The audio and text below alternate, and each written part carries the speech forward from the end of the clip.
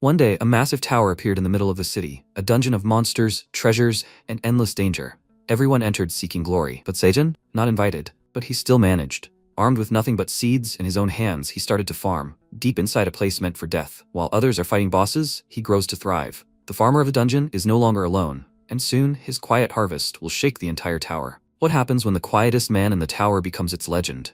Let's find out. It was a beautiful sunny day. The awakened were wandering around, chatting among themselves. A small ginger cat named Theo approached them, asking for a moment of their attention and offering them his wares. The people were overjoyed to see a traveling merchant, especially a cat, and began calling him cute. One of them then asked what he was selling. The cat showed him a tomato, and he took it puzzled, asking, "Is it a cherry tomato, and why would he need one?" He was expecting some kind of legendary weapon or potion. He tossed the tomato into a girl's hand, and the guy next to him said, disappointed, "You can buy it in any city." The cat smiled slyly and called them stupid people. He expected such a reaction. "It's not an ordinary tomato." He told them to open the status window, and one of the girls took the cherry tomato and looked at its description in the system. It increases mana regeneration for 10 minutes and also burns 10 grams of fat. The girl, confused, noted that this wasn't enough, and when her friends saw the line about burning fat, she became very excited and exclaimed, "Is this true?" The cat smugly stretched his tail and asked, "Cool, isn't it?" He'd give it to her for just half a coin. Everyone immediately pounced on him, apparently desperate to burn fat, and so asked him for 300 at once. Poor Tio huddled in his bag in fear, and one of the awakened ones asked where he even found them. He hugged his bag and told him it was a secret. Meanwhile, in a small sunlit cave, the farm where these cherry tomatoes grew was thriving. After harvesting, Seijin wiped the sweat from his face and told the rabbit he'd helped that there were enough tomatoes for today. He waved his hand and told the other furry workers about a break, after which he decided to make himself a smoothie. He squeezed tomato juice into a glass, asked a bee for honey, then shook it all up, and a refreshing endurance drink appeared. He and all his other little farm workers, the rabbits, drank it all at once, then let out a heavy sigh in unison, and Shun said that this was how life was supposed to be lived. But something was bothering him. The system persistently offered him an additional quest. He needed to deliver honey water to the control tower. He wouldn't receive any reward, and if he refused, the control tower would be disappointed in him. He grumpily said he'd do it later, after which Teo appeared above. He happily jumped into the cave and called out to Seijin, saying he was back. He fell right into the guy's arms, and Seijin praised him for his work. Teo boasted that he brought a bag full of money, and Seijin said he should make him his boss. After that, he laughed and happily said that he would soon become famous, which made Teo excited and exclaimed that now was not the time to be idle. He would eat and go back to work. They needed more coins. Seijun told him to rest at least a little,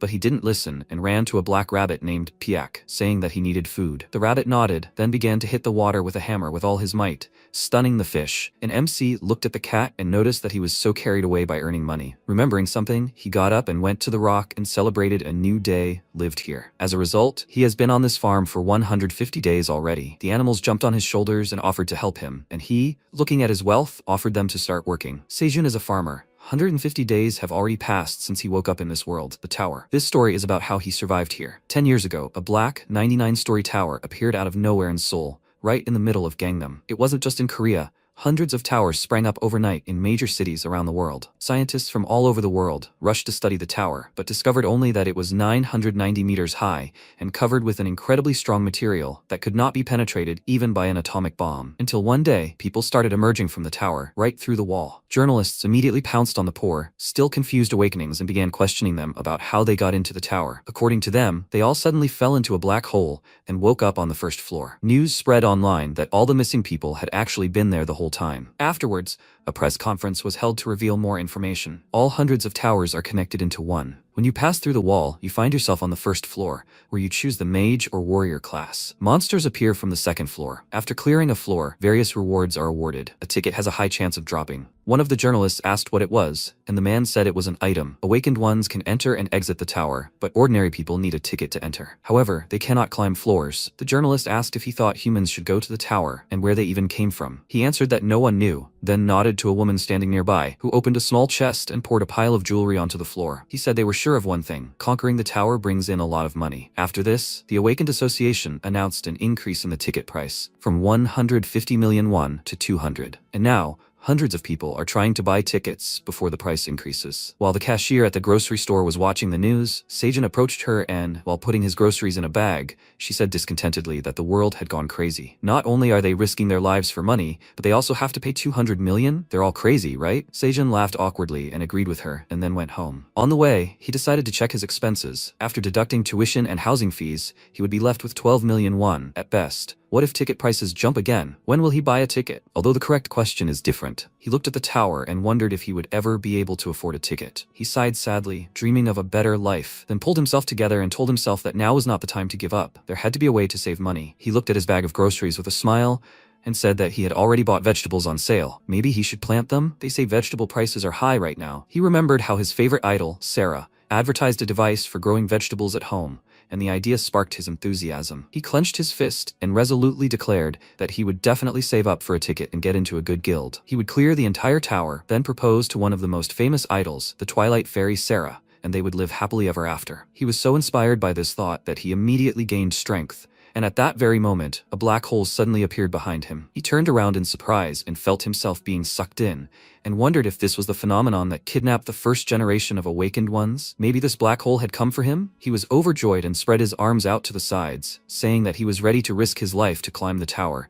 So let this black hole take him quickly. But no matter how long he waited, nothing happened. The black hole probably thought he was strange and decided to leave. Seeing this, Sejin became very excited. He ran towards it because he couldn't miss such a chance. Before the black hole completely closed, he managed to touch it and was teleported to the tower. He fell awkwardly face first into the ground and felt a slight pain, after which he looked up and wondered if he was in the tower. When he glanced around, he made sure he was on the first floor of the tower and was very happy and had already started looking for his equipment, but the world was against him. He was teleported to a cave with only one exit, a hole in the ceiling. The problem was that the hole was very high, so he was trapped. Realizing this, he grabbed his head and screamed. Where did he even end up? Meanwhile, at the top of the tower, a black dragon was sitting. It was the manager, Eileen Fritini. She noticed the crystal ball vibrating and approached it. This glow meant that it had detected changes in the tower, and so she quickly set out to find out the reason. What is the Black Tower? According to the Awakened, it is spacious and bright there, and you can also buy a lot of things. The most important place is the training ground. To survive in the tower, you need to train a lot, but MC is in a completely different situation.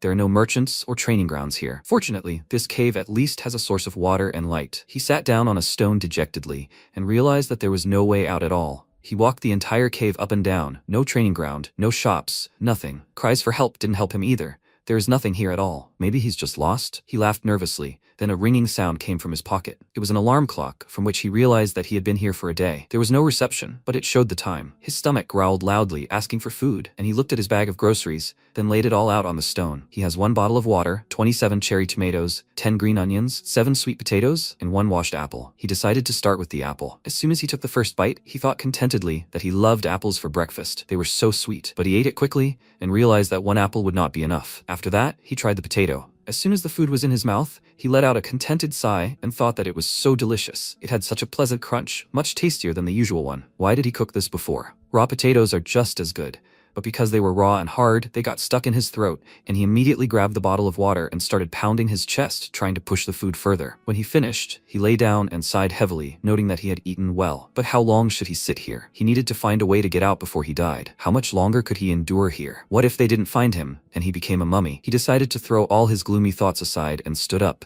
exclaiming that he wouldn't die so quickly. He had wanted to get into the tower for so long, so he couldn't give up. He looked at the apple core, and a wonderful idea came to him. He dug a small hole, put the core in there, buried it, and then decided to plant 10 onions and eat the leaves. In addition, he decided to plant 3 tomatoes and 2 potatoes, and the rest would go for food. He enthusiastically watered it all and said that he would survive no matter what until he was found. He looked at the fruits and told them to grow. They were his future. After that, he heard a rumble. He thought it was monsters and began to look around worriedly.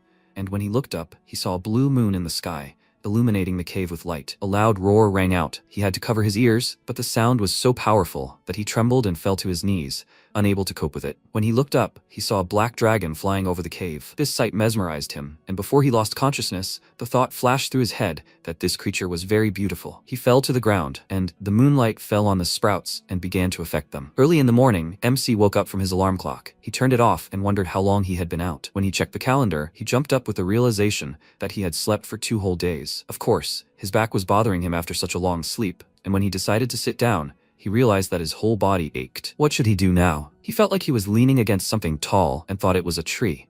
But when he turned around, he saw a huge onion stalk and stood up in surprise. He wondered when it had managed to grow so big. How big could green onions really grow in 2 days? He quickly realized that it was the tower's influence. He had heard that the shape of plants can change depending on where they are grown. He decided to check other seeds and saw as many as 52 new little sprouts on the ground. Since the green onion was blocking the light, he decided to trim them, and this was difficult for him. Because of its size, it was very difficult to tear. When he finished, he wiped the sweat from his face and decided to taste it, but when he took the first bite, his mouth literally burned from the inside, and all this heat came out through other openings. It was so spicy, he ran to the water to wash up and exclaimed that onions shouldn't be so bitter. But what's strange is that his stomach doesn't hurt at all. If he bites a little, then it will do just fine when he wants something spicy. He decided to dry the remaining onion and then have a snack. He took a few cherry tomatoes and a potato and began to eat breakfast overlooking his budding farm. He looked at the sky and thought that the sun never sets in the tower, but occasionally the moon covers it and something semblance of night falls on this floor. This phenomenon is called the blue moon,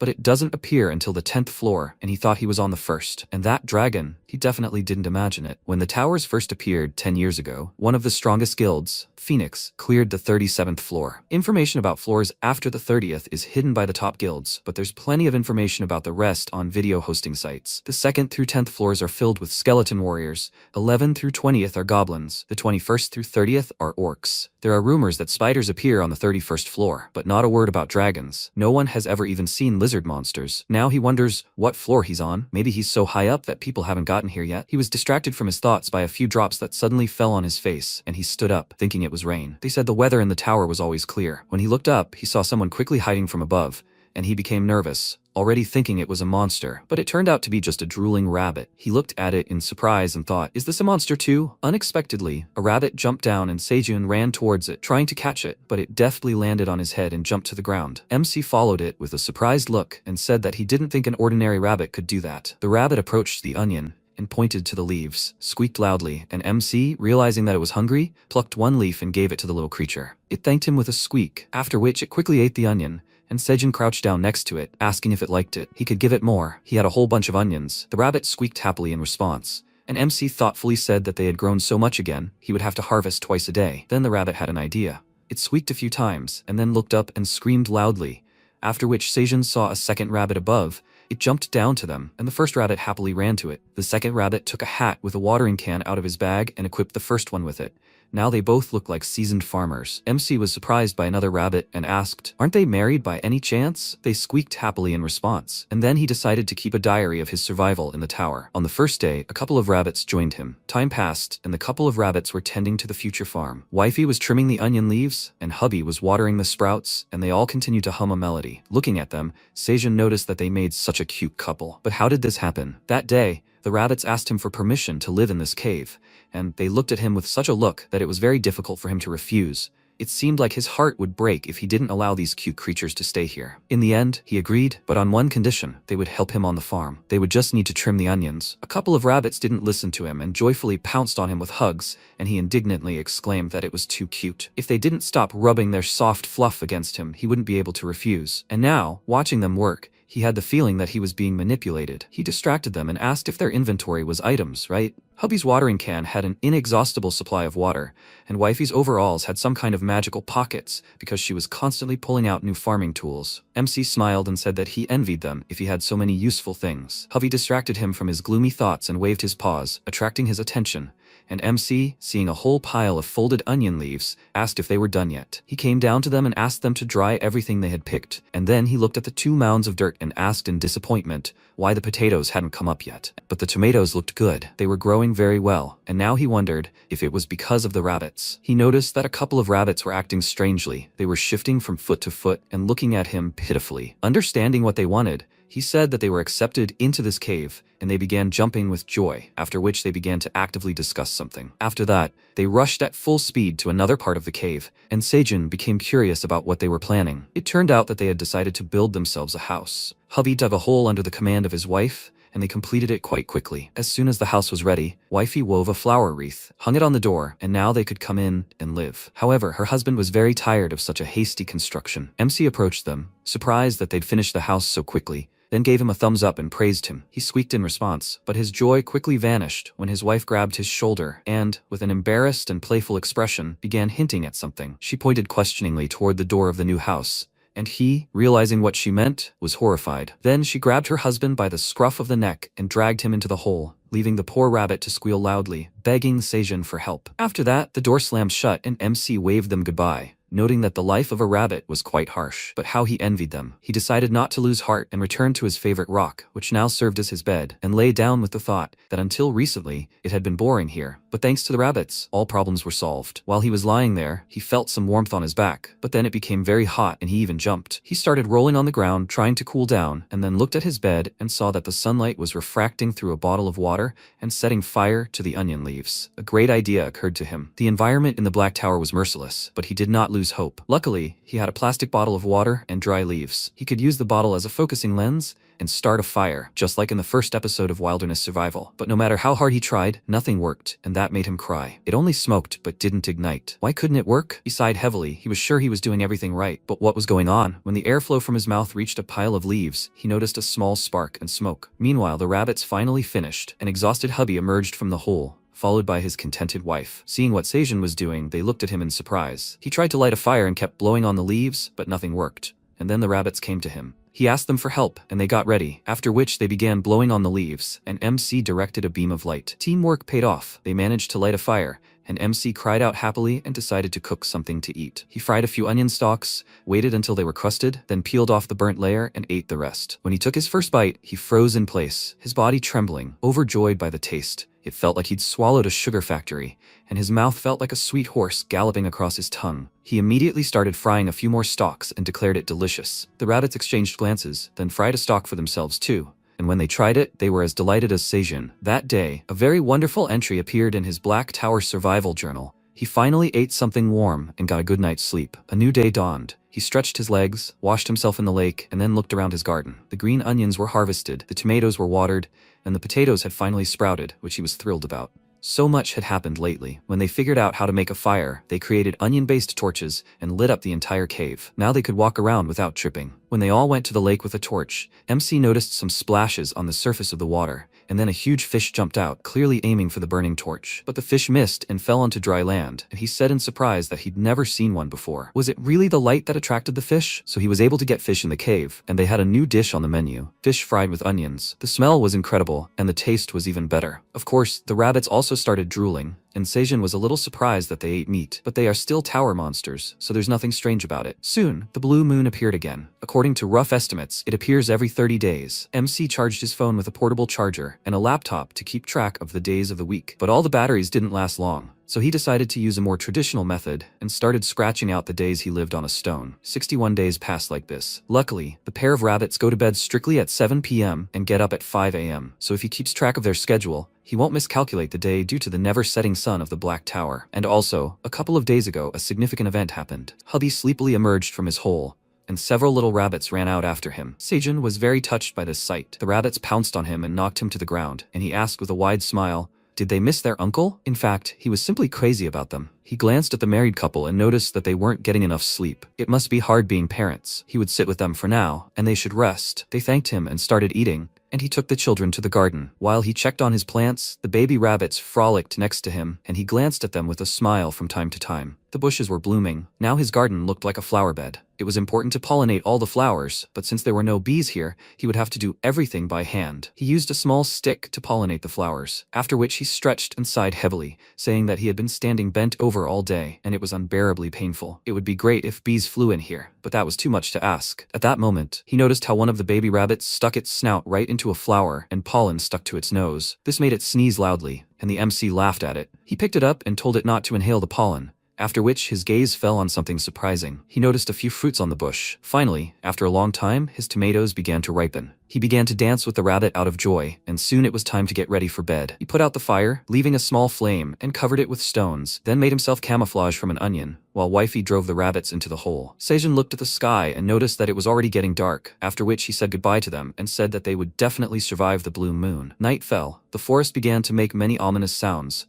which is why the MC could not fall asleep. He looked at his garden and thought that he was so tired. Is the end soon? Just in case, he hid all the strong-smelling things at the far end of the cave, but he can't tell how many hours have passed. Now, every minute feels like an eternity, and these screams, though distant, still frighten him. He hoped that this night would pass peacefully, when suddenly he heard a loud roar overhead and flinched in fear. He nervously looked up. A huge bear was now prowling above the cave, and its footsteps spread throughout the area with vibrations and a loud, dull sound. The bear stopped in front of the hole in the cave, blocking the moonlight, and Seijin, seeing this, cursed quietly, and his heart began to pound rapidly with fear. The bear peered into the cave. MC thought that it hadn't noticed him yet and decided to crawl to another place before it was too late. He quietly picked up his backpack, but it turned out it was unzipped, and tomatoes, a laptop, and a bottle of water fell out, which of course caused a lot of noise. His heart began to beat even faster. Then he heard heavy breathing above him and looked up. Now, the bear was already looking inside the cave and looking straight at him. Seeing this, Seyun screamed loudly, and then the bear let out a loud roar. Finally, morning came. The bunnies began to wake him up, and their father joined them. One of them pulled him by the cheek, and he asked his mother to sleep for one more minute.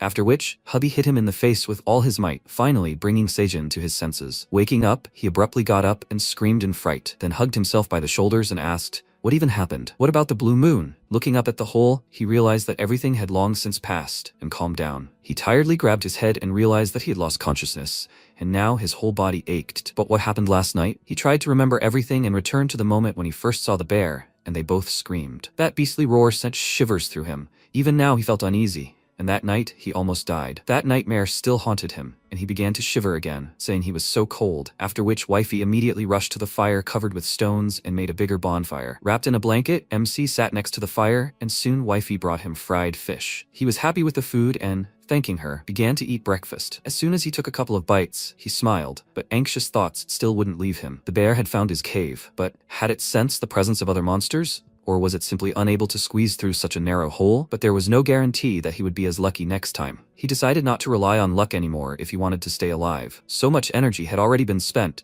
and for now, all he could do was eat to survive. Filled with strength, he took a bigger bite, tearing off a whole chunk of the fish, and then hubby called him. He took him to the garden, and on one of the bushes a blue tomato grew, which Seijin was very surprised about, and it was the size of a golf ball. He looked at it closer and wondered why it was blue, and was it ripe? To check this, he tore it off, and a system window popped up in front of him with a message that he had successfully completed the quest to collect fruits charged with the energy of the blue moon. He was very surprised to see this, and it reported that his outstanding achievements had attracted the attention of the tower manager. From now on, she was monitoring his actions and was already dissatisfied. He did not understand why the manager was dissatisfied with him, and the system reported that the tower manager had discovered that he was not invited here. She intended to correct this misunderstanding. He exclaimed in surprise. Did this mean he was here by mistake? He began shaking the system window and shouted that he had been here for 2 months already, and they had only just discovered the error. Let him go home. The system reported that the manager believed that his elimination was necessary to keep the system vulnerability confidential. After reading this, he jumped up and cursed loudly,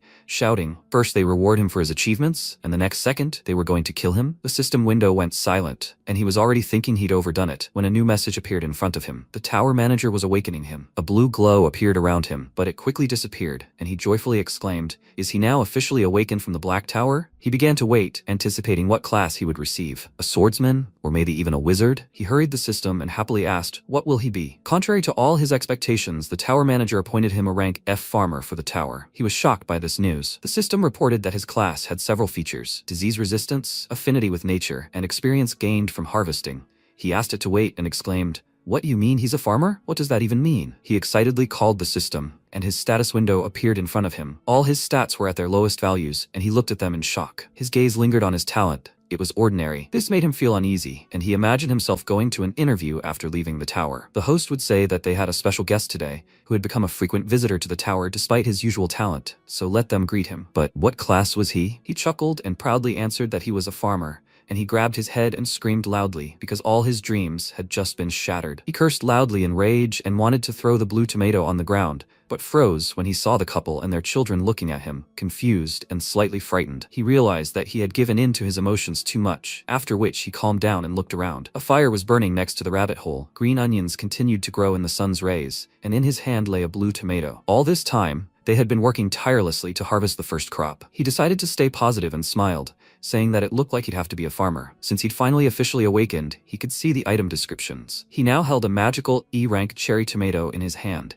infused with the energy of the blue moon. It's healthy and nutritious, but due to the influence of the blue moon, it has unique properties. When consumed, it permanently increases mana by 0.05. Upon learning that tomatoes were items, he was very surprised and scratched his head in confusion, noticing that it also increased stats. This was so cool that he couldn't help but praise himself. He had grown his first vegetable. Meanwhile, the tower manager was watching him closely through the crystal ball, and upon seeing this blue fruit, she became angry. Seijin grabbed hubby's paws and began happily twirling them around, saying he couldn't have done it without them. Then a system window appeared informing him of a quest. He needed to deliver a fruit containing the energy of the blue moon that controlled the tower. He would receive a class skill as a reward and would die if he refused. He quickly read it, and seeing the consequences for refusal, was very surprised. He nervously asked, "This is a joke, right?" He exclaimed that this didn't even look like a quest. It was outright blackmail. He didn't even have a choice. He grimaced and turned away from the system window, asking if the control didn't care about the awakened. But still, the threat to his life was very scary for him. And with a heavy sigh, he presented the system with a blue tomato. Afterwards, it disappeared from his hands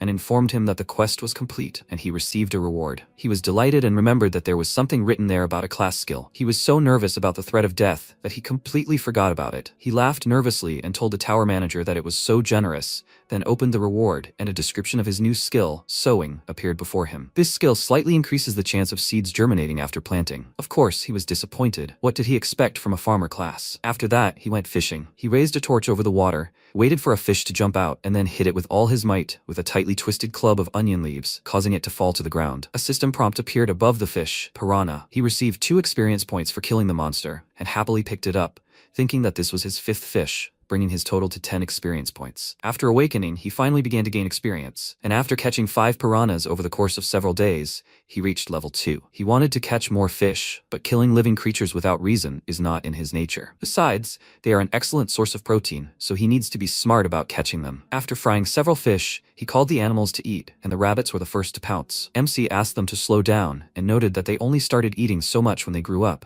They should at least leave a little for their parents. He gave the couple 2 fish, and they began to eat. Thanks to the system, he learned something new about rabbits. Their status window says they are white farm rabbits, but he's never heard of such tower monsters. Judging by the name, they are more friendly creatures who farm rather than hunt. Most likely, that's why no one has heard of them before. Looking at how they are cuddling with each other, he thought that he doesn't know how this happened, but he assumes they lost their home, wandered around the area, and ended up living with him now. Maybe they have a hometown or something? He sighed heavily and said that if they learned to understand each other, it would be good. He doesn't understand them at all. They squeak constantly. Hubby let out a questioning squeak, and Seijun stood up, suggesting that they all go to the farm. Today is their important day. The rabbits filled with determination, after which they approached the garden and saw that the tomatoes were finally ripe. Looking at these red juicy fruits, they opened their mouths in admiration, after which MC wiped away tears of joy and said that it was finally harvest time. They tried so hard to make everything work out. He decided to try to pick the first fruit, since it was a significant event. He was very nervous and his hand trembled because of it. Everyone else held their breath. The guy's heart beat faster and he finally plucked this treasured fruit from the branch. He happily announced that this was his first tomato, after which the system immediately reported that he had received some profession experience points and 10 experience points for picking a ripe magical cherry tomato. He decided to test the tomato's stats. When consumed, it burns 10 grams of fat and increases mana for 10 minutes. Eating a dozen at once increases the duration by an hour. He wondered if other tomatoes were the same, so he decided to check by picking a couple.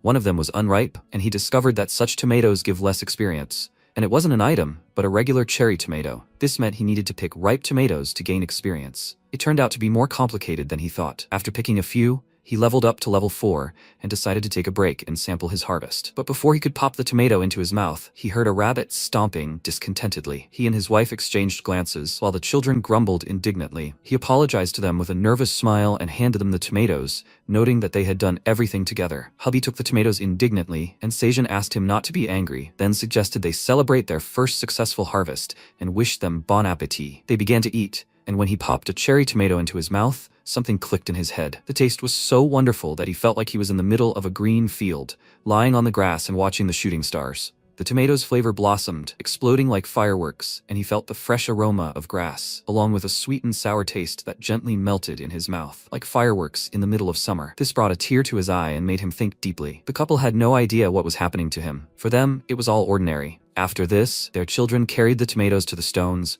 put them in one place, and covered them with leaves, and began to wait. Meanwhile, Seijun lay down on his bed and noted that the children were old enough to help mom and dad. They were a worthy continuation of the farming family. He yawned loudly and, pulling his sleep mask over his eyes, decided to get some sleep. And so another wonderful day came to an end. He was about to fall asleep when a system window appeared in front of him, informing him of a new quest. He must deliver 100 magical cherry tomatoes to the tower's administrator. As a reward, he would receive a class skill, and refusal, as always, would result in death. He didn't see this because of the mask and rolled over on his side, starting to snore, when the system window emitted a loud sound, causing him to immediately jump out of bed. He took 100 tomatoes and exclaimed irritably that he understood everything, after which he was sent a reward. He said discontentedly that this wasn't the control tower, but a real slave owner. Can't he at least get some rest? He received the harvesting skill as a reward. Slightly underripe and overripe fruits and vegetables harvested at the optimal time are considered harvested. He was disappointed again and, barely containing his anger, asked why he needed the harvesting skill at all. That's what he thought until he tried it out. It turned out to be quite useful. It activated every time he harvested slightly underripe or overripe fruit,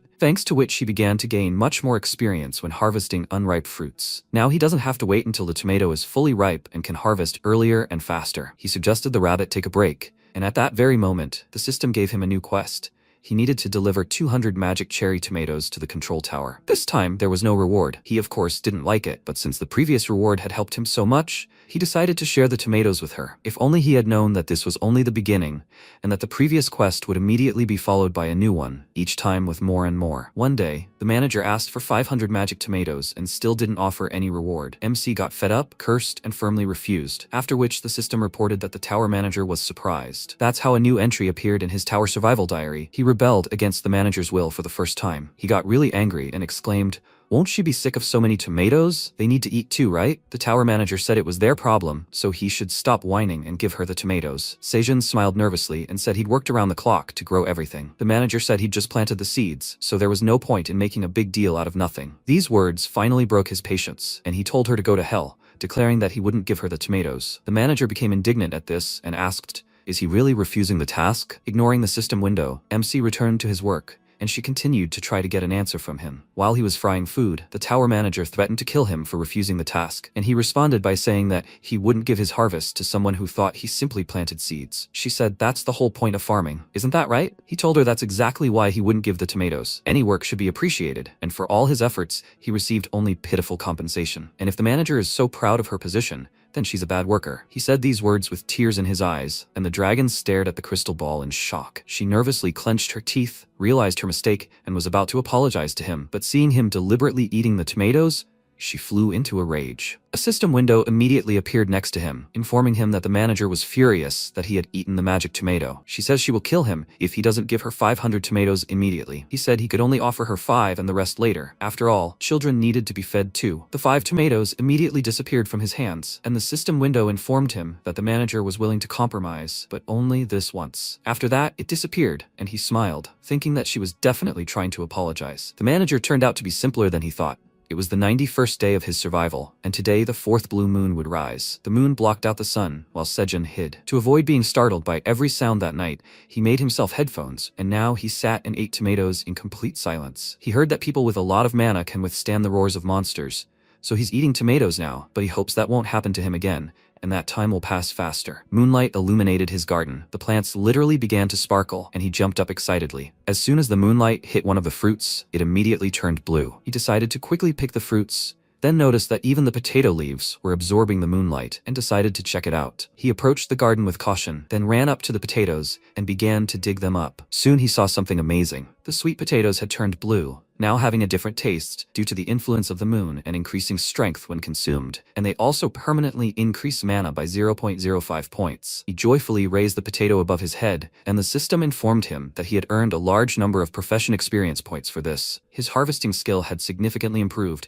and was ready to level up, and he had also received 50 experience points. After that, he picked a tomato and laughed, saying that it was as if he had the whole world in his hands. Immediately after, the system announced a new quest, and he glanced at it with displeasure. It informed him that he needed to deliver a sweet potato and a cherry tomato infused with the energy of the blue moon to the tower manager. As always, there was no reward. Refusal would result in death. He wondered, 2 quests at once? This time, the manager might really kill him. But first, he decided to complete the previous quests and handed the manager some regular magic tomatoes, and the system reported the quest completed. She was pleased with the tomatoes, but not with him. MC took the potato and exclaimed that he would complete these quests later. The system reported that the manager pretended to fall for his bluff, and he exclaimed joyfully, then looked at the blue fruits and wondered what to do with them. Of course, he decided to eat them. Why think twice? As soon as the cherry tomato was in his mouth, he felt a tremor of emotion overflowing, and then exclaimed that his mouth felt like a fireworks festival. The system reported that his mana had been permanently increased by 0.05. He couldn't stand it anymore, wrapped the potatoes in onion leaves and threw them on the fire,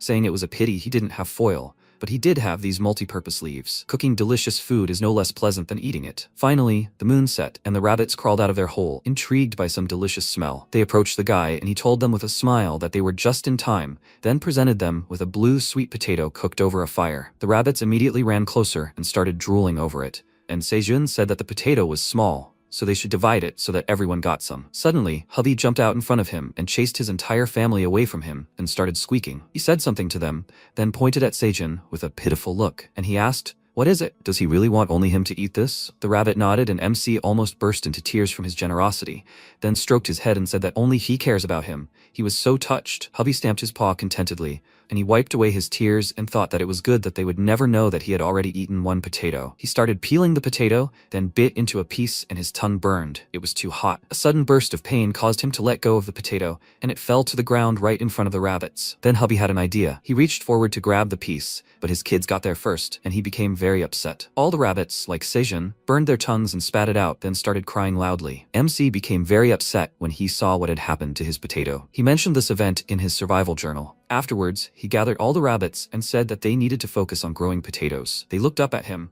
and he clarified that it was the same one they had eaten. Therefore, from now on, they cannot eat the shoots. Did they understand? The bunnies, who were eating it at the time, were horrified. Potato sprouts were their favorite treat, of course, making them fussy, but at this rate, they'd eat everything. To calm them down, he promised to treat them to potatoes for lunch, but if they helped him plant them, he'd treat them to something special. Naturally, they were interested, and when he said he'd give them all sorts of goodies, they were delighted. With their help, he decided to expand the garden bed to plant more potatoes and sent them off to work. Meanwhile, their mother was working in the green onion garden. Sejun asked her not to cut it and said he needed to wait for it to bloom, and then they would collect the seeds. Maybe they would become items too. He quickly looked around. One bunny was digging holes, another was planting sprouts in them, then burying them, and their dad was watering everything. One bunny couldn't resist the treat and bit into a sprout, for which he immediately received a blow to the back of the head from his father. Meanwhile, MC was picking tomatoes. The system reported that the level 2 harvest was slightly higher. He received several class points and 10 experience points. His level increased. He received 1 bonus stat. He was promoted from a tower farmer of rank F to rank E. His stats also increased. He said that at level 8, he had increased his rank, and all this was thanks to simple gathering. He decided to celebrate with food, and sitting by the fire,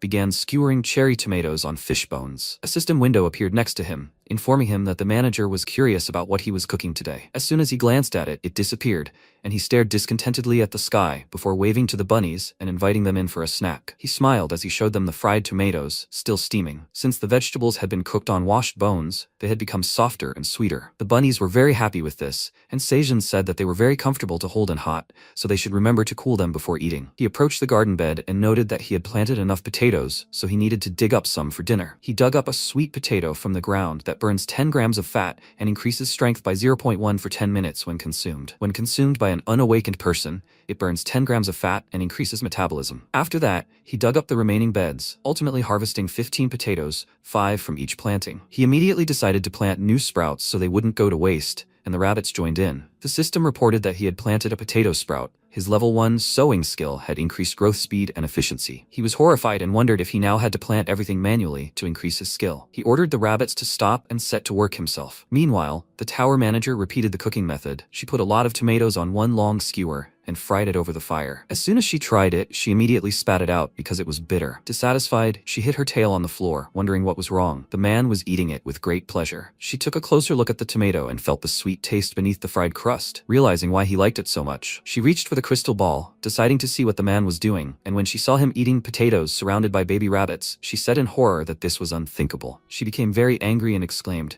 "How dare these scoundrels eat potatoes without sharing with her?" After all, she was the great black dragon. Sejun, meanwhile, received a new quest. He urgently needed to deliver 1 fried potato to the manager. He grimaced in displeasure and said he would do it later, after which the system reported that the manager insisted that he give her the potato immediately. there would be no peaceful solution this time. He noted with displeasure that he only had one left. Maybe she would offer him some kind of reward? The system window was silent for a few seconds, then announced that the tower manager had reviewed the quest. He would receive a class skill. He immediately agreed and handed her the potato, after which the system announced that he had received the seed shop skill, allowing him to buy seeds once every 30 days. He was overjoyed that he could buy something without leaving the cave and asked the tower manager why had it taken her so long to grant him this skill. He decided to try it out, and the system reported that no purchase history had been found. Now he wondered how he could buy something since he had no money. Maybe there was a barter option? The system announced that it was happy to offer the user a basic range of services. He became the first customer at the seed shop, for which he received 1 tower coin. He was very happy about this and thought that was the local currency. As far as he remembered, the price of 1 tower coin was about 1,000,000 won.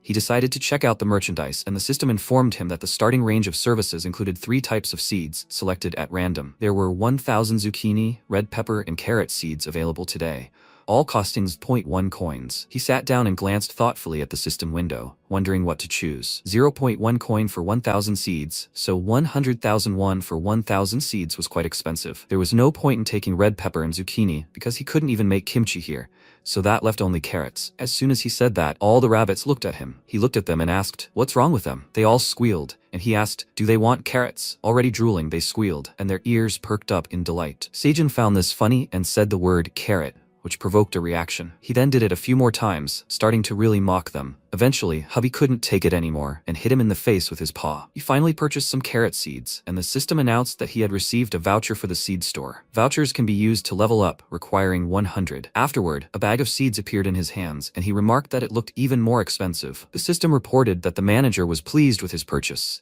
and he looked suspiciously at the system window before suggesting that the rabbits start growing carrots. Meanwhile, a lone bee watched him from afar. Time passed, the seeds were already planted, and the couple spent time in the garden waiting for the sprouts to appear. So eager were they to try it. MC looked at them and noticed that several days had passed since he planted the carrots, but they were staring at the bed all day, although the seeds hadn't even sprouted yet. Do they like carrots that much? He decided to take a short nap before doing some chores, and something buzzed near his ears. He waved his hand, trying to drive away the annoying insect, but the buzzing did not stop. Because of this, he jumped up from his seat in anger and exclaimed, "Where did the bugs come from?" But when he saw a bee circling next to him, which was the source of this sound, and was now staring at him in bewilderment, he was very surprised. He quickly pulled himself together and asked with a smile, "Is there a monster bee?" He asked her to come here and asked what her name was. The system informed him that a poisonous honey bee was in front of him, causing him to involuntarily retreat. He then turned fearfully to the rabbits and asked if it was dangerous. But the rabbits had already fled to their hole, taking their children with them. Seeing this, he felt betrayed and exclaimed that they had just abandoned him without even a peep. The system informed him that a poisonous honeybee was a carnivorous insect and advised him to avoid contact with the sting at all costs, which made him even more nervous. He climbed down from the rock and began to back away, waving his hand and asking the bee to stay away, but this angered it, and he, falling to the ground in fear, exclaimed that he was tasteless and very bony. He felt a flower bush with his hand, fearfully handed it to the bee, and told it to eat this instead. The bee immediately became interested in the flowers on the bush, flew closer to it, and fell silent. Seijin decided to take a look at her to check what was going on and saw her collecting nectar with a very happy look. MC cast a disgruntled glance at the system window and noted that it also said they were carnivorous. He remembered about pollination and called out to the bee, telling it that if it was hungry, it should fly to other flowers. He pointed to his garden and, watching the bee happily fly to the flowers, laughed and told it to eat and not deny itself anything. He grinned, finally no longer needing to climb through the beds and slouch. Noticing the rabbits hiding behind a rock nearby, he glared at them with displeasure and asked why they were looking at him. Aren't they ashamed? They ran up to him and began hugging his legs, begging for forgiveness, but he was still angry with them and adamant. Finally, the bee finished and flew up to him, but he still felt uneasy and backed away, climbing onto a rock. The bee moved closer to him, landed on his chest, then stretched and lay down, closing her eyes. Seijin nervously asked,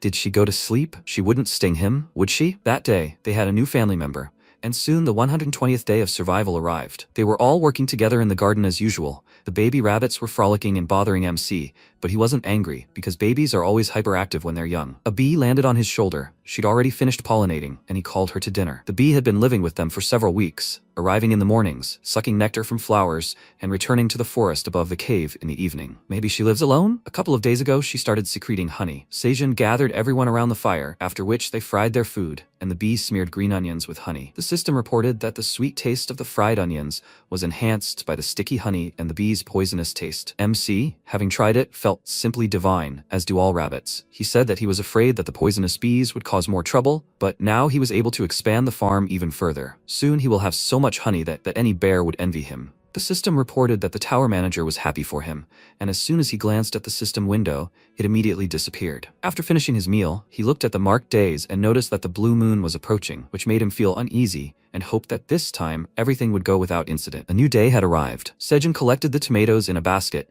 hid them under the leaves, and thought that the bee had stopped flying in the last few days and was probably also preparing for the blue moon. He glanced at the rabbits, who were discussing something heatedly, and noticed that they had become noisy today. He called out to them and asked if they needed to go home. He stopped mid-sentence when he saw them hugging tightly, as if saying goodbye, and this confused him. After that, the rabbits' parents abruptly rushed into the hole, waved goodbye, and locked the door. MC was very surprised and exclaimed, "Are they going to leave their children? Where are they going? The blue moon is about to appear." As soon as he said this, a blue moon covered the sun, and the moonlight fell on him. He was covered in sweat from nerves, and then a loud roar was heard, the source of which were the rabbits. Only now they were not small and cute, but huge and terrifying. Seijun looked at them in shock and exclaimed, "What the hell is going on here?" This sight made him uneasy. The rabbits continued to act like rabbit animals, and their sharp fangs were terrifying. Then they all began to glow brightly, which made MC have to cover his eyes, and they turned back into cute rabbits, but already grown up. He stared at them in shock, and after a short pause asked, "Have they grown up?" Some even changed color. The rabbits ran up to him and started squealing happily, and he said that the 5th blue moon since their birth had passed. Was this some kind of coming-of-age rite? They squeaked in response, and he, giving vent to his emotions,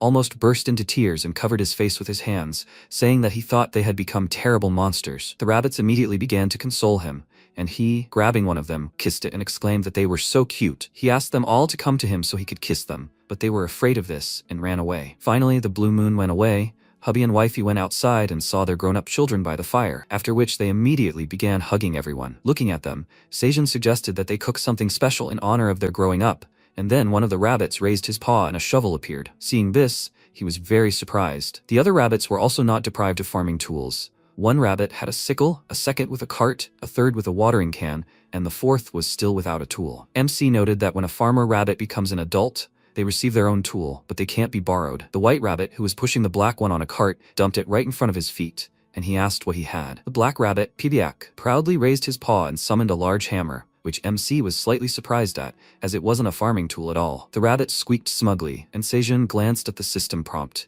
It was a black rabbit warrior. After that, everyone went about their business. The rabbit with the watering can helped his father, and the rabbit with the sickle did his mother's work, expertly cutting green onions. The rabbit with the shovel dug new holes for the seeds, and the rabbit with the cart transported tomatoes. He wheeled it over to Seijun, who was stacking the harvest, and he asked him to empty the tomatoes into the common pile. After that, the rabbit went back to the beds, and MC, wiping away a tear, thought how good they had become helpers. The little rabbits grew up so quickly, it was so touching. He glanced at the black rabbit to check what it was doing, but it was just chilling and eating tomatoes. He decided to give it a job and asked, "He's a warrior, right? So he should know how to fight." But no one was threatening them on the farm, and he wouldn't have anyone to fight. A hammer wasn't very useful for farming, so what should they do? Piak perked up his ears excitedly, and a very good idea occurred to him, and he showed Seijun the pond. He understood what he meant and happily exclaimed that he could hunt fish. That was a kind of battle too, right? He decided to see what he was capable of, and taking a torch, said that he would lure and he would catch. The rabbit agreed with him, after which he waved the torch over the water, and when the piranha jumped out, he gave the warrior a signal,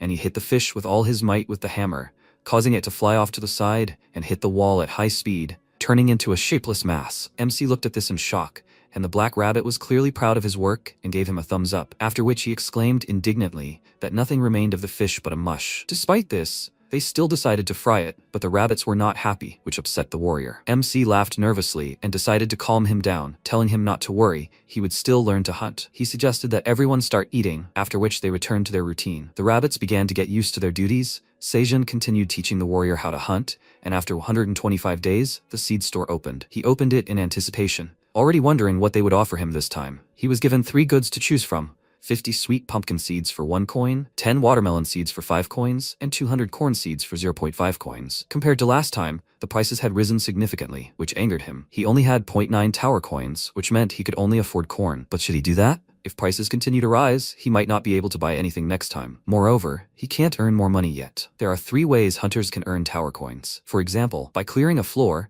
the amount there is quite large, but the payment is 1 time for each floor. Therefore, hunters earn relatively little. The second way to earn money is by hunting monsters and selling their bodies to traveling merchants or shops on the first floor. This is the second best source of income for hunters because the source is inexhaustible. And the third way is by completing quests. A larger sum can be earned there, but all 3 methods are unavailable to him because he can't leave this cave. On the other hand, the tower manager was giving him quests. He called out to her loudly and asked if she could hear him. Could she give out tower coins for quests from now on? The system reported that the manager said she had no idea what he was talking about, but she would definitely give him everything when he grew up. He was surprised that she didn't know about this and asked what she meant by when he grows up. How old was she? She told him it was a secret, and he asked angrily how much older he needed to get. She told him that he needed to age at least 300 years, and he indignantly exclaimed, "Are you crazy?" So she would keep all the coins he earned, but at best, his great-great-grandchildren would be able to get them. He didn't even have anyone to have a baby with. The system window disappeared, and he cursed. After which, he pulled himself together and decided to focus on pressing problems. First, he could only buy 1 type of seed, corn. This can be grilled, steamed, or ground into flour to make bread, although he doesn't know the full process. He bought 200 corn seeds, and the system reported that he received 5 seed store vouchers. A bag of seeds appeared in his hand. He poured them into his palm and showed them to the rabbits, asking, "This looks great, right?" Hubby squeaked happily and wanted to tell them to get to work, but his stomach growled loudly, and he suggested lunch first. They fried some fish. Judging by their appearance, the warrior had already learned how to catch them. Having eaten his fill, MC said that he felt like a big, well-fed seal. They should dry the rest and save it. A bee flew in, and he was very happy to see it, and noted that it had been visiting here often lately. "Is it okay if it doesn't come home on time?" She started rubbing against his cheek, and he laughed, saying she was always welcome here. Suddenly, a loud crash was heard, and everyone immediately became wary and prepared to repel a possible monster attack. MC noticed something quickly hiding above and became very nervous, and the warrior raised his hammer and began to squeak warningly. The unexpected guest raised his paws, showing that he was not a threat, and said that he was not some stray cat who had come to steal their fish. Sejun exclaimed, "Why did he come then?" After that, the cat jumped into the cave and, holding out his paw to the guy, asked if he was by any chance a customer. His name was Teo. He was a traveling merchant. MC wrote down this encounter in his survival journal. He was slightly surprised and thought that he had heard of such people. They were found on the higher floors of the tower, but he didn't think the merchant would be a cat. He has such cute eyes and soft chubby cheeks, and he really wants to squeeze those pads on his paws. His eyes sparkled with affection, and he thought it was unfair. In fact, he really loves cats. Theo called his name, distracting him from his thoughts, and he, pulling himself together, asked what he wanted. He answered that he was told that a new customer had appeared at the seed store, and he had come to personally greet him and offer his services. He reached into his bag and said that he had a lot of things for sale, and at that moment his stomach growled loudly from hunger. He awkwardly rubbed the back of his head and apologized to him, saying that he hadn't eaten anything since morning. Now he looked ridiculous in the eyes of the customer. He laughed awkwardly, and then a cunning plan matured in Sejun's head. He called out to him and with a sweet smile handed him the fried fish, offering him to eat it, and he meowed loudly in shock. The guy shook the fish, starting to tease him, and he released his claws and reached for it, but pulled himself together in time. He wiped away the drool and refused, saying that he could not encroach on the customer's food. MC hugged him and deliberately brought the fish closer to him, telling him just to smell the delicate aroma of fish fried over a fire. How could a cat deny himself such a pleasure? He could see how much he wanted to eat it. While he was saying all this, he was drooling and eventually succumbed to temptation. After finishing his meal, he lay down on the ground and said that he was so full, it was very tasty. Sejun noted that he had eaten 5 fish. He was very hungry. After that, the cat stood up and thanked him for the warm welcome. Now he doesn't know how to thank him. He smiled in response and said that he was just glad someone was able to get to them. Teo wanted to get back to business and offer him his goods, but unexpectedly, Sejun extended his hand and asked for 0.5 tower coins. The cat didn't understand what he was talking about and asked, "He's going to pay for the 5 fish he ate, right?" He indignantly exclaimed that he thought it was a treat. MC replied that nothing was free. He himself said he came to sell. Or did he think he could eat their food and run? Looking around, the cat noticed all the rabbits flexing their fists and getting ready to hit him. He had no choice but to give the coins to Sejun. He was overjoyed at his first profit, while Teo burst into tears. He came for the buyer's money and ended up paying himself. His business started with embezzlement, but he decided not to give up so easily and was determined to sell him something. He then grabbed his bag and asked him to look at his wares. He laid out a glass, a mini fan, and a portable hand warmer, which cost 5 coins, on the cloth, and said that these were the rarest items from the upper floors. MC looked at him strangely and asked, "Aren't these things from the tower?" He proudly confirmed it and said the glass was enchanted. If you pour something hot or cold into it, it will retain its temperature, so it's truly amazing. After that, he picked up a fan and said that this fan controls air magic. If he needs wind, he can just press a button. Seijin raised an eyebrow, apologized for interrupting him, and pointed to his goods, saying that they were all in the trash. Tio was indignant and exclaimed, "What is he talking about? These are things from the world outside the tower. They are priceless." He answered that he was also from outside, and then the cat was shocked. He clearly didn't expect this. MC took the glass and explained that there was no magic here. It was just a simple layer of air that maintained the temperature. The fan and heating pad would turn off after a while because the batteries would run out. Teo didn't want to believe it and, with tears in his eyes, exclaimed that it wasn't true. Skaram said that they definitely had magic. At that moment, the fan started working weakly, and Seijin said that the batteries were already dead. The poor cat was very upset and hit the fan several times, exclaiming, "Why isn't it spinning? Why isn't anything working?" The guy noted that it looked like Skaram had deceived him, and he disappointedly said that it was impossible. He had been so kind to him. Because of this, he became very upset, began to cry and hit the ground with his fist, shouting that Skaram was a bad goblin. Why was he always deceived? MC decided to calm him down and patted him on the back, asking him to tell him what happened. Having calmed down, he told him that he was from the 75th floor, which is one of the neutral zones. For a long time, he had been trying to win the affection of Meryl, the most beautiful cat in Granier Village. Having gathered his support group, he came to her with a bouquet of fish, confessed his feelings, and asked her out. She only grimaced in disgust and, tearing up his bouquet, exclaimed that she smelled cheap sprat. He was upset and asked, "What's wrong?" He had worked very hard to assemble this bouquet. She proudly raised her head and wagged her tail in displeasure, after which the handsome man of the village, Oren, approached them. He laughed at Theo and told him to know his place and not bother Meryl. Oren was the son of the richest cat in the village, and therefore he could afford more expensive fish and give this cat a more elegant gift. He approached her and asked if he wasn't ashamed to give such a trifle to a lady. She deserved, at the very least, salmon. Theo exclaimed that she didn't like fatty fish because she was afraid of gaining weight, but Marl's reaction said otherwise. She looked at the salmon with admiration, greatly upsetting the ginger cat, and Oren went with her, hugging her, to his home to fry her a wonderful salmon steak. But Theo was not going to let his beloved go so easily. He grabbed her by the paw and asked, what about all that time they spent together? Did shared memories mean nothing to her? Was it just a lie? Meryl trembled, and Oren began to wait for what she would say. Theo, with a serious face, asked if she could look him in the eyes and swear that all this meant nothing to her. In fact, she was trembling with rage. She pulled her paw out of his paws and asked discontentedly what nonsense he was talking about. She smiled at him a couple of times, and the rest he made up himself. He constantly pursued her, although she told him 100 times that she did not like him. She can't stand cheap cats that stink of sprats. The words echoed in his head like thunder. When Oren took his Meryl, he packed his things and left the village to become a traveling merchant, get rich, and return for revenge. He even bought equipment and a license to start this business with his savings of 50 coins, and bought items for sale from Scarum with the remaining 5 coins. This goblin himself found him and offered his help, and that's how they met. One day they went to a tavern, and Scarum told him about the goods from the world outside the tower and how valuable they were. He said he was the only one he'd told about this. If he took them to the upper floors, he'd have no shortage of buyers. The creatures up there collect such things. It's something of a hobby. Theo asked why he was selling them at such a low price, and the goblin replied that it was because he liked him. He should consider it a gesture of goodwill from an experienced colleague to the younger generation, and if he doesn't like it, he'll find another buyer. Of course, Theo wasn't going to miss the opportunity and agreed, and Scarum gave him a nice bonus. He gave him a map with the location of the seed store's new buyer. Since he was new, this was a great opportunity to make money. After that, he headed for the exit and asked if he would buy him a beer for such valuable information, right? Theo was very grateful to him then. He gave him his last money in the hope that he would be able to sell these goods here. So he came hungry, since there was nothing left for food. He got upset again and exclaimed that it turned out that he bought garbage, and the buyer took his last money. Why is he such a loser? Seijin mentally noted that this cat really is a loser, and an idea occurred to him. He could make money with his help. He asked him to calm down and offered him some more fish, but he wasn't going to fall for this trick twice and refused. MC promised him that he would really treat him, which immediately perked him up, and he asked if he'd like to work with them in exchange. He smiled and asked what he'd say to that. That day, he found a new servant, or rather, a partner. The cat was very surprised by this offer, and Seijin said he needed a seller for the vegetables he grew. Theo pointed at himself in confusion and asked if he thought he was suitable for the role. He looked down, disappointed, and asked if he had really listened to him carefully. He was a simpleton and didn't understand anything about trading. He told him that nothing can be done about it. His story rather endeared him to him than repelled him. He asked if it was true. He confirmed it and called him a partner,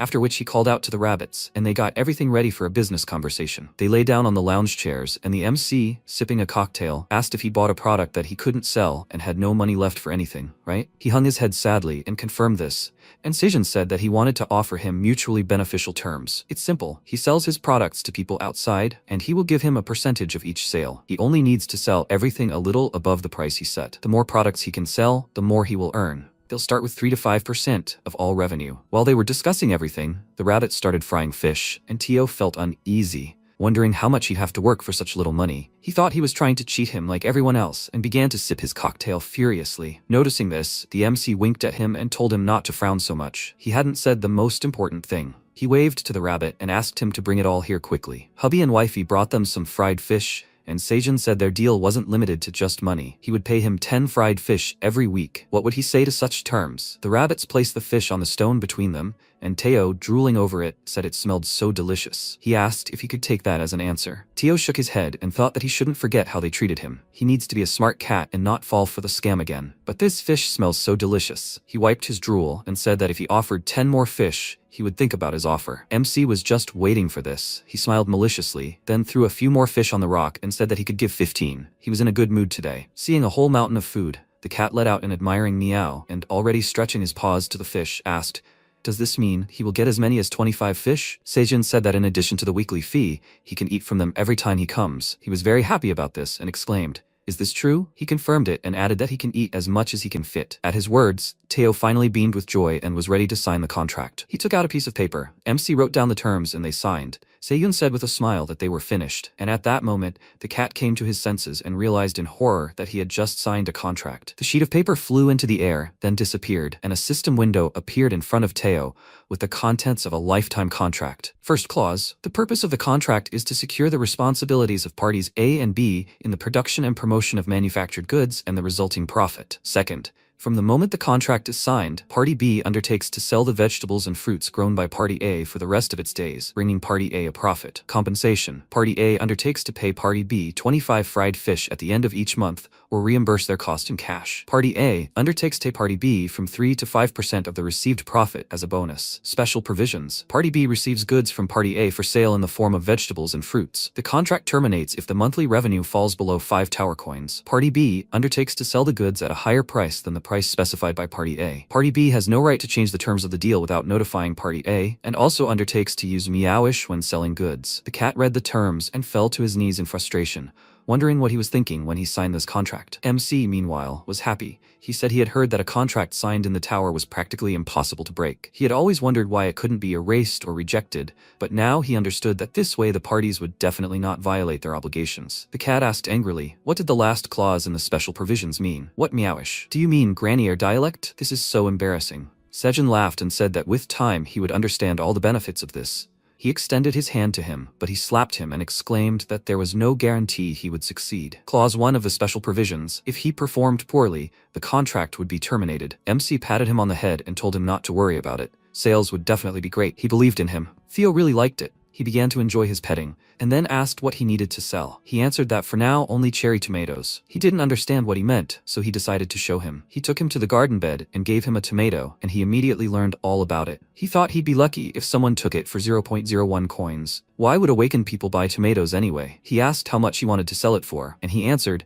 0.05 coins per piece. Hearing this, the cat exclaimed, "What idiot would buy a tomato at such a high price?" He looked at it doubtfully and thought, what's so special about them? Although, even if he doesn't manage to earn 5 tower coins in a month, he can still eat fish. He asked how much he should take for his first sale. Sejin pointed to the basket of tomatoes and fish that the rabbits had already prepared and said he would take 1,000. His 25 fish were already fried and ready. Will he be able to carry it all? He confirmed this and, taking his handkerchief, said that he would put everything in this. It was enchanted with the magic of expanding space and reducing weight. This handkerchief could fit a lot of things and did not spoil for a long time. He threw the handkerchief towards the food, after which it sucked everything in and turned into a bag. Tio put it on and MC remarked that it was so convenient, after which it was time to leave. The cat emerged from the cave, waved goodbye to him, and left. Several days passed. On the 38th floor of the tower, several awakened ones were now fighting a huge spider. Kim Dong-sik stood in front, and behind him were the mages who supported him. The spider attacked, but he blocked the blow with his shield, and then the mages got down to business. They hit the monster with fireballs, and when it was stunned, Dongsik decapitated it and finished the fight. His teammates were overjoyed and exclaimed that it wasn't for nothing that he was the leader of the Phoenix Guild, and they knew he would kill it in one hit. Since Dongsik is a strict commander, he told them to stop showering him with praise and to collect the monster's items, after which he called out to Jessica and said that he was keeping an eye on her so that it wouldn't be like last time. She winked at him and jokingly said that she loved him after all, after which she joined the others and he watched her with a smile. Suddenly, the bushes rustled behind him. He turned around, already thinking there was a monster there, and wanted to get his weapon, but it turned out to be just a cat. He emerged from the bushes and asked, would they like to buy some useful things? The awakened ones immediately realized he was a traveling merchant and began to gather around him, where he greeted everyone, not forgetting the meowish. The girls really liked it. They started squealing with affection, and Teo, realizing the farmer hadn't lied about capturing their attention as soon as he started talking like that, smiled. He pulled a huge basket of tomatoes from his bag and told them to look at what he had brought. The awakened ones were slightly surprised by his goods and asked, so, he sells food? Dongsik was disappointed and stepped aside, saying that it would be better if he sold meat or bread, not just tomatoes. Teo called them naive and said he knew they would say that. These aren't just cherry tomatoes.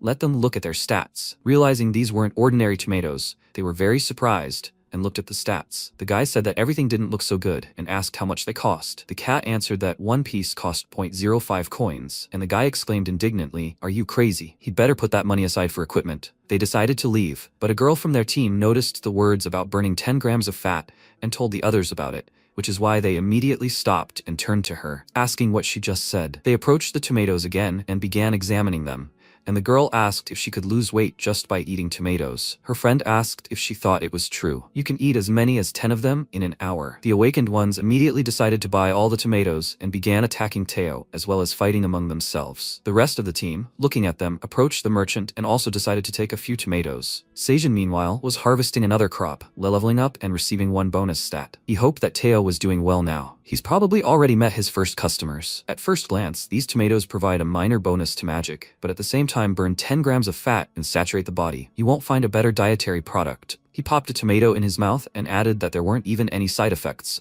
other than the excellent taste. That's why he's sure these tomatoes will sell out in no time. A person will never stop wanting to lose weight. Meanwhile, Teo really did sell everything. Time passed. MC looked at his garden and thoughtfully said that it was about 70%. Of the 1,000 carrot seeds he bought, only 700 sprouted, and of the 1,200 cherry tomatoes he planted, only 732 took root. Corn and sweet potatoes sprouted in about the same ratio, about 60 or 70%. It turns out that everything grows roughly equally in the tower. He glanced at the growing carrots and said it would be great if more sprouted. Maybe it was his low farming skill, or the soil in the cave wasn't fertile enough. Well, he's sure he'll find a way to improve the yield in the future. Besides, with a traveling merchant on staff, he needs to harvest as often as possible. Hubby squeaked in agreement, after which they heard some sounds behind them and turned around. Piak twirled and tossed the torch over the pond, waited for the piranhas to jump out of the water, then jumped up, hitting each fish once, returned to dry land, and his catch fell behind him. Seijin approached him along with the other rabbits and remarked that he had been quite successful in hunting. The warrior squeaked in response, and MC, seeing him glow, asked if he had leveled up. He patted him on the head and congratulated him on it, saying that he had seen white rabbits level up in the field, but it seemed like this was his first. Now he was becoming a real hunter. The warrior smiled smugly, and his siblings applauded him, after which Seijin suggested they take a short break and drink some coffee. He took out a thermos with a smile and unscrewed the lid, wishing happiness and health to the goblin who had deceived Theo. He hadn't even bothered to open the mug. He tore open the bag of coffee and said that if Theo sold this, he would have made a good profit. Glory to someone else's inattention. He poured the coffee into a bottle of water and said that it didn't matter, that there was nowhere to get boiling water, let alone ice cubes for an iced Americano. For him, even that was a luxury. The bee kindly added honey to the coffee, and MC thanked her for it, after which he stirred everything and exclaimed that honey Americano was ready. It is a mixture of instant coffee, viscous honey from a poisonous bee, and refreshing spring water. A perfect combination of bitter and sweet, one sip quenches both hunger and thirst. Seijin tried it and exclaimed that it was so delicious, then offered it to the rabbits to try. As soon as the black rabbit took a sip of coffee, he felt uneasy and immediately began spitting. The others decided to try it too, but they, like their brother, did not like it. MC laughed at them and noted that they liked bitter things less than humans. He noticed that a bee flew into the cave and called to her, and she happily responded to him. Only then did he notice that she had already managed to make a hive. He pointed at it with his finger in surprise, then happily asked, "Did she move in with them?" She flew up to him, and he exclaimed that he was so worried that she had to come home every day. Now she had finally become a member of their large family. He decided to celebrate the housewarming, but then a quest from the tower manager appeared. He had to send her 10 cherry tomatoes. There was no reward, Refusing would simply make her disappointed in him. He grinned slyly and wondered if he had been dragging his feet on the last quest, and the manager realized that after the deal with Theo, he didn't need her. All the death threats had disappeared somewhere, but pressure on his pity had appeared. He was amused by this, but he still decided to complete the quest, and the system informed him that the tower manager was grateful for his generosity. He crossed his arms over his chest and asked mockingly, "So she knows how to say thank you?" This was simply unimaginable. A second later, he realized that he sounded like a sucker, and began to reproach himself for it. Meanwhile, goblins were drinking in the tavern. Skyrim put his beer down on the table with a grumpy expression and exclaimed,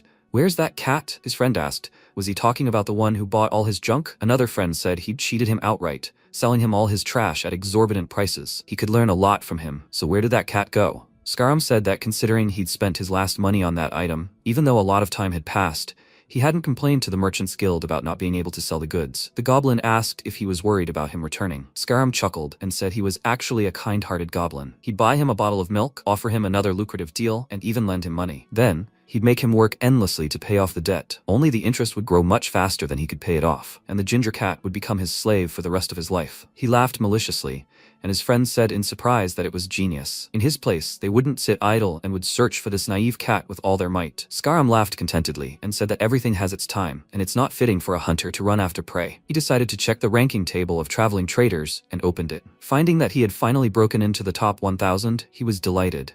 His friend was also in the top, but the other one didn't make it into the ranking. Skyrim smiled and thought that it wasn't for nothing that he sold trash to that cat, and then decided to see who he should overtake next on the list. To his surprise, Teo was in 982nd place, having earned 50 coins, and he exclaimed, "How did this happen?" While he was shaking with rage, his friends began whispering, and one of them asked, "Is this the same cat?" He was also ranked higher than him. Skyrim slammed his fist on the table in anger and exclaimed that he couldn't sell those things. What happened to him anyway? He meanwhile returned to the cave and happily announced his arrival, and Seijin worriedly exclaimed, "Where did he disappear to?" He frightenedly folded his ears and apologized to him, saying that next time he promised not to play with the cats on other floors, but to come back here straight away. He asked how many days he played, and Sejin answered that it was 4 days. MC displeasedly said that the journey to the 30th floor and back takes 10 days, but he found time to walk around after selling everything. Teo nervously apologized to him, and Sejin stared at him in shock, thinking that he thought it would take him a few days to sell everything. But he returned 2 weeks later, 4 of which he spent walking around. Did all the goods really go on the first day? He put his hand on his shoulder and said with an evil smile that if he didn't want to see Side A in a bad mood,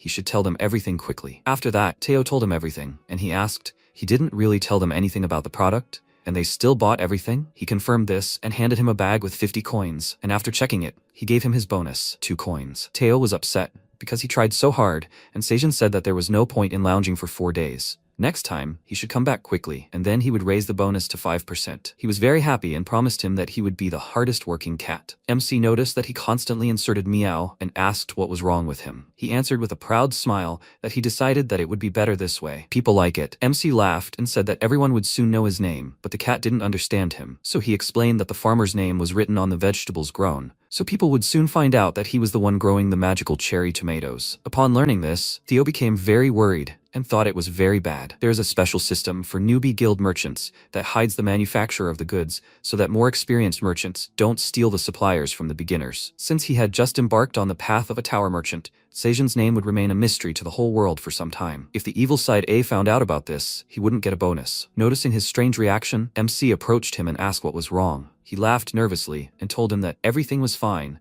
then asked him to give him the tomatoes quickly. He wanted to get started. He looked slightly surprised and said that he needed a couple of days off first. Let him at least get a week's pay. Theo excitedly rushed to the tomato cart and began throwing everything into the bag, nervously thinking that he had to do everything he could to get the farmer's name out there. But the only way was to earn 1,000 tower coins and become a mid-level merchant. After that, he left, and Seijin, slightly confused, said that such zeal was enviable. Meanwhile, the Phoenix Guild members were discussing and laughing, and Dongsik received a message from his daughter. She wrote that these tomatoes were working great, and all her friends were envious. He would buy them for his beloved daughter, right? After reading this, he burst into tears, and the guy asked in surprise, What happened? He replied that his daughter, who was always angry about various diets, had sent him a message. Last time, he bought only 20 tomatoes so that his comrades would have some left over. He didn't think she would like them so much. He should have bought more. The guy asked if he was talking about those magical cherry tomatoes of the stray cat. All the girls go crazy for them. His friend showed them a photo of himself with his girlfriend and said that he shared the tomatoes with a girl he had been eyeing for a long time, and now they were dating. Hearing this, the guys were very surprised, and one of them said that he had a few tomatoes left. They immediately asked him to sell them to them and started arguing, but the leader interrupted them and said that this wouldn't work. He announced a general meeting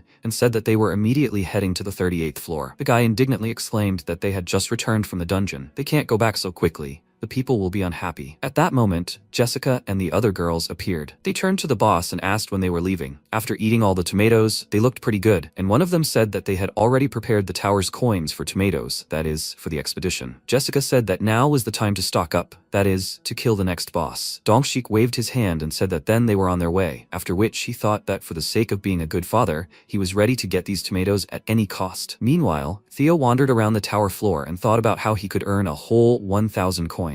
A bag could hold a maximum of 1,500 tomatoes, and at this rate, he would have to run back and forth at least a dozen times. He decided not to think about it for now and try to earn as much as possible. He came to the place where he had last met the awakened ones and began to look around, searching for them. Several people soon emerged from the bushes, overjoyed to have found the traveling merchant, and Jessica called the others. Tio looked up at the guy in surprise and asked, "Were they looking for him?" He confirmed this and said that they didn't know when he would show up again, so they had been waiting for him for the past 3 days. "Does he have magic tomatoes?" The cat was surprised that they had been looking for him for 3 whole days just for some vegetables, and the guy asked, 0.05 tower coins apiece, right? The cat smiled and told him to wait, since the price had actually gone up. Hearing this, he was very surprised, and by that time the rest of the team had arrived, and Dongsik asked what had happened. The guy, confused, told him that the prices for tomatoes had gone up, and Dongsik asked by how much. The cat smugly replied that they were now worth 0.07 tower coins, but deep down he was very nervous, because he thought he had overdone the price. It turned out it was a trifle for Dongsik. He tossed him a bag of coins and asked for 200, after which the awakened ones began to discuss it. It's not surprising that such a good item isn't sold for next to nothing. If they don't buy it now, there's no telling when they'll be able to next. They all pounced on the cat,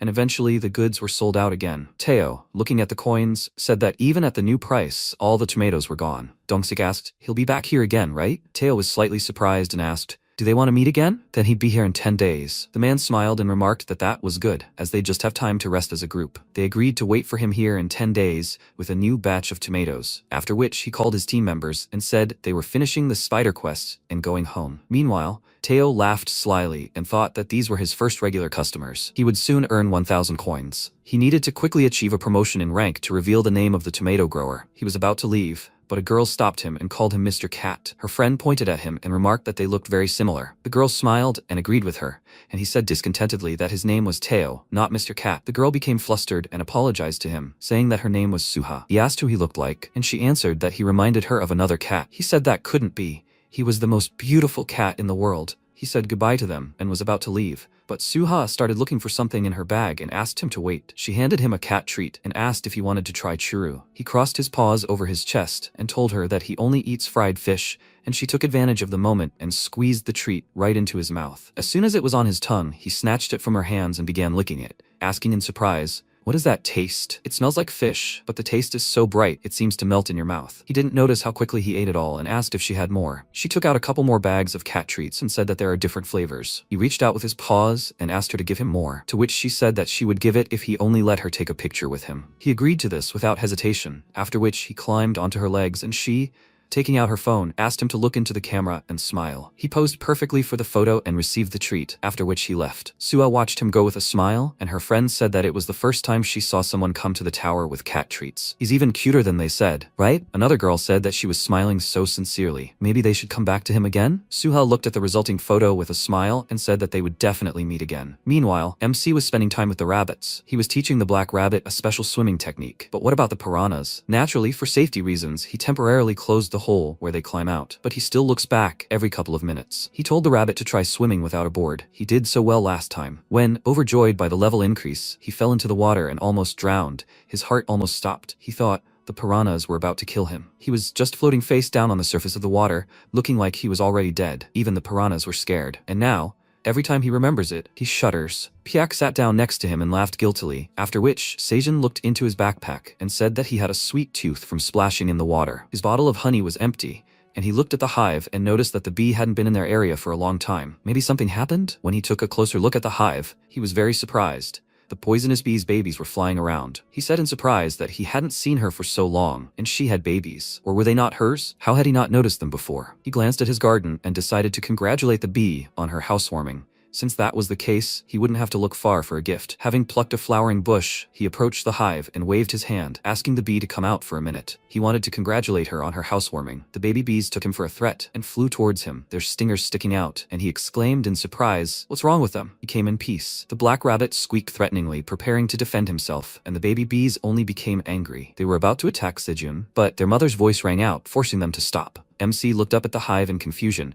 and saw the queen bee fly out. He pointed at her in shock, asking, "Is that the poisonous bee?" She smiled in response, then flew closer to him, and he asked in surprise, "Is she really the bee he knows?" A poisonous bee is a predatory insect that hunts prey using venom. That's basically all Aileen knows about them. She came to the library specifically to find at least some information about the queen bee, but the book didn't mention it at all. She looked at the crystal ball and sighed, saying that it probably wasn't dangerous. For now, she'll limit herself to simple observation. She'll ask Dad about it later. Actually, there's one option for emergencies. Meanwhile, Seijin asked in surprise, "Was she the little bee?" She confirmed it, and he noticed in shock that she looked different. She started showing off in front of him. The thing is, when she started feeding on the nectar from his farm, after each meal, her body began to emit a strong aroma and increase in size. Because of this, the queen bee got angry at her. Now she could continue the species on her own. That day, the bee decided to leave the hive and live on her own. The cave seemed like a safe enough place to create a new home. When everything was ready, she experienced the pain of transformation in the hive. Her body transformed, and thus she became the queen of the poisonous bees. MC handed her a flower and congratulated her on her transformation. Despite the strange circumstances, he told her it was a gift, and she looked at it with admiration,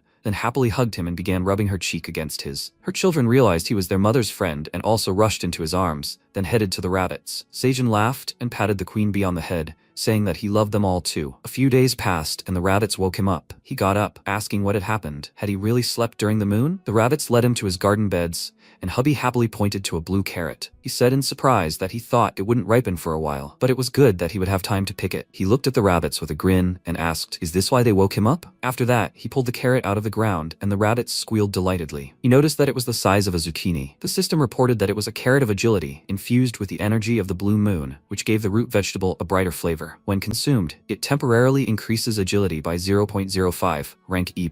He gained a lot of profession points. His level 2 harvesting skill was significantly improved, and he also received 70 experience points. MC looked at it carefully, noting every change, then gave the carrots to the rabbits, thanking them for their efforts and asking them to keep up the good work. They were very happy and were eager to eat them. The rabbit with the sickle extended his hand to his father, and he tossed the carrot. The rabbit prepared himself, then swung the sickle a few times and cut the carrot so that everyone had enough. Pieces of carrot fell into everyone's paws, and Seijin applauded, saying that he cut it perfectly. He was a real chef. The rabbit was delighted by his praise and glanced at his warrior brother. It seemed a rivalry had developed between them. MC, meanwhile, harvested another lunar harvest, this time producing 5 tomatoes. He handed them over to the control tower, and the system reported its gratitude, and he asked it to express its recognition with a new skill. The system informed him that the manager would consider whether he could be given a skill, and he asked, "What does that mean?" At that moment, Tio descended into the cave. The bee children attacked him, and he screamed loudly, asking Seijun to calm them down. He thoughtfully noted that they hadn't seen him yet, and therefore considered him an enemy. After that, he picked up the cat and hugged him, telling the bee children that he was not an enemy. They immediately calmed down, and he let go of Teo and sneezed, noticing how fluffy he was. The cat thanked him for his help, calling him brother, and he, pulling his cheeks, reminded him that they were partners. "Aren't you ashamed to call him brother?" Tio exclaimed that he himself said that they were all one family. Because he offered to pull his cheeks, he cried out loudly in pain and asked him for forgiveness,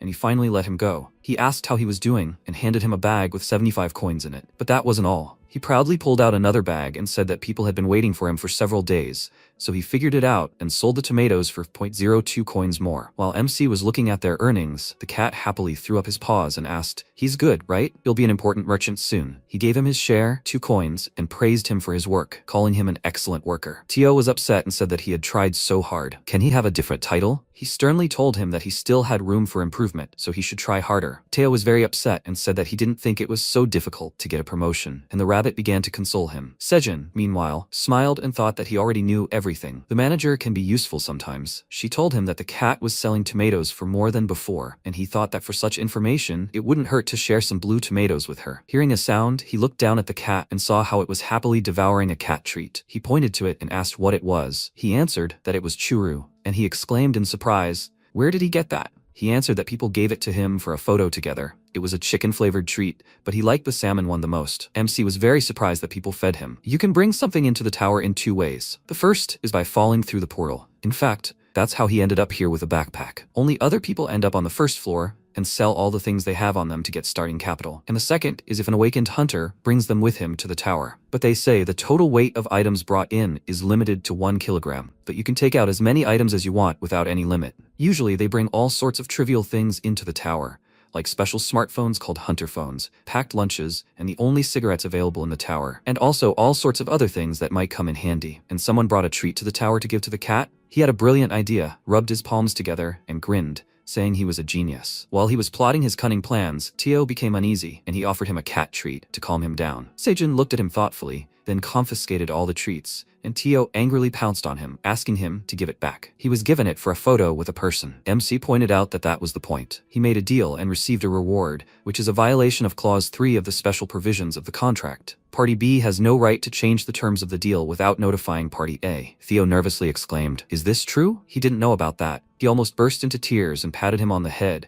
called him a seller and told him not to be upset, and then offered him to discuss their new clients. The cat exclaimed, "Is he a seller again?" He confirmed it and said that it was only for 1 hour. If he makes deals in the future, he will become a seller for many hours. Theo was delighted and agreed, after which he picked him up and sat him on his legs, asking if he liked the warmth of the fire. The rabbits immediately began circling around them. One fanned them, the second brought fish, the third cut off their fins, and the fourth wrapped them in onion leaves and fried them. Seijun made the cat more comfortable and opened a bag of cat treats, after which he began to feed and pet him, and he purred contentedly and thought, "Is this how they treat sellers? This is the best feeling in the world." MC asked if he liked churu. Teo happily exclaimed that he wanted fried fish, and he, approaching the fire, said that everything was ready. By the way, how did he get to the 38th floor without fighting monsters? He proudly answered that he had a traveling merchant license. He pointed to the badge on his coat and said that it was his distinguishing mark. He has to pay a hefty annual membership fee. The higher the level, the higher the fee, but also more privileges. Having a traveling merchant license, you can enjoy many perks related to protection. For example, monsters do not attack when they see the badge, and that's far from all. MC wondered if he could bring hunters here,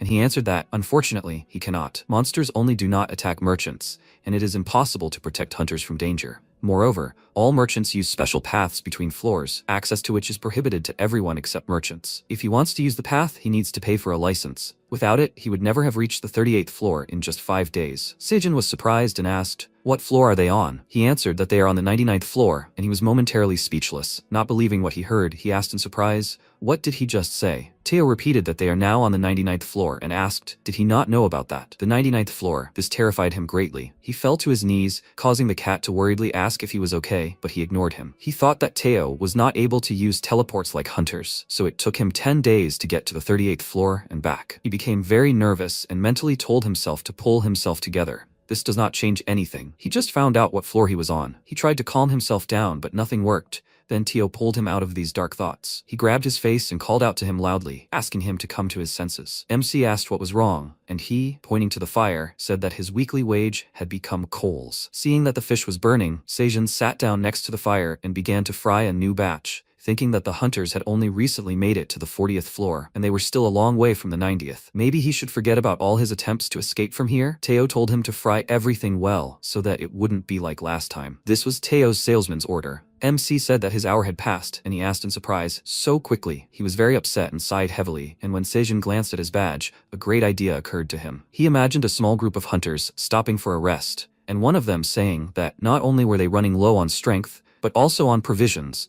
and that there were too many monsters around to carry all the wounded to the exit. Were they really going to die here? At that moment, the traveling merchant Seijun would appear and offer them his help along with Teo. The hunters would be very happy to see him, because he is the legendary merchant and farmer of the tower, and his mascot, the orange cat Teo, is also here. They would start throwing coins at him for his vegetables and fruits, and he would enjoy all of this. This greatly encouraged him, and he asked Teo if he could become a traveling merchant. He answered him that only those born in the tower can become merchants, and mockingly asked, didn't he know about that? And then all of Sejun's dreams were shattered. Teo said that unfortunately he would have to give up this idea, and he trembled with rage. In the end, he could not bear it any longer and began to tear his hair out, and then screamed and cursed very loudly, causing everyone around to panic. He was so angry at this tower. The others stopped what they were doing and stared at him in shock, while Aileen, eating tomatoes, heard something squeak, but didn't pay it any mind. He calmed down and started breathing heavily, and Theo, whose tail had fluffed up in fright and who had climbed onto the rabbit, exclaimed in displeasure, "Why are you yelling like that?" He took a deep breath and pulled himself together, thinking that, in fact, nothing had changed. He should have prepared for this when he jumped into the portal. It was too late to regret anything. If he can't get out, at least he'll live the rest of his life to the fullest. Meanwhile, people from various companies were interested in his tomatoes. Jenny, the executive director of Easter Pharmaceutical, showed the tomatoes to an acquaintance,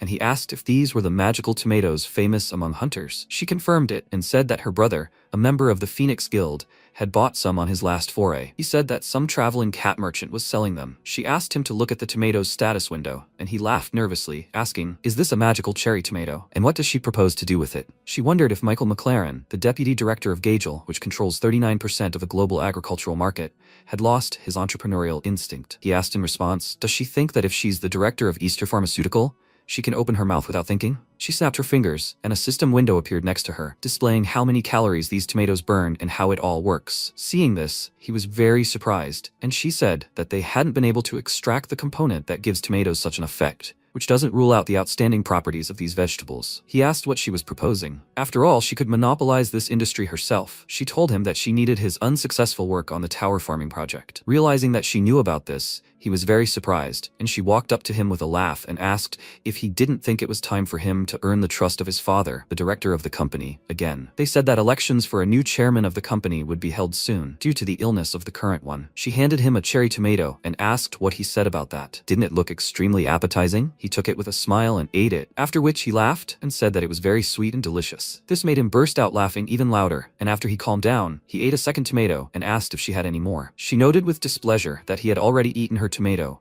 and that he should go to the tower and buy one himself. MC, meanwhile, wrote out the priority tasks on the ground with a stick, and said that since they were going to be here for a long time, they needed to work out all the existing inconveniences, get new tools and equipment, and explore the area for safety purposes. He turned to Teo and asked if there were any monsters nearby. He answered that there were none around. There was one, but it was quite far from here. He asked what kind of monster it was, and he answered that it was a scarlet bear. MC remembered his scariest moonlit night and wondered if this was the same bear. Teo shuddered at the mention of this beast and said that it was a terrible monster. He was afraid to pass by it every time. Sejun frowned and thought that he knew it was dangerous to leave the cave. He glanced at the queen bee and thought that soon about 1,000 tomatoes would bloom, and the bee population would increase significantly. This meant that he could send them to patrol the nearby area to keep monsters away. Moreover, he could ask the bees to tie a rope, which he wove from onion leaves, to one of the trees above. That way, he could finally get out of this cave. This thought brought a smile to his face, after which he told the cat that he had a task of the utmost importance. Only a seller could handle it. He could handle it, right? He confidently confirmed this, and then set off. A few days later, he reached the 38th floor, and saw a camp set up at the usual meeting place with hunters. He noted that many more people had come than last time, as if they were gathering here on purpose. But it didn't matter. The more buyers, the better. He jumped off the cliff and landed next to the camp,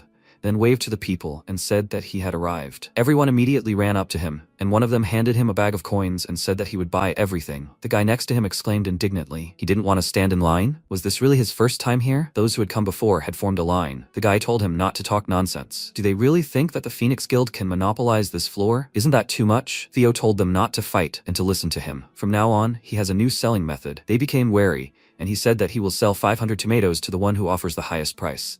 So those who haven't brought money don't have to stay here. The starting price for 500 magic tomatoes is 35 tower coins. MC, meanwhile, watched the rabbits harvest and thought that the popularity of magic tomatoes outside the tower was much greater than he imagined. Considering that some girls were trying to feed Theo treats, it seems the tomatoes caused quite a fight. He glanced at the black rabbit and said that since the number of people wanting to buy tomatoes will grow, and they can't expand that quickly, The best way to make a jackpot from buyers is of course an auction. What does he think about that? He squeaked in response and said that he asked Theo to do a couple more tasks, little things. He wants to test his sales skills, since such an opportunity arose. After that, he decided to get to work and asked the rabbit to get some fish for dinner, and the system reported a quest. He needed to give the tower manager a cocktail of tomato juice and honey, which he constantly drinks. As a reward, he would receive a class skill, and if he refused, she would be bitterly disappointed. He responded that he would spend half a day squeezing these tomatoes. He needed to work. He would do it later. The manager demanded that he complete the quest right now. She insisted that he must complete the quest now because she had prepared an amazing class skill. She insisted he would like it. He raised one eyebrow and asked if she seriously wanted to show off the skill or just drink tomato juice. Maybe she would give him the skill in advance. The system reported that the manager said that he needed to complete the quest first. Since these were the rules of the tower, nothing could be done about it. She was counting on his trust. He thought for a second, then said that he would do everything now. Recently, he had a sudden craving for tomato juice. So he squeezed 50 tomatoes and added a little honey. Even the rabbits liked it. So much so, in fact, that they begged for the juice for several days. He took several tomatoes from the storage room, transferred them to his hands, and sighing heavily, gathered his strength. Then he used his infernal juicer and squeezed the tomatoes in his fists. He asked the queen bee for help, and she extracted a huge drop of honey, then threw it into a glass, and fresh tomato honey juice was ready. Thanks to the addition of the queen bee's honey, the juice has a pleasant sweet taste. Occasionally, you come across pieces of tomato, which are pleasant to chew while drinking. The system reported that the control tower was extremely interested in the taste of the drink, that it was flapping its wings in anticipation. He handed it the juice and wondered if it had wings. What kind of beast is this? She meanwhile tried the juice and enthusiastically exclaimed that it was so delicious and sweet. The system informed Seijin that the manager was delighted. The juice was truly delicious. He laughed and said he was glad to have tried, then looked at his reward. He acquired a new skill, Beekeeper. This skill allows him to register one bee level. He was very surprised and decided to examine the effects of this skill. It imposes an ownership effect on the hive.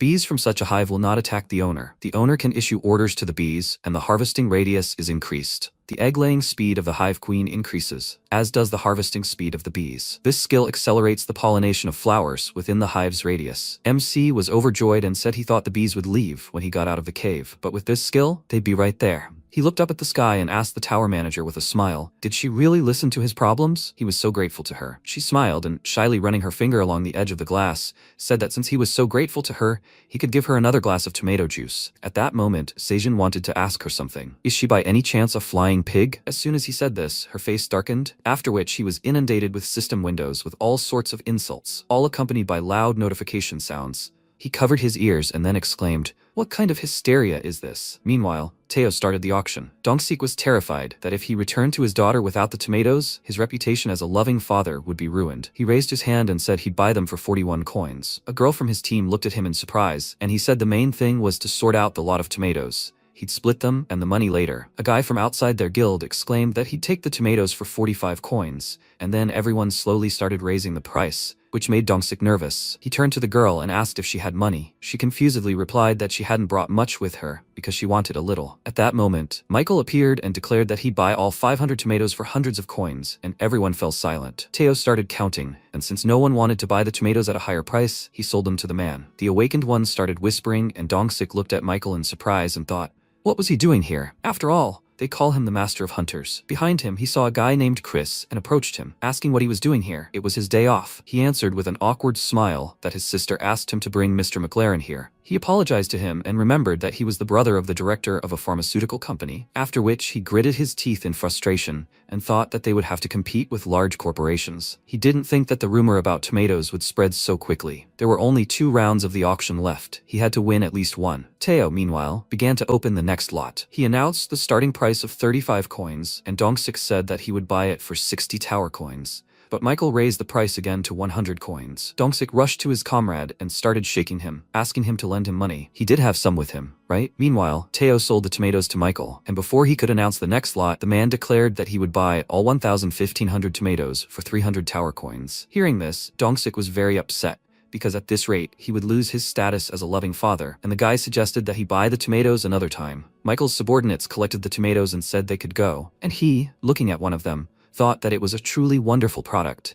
It was good that he came there in person. After that, they left and the girls approached the cat. Teo immediately recognized them. They were the same people who treated him to Churu. Suha was glad that he remembered them, and Teo, trying to remember her name, fell silent for a second, then tilted his head to the side and asked, Is she Buha? She decided not to correct him. It's good that he at least remembered her face, after which she asked, can they take another photo? She brought him churu. He was happy at first, but then he remembered the deal with Seijin and said that he didn't need it. Let her give him a thing called coffee instead. It looks like churu. Suha started rummaging through her bag, then showed him a bag of coffee and asked, this? He happily confirmed it, and asked if they also had salt and pepper with them. The girls thought for a few seconds, then took out the seasonings, and he thanked them. Before he went here, Seijin told him that if anyone wanted to take a photo with him, they should ask them for coffee, salt, or pepper. Depending on his success, he would let him be a seller for a few hours. Putting his loot in his bag, he smiled and thought that with these things he could lie on Seijin's lap for hours. After that, they took a couple of cute photos. Suha was very happy. She said that so many cool photos turned out. She thanked him, and he waved his paw in response and said that he should be thanking them. Seeing the pads of his paws, she immediately began to touch them and thought that they were so soft and pleasant to the touch. Theo looked at her in bewilderment and asked what she was doing. She immediately let go of him and exclaimed that she couldn't resist. His paws were so soft. She handed him 3 bags of cat treats, and he asked in surprise why she was giving them to him. She answered with a smile that it was because he let her touch his paws. She really liked them. He looked at her in surprise and asked, so people like it? She said that their pads aren't so soft. So it's nice to touch a cat's every time. He exclaimed in surprise. So that's what it's all about? She nodded, and he, looking at his paws, thought that these were his lucky pads. Suha's friend came up to him and asked if she could take a photo with him too. She gave him some pepper. He agreed, and after they took the photo, he held out his paws to her and told her to touch his pads, and in exchange, she should give him something tasty. Of course, she agreed to this and gave him all sorts of food, thinking that he was so cute. Next time, she should take some cat treats with her. Meanwhile, he enjoyed his catch and laughed out loud, thinking that just by letting people touch his paws, he would become a salesman for the whole day. He put all the groceries in his bag and remembered that he still had some things to do. Meanwhile, Suha decided to post a photo with the cat on social media and smiled contentedly, and Teo asked what she was doing. She flinched in surprise and turned to him, asking if he hadn't left yet. He asked, she's from the Republic of Korea, right? She asked how he'd guessed that, and he answered with a smug smile that he'd smelled a familiar scent. Can she help him with something? She stared at him in surprise. She must have agreed. Meanwhile, MC was resting, and the bees were pollinating the plants and collecting honey in a bottle. The system reported that his beekeeping skill had become stronger, and he'd gotten a few milliliters of honey from the tomato flowers. Now his skill had gained enough experience to increase. He was glad that everything was going so well and thought that the bee population was growing steadily, as was his beekeeping skill. He glanced at the hive and wondered if the queen was busy with her offspring. He hadn't seen her in a while. He decided to look at the new skill description. Hive mastery had increased from 1 to 2. If he could split the hive, he could connect the second one. He glanced at the bees and thought he needed to get a honey container and use the bottle for other purposes. He decided to do that later, and pulling a carrot from the ground, called the rabbits for lunch. He harvested a few more carrots, boosting his level 2 harvest skill and earning 10 experience points. After yesterday's blue moon, he'd harvested a couple of lunar carrots and a few more regular vegetables, now grown in the cave, increasing his harvest by 1. Of course, the rabbits were delighted. He gave each one a carrot. They were practically ready to bow to him for it. After that, they all gathered around the fire and began to eat. Seijin glanced at the carrot's status window. It was nutritious and healthy, and when consumed, it temporarily increased agility by 0.1 for 10 minutes. The effect lasts for up to an hour, burning 10 kilograms of fat and improving vision. He was surprised that it even improved vision and decided to save up more carrots for sale. They would be gone in no time. He started eating and said it was so delicious. Now he would have a quick snack and run to collect the rest. After lunch, everyone returned to work. The rabbits loaded carrots into a cart, transported them to storage, and MC plucked them. Seeing that the black rabbit carrying the carrots had fallen, he asked if he was tired. It turned out that this was his cunning plan. He decided to quietly gnaw on the carrot, but everyone noticed, of course. While hubby was punishing his son, Seijin looked around and noticed that there was almost no room to store carrots, so he decided to call it a day. The system reported that he had reached level 10, and he wondered in surprise when he had managed to do that. A new quest appeared. He thought it was from the manager, but she said she had nothing to do with it. It's a class quest, unlocked at level 10. To gain new skills, he needs to complete it and advance to the next level. The MC said thoughtfully that he'd heard of such things. Hunters receive quests related to combat, killing various monsters and such. He hoped the farmer wouldn't have anything similar and opened the quest. He needed to expand the farm by 50 square meters, but for him, it was a piece of cake. Soon he completed the task, and the system reported that as a reward, he had reached level 11 and received 1 bonus stat. He received 10 coins and 1 class point as a reward for completing the quest. Very tired after the rapid expansion of the farm, he clenched his fist in victory, and the system reported that he could now gain experience for each new square meter of the farm. He hoped that the class skill was worth it. It was good that he completed it so quickly. He lay down on the ground and said that after planting so many carrots, the field had become much larger than he thought. He was so tired that he didn't even want to move. He said goodbye to the rabbits and suggested that they get some sleep. they would finish tomorrow and praised them for their excellent work. The rabbits wanted to go home, but their dad stopped them, after which he locked himself and their mom inside. The rabbits were shocked by this. They started pounding on the door and crying, begging their parents to let them in. Sejun approached them and asked if they had been kicked out of the house, but they were already adults. It was time for them to become independent, and since no one was building a new house today, they could all sleep together. The rabbits immediately calmed down, after which they all lay down on the lounger together, and the MC sighed, smiling and saying that it was so nice and warm. Meanwhile, Dongsik was very upset because he couldn't buy tomatoes. His daughter scolded him. Suha approached him, and seeing that she had shown the vendor out, he asked what he was doing there. She said he wanted to tell him something. Teo asked if he was by any chance the leader of a group from some Korea. He confirmed it and asked if he could contact someone for him. He handed him a contract that stated that he had to give 50 million to Park Sejun's family, who lived in Bucheon. Teo reached into his bag and said that he also needed to tell them that Sejun was okay, for which they would pay him 50 tower coins and 200 magic cherry tomatoes. Seeing a full basket of tomatoes, Dongsik was surprised and very happy, because with that many, he would become the best father in the world. Already anticipating how his daughter would text him about how much she loved him, he almost burst into tears, after which he asked, "Who is this Sejun? Was he really some hunter who got into trouble and couldn't get out of the tower?" Teo was in no hurry to answer. Sejun asked him not to say under any circumstances that he was on the 99th floor, and he lied, saying that he saved him on the 40th floor, so he was just helping him out in small ways. Hearing this, Dongsik was very surprised and asked, "So someone had already climbed that high and found those magic tomatoes?" Theo said he couldn't say more. Sejun was a great man with many secrets. Dongsik became slightly nervous and thought that if his guild had gathered a group of the best, they would have barely made it to the 39th floor. He had never heard official confirmation of reaching the 40th floor. A solo hunter, not a member of a guild, is an outstanding person. It is a rare opportunity to maintain a relationship with such a person based on mutual assistance. Maybe one day he will invite him to the guild and monopolize the production of those very tomatoes. He agreed to the contract and signed it, after which a system notification appeared in front of them, and he noted with a smile that the deed was done. After that, he took the money and the tomatoes and said that,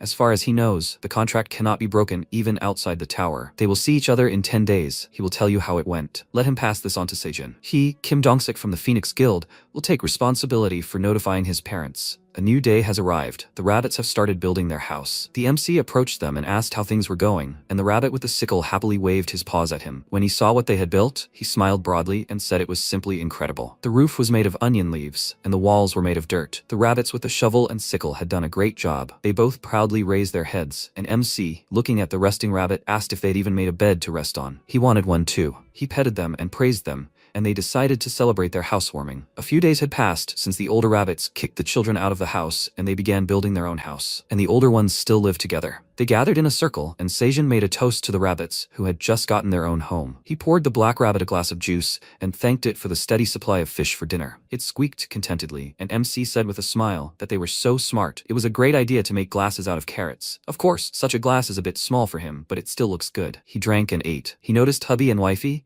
who were being affectionate and flirting with each other, and he remarked that it was all very strange. Why were they kicked out so abruptly? Most likely, they will get new brothers and sisters soon. At that moment, a system notification appeared in front of him. The seed store was open again. He was very happy and decided to quickly see what he could buy today. 100 strawberry seeds for 0.5 coins. 100 potato seeds for 5 coins, and 1,000 lettuce seeds for 0.1 coins. He was very happy with the last seeds and immediately wanted some meat wrapped in lettuce. It was a pity he didn't have any meat, but he decided to buy it anyway. Now he had to choose between strawberries and potatoes. He had enough money for everything, but he could only buy one, and the choice was quite difficult. He decided on starch, spent his money, and received 50 loyalty points and 56 regular points. After that, a huge sack of potatoes appeared above him. He was momentarily startled and managed to jump aside. Luckily, the potatoes didn't fall on his head, but the rabbit's food suffered. Hubby started scolding him, and he laughed nervously, asking for forgiveness. Then he checked the potatoes and exclaimed that they looked good. He wanted to plant the fields right now, and then he will boil, steam, and fry it. He will make pancakes in the end. He wiped his drool and asked the rabbits, "They want this too, right?" He decisively punched the air and suggested that they rest today and work on the potatoes tomorrow. Now he wondered how Theo was doing. He had probably already done everything according to his request. In the meantime, he arrived at the central merchant market, which was filled with a variety of tower dwellers.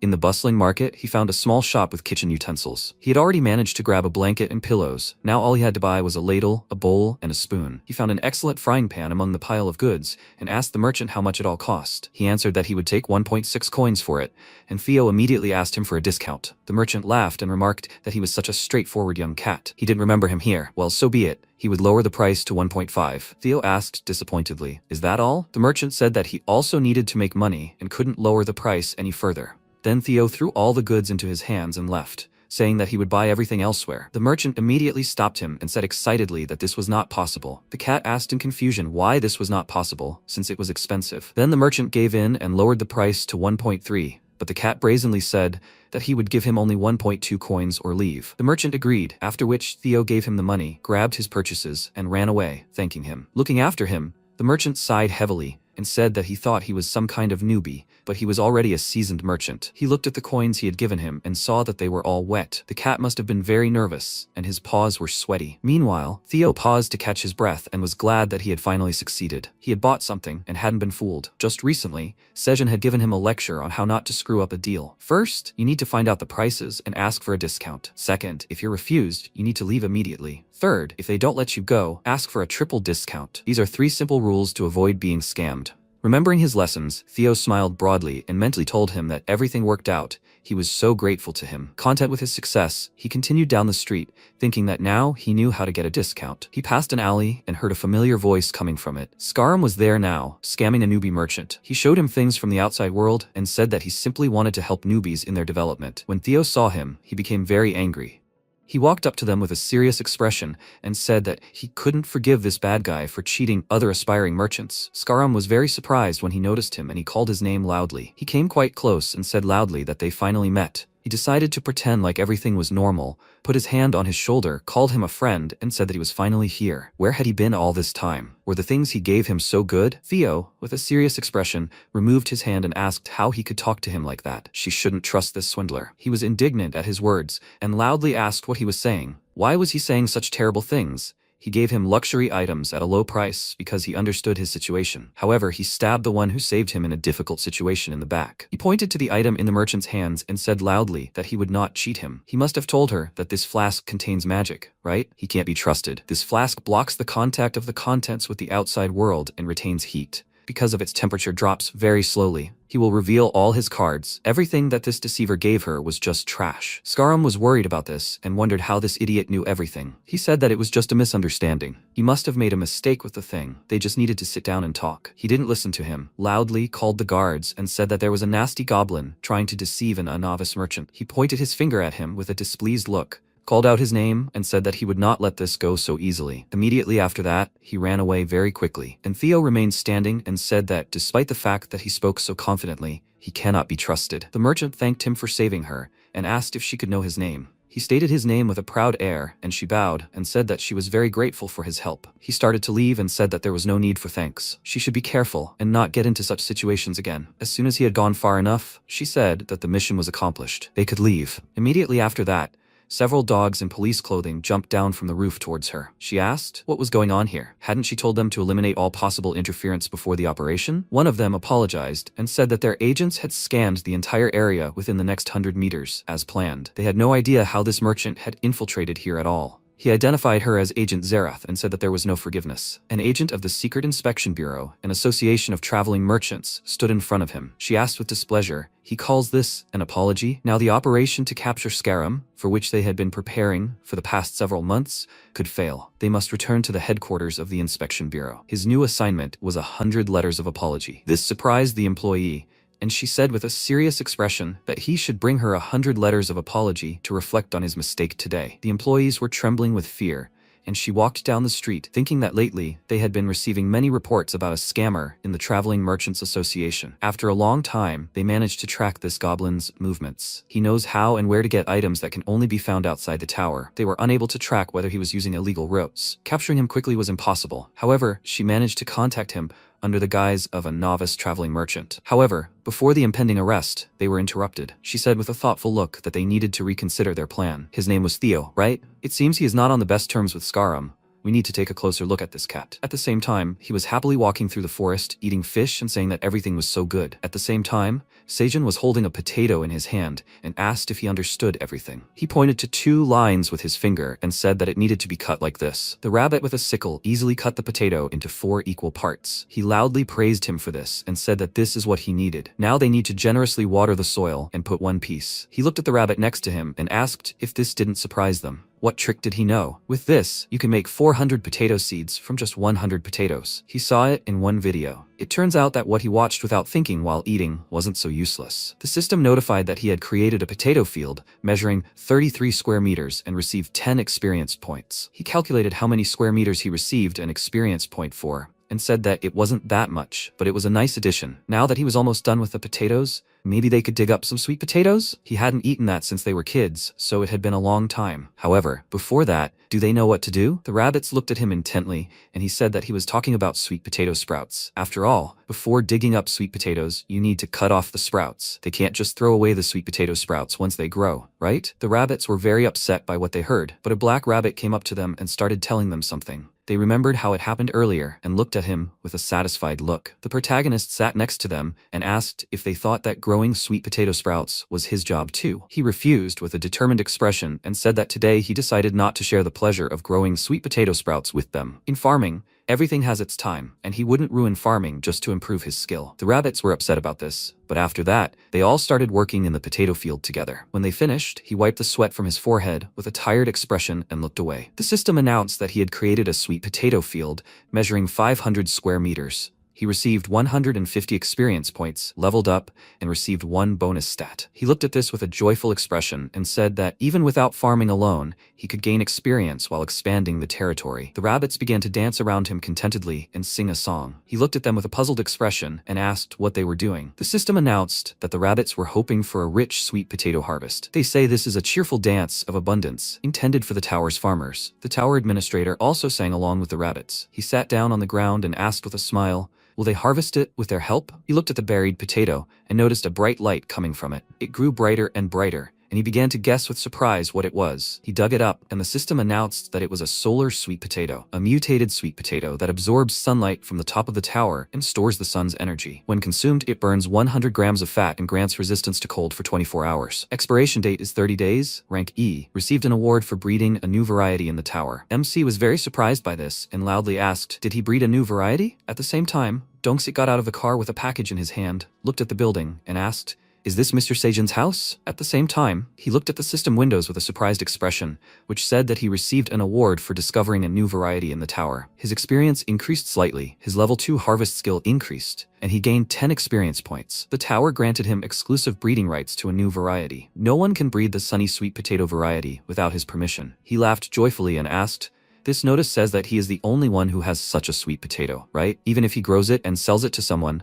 no one can grow it because of his breeding rights to this variety." He buried the potato in the ground and said that he was curious about its taste, but since it was a new species, he definitely had to grow it. He stood up, raised his hand above his head, and asked if they could dig up some more sweet potatoes. The rabbits joyfully made a loud sound in unison in agreement. After that, they dug up a lot of potatoes from underground, wrapped them in leaves, and cooked them by the fire. He took out one potato with a small stick and pierced it to check if it was ready. Once he was sure of it, he and the rabbits began blowing on the potato to cool it. When the potato cooled, he broke it in two and was surprised at how beautiful it was. Each rabbit took half of the potato and they all began to eat. Hubby started coughing because he was choking, and he said with a smile that they should eat more slowly. The system announced that the tower manager was waiting for her turn, wiping away drool. He read it and said that he was grateful that she let the rabbits eat first. "Now, here are 10 sweet potatoes." The system announced that the tower manager was grateful to him and said that he would enjoy these. He looked at the remaining potatoes, called the mower rabbit, and asked if he had already eaten. Could he help him? At the same time, Aileen contentedly ate the last potato, looked at the empty plate, and said that it was a shame. She ate everything. Should she ask for more sweet potatoes? She looked into the magic ball and saw the protagonist sitting on the ground and laying out cut potatoes on the leaves. He said with a smile that after drying, they could roll it up to double or even triple its size. He called the mowing rabbit and said that he should do this with another sweet potato. The rabbit nodded in agreement, tossed the potato above itself, and with quick blows, cut it into many slices. He took one slice, praised the rabbit, and said that he had cut it perfectly straight and should continue to do the same. The system announced that the tower manager was angry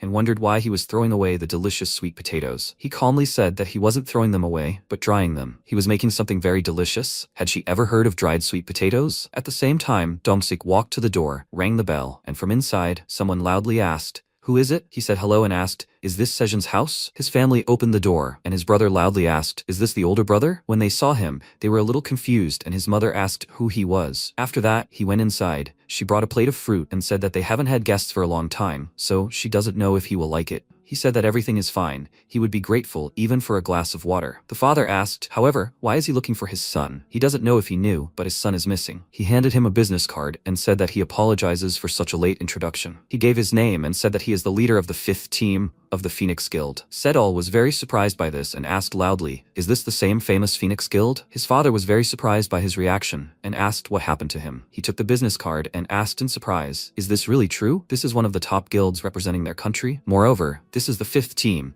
He is an amazing high-level hunter. Dongsik laughed with a small smile and said that there was nothing wrong with that. Father, looking worried, stammered, asking why such an important person would come to visit them. She knows where the expensive lemons are, right? She should get rid of what she brought earlier and bring this. He bowed to them and said that everything was fine. They didn't need to strain themselves so much. Mother asked if he was a hunter. Maybe he knew if their son was in the city. He stood next to her and asked what he had gotten himself into and why he was here instead of him. He took out an envelope from the inside pocket of his jacket and said that he was here to deliver this at the request of their son. They were all very happy when they saw it, and tears welled up in their eyes. They all started crying with a sad look, and Dad asked what he expected from them when he left them while they were still alive. Dongsik was confused by this, began to nervously wave his hand, and said that this was not his last wish. They immediately came to their senses after hearing this, calmed down, and he opened the envelope. He took out a check from there, was very surprised by what he saw, and asked loudly, is this 50 million won? He sat in front of them and said that their son regretted entering the tower so suddenly, so he wanted to tell them that he was okay. He asked to deliver it to them. Dad was very happy about this, laughed loudly and said that he was smart, just like him. He knew that one day he would succeed in his business. Mom asked, is he really okay? Why didn't he come here and hand over the envelope himself? Dongsik said that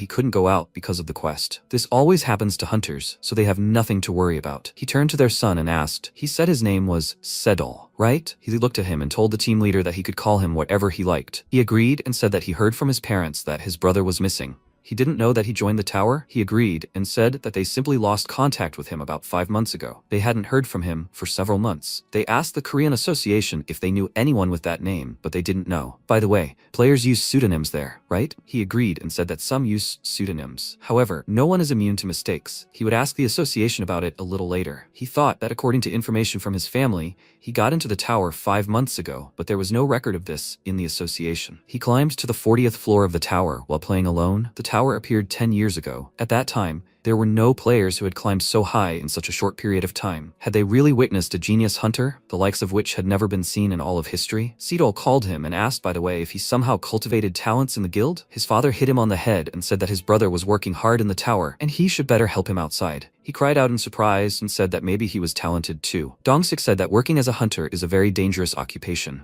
where you can lose your life. Even the association itself does not recommend registering more than one participant from a family. This is because one failure is enough. He began to get up from the table and said that it was time for him to go. His father said that, however, they did not treat him to anything. He should at least eat. He went to the exit, refused and said that he came here immediately after leaving the tower, so he must see his family. Mom said that it seemed they detained a busy man. He should take care of himself. He immediately went down to the parking lot, got into his car, and took a deep breath. A system window appeared in front of him, which said that the contract task was completed. He asked with a small smile, since the mission was completed, where will he go now? He called his daughter and asked cheerfully if she missed him. She should try to guess what he would bring. It was something she would definitely like. After some time, the protagonist touched the carrot and happily said that the cultivation was complete. The system notified that he had planted the carrot and that the level 2 harvest skill was increasing. He said that the carrot scraps from the rabbit's daily feeding should be left in water for a few days. When the leaves reach a certain length, they should be covered with soil up to the roots and planted in the ground. Because the eaten roots do not regrow, the seeds are collected from the top and then the flowers sprout. He looked at these flowers with a smile and said that this is what he likes about farming. Hard work is rewarded with unexpected gifts that are created over time. A system window appeared in front of him, which said, the tower manager asks if the sweet potatoes are ready. He stood up and said that, in any case, he was going to check it. He came to the stone, looked at the potatoes, and said that they were very well dried. He took one piece and asked, is it time to try this? He tried it along with the rabbits, and joyfully said loudly that it was dried enough, crispy, perfectly retaining its shape and sweetness. No one can resist this soft, juicy, and attractive texture. The system announced that these were dried sweet potatoes. Roasted sweet potatoes, well dried in the sun for 24 hours, retain their sweetness and moisture. The chewy texture and sweet taste of this dish are mesmerizing. He began to collect it on a plate with a smile and said that he was so excited. He needs to dry more so he can eat this when he gets bored. A system window appeared in front of him, with a reminder that he forgot something. He laughed and apologized. The system announced that the tower manager really wanted to eat this and asked him to quickly complete the quest and send the food. He started searching for something in his backpack and asked with a smile if she could wait a little. It wasn't good to always send food in an onion bowl. He had a good idea. The system notified that the tower manager was okay with it. He said it would take a little time. He packed the potatoes in a bag and said with a smile that the gift wrapping of dried sweet potatoes was complete. It's cute, isn't it? He had worked as a packer for a while before. She said that this would be her first time trying dried sweet potatoes. Since this is the first time, it's better to eat it beautifully. Even without taking this into account, this packaging will help retain moisture inside, so the potatoes will not spoil. He saw an empty system window and asked, would she take this? At that moment, the system announced that the tower manager was thanking him. He sat down on the ground with a sad look and said that he hoped that she would like it. But the reaction was completely ordinary. Does she really think he is mocking the food? Alien looked at the bag of potatoes with embarrassment and said that it was cute. How can you eat something so cute? After some time, MC was eating dried potatoes and said that he dried 40 fried potatoes, but did not understand why they disappeared in one day. His attention was caught by the queen bee, who flew to him and made a sound. He looked at her and asked, what happened? She happily placed a small ball in his hand, and the system notified him that he had received bee bread, improving his level 2 beekeeping skill. He went with her to the field and said that he had hardly paid her any attention, but she had already grown so much and even pollinated the flowers. There was no pollen on the plants, which was probably why the bees were collecting bee bread. It was time to try it. After all, people eat it like medicine. He ate it and happily said that it was a little bitter, but still sweet, like candy. He thanked the queen bee for it, and she waved her hand and said something to her subordinates. The bees brought him a pile of bee bread. He thanked them and said that there was so much of it,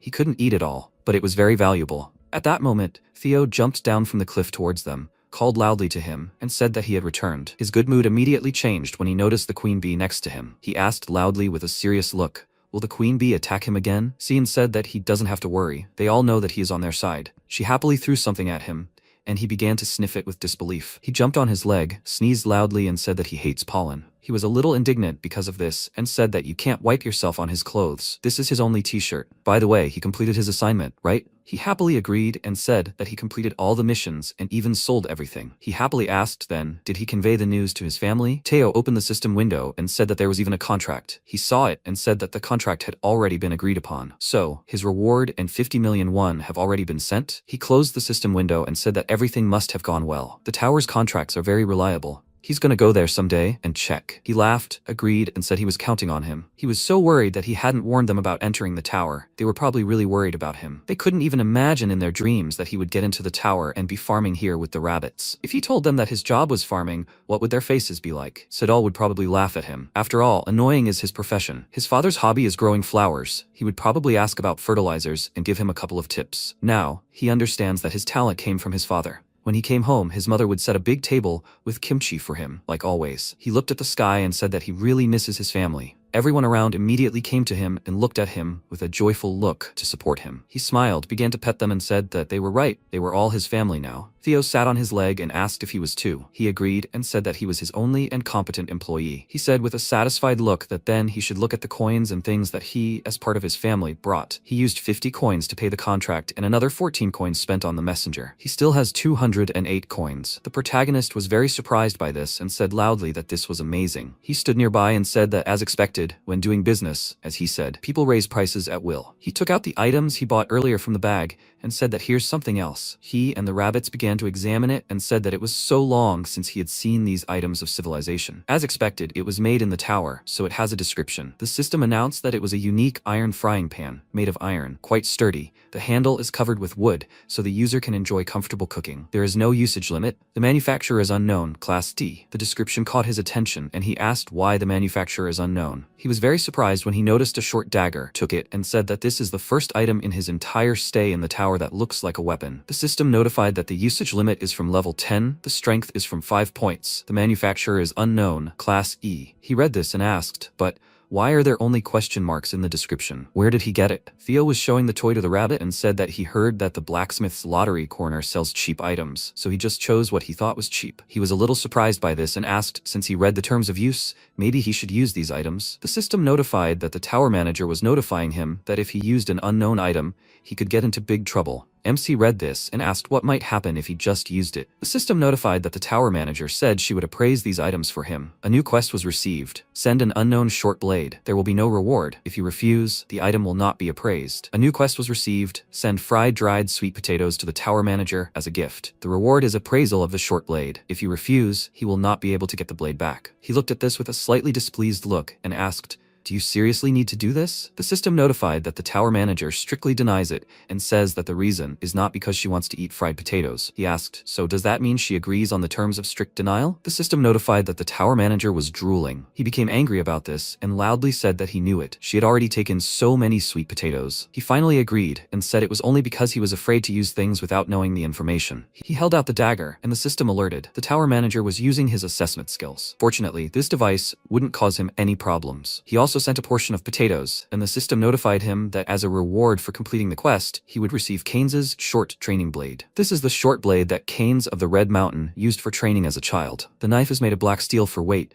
making the blade excessively heavy for its size. A small amount of mithril was added during creation, so one sharpening of the blade lasts a long time. The restrictions on use have not changed. The manufacturer is Raven Blacksmith, a dwarf with a black hammer, Class B. All skills are improved by 1 level. All skills that use this blade will grow 5% faster. Sejin was very surprised by this and asked, "So this means this is a signature weapon?" He thought that if he went outside, the price of a signature weapon there would start from 100 million won. Because such weapons are rare and valuable, they are called signature weapons. Did he buy this at the lottery corner? He looked at Teo with a smile and thought that he was just a naive merchant. However, he really has a sense. After some time, he sat in front of the rabbit and said with a joyful look that the churu was so delicious. The protagonist, with a serious expression, stood in front of the field with a bow and held a dagger in his hand. He made several quick strikes and cut off the top of the onion. He asked with a smile how they liked his skills with the blade. Was he good? The rabbit standing next to him began to applaud him. He called the master and asked if he liked this short blade. He gave a thumbs up with a smile and said that he was surprised that he managed to get it. He came up to him and started stroking his head, and Theo said with a displeased look that he was a merchant after all. He had promised him something an hour ago. He agreed and said that he was amazing. He calmed down a little, removed his hand and said that this time he would forgive him,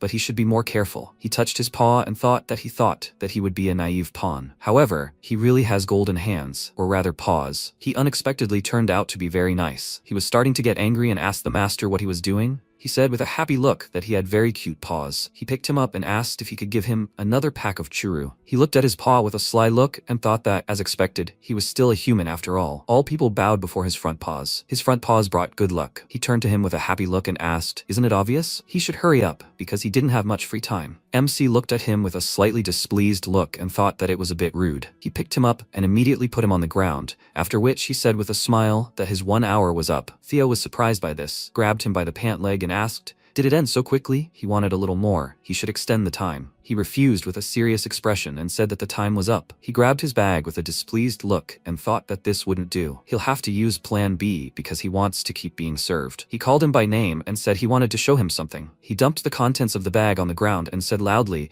that he should look at it. He was very surprised when he saw it. He started shaking and said loudly that these were spices. He started pouring salt on his hand, and he stood next to him and said smugly that he had won a lot of awards for photography. Sejun tasted it and was very happy when he felt the taste of salt. He sniffed the pepper and said loudly that this is what spices taste like, when he hadn't tried it for several weeks. Teo asked happily what he thought about it. Didn't he deserve another 2 hours considering these things? He happily picked him up in his arms, started spinning with joy, and said loudly that he would agree even for 24 hours. He was very happy about this, and said that he would be served for a full 24 hours. After some time, he was sitting in front of the fire, skewering pieces of fish and onions. The smell of cooking food reached the rabbits' houses, causing them to wake up and all come out of their houses. One of them made a sound, which caught his attention, and he asked if they had slept well. He wished them good morning, and said that they should sit down quickly. Today, he would show them his cooking skills a little. There were already a lot of different dishes lying around the fire, which surprised the rabbits. He began handing them skewers with cooked food, and said that, by the way, he had fried the fish separately with salt and separately with pepper, so they could choose what they liked best. He watched their reactions, laughed, and said that most white rabbits don't like too spicy food. He noticed the black rabbit's contented look and asked if he liked it. He made a contented sound, and the protagonist looked away and said that Theo was still sleeping. He approached him, lifted him up, and told him he should wake up. It was time for breakfast. He woke up and immediately smelled fried fish. He handed him a skewer and asked what he would choose, salt or pepper. He asked loudly, with a displeased expression, "What kind of nasty thing is this?" He decided to mock the sacred fish. After that, they sat down to eat together, and he said that honestly, he just didn't understand the beauty of fried salted fish. He sat happily on his feet and said that, as expected, regular fried fish was much better than the fish he fried his way. After breakfast, they all began to work on the garden together. He cut tomatoes, and the system notified him that he had successfully harvested 7 ripe magical cherry tomatoes, and his experience had increased. His level 3 harvesting skill was significantly improved. Improving his level 1 harvesting skill affected his harvesting skill, which increased by 5% and received 70 experience points. MC read this with a happy look and said that the training short blade can be used not only in combat. All skills that use this blade increase by 5%. As he thought, a B-class item is different from ordinary ones. You need to work hard to improve your skills. He called Teo and said that this is really worth it. You should take it. He asked, he, a great merchant, so why is he doing such things? He asked, then what about him? He is a boss, but he also works. He was surprised by this and asked, was he a boss? He agreed and said that now he should hurry. He agreed and asked, however, is a boss of a higher status than a merchant? He confirmed it, and he said with surprise that this is useful information. He needs to try harder. He laughed slyly and thought that one day he will become a boss and monopolize his work. He started to leave and said that the bag is full, now he will go. He called him by name and said that when he stopped at the shops, he should buy what they needed. He would definitely have to stop at the blacksmith's and take what he liked from the lottery corner. He thought that he couldn't let his talent fade. Theo agreed and said that he would be back soon. They waved goodbye to each other. Sejin turned around and asked, then, should I finish the tomatoes on this side and take a rest? He continued cutting tomatoes, and the system notified that he had successfully grown 6 ripe magical cherry tomatoes. His work skill increased, and his level 3 harvesting skill increased. He received 90 experience points. He was a little surprised by this and asked, isn't that the amount of experience he could get for simply growing 6 cherry tomatoes? The system notified that the magical cherry tomatoes grown in the tower were nutritious and delicious. When consumed, it burns 20 grams of body fat, increases mana by 0.2 points for 10 minutes, and fills you with energy. The effect of cherry tomatoes stacks up to 10 times in 1 hour. He is the creator. The shelf life is 60 days, rank D. He looked at it with a happy look and asked, is the harvest rank D? All the stats have almost doubled. Besides, it has become even tastier. Is this all a D-rank harvest? Could it be that all the plants he touched have improved to rank D because he is now a D-rank farmer? If Theo had stayed a little longer, he would have been able to sell D-rank cherry tomatoes. It's a pity, but nothing can be done now. Since they have become so much tastier, maybe they should eat it all together and get some sleep? At the same time, he was walking through the forest and with a slightly sad look said that for some reason, he felt upset. At the same time, Aileen came to the storage where the statuette was. The system announced that it was an ice statue made by Kaiser Fritani. Model, Aileen Fritani. Material, ice block from the Kingdom of Blue Penguins. She broke the statue with a sharp swipe of her tail and put a bag of dried potatoes in its place. She looked at it with a satisfied expression and said that this warehouse was imbued with a spell of eternal preservation. She would save this instead of eating it, because her human gave it to her. She took the sphere and asked if maybe she should check what he was doing through that crystal ball. She saw him and said that he was resting and sleeping, unaware of all the dangers that surrounded him. Should the almighty black dragon keep an eye on him? She noticed something strange, and this attracted the dragon's attention. The protagonist saw many messages asking him to wake up, and he asked the tower manager what was going on. He sat up and saw a system window that said the tower manager was warning him that it was not time to sleep. He noticed the silhouette of an animal against the sun, and asked loudly with a surprised expression, is this a monster? A system window appeared in front of the bear cub, demanding that he leave. The animal was surprised by this, slipped, and began to fall. He quickly began to put on his shoes, ran towards it with a worried look, and told it to wait. He managed to run up to it and caught it with his hands. He looked at the animal, and the system notified him that it was a giant scarlet bear cub. He looked at it with a surprised expression and wondered if this was the same monster he saw during the blue moon. Do such scary animals have very small and cute babies? The system notified him that the tower manager was asking why he caught the fallen scarlet bear cub. He looked at it and asked how he could not catch it. He couldn't let it fall. It was dangerous. The system notified him that the tower manager was advising him to immediately get the bear cub out of the cave. She said that the animal's mother was definitely walking around somewhere and looking for it. He put the bear cub on the ground and said that even if he put it back, it was too small. Would it be right to put it back up?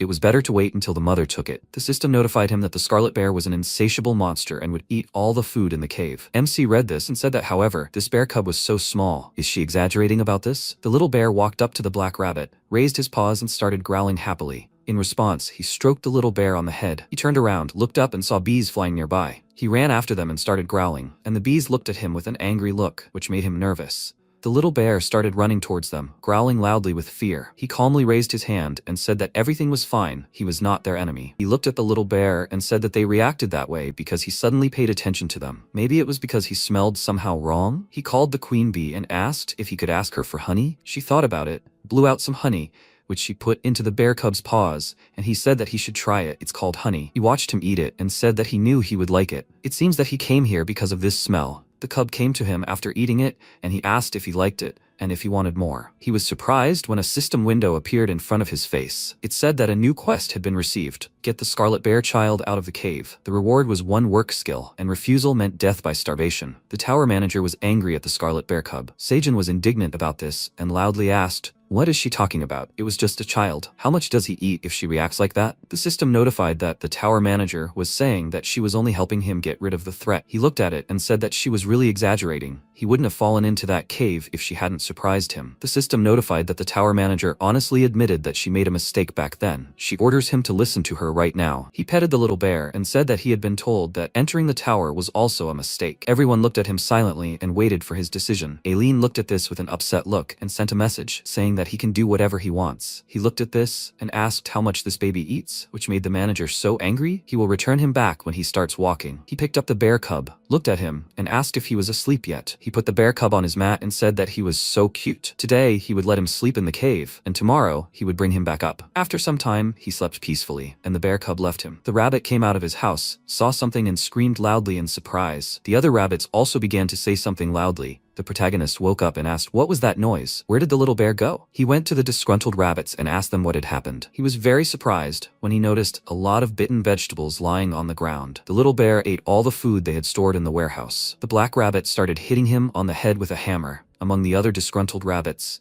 and he looked around and said that almost a third of the sweet potatoes and carrots were gone. He didn't even touch the cherry tomatoes. The little bear ran away from them to him and began wiping away tears when he picked him up. He looked at him with a surprised expression and asked, "Has he grown so much in one day? Yesterday he was practically the same size as the rabbits." He thought he forgot that he was in a tower. This is a place where food can accelerate growth. There is nothing strange here. He remembered the warning from the manager and thought that he should have listened to that warning. He saw a notification that the tower manager said that scarlet bear cubs were the most terrifying monsters, capable of easily eating 100 kilograms a day as long as they had food. MC sadly apologized and said that he thought she was just jealous because he was feeding the cub. He didn't even think that things were that bad. The system notified that the tower manager said that it was much more important now to remove the cub from the cave. He agreed and asked, but how would he do it? After some time, he tied the cub and said that great, he was tied well. He looked up, waved his hand and asked, "Are they ready?" The rabbit made a sound of agreement. He counted down, after which the rabbits, together with the bees, began to pull on the rope, the other part of which was tied to a tree. With their combined efforts, they managed to lift the cub, and he loudly said that they were doing well. The bear cub began to panic and wave his paws with a worried look. Seijin extended his hand with honey and said that it was time for him to return to his mother. The bear cub calmed down, began to eat the honey,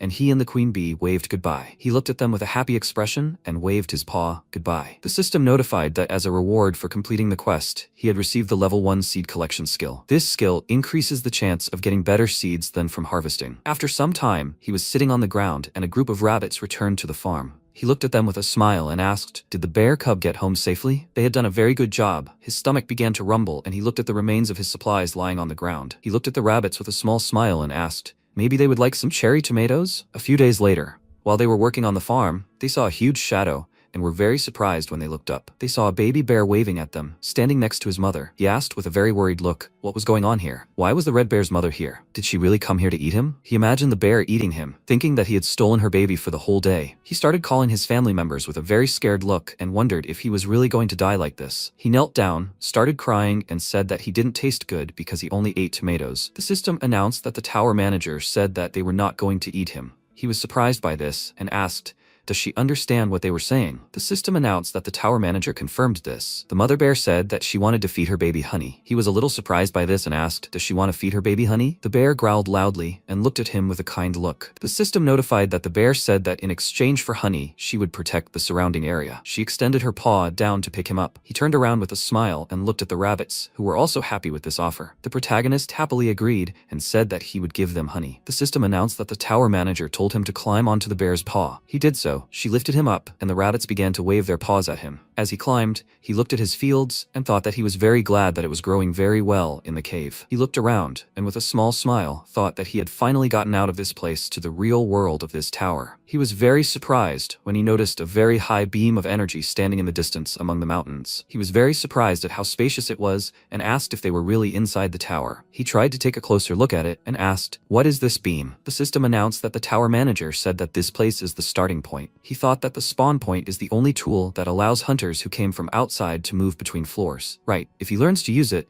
he will be able to leave the first floor and exit the tower. However, how can he get there? Will he have to go through all these wild forests? The bear lowered him to the ground. He thanked her and thought that, although this is impossible, considering that he is a human, he took the bear cub in his arms, called out to his mother, pointed his finger in the direction he needed, and asked if she could somehow take him there. She answered, and the system announced that the tower manager said that she refuses. He was interested in the reason for the refusal, and the system announced that she says that this place is not on her territory, so he needs to defeat about 3,000 monsters to get there. He looked toward the spawn and said that it meant he could encounter monsters on the way there. The system announced that it said this area starts with the forest and ends with the surrounding terrain. Most monsters don't go into the wild forests. It said it would be difficult to protect him if he went beyond the wildlands. Rabbits and bees from the farm came to him. He took his backpack from one of them and thanked him for bringing it. The bear cub approached the black rabbit, hugged him, and growled joyfully. He was also happy to see him and patted him on the head in return. The mother bear growled, blowing air through her nose at MC, and he remembered that he had promised to give them honey. He took out a bottle of honey, which attracted the cub's attention, and his drool began to flow. He poured the honey onto its paws, and it looked at it with a joyful expression. He looked at the mother bear and asked, "Does she want it too?" The system notified that she said she wanted the honey for the baby. Everything was fine. There was nothing to eat in the wild forests, so her cub was growing poorly. However, with him, her baby had grown up in a day. He laughed with a confused look, remembered the past, and thought that he had eaten a lot,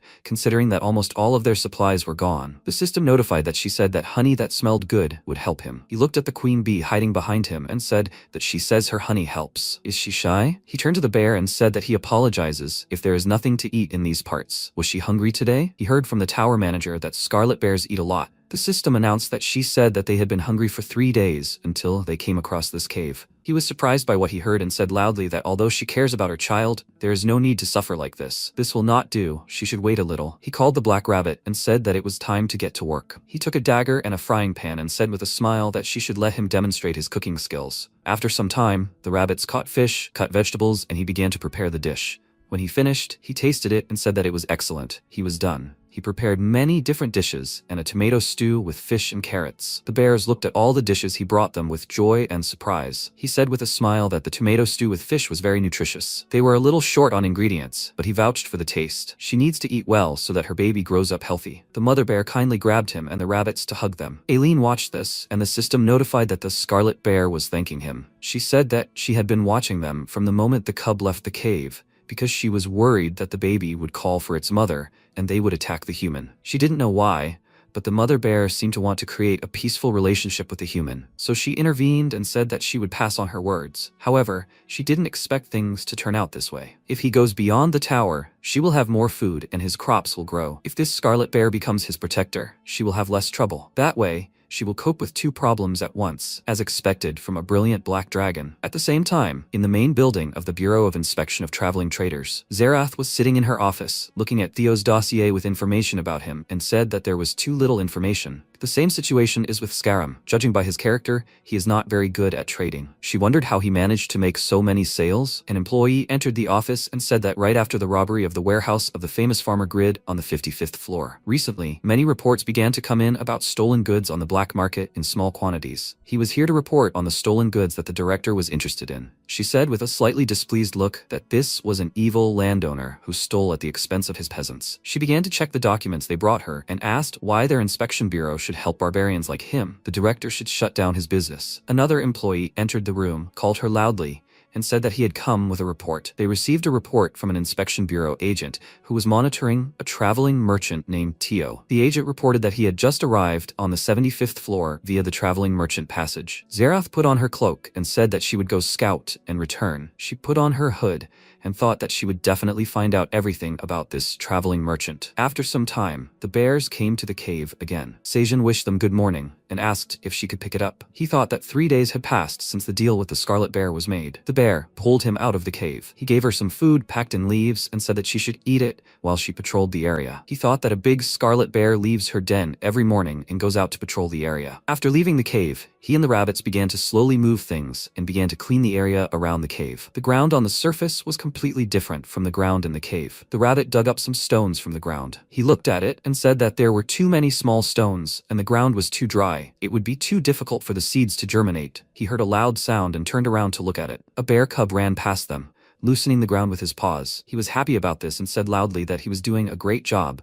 Now it would be easier to pick up the stones. He praised him for this, handed him a potato, and said that he should eat it. In 2 days, he had grown almost to his height. If he had stayed in the cave, he was afraid to imagine how much he would have grown. He started planting the field and said that the soil looked so empty, so he should plant carrots there first. Then he would need to plant cherry tomatoes. The bear cub approached the place where he had buried the vegetable, dug it up, and brought it to him. The protagonist, looking confused, said loudly that they weren't looking for treasure here. He looked at the field and said that he had eaten everything he had so carefully planted. Now, he needed to redo the entire field. If he continued to live with them, he would need to be taught how to grow vegetables. The rabbit approached the bear cub and started telling him something at length, which made him upset and start crying. At the same time, on the 38th floor, Theo approached the people and loudly announced that today he would be auctioning a basket with 300 magic cherry tomatoes. He had 1,800 of them in total. The players started raising their bids, and he quickly sold out of everything he had. He looked a little sad, saying there was less gold this time than last time. It would be great if everything went like last time. Dongsik came up to him, called him and asked. He saw that he had fulfilled the last contract, right? He turned to him and greeted him with a joyful look. He coughed and said that he was asking him to tell Seijin about this. He, a member of the Phoenix Guild, talked to his family so that they wouldn't worry anymore. Tio agreed and asked, however,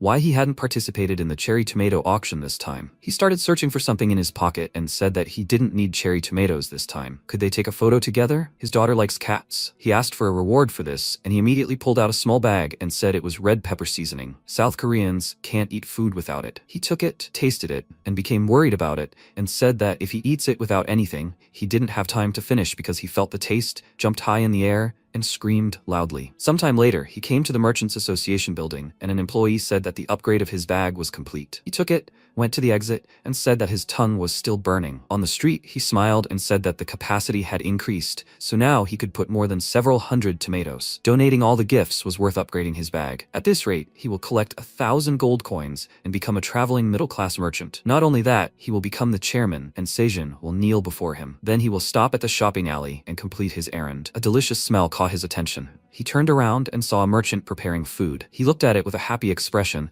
and said that he could cure his tongue with this delicious food. He came up and asked for 1 portion, and the seller said that it cost 1 gold coin of the tower. He asked for a discount, then walked down the street, ate and said that he got a discount today too. Zerath was walking down the street, noticed him and greeted him. Theo looked at her and asked, she's the newbie who was almost deceived by Skaram, isn't she? She said that she was so glad that he remembered her. She hid her anger and thought that he called her a newbie, but because of him, their operation failed. She gave her name and said that she didn't have time to introduce herself. He asked with a calm expression if she needed something. She said that she couldn't repay him for saving her last time, so she would like to treat him. He walked on, refused and said that he was busy now. She quickly caught up with him and asked why he refused. Maybe they could at least have a cup of tea? He refused again and said that he couldn't drink anything hot. She said that there was a cafe where you have to wait several years for a reservation. Her close friend worked there and he could get the best dessert there, a special pudding. He said that he didn't like sweets. She was quite clingy. She started to get nervous about this and wondered why he was so narrow-minded. She had an idea. She knelt down, loudly called his name and said that she asked him to listen to her. Theo was embarrassed by this and asked why she suddenly threw a tantrum. Zerath said that not long ago she started making a living as a traveling merchant, but she knew very little about trade. She was very impressed that he immediately caught the thief and saved a complete stranger. She respected him and would like to learn trade from him. She also called him a great merchant, which made him very happy. He said that if that was the case, he could teach her a little. She thanked him for it and thought with a sly smile that it worked. It was a win-win and had never let her down before. He said that it was embarrassing, so she should get up.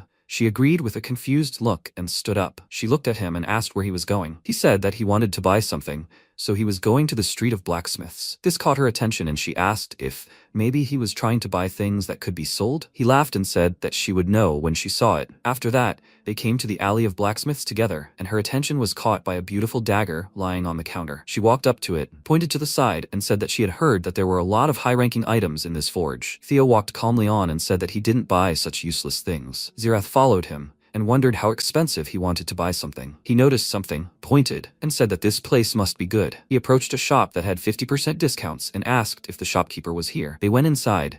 She began to look around and thought that this was a place with invaluable or indivisible things. In short, this shop sells trash. What merchant skills will he teach her? He approached the merchant and asked. The sign on the door said that all the things here can be bought for 20 tower coins. Is that true? He was reading a newspaper behind the counter, agreed, and said that most of the things here are not priced, so they don't know their price. If he pays for something that has rusted over time, they will repair it for him. He can choose what he wants. He abruptly slammed his paws on the table and said that he was asking for a discount. Zirath was very surprised by this and, with a shocked look, wondered if this was his bargaining skills. He was asking for this in a place where everything was sold at a discount. He wanted a personal discount on top of the general one and asked for it with such confidence. The merchant calmly said that he could buy something for 18 coins. She was surprised by this alone, but she was even more surprised when Theo said that he was asking for a bigger discount. The merchant called him insolent and said 15 coins, no less. He asked to lower the price to 13 and said that he comes here often, so he was asking for a little lower price. The merchant agreed to this and said that he hadn't laughed so much in a long time, but he wouldn't sell for less than 13 coins. He was happy about this, turned around and asked how she liked it. She laughed and said that it was really cool. She clapped with a confused look and thought that he was simply insisting on his point to the last. She came closer and asked, however, what does he want to buy here? He looked around the store, went to a pile of things, where he took out a straw hat and said that he would buy it. She looked at him with a puzzled look and asked,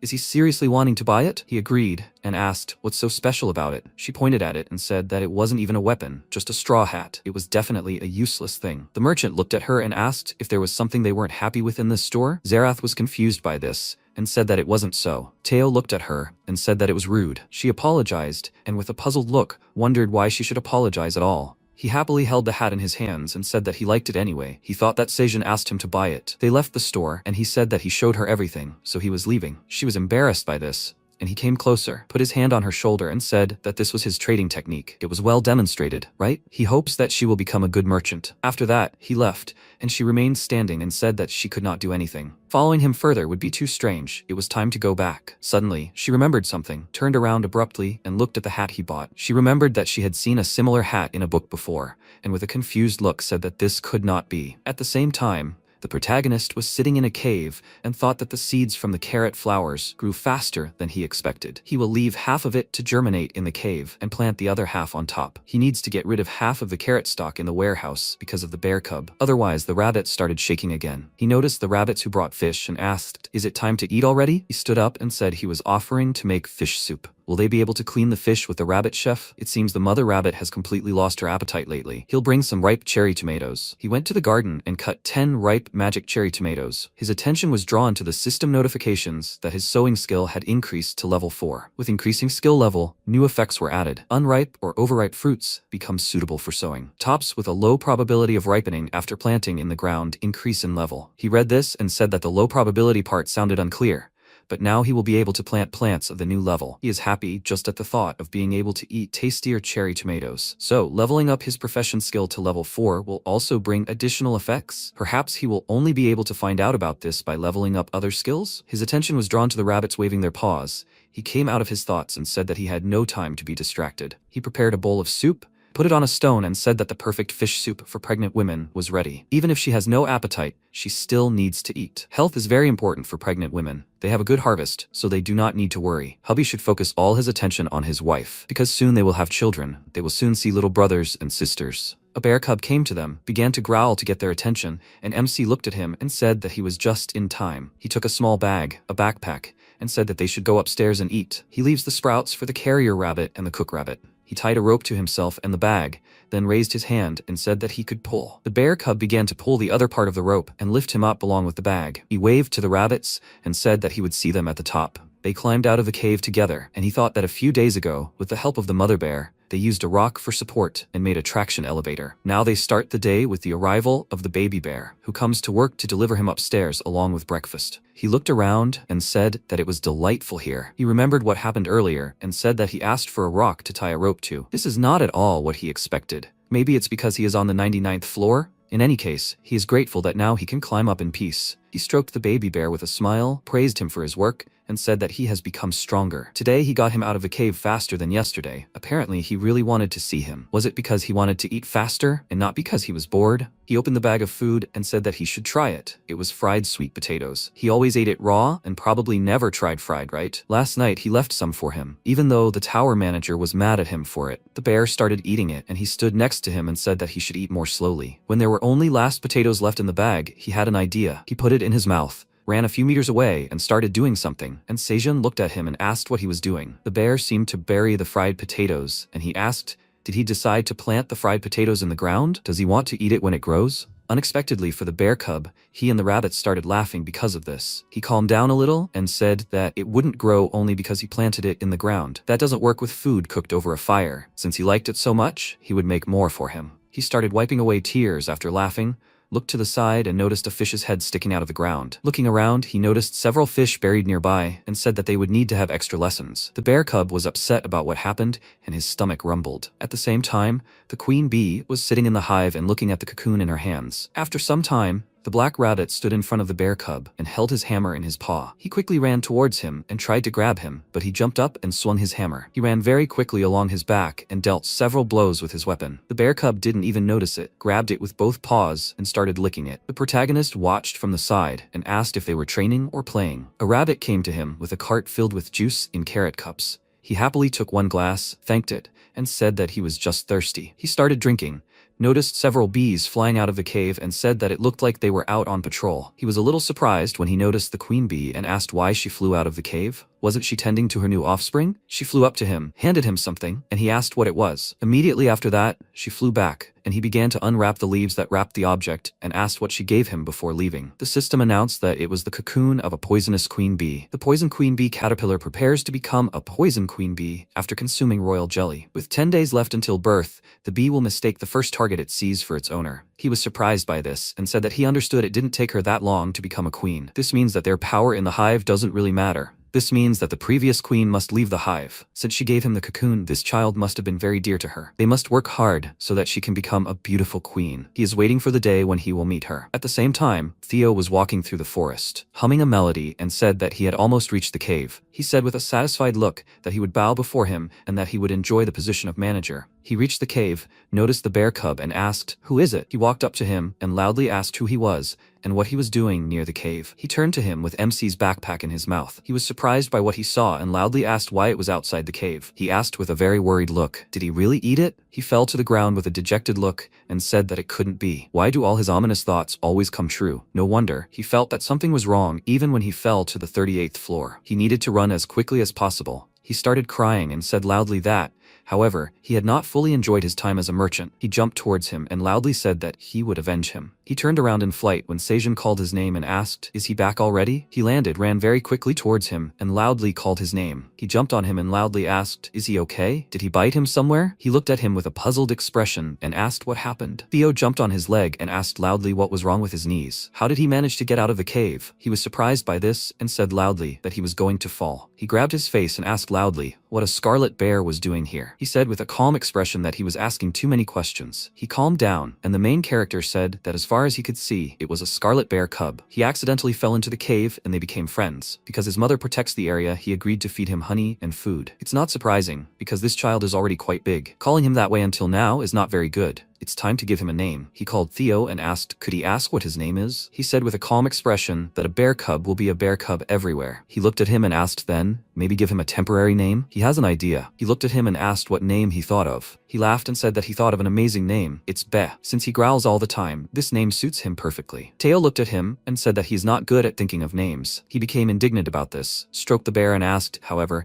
it is a suitable name, isn't it? He likes the new name too, doesn't he? He lay down on his back with a happy look. He continued continued to stroke him and said that as expected, he knew he would like it. He stood on his head and with a displeased look said that he should stop and watch. He again completed all the missions and sold all the items. With this result, how much time did he deserve to rest? He asked with a happy look, considering the time left, that will be 38 hours? He was happy about this and said that this is great. He will use all this time. MC gave him churu and said that now he should take his reward. He agreed and said that he had worked hard today. Beh came up to them and started eating it instead of him. He looked at him with a displeased look and asked what he was doing. He got very angry, hit him, and loudly asked how he dared to eat his churu. He would not forgive him for daring to disturb the chairman. He picked him up and loudly said that he should stop. Unexpectedly for both of them, he cried and started screaming loudly. Seijun looked around with a worried look and loudly asked, "Is it shaking?" He and Teo were very surprised when they noticed a mother bear who reached them incredibly quickly. She landed with a loud sound, stood next to her baby and looked at them. Beh told her what happened. She looked at him with a serious look. Teo looked at her with a very frightened expression on his face and started shaking. He said hello, gave his name and said that he was a traveling merchant. He showed his cloak and said that here is his merchant badge. It seems that he and her child had a misunderstanding. The mother bear looked at him with a frightening look and let out a very loud roar. He started crying from fear, asked for forgiveness, and said that they would not fight anymore. The protagonist stood nearby and said that they just had a little argument. Nothing bad happened, honestly. The mother bear calmed down, took a deep breath, and went back into the forest. He sighed with relief and said that he was lucky that everything worked out that way. He approached him and with a worried look said that he should stop crying. Theo started wiping away his tears and said that he was grateful that he was calming him down. He picked him up, asked for forgiveness, and said that he should have told him about it earlier. The rabbits also came to support him and began licking him, thanks to which he stopped crying. The other rabbits started doing the same, which made him laugh and say it tickled. MC laughed and asked if they were all going to climb on him. The bear came up to them with a sad look and licked Theo too. He said with a smile that he was also asking for forgiveness and offered to be friends from now on. However, he still asked not to eat his food. He held him in his arms, yawned, agreed with him, and said that they should all be friends. They all sat down together and fell asleep, and wifey and hubby climbed out of the cave. He went to the bag left on the ground and happily took out a new straw hat from there. She pointed her finger at them while they were all sleeping together. They came up to them, put the hat on Seijun, and also fell asleep. At the same time, Kaiser Furtani tried to do something with the big crystal, but he didn't succeed, and he loudly asked why the tower doesn't open. Anton Furtani stood next to him and told the gentleman that he should calm down. He asked loudly with a displeased expression, does he think it's possible to remain calm in such a situation? He can't keep an eye on Eileen anymore. 10 years and a few days have passed since the capture. He was finally able to get the cure, but the portal won't open for some reason. The tower's emergency system is also inactive, which means they have no other ways to get there. They are stuck here, unaware of what's going on there. He asked with a calm expression, doesn't the fact that the Black Tower's emergency system didn't work mean that it hasn't been captured? They still have time. They understand his feelings. After all, they are all Fritani. They have all gathered here for her. And of course, they are worried too. The tower manager's office is at the center of all the mana that supports the tower. Dragons fly around the tower to control it, and at the same time feed on power. All the dragons abandoned their posts because of Aileen's illness. To find a cure for her, they had to risk and sacrifice a lot. These dragons have gathered here to heal her unstable body,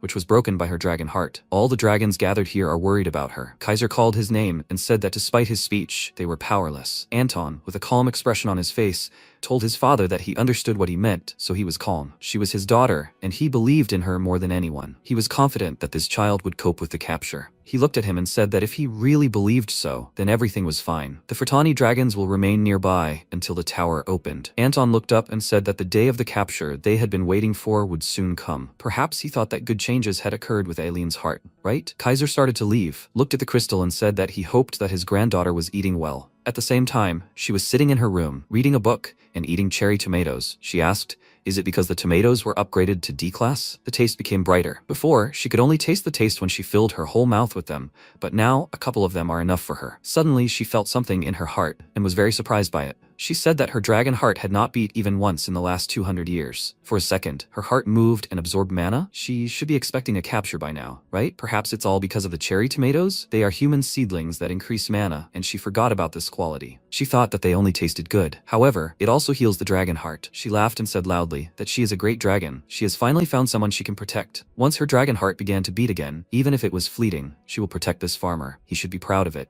Her favor is a true blessing to others. Did he acquire an unnamed thing while she wasn't looking? He is so restless.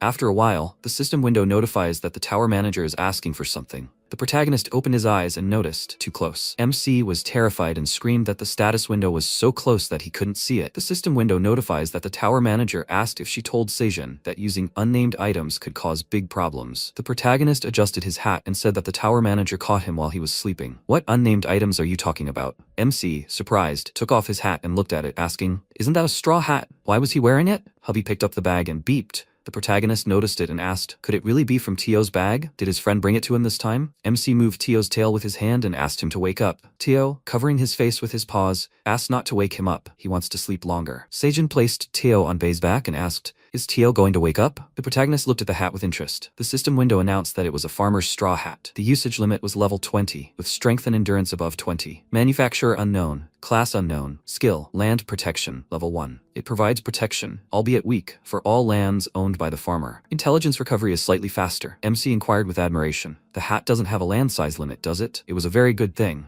but it had usage restrictions. The system window announced that the tower manager advised MC to evaluate the straw hat first. Seijun agreed and asked if she would give him a quest. The system window announced that a new quest had appeared. You need to send an unappraised straw hat to the tower manager. There is no reward, and if you refuse, it cannot be appraised. The hat instantly teleported, and the system window notified that Seijun had completed the quest. At the same time, Aileen looked at the hat that had appeared in her hand. She raised her hand and asked, it's time to show off my skills, right? Aileen brought her hand to the hat and used the appraisal skill. Bright blue mana enveloped the straw hat. Aileen joyfully exclaimed, this is the item. The system window notified that the manager was looking at the appraised item and was pleased. She congratulated the protagonist on how good the item turned out to be. MC clarified, is the manager congratulating him? The system window notified that a new quest had appeared. The tower manager wants the protagonist to promise to give her sprouts infused with blue moon energy during the next blue new moon. The reward is a properly appraised straw hat. If he refuses, the MC won't get the hat. Seijun was surprised and asked, are these really sprouts filled with the energy of the blue moon? He scratched his chin thoughtfully and noted that the blue new moon was coming soon. His field had grown, so the protagonist thinks he can give that much. The MC made a deal with Aileen. The system window notifies that Aileen wants Seijun to pinky swear. The tower manager revealed her name to him and said that it was a great honor that he managed to find out. The protagonist smiled and clarified that it was not necessary to say the name. The system window notifies that the tower manager is angry and asks whether the protagonist wants to return the straw hat or not. She nervously stamps her feet on the floor, saying that it should be a great honor for the MC. Seijun smiled tensely and agreed with her. He said that it was an honor for him to know her name. The protagonist extended his pinky and, introducing himself, promised to give the harvest to Aileen when he imbues the sprouts with the energy of the blue moon during the next blue new moon. The system window notifies the manager that this is his first promise to her. The protagonist looked at the system window in bewilderment, and Aileen extended her little finger toward the magic ball. She confirmed and replied that this was their first promise. After some time, the system window notifies that the MC has completed the quest. The reward for completing the quest is an artifact. Seijun received the straw hat of St. Patrick of the Land. The protagonist raised his hands in amazement. The system window notifies that this is an artifact, the straw hat of St. Patrick of the Land. The straw hat always worn by Farmer Patrick. He was nicknamed a saint because he saved many starving people with his own grown vegetables. It is one of 10 artifacts that exist only in the Black Tower. Depending on the user's work level, the restrictions on use change. Restrictions on use include people whose profession is not related to farming. Creator Patrick. Skills. First level land protection. The protagonist cried out in amazement. Could this really be one of the tower's 10 artifacts? This was the first time he'd heard that the appraised item was classified as an artifact. The original level and stat restrictions disappeared. Instead, a ban on those who are not farmers appeared. MC happily placed his hat on his head and said that given that abilities will increase depending on the user's work level,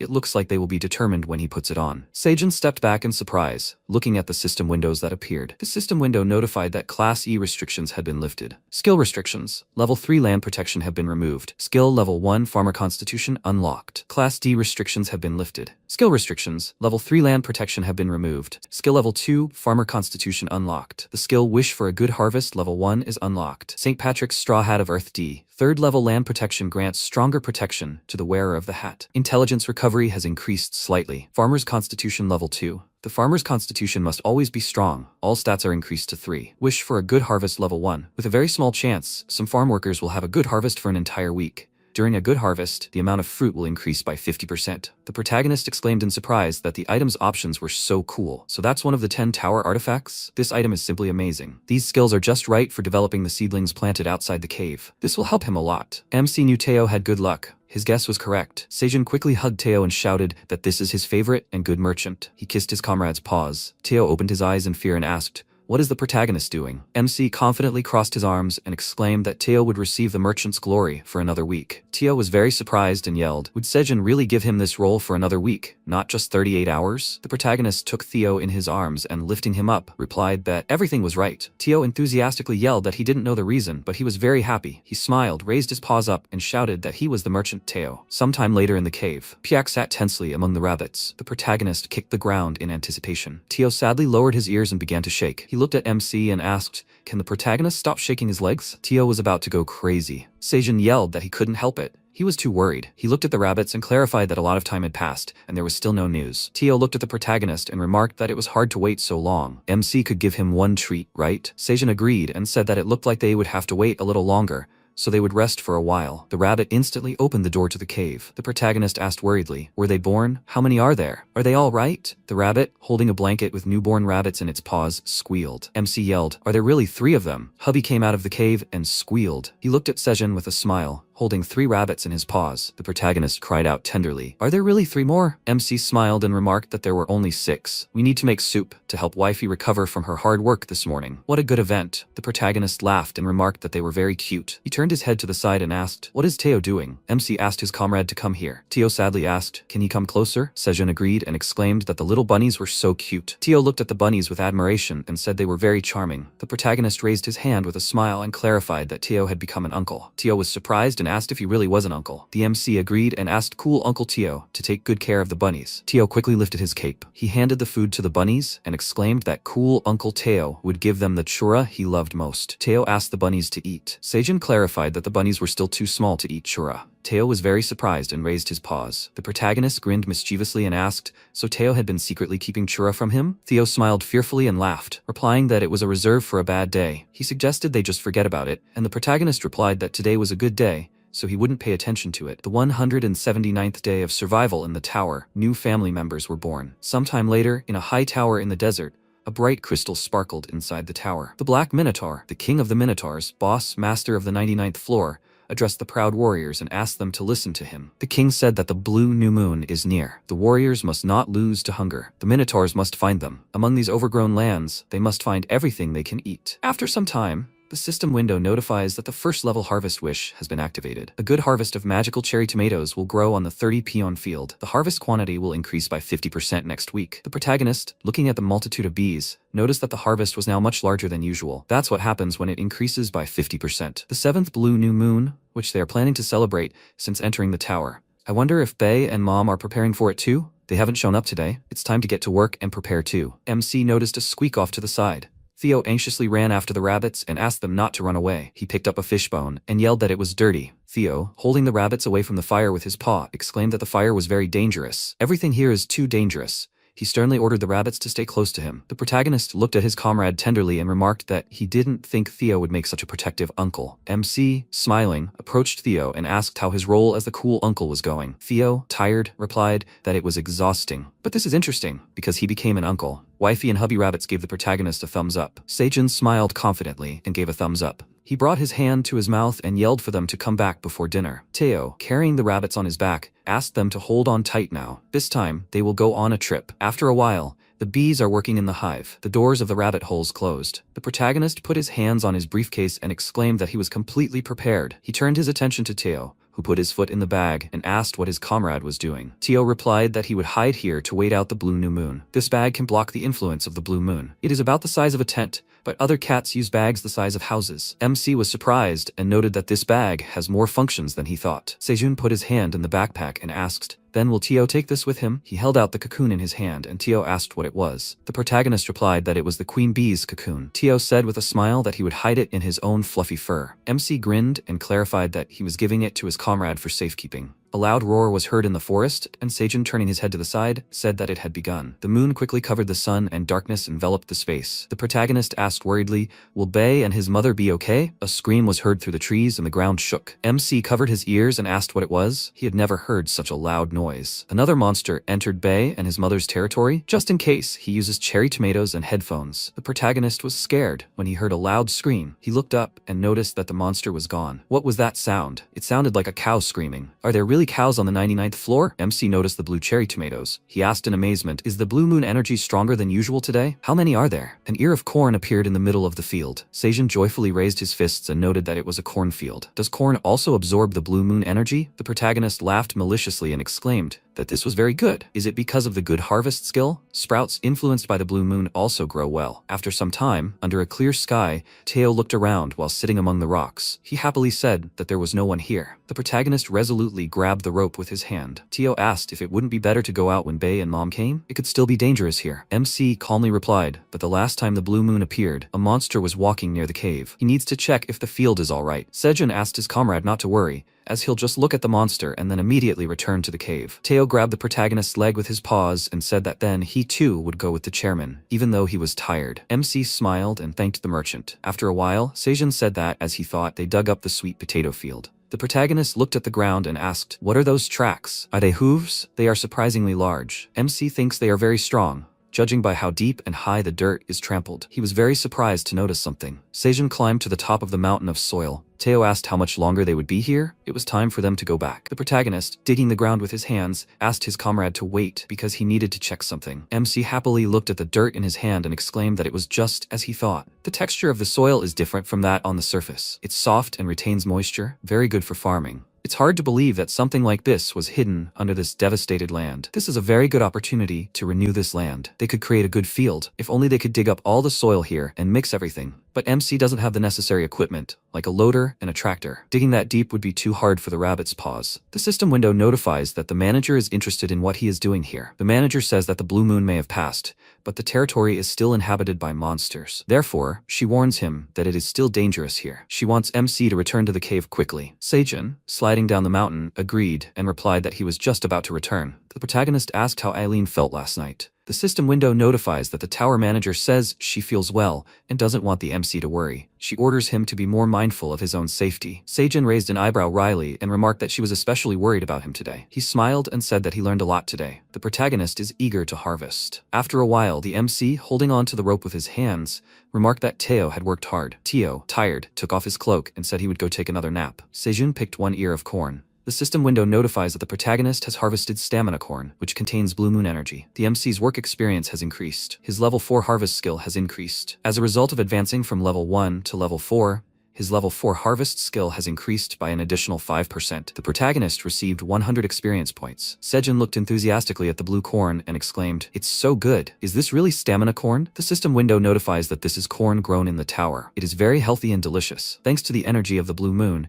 it has become even tastier. When consumed, stamina automatically increases by 0.1. Creator, Seijin. Shelf life is 60 days. The protagonist noted that apparently because the class had improved to D, the stats had improved. He brought the corn to his mouth and clarified, "Is that so important?" Right now, it is more important to taste this crunchy texture and taste of the corn. MC smiled madly, wiping the drool from his mouth. The system window notifies that the tower manager is asking if he remembered his promise. Seijin agreed and replied that it couldn't be helped. The protagonist plucked a cherry tomato from the bush. He said that this time the blue moon harvest was rich. MC picked up the plate of tomatoes and asked the manager to take 5. The system window notified him that the tower manager thanked him. She would definitely repay him in the future. Seijin raised his hand, smiling, and said he would wait. He thought that 300 blue cherry tomatoes would be too much. At the same time, Aileen happily said that these were cherry tomatoes with blue moon energy, and she had 5 of them. She looked at the tomato with interest, and noted that if regular cherry tomatoes helped her heart beat, then blue cherry tomatoes would help even more. Aileen quickly popped 5 tomatoes into her mouth. She joyfully pressed her hands to her cheeks and exclaimed that they were very tasty. Aileen quickly twisted her head from side to side and shouted that the taste is not important now. She needed to focus on the flow of mana. Aileen concentrated on the flow and thought that she needed to go a little deeper. She opened her eyes and, looking at her chest, exclaimed that this was a dragon's heart. A red stream of mana surrounded her body and Aileen froze in pain. She instantly fell to the floor. After some time, the corn is in a pot standing on the fire. The water boils away from the pot. The protagonist, sitting by the fire, crossed his arms and said that this is good. It's time to use the pot that Teo brought. Now, with normal cookware, it will be possible to steam corn. MC should dry the corn leaves well and make corn silk tea. This way, he will have another drink. Seijin looked at the rabbits and wished them good morning. He asked how things were going. Hubby pointed at the door and squeaked. The protagonist noted that they must be sleeping with wifey. MC, smiling, held out his hands with tomatoes lying on them and asked to look. This is a harvest charged with the energy of the blue moon. Now they also have blue corn. He is boiling it now. MC looked at the pot and suggested eating the corn together. Hubby pointed at the tomato and squeaked. He opened his mouth and pointed at it. Sejin asked if one cherry tomato would be enough. Do they want the protagonist to eat the blue corn alone? The protagonist petted Hubby and exclaimed, as expected of a rabbit's father, but he still can't eat it all on his own. So they'll have breakfast, pick some corn, and have lunch together. The rabbits looked at MC with pleasure. After a while, bees flew over the tomato field. The protagonist opened the lid of the pot and smoke rose up.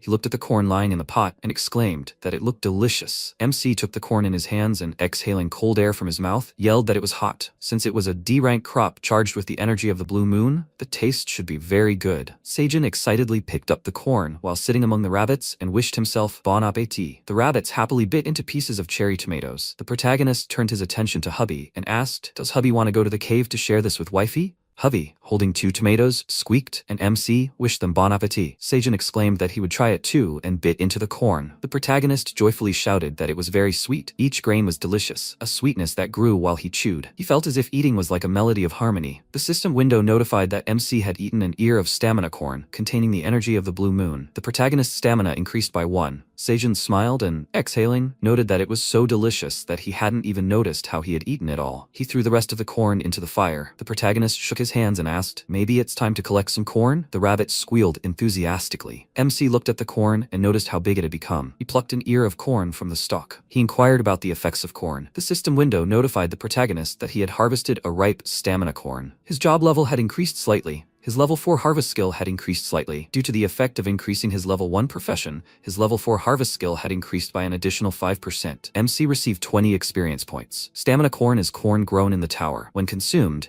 it burns 20 grams of fat and increases physical strength by 0.2 for 10 minutes. The effect can be stacked up to 10 times per hour. When consumed by unawakened people, it burns 20 grams of fat and increases skin elasticity. It was created by a farmer at Sejin Tower, and its shelf life is 60 days. The protagonist clarified that mom would have liked this corn because it improves the skin. Maybe the next time he delivers news to his family, he should send them the harvest too? Bae and mom growled. Looking at MC, the protagonist looked at them happily and greeted his comrades. He climbed up on a rope and asked how last night went. Sejin poured honey on Bae's paws and asked if it must have been hard, since his friend hadn't eaten anything yesterday. Bae growled with great joy. Mom smiled and growled back. The protagonist clarified that he would bring some fried fish for Bae's mom a little later. Teo, rubbing his eyes with his paw, said it was time to work. MC asked why the merchant hadn't slept yet. Teo replied that he didn't want to waste time sleeping. He was getting ready for work. After all, Teo was the most professional traveling merchant of all the merchants. Sejin noted that Teo reasoned like a true merchant. Teo grabbed the protagonist's leg with his paws and asked to be taken to the traveling merchant's passage. Bae grabbed Teo by the cloak. MC clarified that Bae said he would take Teo and wished them luck. Teo, irritably moving his paws, yelled that his bag was here. Sejin clarified that while Bae was taking Teo to the passage, maybe they could tidy up the ground. At the same time,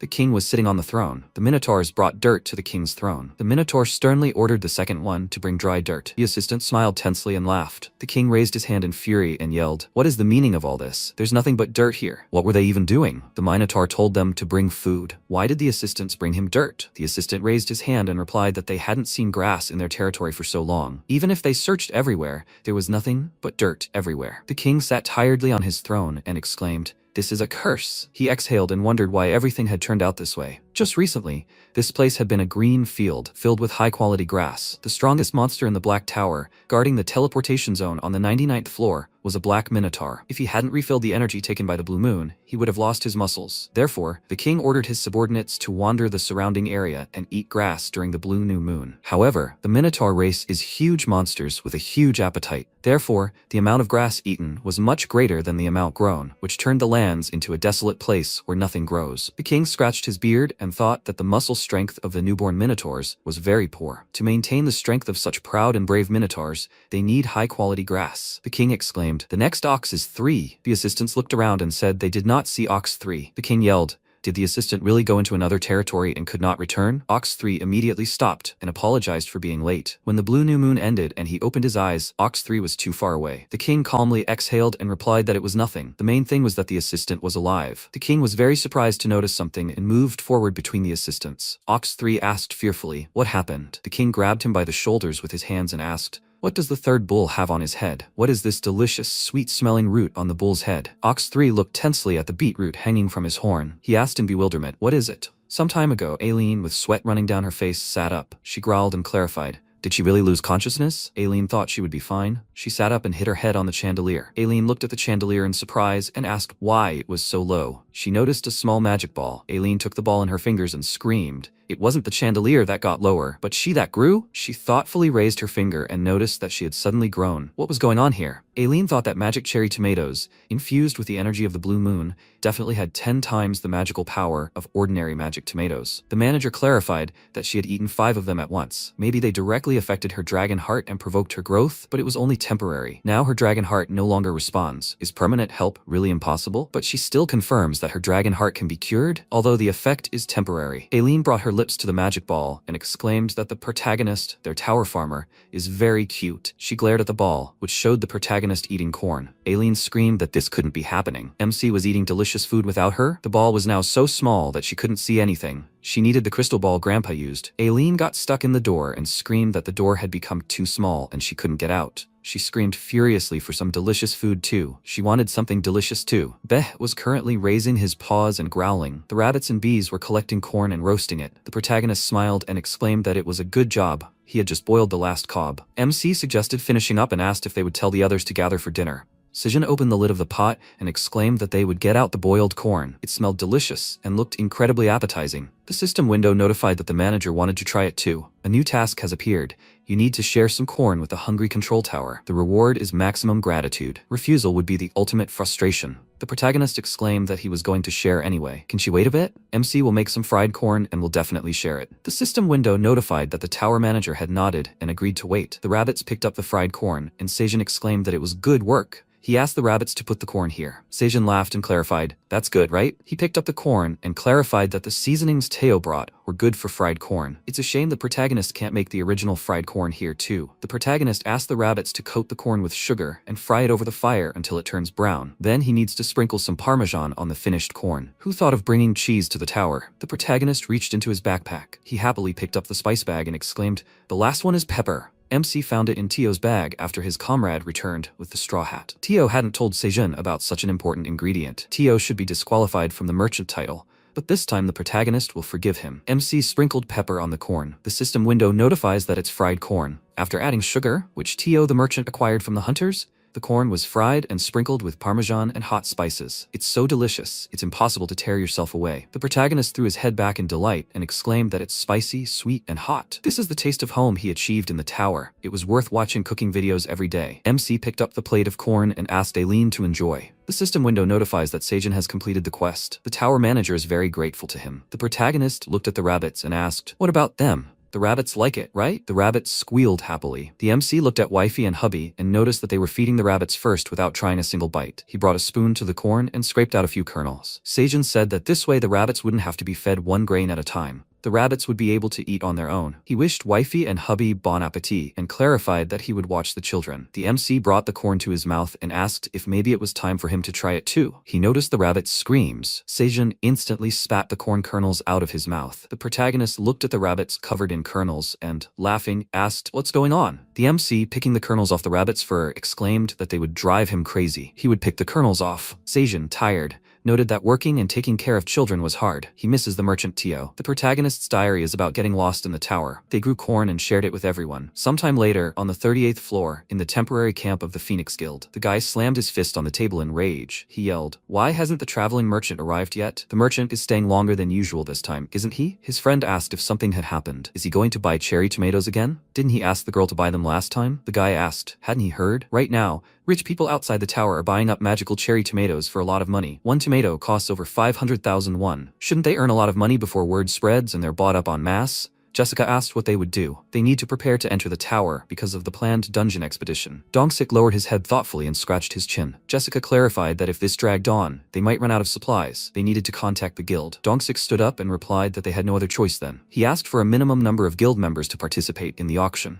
The rest should go to the tower to prepare. He knew the traveling merchant, so he would stay here just in case. The guild members left the camp. Dongsik, smiling, clarified that he thought Jessica would stay. He didn't think Suha would be here instead. She replied that Jessica had said she no longer needed tomatoes and had shared her place with Suha. The captain asked if she would participate in the auction. Was Suha also interested in tomatoes? Suha disagreed. She smiled and winked, exclaiming that she wanted to give Teo his churu. Dongsik laughed and replied that everything was clear. Teo's a cool guy. At the same time, Tio, joyfully humming a melody, said that they needed to hurry. The kids are waiting for their own cool uncle. He tiredly wiped the sweat from his forehead with his paw and, looking down, noticed that he was here. Tio stopped near the traveling merchant's passage on the 60th floor. He clarified that he had always felt this way, but he thought this passage was the longest. Tio felt like the passage stretched all the way to the sky. The inspector, holding documents in her paws, called the next one. She asked for the name of the agency and class. Tio said that he was a newcomer, a traveling merchant. He wanted to use the regular trade route connected to the 38th floor. The merchants noticed the huge wolves. Elka clarified, was it him? The clan's silver wolf pointed at the drawing and replied that he seemed to resemble the cat in the picture. The assistant noted that nothing, except the fact that he was a cat, was appropriate. This freak, the forge owner, can't draw at all. Don't your comrades think so? The comrade said he didn't see a straw hat in the cat's hands. The wolf called the comrade a fool and replied that the merchant probably put the hat in his bag. Why would a merchant carry it in his hands? The comrade asked in bewilderment why the landowner even needed such a hat, and an ordinary one at that. Elka sternly replied that it didn't matter. They, the Silver Wolf tribe, are the best free mercenaries in the tower. They only need to follow the client's orders. The wolf put on his hood and offered to follow the merchant now. They all took the merchant's IDs, right? The comrade scratched his forehead thoughtfully and agreed. At the same time, Zirath stood behind a tree, watching the mercenaries. She wondered, could it really be a tribe of silver wolves? Why would they pursue Tio? Zirath remembered the hat and wondered if that was why. A very problematic tribe was following Tio. Is this hat really so important to the landowner that Grid turned to mercenaries? Zirath confidently exclaimed that she needed to keep an eye on them. She couldn't even imagine what could happen. Sometime later, in the forest, rabbits were collecting soil. They were working together to restore the lands destroyed during the blue new moon. The protagonist joyfully exclaimed that the clumps of dirt and mounds had disappeared very quickly. He knelt down, holding a bag in his hand, and suggested planting this today. The rabbit looked with interest at the contents of the bag, which contained peanut seeds. This morning, MC collected all the remaining corn and leveled up to level 6. Seijin said that leveling up his agility was worth it to increase his work speed. He was able to plant all the peanut seeds in just a few hours. In addition, there was a small change in the seed store. Some time ago, the system window notified that 100 cucumber seeds were available for 0.2 tower coins, 100 radish seeds for 0.1 tower coins, 1,000 peanut seeds for 5 tower coins. The protagonist thoughtfully scratched his chin and noted that peanuts are good for restoring the fertility of the land. They germinate well even in rough soil. MC decided to buy peanuts. The system window notifies that Seijin has purchased 1,000 peanut seeds. 5 tower coins have been deducted from his account. 50 points have been accumulated from seed planting miles. In total, the protagonist has accumulated 106 points from seed planting miles. 100 points will be deducted to advance to the next class. MC asked in amazement, can he upgrade his class? The system window notifies that Seijin's class has changed from novice to amateur. In the amateur class, 4 different types of seeds will be displayed on the screen. The protagonist can purchase any number of seeds this way, up to the cost of 5 tower coins. The level 1 seed store has been upgraded to level 2. MC will be able to use the level 2 seed store again in 30 days. A bag of seeds fell into the protagonist's hands. Seijun excitedly noted that he had gone from being a novice to an enthusiast, and the number of seed varieties had increased from 3 to 4. He was already very interested in using the new store. The protagonist thought he was getting greedy. He wondered how many varieties of seeds he could buy. Currently, MC thought he needed more new seeds. The corn plantation he had harvested would no longer bear fruit. Seijun patted Bei on the head and thanked him. Bei laughed and growled. They cut off all the sprouts and laid them on the ground to cover the field where the peanut seeds were planted. The comrades used them to retain moisture so they wouldn't dry out in the sun. The protagonist was able to delay the watering period a little, which gave him some free time, so the MC will use his labor elsewhere. Seijin placed the plate with corn seeds on the ground, and wiping the sweat from his forehead with his hand, clarified that he had finished collecting corn seeds for the next planting. He would leave them in water for a day and plant them tomorrow. The rabbits surrounded the plate with seeds and squealed. The protagonist picked up the plate and exclaimed that they couldn't eat this. The rabbits, tired, climbed onto his legs. The MC noted that they were probably bored. They were busy expanding the field outside, so there was no one free to play with the children. Seijin decisively raised a finger and exclaimed that he had a good idea. He put his hand in his backpack and asked the children to come here. The protagonist would give them fun work. The MC smiled, putting small bags on the rabbits, and remarked that they looked like they were in a kindergarten. He asked the rabbits to run with these bags and give each working adult 1 corn stick. The rabbit opened the bag and bit off a piece of the corn stick. Seijin yelled at them not to take them out now. He asked the rabbits to come here to fill their backpacks. He will put carrots in there again. The protagonist enthusiastically raised his finger and ordered the support group to run forward. The rabbits ran quickly and squealed. The adult rabbits thanked the children for the food. MC asked if maybe when Teo returned,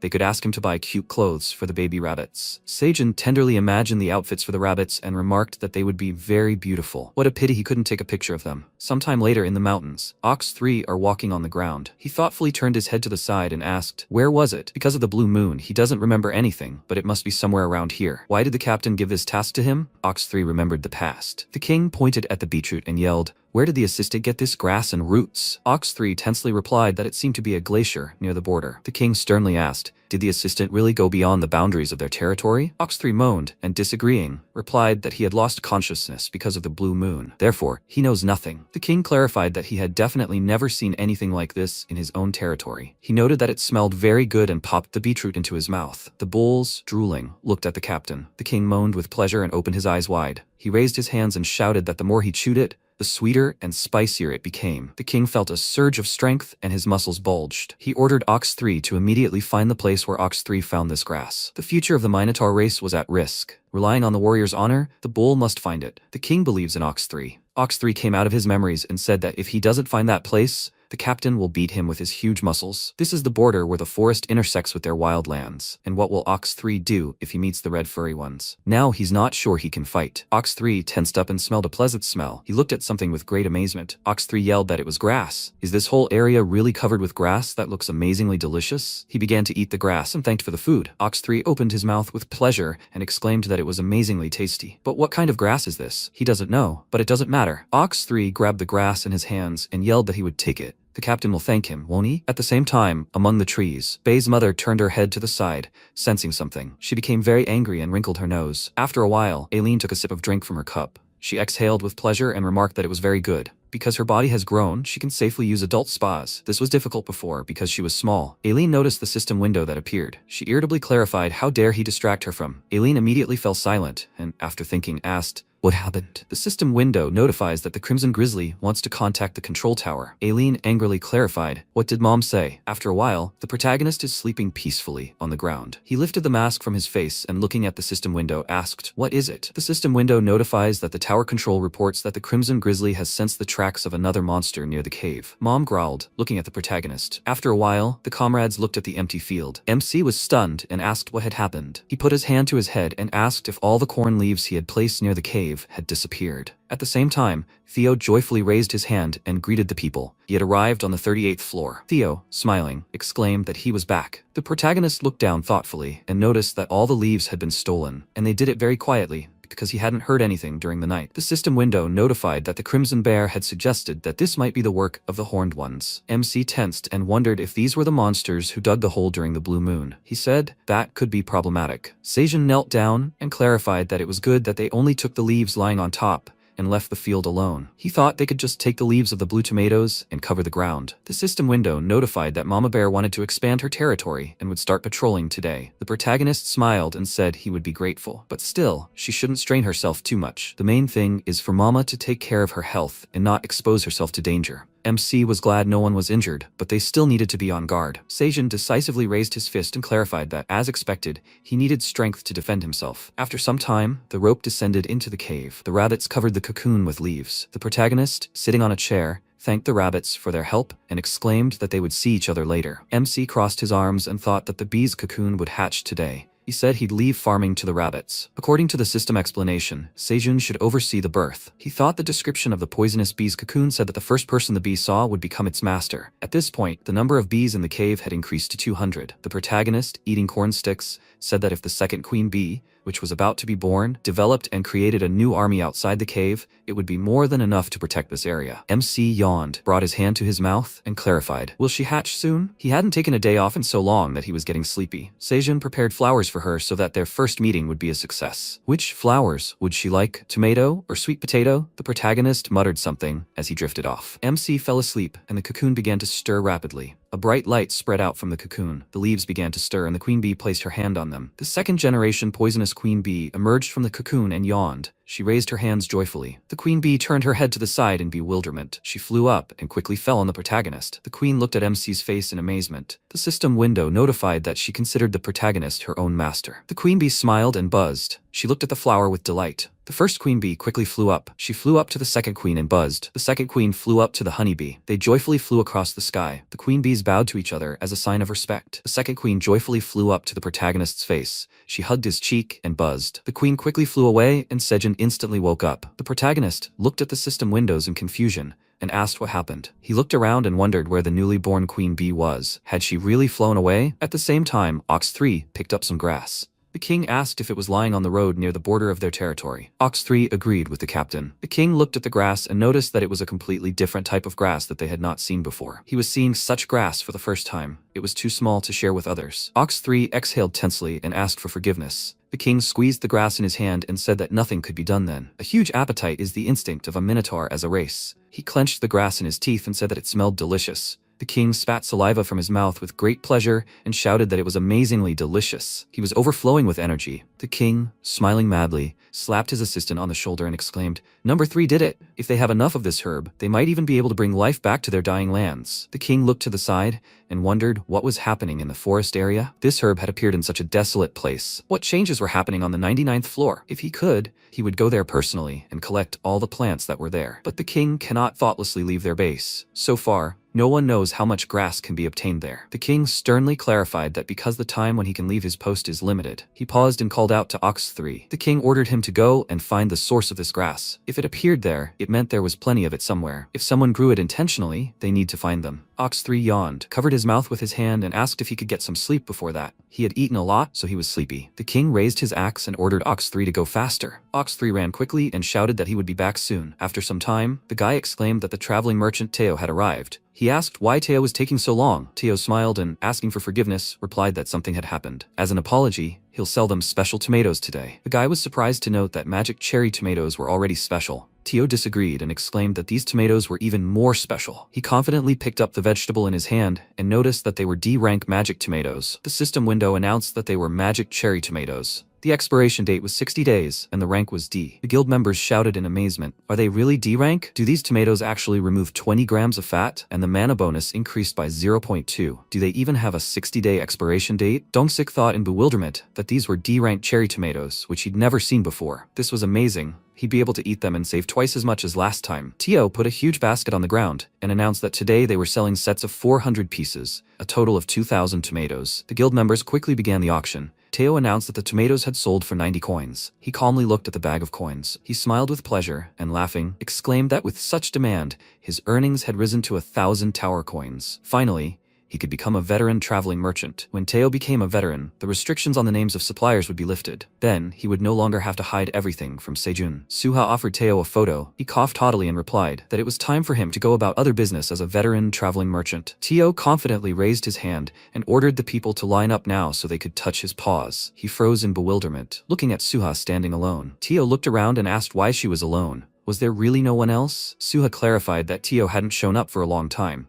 so the people who were waiting for him had gone deeper into the tower. Teo gasped in surprise and said it was no wonder there seemed to be fewer people today than last time. Suha smiled, sitting down on the ground, and asked him not to be upset because she would give him some churu. Teo sadly replied that it was a matter of his pride. He looked sadly at his paw and thought that this time he wanted to become more popular as a merchant. But was his front paw no longer the paw of good luck? The girl clarified. "Is he here?" The friend exclaimed. "There he is. The traveling merchant. He is so cute." "Is this him? The traveling merchant cat with whom you can take a photo?" Teo asked. "How do they know?" The girl smiled happily, showed her phone, and exclaimed that she saw him on video hosting. She offered to take a photo with him. Teo was very happy. He raised his paw and thought that somehow he understands that he will have a lot of money. Teo shouted that if they wanted to take a photo, they should give a reward. After a while, Teo looked at the photos. He clarified, "So people saw the photos posted here and came here to take pictures with him?" Suha agreed and apologized for not telling him about it earlier. She wondered if he was really angry because she uploaded the photos without his permission. Teo furiously shouted that, of course, she should apologize.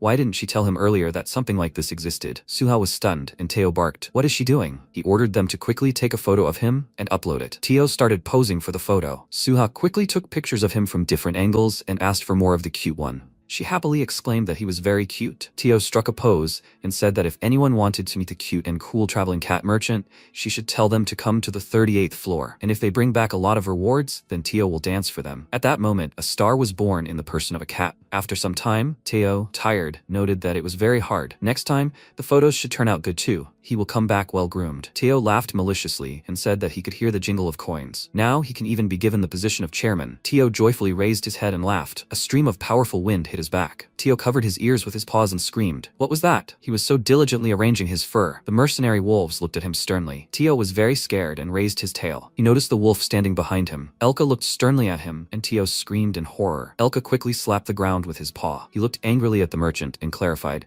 Was Teo the traveling merchant who bought the straw hat from the blacksmith in the merchant district? Theo raised his head shaking and asked what he said. Elka barked angrily at the cat to answer. What did the merchant do with the straw hat he bought from the blacksmith? If the merchant doesn't answer, he'll kill him. Theo burst into tears of fear, and Elka ordered him to answer. Elka fell silent when he noticed a pine cone that had fallen to the ground. He looked down in confusion and asked, What is that? Smoke began to spread from the cone, and the wolves surrounded it. The wolves covered their noses with their paws and shouted, It's a smell bomb! They're about to lose their sense of smell. A terrifying shadow appeared in the smoke. Zerath quickly grabbed Theo's paw. He looked at her in surprise. Zerath put her finger to her mouth. They ran at great speed, and Zerath ordered them to follow her. Elka looked at them angrily and exclaimed, What are they running away? What are their comrades doing? He ordered the wolves to quickly run after the merchant. The wolves fell to the ground and asked Elka to save them. Their noses were about to fall off. Elka sighed in irritation and remarked that they had failed their mission. After some time, the comrades stopped in the forest. Teo, breathing heavily, looked very tired. Zerath calmly exhaled and said that they had briefly lost contact with the enemy. Teo thanked her and clarified that he thought he was in trouble. Zerath smiled and noted that he had saved her back then too. She had only repaid a debt. Teo patted her shoulders with his paws and said that he would definitely repay her. She likes fried fish. Zerath thought this was her chance. She asked then, if he didn't repay, could she go for a walk with him? Zerath would like to learn from him again, like last time. Teo agreed and replied that they could go together. Zerath turned and suggested going to the shopping district. She'll take him there by a shortcut. Theo clarified that before that, he needs to go to the merchant guild and apply for the title of mid-level merchant. Zerath clarified, Really? Mid-level merchant? But it hadn't even been a few months since he became a traveling merchant. She became frightened and covered her mouth with her hand, falling silent. Theo asked how she knew this. Zerath tensed and thought she had revealed herself. She couldn't reveal her identity as an agent of the Bureau of Traveling Traders of the Secret Inspection. Theo crossed his arms and said it was suspicious. Zerath laughed and exclaimed, What about that? Theo angrily interrupted her and yelled, Did she talk to that freaky thief? Zerath was surprised and replied that she hadn't asked. He told her everything himself. Theo irritably called him a fool. Zerath rested her hand on her chest in relief and thought she was lucky. She asked joyfully, But how did he collect 1,000 tower coins in such a short time? It was a sum that low-ranking traveling merchants like herself couldn't even imagine. May she know what special items he sells? Zerath thought sternly that it was impossible to collect such a huge sum so quickly without special support. They didn't know who was helping Teo or what dangerous items he was selling. If that was the case, she would arrest him to save the honor of the inspection bureau. Teo calmly replied that he was selling cherry tomatoes. Zerath asked in confusion, Are those red round berries cherry tomatoes? Teo reached into his bag and said he had sold everything, so he didn't have any with him. He would show her them next time. Now they could go, because they didn't have much time. Zerath lowered her head suspiciously, wondering if he'd really earned 1,000 tower coins with tomatoes. How was that even possible? That was very suspicious. Meanwhile, in the United States, Michael looked at the vegetable with interest and said that these were new D-rank cherry tomatoes. They burn 20 grams of fat, twice as much as E-rank tomatoes. They have a brighter flavor than the previous ones, which is unexpected. He turned his head to the side and asked if there were any results from growing cherry tomatoes here on Earth. Jenny, smiling, asked the deputy to look at them. As expected, they grew and became ordinary cherry tomatoes, which they knew. Michael looked at the tomatoes and noted that, as he thought, maybe it was the tower? Then what about the results of growing them in the tower? Jenny asked who he took her for. After all, she was Jenny from Easter. They planted 100 D-rank cherry tomatoes on the first floor of the tower. 10 of them survived and will ripen soon. Michael happily raised his hands and said that she had done a good job. Jenny replied that it was all thanks to the chairman. They achieved an unexpected result with their technology and the new Gaggle solution. Soon, they will be able to increase the cultivation percentage to 50. Michael noted that everything has its own time. Jenny clarified that then, the tower farm budget. Michael interrupted her and replied that this was already under consideration. They are hiring people to create a farm and scare away the surrounding monsters. He smiled madly and, raising his fist, exclaimed that this is the Tower Farm project. Finally, his long-awaited business, after a pause, will be revived. Michael thought that thanks to the magical cherry tomatoes. After some time, the employee congratulated Theo. She smiled and said that he had received the class of mid-level merchant. Theo happily exclaimed that he was now a mid-level merchant. Zerath raised her hand and congratulated Theo. He thanked her and said that on this occasion, they could stop by the market and buy the necessary things. Zerath tensed up, thinking about the market. The market is a chain of shops in the area of mid-level merchants, where traveling merchants can demonstrate their skills as much as they want. Starting with the auction house, where you can buy good items from farmers and craft shops on each floor at the best prices. Depending on how many different things they can acquire, earning maximum profit and minimum losses, the merchant's abilities develop. Zerath thought this place was like a battlefield. It tolerated no change. Everything here is on a completely different level, unlike the previous dirty shop. Teo, raising his hand, said that he needed something here. Zirath noticed the shop sign. She clarified, was it really a shop for various things? After a while, various things lay on the table. Teo said kitchen utensils and a set of needles and thread. How much would that cost? Zirath asked if he hadn't come here to buy popular items to sell on another floor. Teo replied that he had told her he was selling cherry tomatoes. Zirath put her hand to her forehead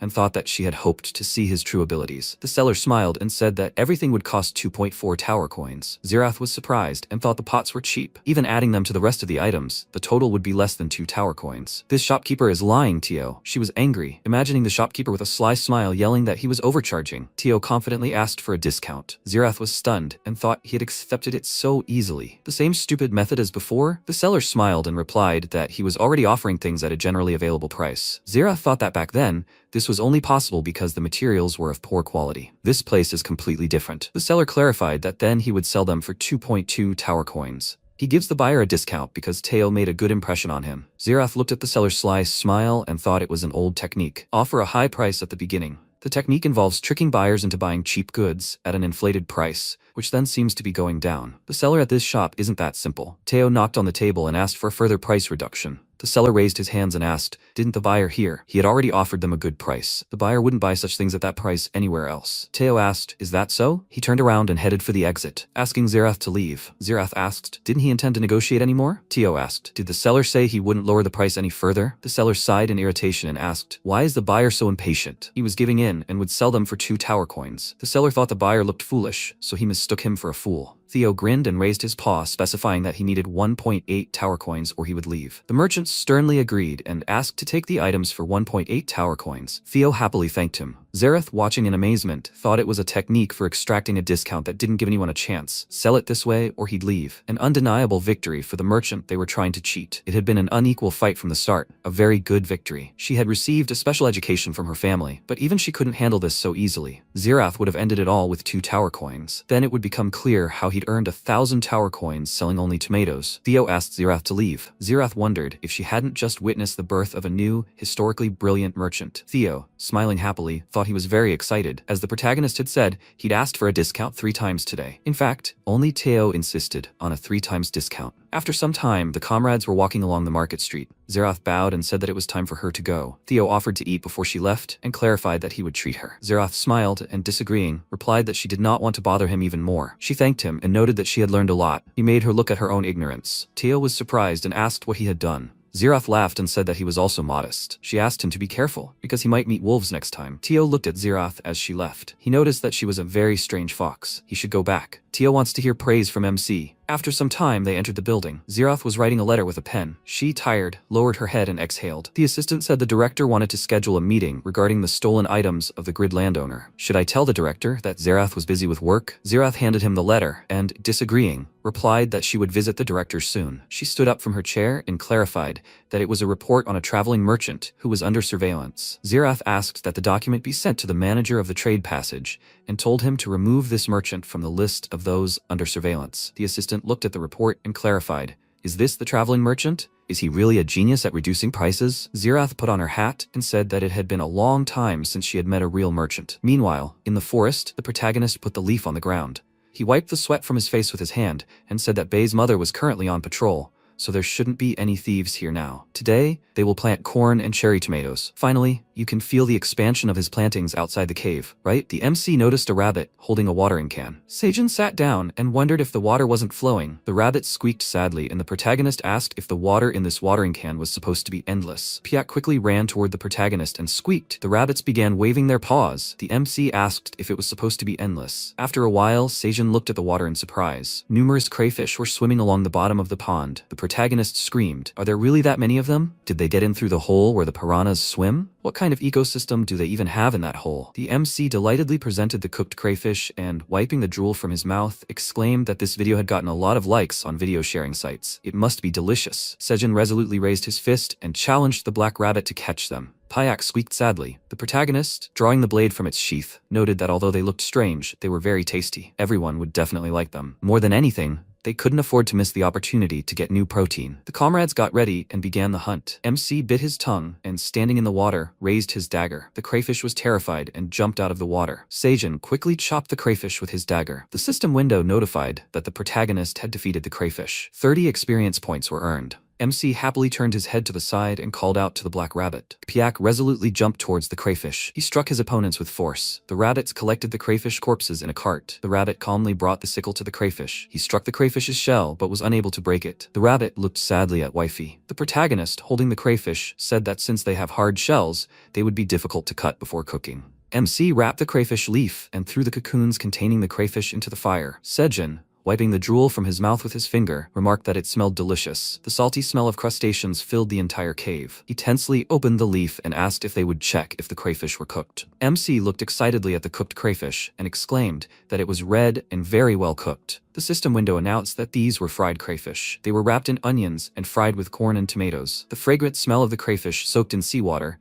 imparts a rich flavor to the dish. MC picked up the crayfish and said that this is how they should be eaten. The rabbits watched the process with interest. Seijin explained that they needed to break the crayfish's head off the body to make it easier to open. He broke the crayfish's shell and asked the rabbits to look at the meat. The smell was making their mouths water. MC smiled and handed the crayfish to the rabbit. The rabbits bit into a piece of meat with great relish and squealed. Seijin, chewing the meat, exclaimed that it was delicious. The dish was salty and didn't require any seasoning, not even sauce. The rabbit held out its shell and squealed. The protagonist noticed her and asked not to throw the shell away. He brought the meat to the liquid inside the shell and asked if the rabbit could see the organs inside its head. They dipped the meat in them. It was an amazingly delicious delicacy. MC closed his eyes in pleasure and said it was very juicy. How he missed soju. He held out the shell with the organs to the black rabbit and asked if Piak wanted to try it. Piak sniffed the liquid with disbelief. He calmly licked the liquid off his paw. Piak squeaked with great admiration. The protagonist smiled and clarified, "It's delicious for the black rabbit, right?" Piak quickly licked his paw and squeaked. MC said he'd give Piak more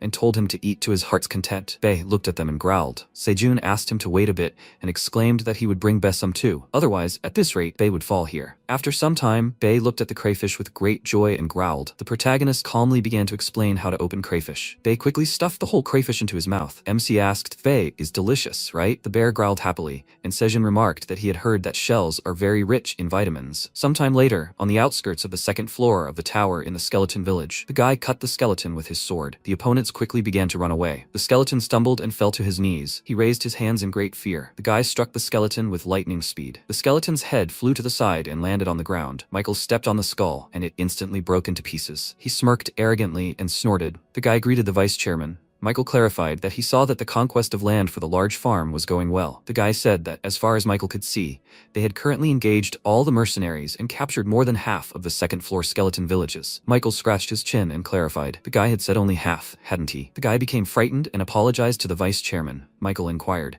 how much time was left. The guy replied that, given the vastness of the territory and the level of the new mercenaries, it looked like it would take a few more months. Michael calmly opened the system window and showed it to the guy. The assistant asked, "What was that?" Michael grinned and replied that they had cleared the debts of those who had brought in private organizations, piqued their interest in tickets, and encouraged them to sign lifetime contracts with them. They didn't need to leave the tower, so that should be enough, right? He would give him a week. As he left, Michael asked him to focus on preserving the farmland. The guy bowed and thanked his master. The employees said they were waiting for the vice chairman. The cherry tomatoes had just reached their peak growth. Michael wouldn't like to try them? The vice chairman smiled ominously and clenched his fists, exclaiming, "Finally!" He plucked a tomato from the bush. Michael looked at the tomato with interest and noticed that, as he thought, it wasn't a thing. He looked at the tomato and asked, "Is it time to try it?" Michael calmly put the tomato in his mouth. He slowly chewed the vegetable. Michael instantly grimaced at the unpleasant taste. He vomited everything he had eaten on the ground, and the employees asked, "What's wrong?" Michael raised his fist in rage and yelled, "What's going on here?" The employee asked, confused, "What happened?" Michael picked up the tomato and barked, "They're tasteless." The employee brought the tomato to her mouth and exclaimed, "That can't be." She was very surprised and clarified that they had added all the best quality nutrients. "But do they really have no taste at all?" The assistant, holding a tablet, explained that all the components of these vegetables were above the standard level. They are at the lowest level of suitability for sale. Michael irritably punched the tomato bush. He stepped on a tomato with his foot. Michael looked down in bewilderment and yelled, "Are there really no seeds in them?" Sometime later in the cave, the protagonist is sleeping peacefully on the grass. At the same time, Ox 3 stepped into the field. He lifted the grass with a sly smile. Ox 3 happily bit off a piece of leaf and noticed that it was fresh grass. A thief has entered the field again. Sometime later in the building, Michael sternly crossed his arms and said that reproduction through species is impossible. Is this really why? He remembered the past. 10 years ago, Michael entered the tower shortly before this happened. He was smart enough to enter the tower by accident. A young man's dream came true, as rich and spacious lands in the tower opened up before him. A heaven where the sun never sets, 24 hours a day. That's good quality soil. If Michael could just grow sprouts in the tower, dominating the food market would no longer be just a dream. By this point, he had reached a certain level and left the tower. He quickly went to the company to convince his father. Things were progressing slowly, and then the farming project in the tower was started. But problems arose out of nowhere. Michael fearfully put his hands to the ground and screamed, "Why hasn't a single sprout grown?" Even though he'd invested astonishing amounts of money in hundreds of different seedlings over the course of a year to create a better environment in the tower, why hasn't a single seed sprouted? On the news, the anchor said that research results have shown that Awakened lose their reproductive capacity when they enter the tower, as a temporary side effect of their body's unexpected adaptation to mana. And most reproductive abilities are restored when awakened ones reach the 10th floor. The news couldn't help but shock. The loss of reproductive ability affected plants as well. It was impossible to level up plants taken from outside the tower. Michael needed to find another way. Then he decided to use plants created and grown inside the tower, because they were sold as edible sprouts and food just like on the ground. The merchant replied that he couldn't sell them because they were all monopolized by a greedy guy named Grid from the 55th floor. Michael had only just reached the 10th floor of the tower. He was spending a lot of money, and his father and the directors considered Michael an incompetent son. The spirit of youth, that was the only excuse he could come up with. Against the tower's high wall, his dream of a farming project in the tower died in agony. Michael emerged from his memories and clarified that he couldn't give up like that. He stood up from his chair and ordered his assistants to gather all their hunters on the 38th floor. The assistants were surprised, and Michael put the bag on the table. Michael sternly barked that he didn't care how much money they spent. They had to buy all the D-rank magic cherry tomatoes from that traveling cat merchant by any means necessary. If he didn't succeed with E-rank, he would try growing D-rank magic cherry tomatoes. Maybe the result would change if the tomatoes were of a higher rank. Michael, with a mad smile, crushed the tomato in his hand and shouted that he would definitely get to the cherry tomatoes. After some time, Tio was walking through the forest. He noticed some grass lying on the ground. Tio picked up a leaf and asked, "Aren't those the onion leaves that the protagonist grows?" He walked through the forest collecting onion leaves. Tio hit his head on something. Ox 3 looked at Tio. He was eating a leaf onion and asked, "Is this a traveling merchant?" Theo pointed his finger at him sternly and asked where Ox 3 got what he was eating. Ox 3 pointed to the side and replied that he picked them up from there. They were lying on the ground. Theo yelled angrily that this couldn't be. This is the herb that the protagonist treasures. It can't be just lying on the ground.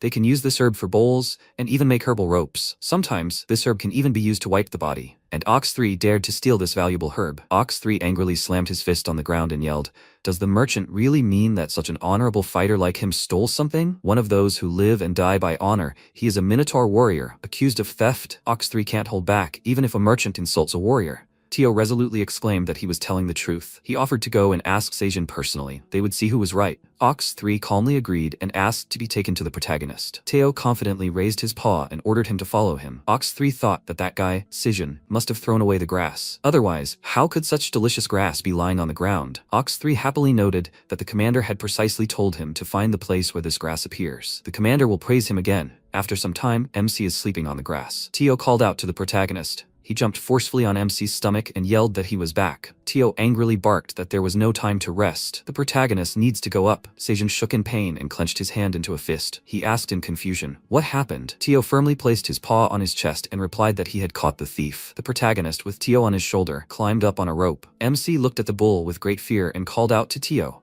He asked, "Did your comrade catch this thief?" Tio agreed and ordered MC to quickly get up and scold the bull. He sternly picked up the leaf and asked Seijin to look at this. This black minotaur stole the grass. The protagonist looked at the leaf and asked, "Is this the onion they spread out on the field?" The Ox 3 exclaimed that he had only picked up what was lying on the ground. If MC hadn't thrown out the grass, would it have been lying on the ground like this? Seijin wondered. So this is one of those horned guys Bay's mom was talking about? They turned the field into a horror during the blue new moon and stole the corn leaves they had buried in the ground a few days ago. Looks like Tio caught him stealing some onion leaves today. Ox 3 raised his fist and yelled that he was an honorable warrior and couldn't possibly steal anything. Tio disagreed and shouted that they didn't throw them away. The protagonist scratched his chin and thought, "A minotaur, so that means it's a cow? They can dig the ground too." Tio called out to MC and asked him to quickly tell that jerk whether Seijin threw the grass away or not. The protagonist replied that of course he didn't. This grass was very important to cover the field with to retain moisture. Ox 3 tensed up and exclaimed that it couldn't be, so he stole it. Ox 3 apologized for that. MC grinned maliciously and clarified. Ox 3 apologizes after the theft failed. He raised his hand and asked for 100 tower coins. Seijin should receive 100 tower coins as compensation for the damage to the field and for the stolen grass. The Minotaur said in fear, it can't be that he stole it. He asked for forgiveness. He didn't even know. MC folded his arms across his chest and said, asking for forgiveness after he stole. It won't work, right? He stretched out his hand and demanded 100 tower gold.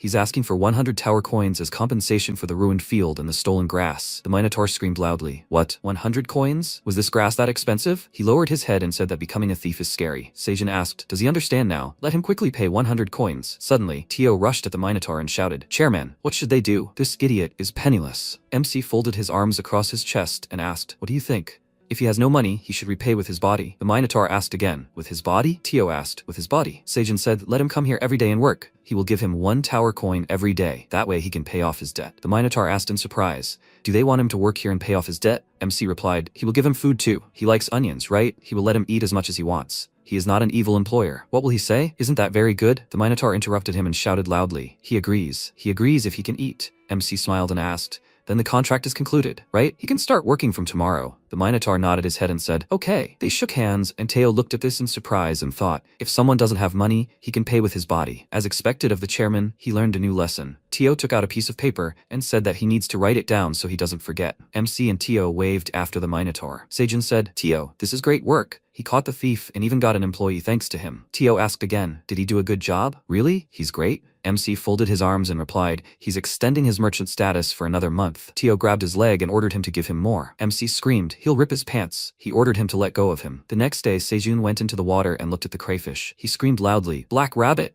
He rushed towards the crustaceans and started hitting them. MC climbed out of the water and started cutting open the bodies of the crayfish the rabbit had already caught. He looked at the other rabbits who were helping him and said, great. He asked, is that enough? This should be enough to feed Bay and his mother. You did a great job, Black Rabbit. His skills are gradually improving. The Black Rabbit jumped onto a rock, after which his body was covered in mana. MC said in surprise, Black Rabbit, his body is glowing. At that moment, the hammer transformed and Seijin screamed. His hammer changed? He clapped his hands happily and asked, is this leveling up different from usual? Isn't it? Is this his second awakening? This is incredible. A black rabbit. He said that from now on, he will leave crayfish hunting completely to him. Suddenly, a bear approached them and growled loudly. MC looked at it and asked, what is it? He climbed to the surface and asked, Beh, what is his mother saying? Beh pointed his paw towards the stone and growled. Seijin looked towards it and screamed in fear. Is there a beehive there? When did that appear there? The queen bee flew out of the hive and buzzed happily, and MC fearfully put his hands in front of him and asked, she, the poisonous queen bee of the second generation who was born last time? She clung to him, and he laughed loudly. MC said, he's very glad to meet you. Where was she? He remembered her as her owner, but he was worried that he hadn't seen her. Suddenly, the queen bee waved her hand and called the other bees. Seijin spoke, which meant she had left to form her own group of bees. He was glad she was back safe and sound. At that moment, Bay growled,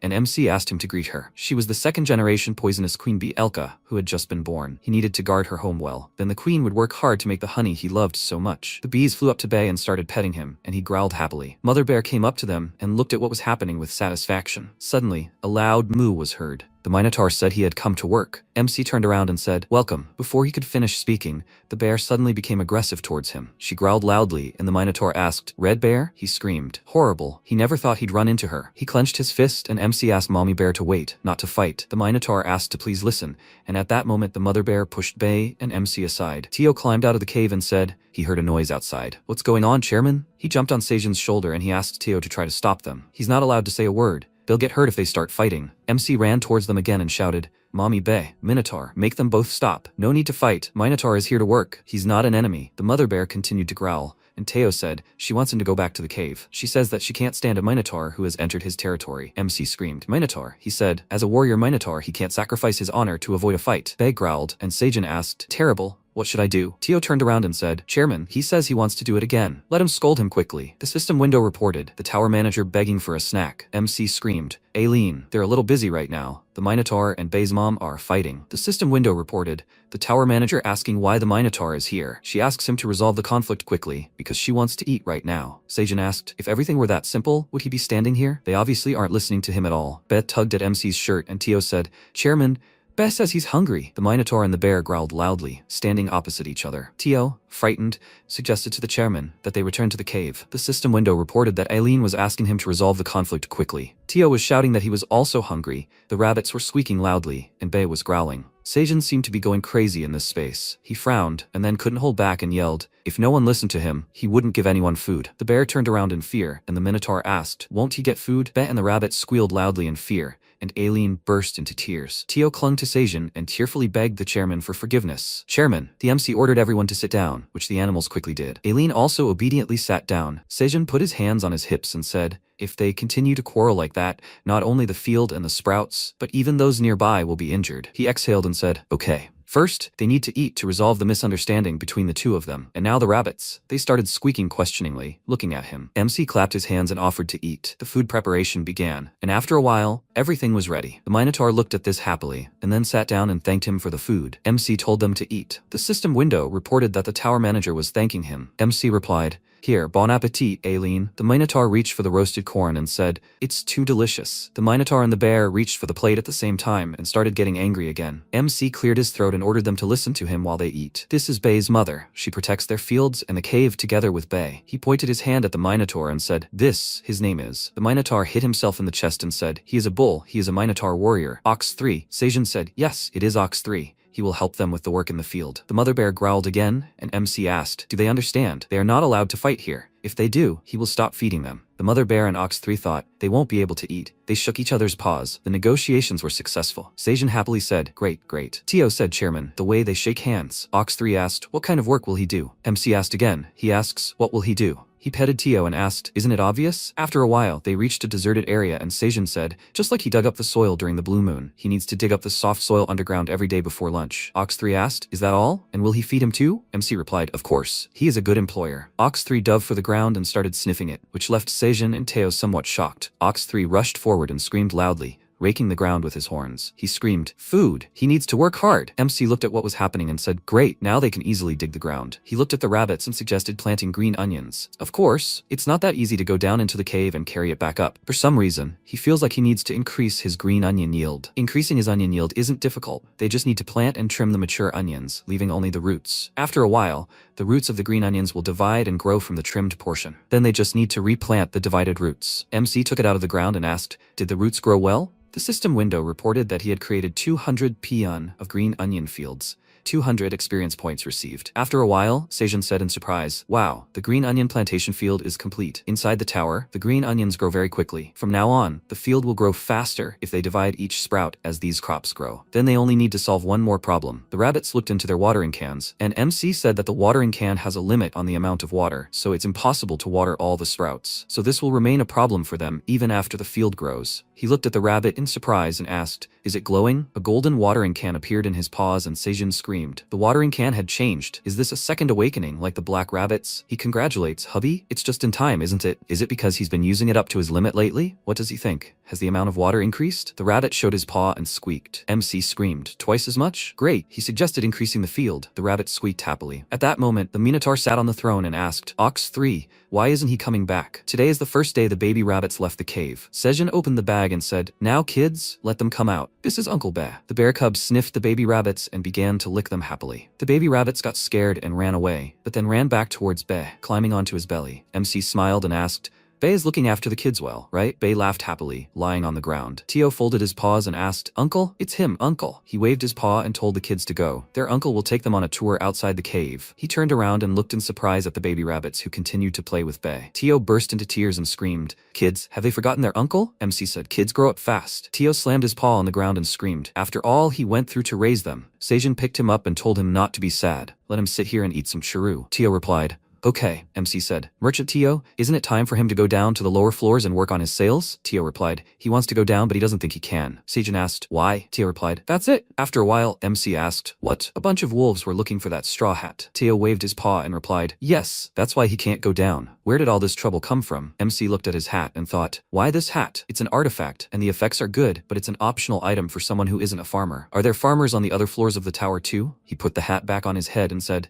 "Tio, if that's the case, then there's no need to worry. He knows how to solve this problem." Tio asked in surprise, "Solution? What solution?" MC asked, "Tio, he can hire mercenaries, right? Let him hire Ox 3 as a free mercenary." Tio clasped his paws and said, "I see. That's a great idea. A free mercenary. a job that only those born in the tower, like Tio, can have. Through an agreement between the Free Mercenaries Association and the Traveling Traders Association, free mercenaries can use the Traveling Traders' passages by paying a certain amount. Depending on the Traveling Traders' rank, those who don't work for the association can also be hired as temporary mercenaries, thereby granting them the ability to use the Traveling Traders' passages. Sejun said he would also like to descend the tower as a free mercenary, but like Traveling Traders, only those born in the tower can become free mercenaries. Teo smiled and said, he remembered this well, but will Ox 3 agree to work as a free mercenary? He may look like one, but he's still a monster from the 99th floor. Sejun replied, there's a loophole. If Ox 3 agrees to protect him as a mercenary, they will give him 3 tower coins, which is 3 times his daily wage. Tio took off MC's hat and said, he's a genius, chairman. He has an incredible mind. He wouldn't have thought of that. MC put his hat back on his head and laughed. He said, no big deal. Tio could have figured it out too.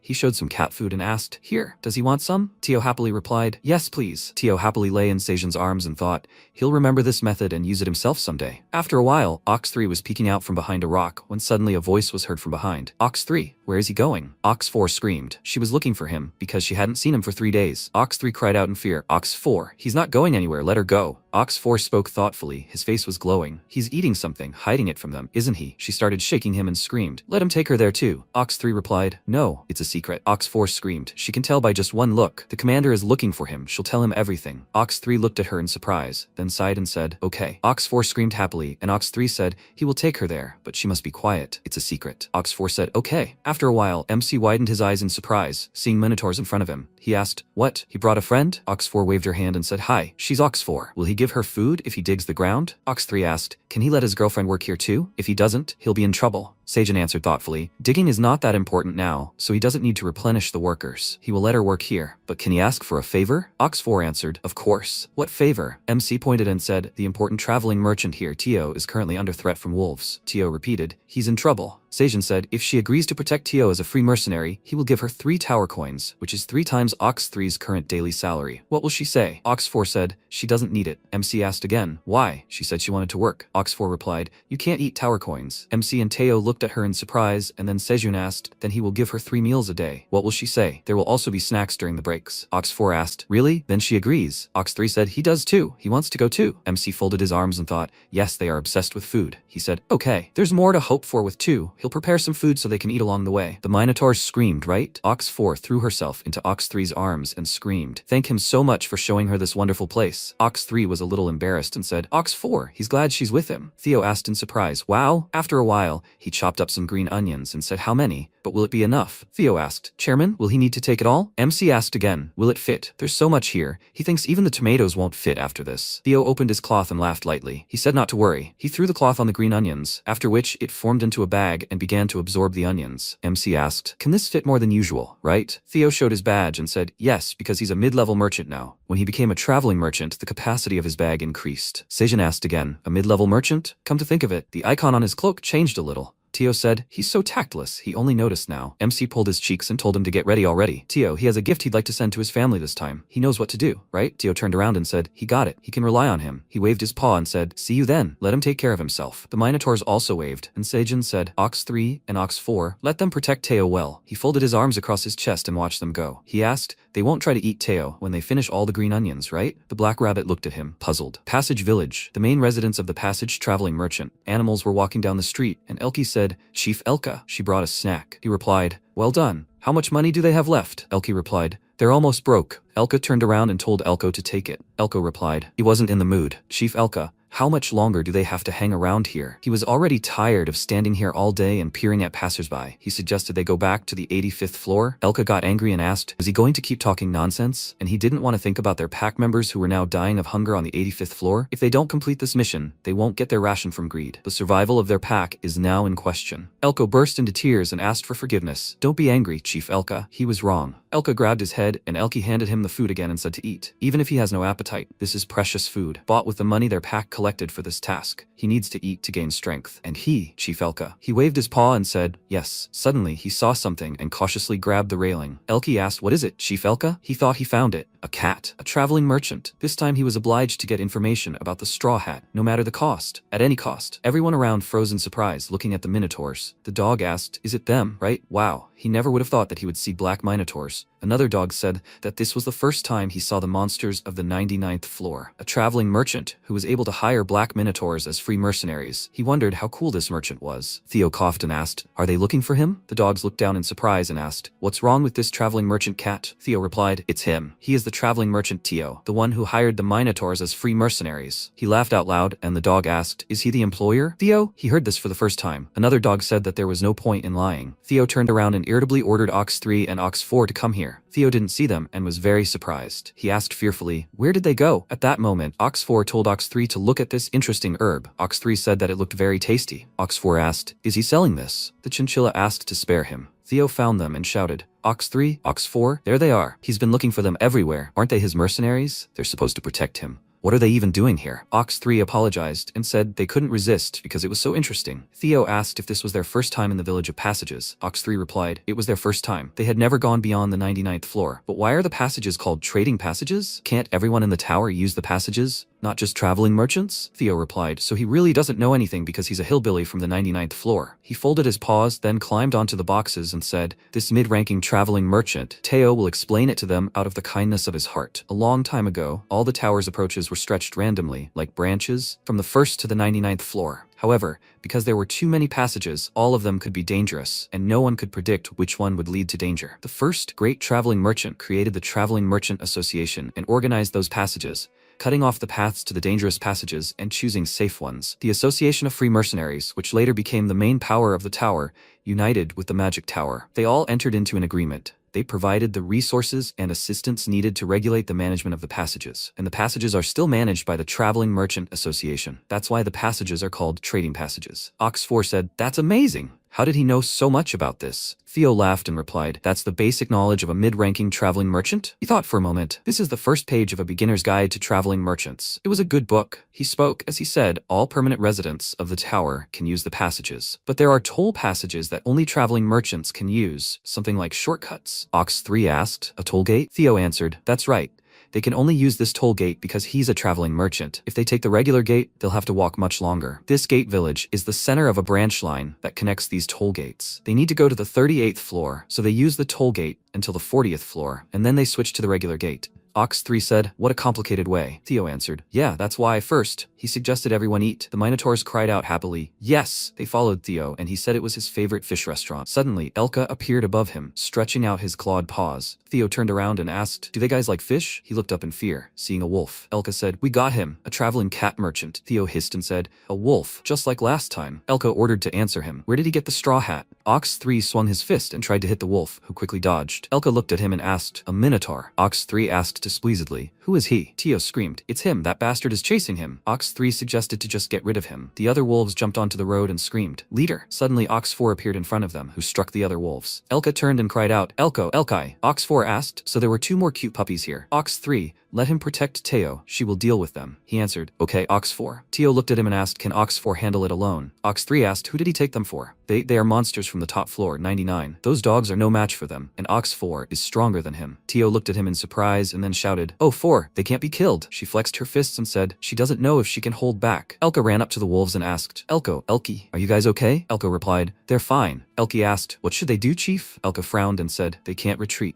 They won't get another chance if they lose this cat merchant now." He ordered Elko and Elki to get ready. They will attack together. At that moment, the rabbits were cutting each other with a sickle and squealing. A rabbit's grooming skills with a sickle are incredible. MC clapped his hands and said, "It turned out so well." The rabbit squealed happily. Seijin covered himself with a blanket and said he was uncomfortable with his long hair because it covered his eyes. He just needs to shorten it. The sickle-wielding rabbit squeaked, and MC said he would trust him, the master. Bay growled and blew the rabbit away slightly. He sneezed loudly and made a bald spot on MC's head, causing everyone to widen their eyes in fear. Damn, they messed up? He'll gotta go bald. MC was smiling at that moment and wondering what he would look like. At that moment, Elka said, "They can't retreat now. They won't have a chance anymore if they let this merchant cat get away." He ordered Elko and Elki to get ready. They would attack together. They quickly ran towards Ox 4. She swung her fist when suddenly Elki appeared next to her. The wolves started biting her on different parts of her body, and Elka was about to bite her face. He grabbed her horn and sank his teeth into her neck. Elka thought, "Horror, what's going on here?" Her skin is so thick that his fangs can't even bite through it. Ox 4 asked, "Is he surprised?" Minotaur skin could never be bitten through so easily. She squeezed Elki's face with her hand, then grabbed his robe and threw him aside. Elko cried out in fear, "Elki!" At that moment, Ox 4 hit him with her knee, and Elka thought, "Horror!" She took out Elko and Elkai with one blow. He needs to sink his fangs deeper, he won't let go. Ox4 grabbed him in an instant and slammed him to the ground. She held him with her hand and swung her fist. Elka thought, no, the leader spoke some time ago. Elka, let him listen carefully. They are a pack of purebred silver wolves. When they die and become spirits,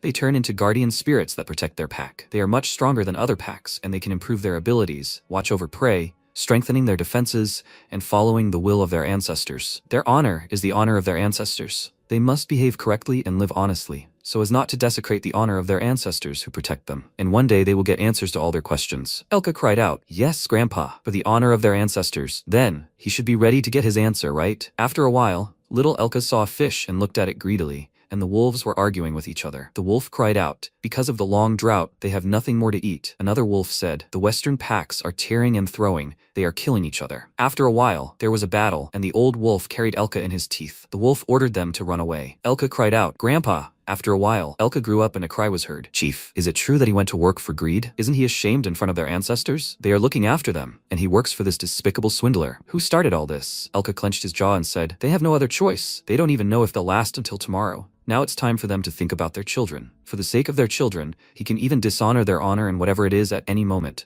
Ancestors, they will definitely understand him. Grandpa, he understands him, right? Currently, he looked at Ox4 and whispered, all for the sake of the children. Theo pulled his ear and asked, did he really pass out? Ox4 asked, should she break his paws so he couldn't chase them anymore? Theo asked fearfully, legs? They took a huge sin on their souls by hunting him, but this is too cruel. He offered to take them with him for now. Seijin will decide for himself. After a while, the rabbit with the sickle looked at the shiny scalp on MC's head and squeaked questioningly, and Bei answered him with a growl. MC fixed his hair and asked, what's wrong, guys? Are they finished yet? He threw off the blanket and screamed loudly. What's that? Is there a bald spot there? Seijin said that he can't see it. Queen Bee flew up to him and started looking closely. MC said that if he knew, he would have asked Teo to buy him a mirror. The rabbit squeaked guiltily, and Seijin started waving his arms and saying, everything's okay. Okay, hairdresser rabbit, no problem. And who will even see this? There's only one person here, and everyone else is monsters. If he uses a straw hat, no one will even see it. He laughed loudly and said, it's okay, it's okay. The MC pulled his hat down further and sat away from everyone. At that moment, Wifey approached them and squeaked. The rabbit responded in kind. Wifey squeaked loudly, and Seijin said, Wifey, he said it's okay. Wifey wrote loudly, tugging at his pants. She sat him down on the ground near a rock and covered him with a blanket. She picked up a pair of scissors and cut the air several times. At that moment, Aileen was reading a book and saying, the plot here is unpredictable. It's interesting to read. Horror. Is she out of cherry tomatoes already? As she got bigger, the amount of food she used to consume became too little for her. Even so, if she asked for more, he would obviously misunderstand her, just like last time. Aileen remembered the MC's words. Is she a flying pig? She activated the ball and said, this won't do. She needs food. Park Sejin. Let him come out. Park Sejin. Aileen looked at it in surprise and asked, what is this? The system window reported. The tower manager asks what happened. MC asked again, Aileen, what happened? She asks. The system window reported. She says that his appearance has changed somehow. MC took off his hat and said, is this? His hair was too long, so Wifey cut it. What does she think? It's a little weird, right? Aileen's eyes widened in surprise when she saw this. MC asked again, Aileen, why isn't she answering? He asks what she thinks of his haircut. Aileen blushed slightly in embarrassment, looking at him. She screamed loudly, and Seijin said, Aileen. The system window reported that the tower manager doesn't want him to come closer. MC asked again, is something wrong? The system window reported, she says that it's nothing special. She says that she can't tear herself away. The tower manager asks if he can give her some crayfish that he gave her last time. Seijin asked what? As he thought, all for food, but he's afraid she'll have to eat them more slowly for now. The crayfish population is slowly decreasing right now. Only 1 in 3 comes out to swim, and there are no piranhas in sight because of the decrease in crayfish. That's why he's been eating only vegetables lately, which is why he's a little hungry. It wouldn't be bad for her to exercise her body too. In return, he will give her this. He took out ears of corn from the basket and asked if she wants some tomatoes and corn in return. She must have run out of potatoes too, right? Here. The system window reported. The tower manager thanks him. She says that the new haircut suits him. MC became a little embarrassed and asked, what's wrong with her, Aileen? So she knows how to give compliments, huh? He stretched and said, okay, will they focus on work again? At that moment, Aileen looked at the bucket of corn cobs and her paws were shaking. She grabbed her chest and asked why her heart was beating so hard. Is this another dragon heart anomaly? She shook her head and screamed. No. She was just surprised that Park Sejin suddenly changed his appearance. She will just eat. Aileen looked at the corn and remembered MC's words that it wouldn't hurt for her to exercise her body too. She went to the bookshelf and said, she was sure it was somewhere here. She found it. Park Sejin. She will make it especially for him. She held a great cooking book in her hands and said, with all my love. After a while, Teo shouted, people, he has come. The guys ran up to him and shouted, welcome, traveling merchant. How many cherry tomatoes did he bring today? Let him show them quickly. Many people really need them now. Theo asked why they were in such a hurry. Today he will be selling D-rank cherry tomatoes, and he will be giving away lots of 400 tomatoes, a total of 3,600. The guy shouted, "What? 3,600 tomatoes?" The bidding began. 400 for 120 tower coins. 400 for 160 tower coins. 400 for 200 tower coins. The deal was finished. Sold, sold. After a while, Theo said, "So, 2,000 remain." The guy asked the traveling cat merchant to come closer. He said that he would buy the remaining magic cherry tomatoes for 1,600 tower coins. He turned around and asked, "No one is going to compete with him on the price, right?" Theo got him all the tomatoes and waving his paw said, "Sold. He will come again next time." The guy said, "There are no more cherry tomatoes left outside the tower, so they can't sell them." The girl asked, "How can a big company monopolize everything?" Dongsik looked around and said, "Ordinary hunters like them won't be able to buy this anymore." The guy grabbed his head and said, "Horror. He plans to buy some for a meeting with his future in-laws next month." Another guy asked, "When will he send out invitations?" Dongsik thought, but he knows Theo. He can make another deal with Park Sejun on the 40th floor through. Suddenly, a shout rang out, "Everyone, let them look at the cherry tomato options." The creator, who was previously hidden, has appeared. The guy spoke, judging by the name. He is from Korea. The creator, the tower farmer, Park Sejun. Dongsik pushed the guard away and asked if he could take a look. He picked up one tomato and looked at the system window, which indicated that it was a magical cherry tomato. Cherry tomatoes. Grown in the tower, they are extremely nutritious and delicious. When consumed, they reduce fat by 20 grams and increase productivity by 0.2 of a point in 10 minutes. They give the body new strength. The effect can be stacked 10 times in 1 hour. The creator of this, the tower farmer, Park Sejun. Dongsik's eyes widened in surprise and wondered. Park Sejun was the tower farmer? The guy ordered the guard to return to the guild camp on the first floor and immediately find out who Park Sejun is. They must lure him to their side. He ordered hunters to be sent from the States to Korea right now. He laughed and said, "They have valuable information. He will receive praise from the vice president." He won a promotion. Dongsik thought, "Horror, at this rate he will lose valuable talent." But Mr. Park Sejun's family is in greater danger. For the rich people outside the tower, cherry tomatoes are more valuable than diamonds. If the creator is inside the tower, there's a high chance they'll bully his family or kidnap them for monopolization. Judging by Teo's words that day, Park Sejun never entered the tower because of the quest. Since he only gets information about what's happening outside the tower from Teo, he's probably unaware of this situation. Suddenly, Teo shouted,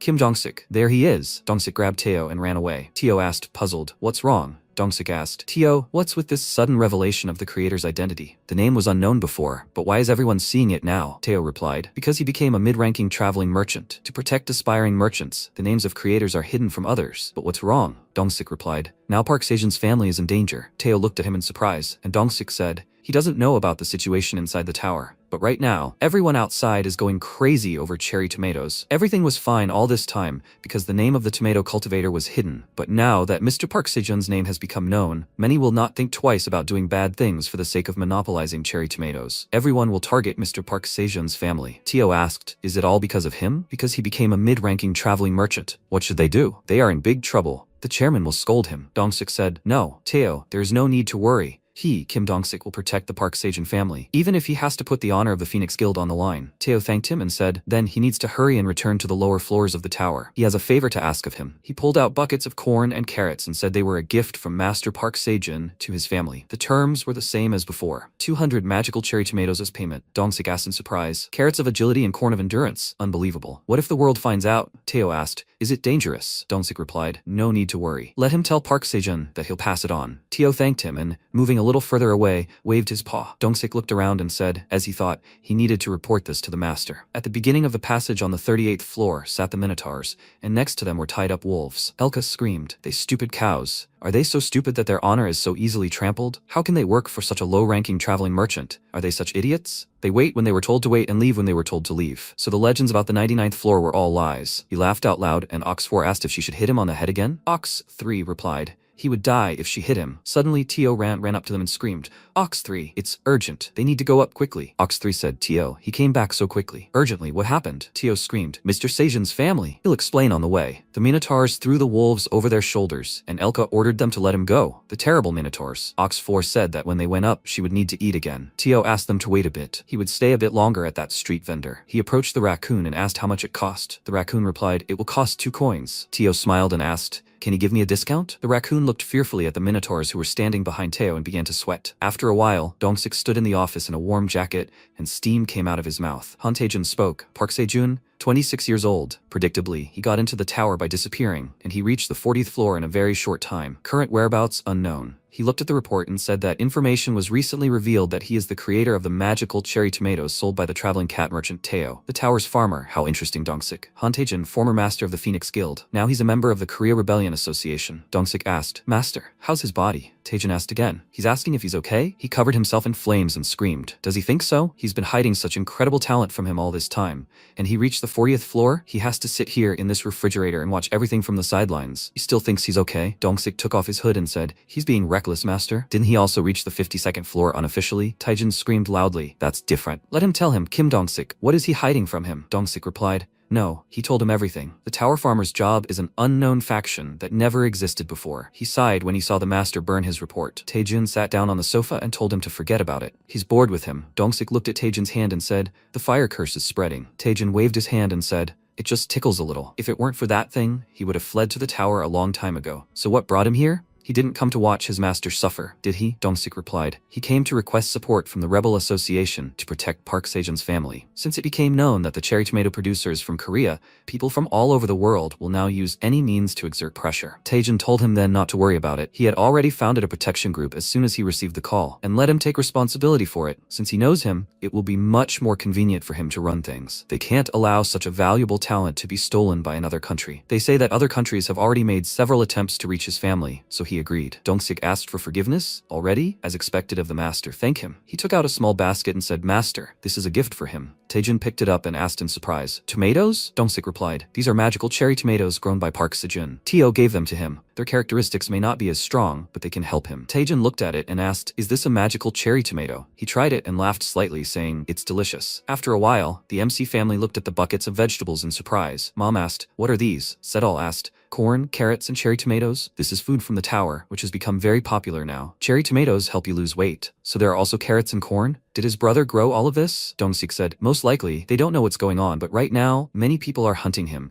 so their whole family is in danger. The Korean Rebellion Association wants to protect them, so please let them quickly pack up and get ready to leave. Mom asked in fear. Leaving? Dad asked, where will they go? They haven't even paid the mortgage on this house yet. Dongsik said not to worry about it. They have prepared a house in Hanam. Sedal asked in surprise. In Hanam? Don't famous people live there? It's amazing. And who lives near them? Dongsik answered, his family and him. Sedal got a little upset and said he was hoping that some girl idol group or something lived there. Dongsik asked in surprise, Mr. Sedal, does he like girl groups? Maybe he knows LJSN? Sedal answered, of course. Every South Korean knows this group. He screamed in surprise. No way. Dongsik took out his phone and showed a photo with Sarah. He said, this is his daughter, Sarah. She's one of the singers. If he is a fan, he would have invited him to their house. Sedal screamed loudly, what? The leader of the group and the main vocalist of the group. Sarah? The genius of all performing geniuses. She writes lyrics and performs with the band.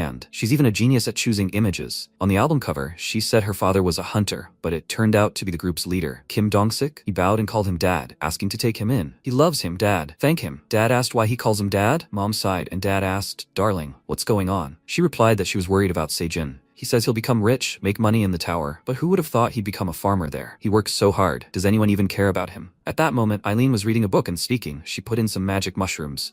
Hungry demon, 1,000-year-old freshness, if she just seasons it. A bright glow appeared from the cauldron and Aileen screamed with joy. It's finally ready. At this moment, MC was in the green onion plantation and was thinking about how he had collected green onion seeds 2 weeks ago. He said, the green onions grown from flower seeds have grown well. Now it's time to harvest. MC planted them outside the cave, hoping to receive a notification. Sejun cut an onion stalk and said, they'll take a look. The status window didn't appear. Is it because it's not a vegetable? The black rabbit squeaked, and MC asked again, really? MC plucked the onion, and the system window reported that he had grown a purifying green onion. Because his harvesting skill was at level 4, he grew sprouts that had leveled up. His work skill had greatly increased. As a result of increasing his farming skill, his level 3 harvesting skill automatically increased by 5%.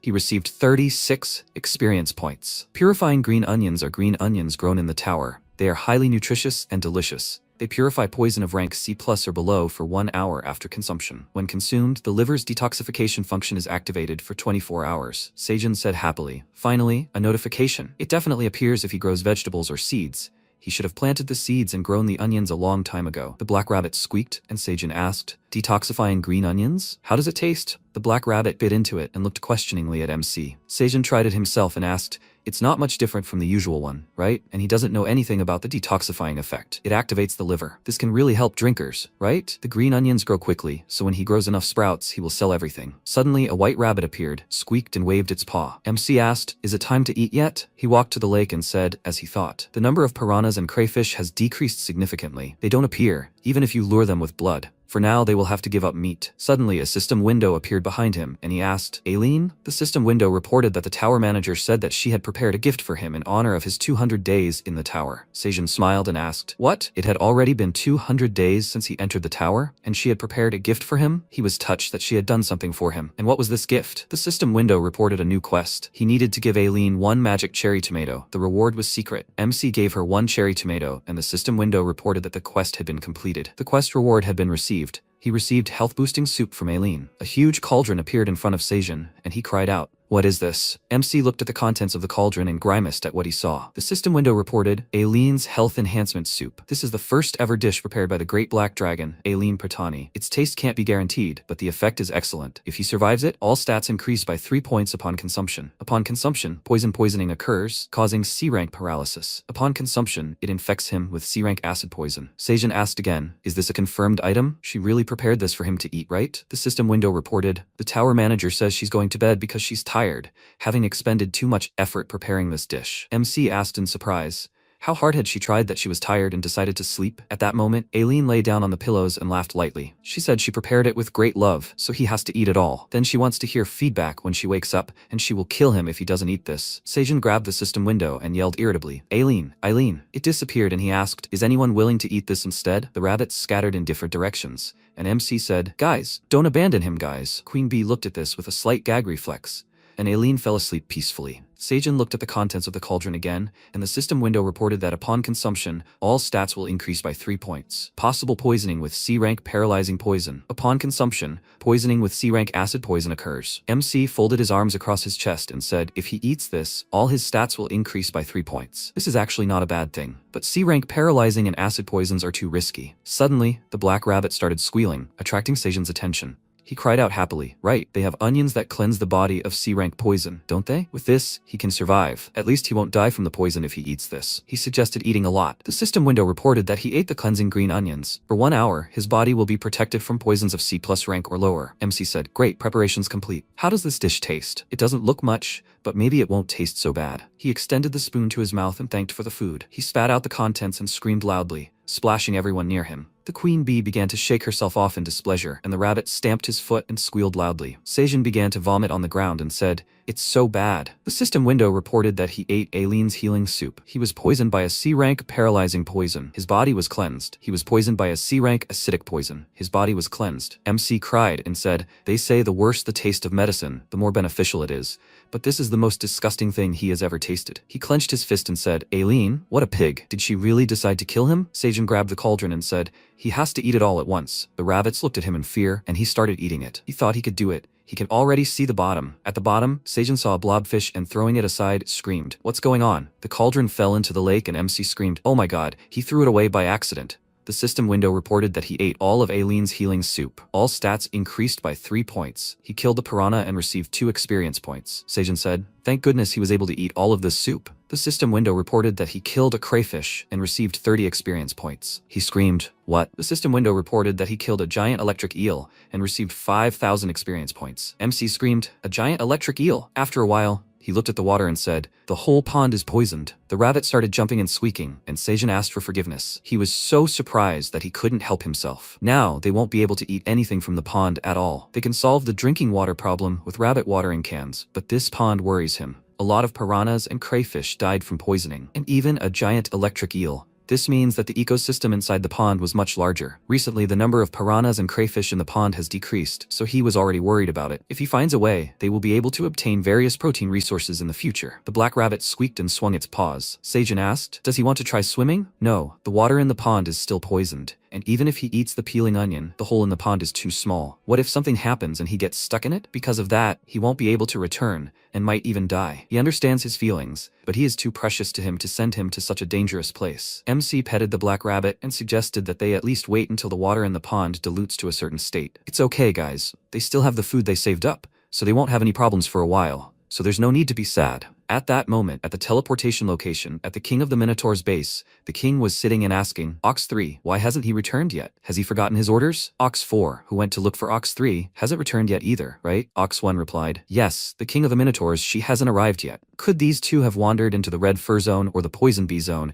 in search of tasty grass and gotten into danger? Into the place of those terrible creatures? He heard that not even their bodies would be left if they went there. The Minotaur King said that for Ox 3 it was possible, but for Ox 4, no. She's not the kind of fighter to give up so easily. This worries him. Bull number 1. Have him gather everyone up to bull number 100 with him near the teleportation point. He will take his place for the time being. Apparently, he needs to find these two himself. At that moment, MC collected the onion and exhaled, said, how many? This should be enough to feed 100 minotaurs to their fill, right? Bed jumped on the mountain of onions and growled joyfully. Sejin asked, does Bed like it? The grass is soft and feels like a bed, right? He said to take some before bed and share with mom. At that moment, the system window reported that the wish for a good harvest of level 1 was activated. He asked, a wish for a good harvest. The system window reported, 70 pyong of the green onion field have received the blessing of a good harvest. The harvest level has been increased by 50% until next week. He looked at the onions and said in surprise, they started growing faster, but now they grow in a matter of seconds with the effect of a good harvest. Now he will get 3 times the harvest instead of 2, right? Because of Aileen's soup, his stats increased by 3.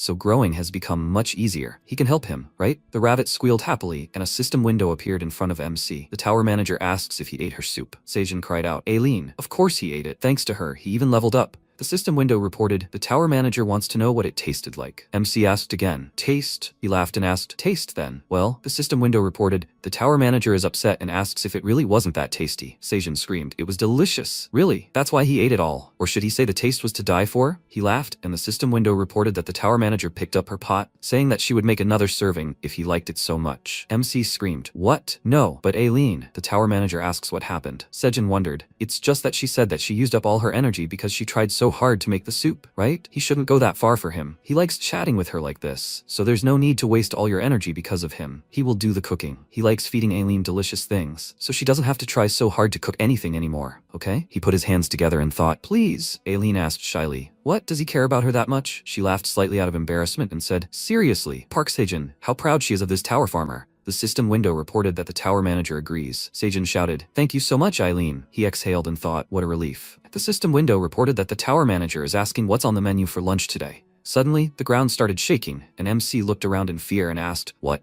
What's going on? The king of the Minotaurs walked across the onion field, holding his axe in his hands. MC asked in fear, another Minotaur? The king mooed loudly, rushing towards him. MC covered his ears from the loud sound, and everyone else closed their eyes. He asked, is this another Minotaur, but it's different from Ox 3 and Ox 4? The system window reported, the tower manager reports that the king of the Minotaurs is the boss of the 99th floor. Sejin screamed, the king of the Minotaurs, the boss of the 99th floor? The system window reported that the tower manager says that the boss of the 99th floor is one of the monsters protecting the passage. Therefore, he usually cannot leave the passage area. MC thought, he is the one who protects the passage, and who can let him out of the tower? So the king of the Minotaurs? This is the monster he must defeat, according to Bei's mother? He asked, but why did he suddenly come here? The system window reported that the tower manager has no idea. She will talk to him. The rule says that the boss of the 99th floor is not allowed to leave the passage area. This is definitely written in the book about the tower that her grandfather gave her, right? She's using the tower manager rights, summoning the boss of the 99th floor, the king of the Minotaurs. The system window reported that it is impossible to use the tower manager rights. Aileen screamed, what is wrong? The status window is not responding to her request? Why? Aren't the tower manager rights unquestionable? The system window reported that the tower manager said that the dialogue could not be conducted.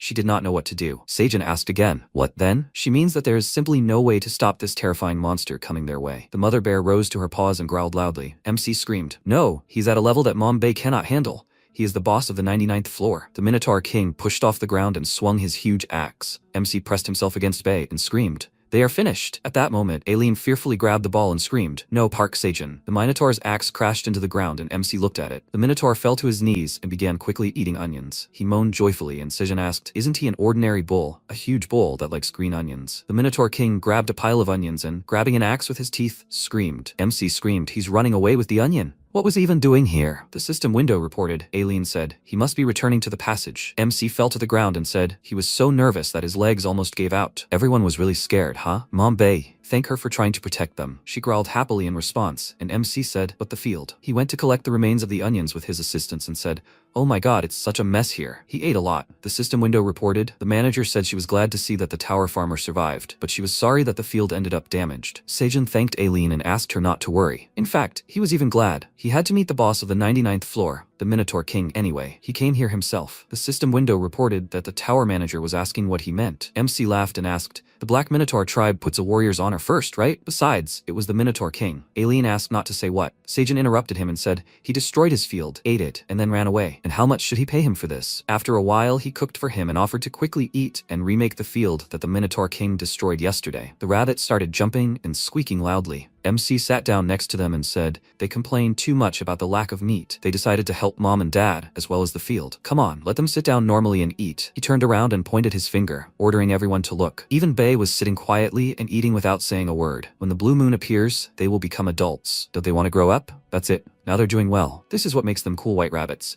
And their Bae is well behaved, not even picky. Seijun petted Bae, who growled happily in response. By the way, why hasn't he grown any more lately? By now, he should have gotten bigger, according to his calculations. Bae fell on his back, exposing his belly. MC continued to scratch him and said, he's eating enough. Maybe something hurts. Suddenly a loud cry was heard. The chairman, Tio, waved his hand and said, he's back. MC asked, Tio, hello? Ox 3. Ox 4. Who's hanging on their shoulders? Ox 3 answered, they are from the Silver Wolf tribe. MC asked again, silver wolves? Wolves? Tio jumped on Seijun's shoulder and said they were hunting him. Ox 4 gave them a good slaughter. He didn't know what to do with them, so he brought them here so he could make a decision himself. MC said, first they will listen to why they were hunting him, Tio. Are they sleeping? Ox 4 stretched her arms again and said, on the way here they were too noisy, so she hit them good. Seijun asked, they will wake up, right? Teo looked around and asked what happened to the field. MC answered, the king of the Minotaurs came and went. The bulls screamed loudly, Commander? Ox 3 asked fearfully, how did he know where they were? Ox 4 said, they are finished. MC cleared his throat and suggested we talk about the details later. They worked hard on this trip, right?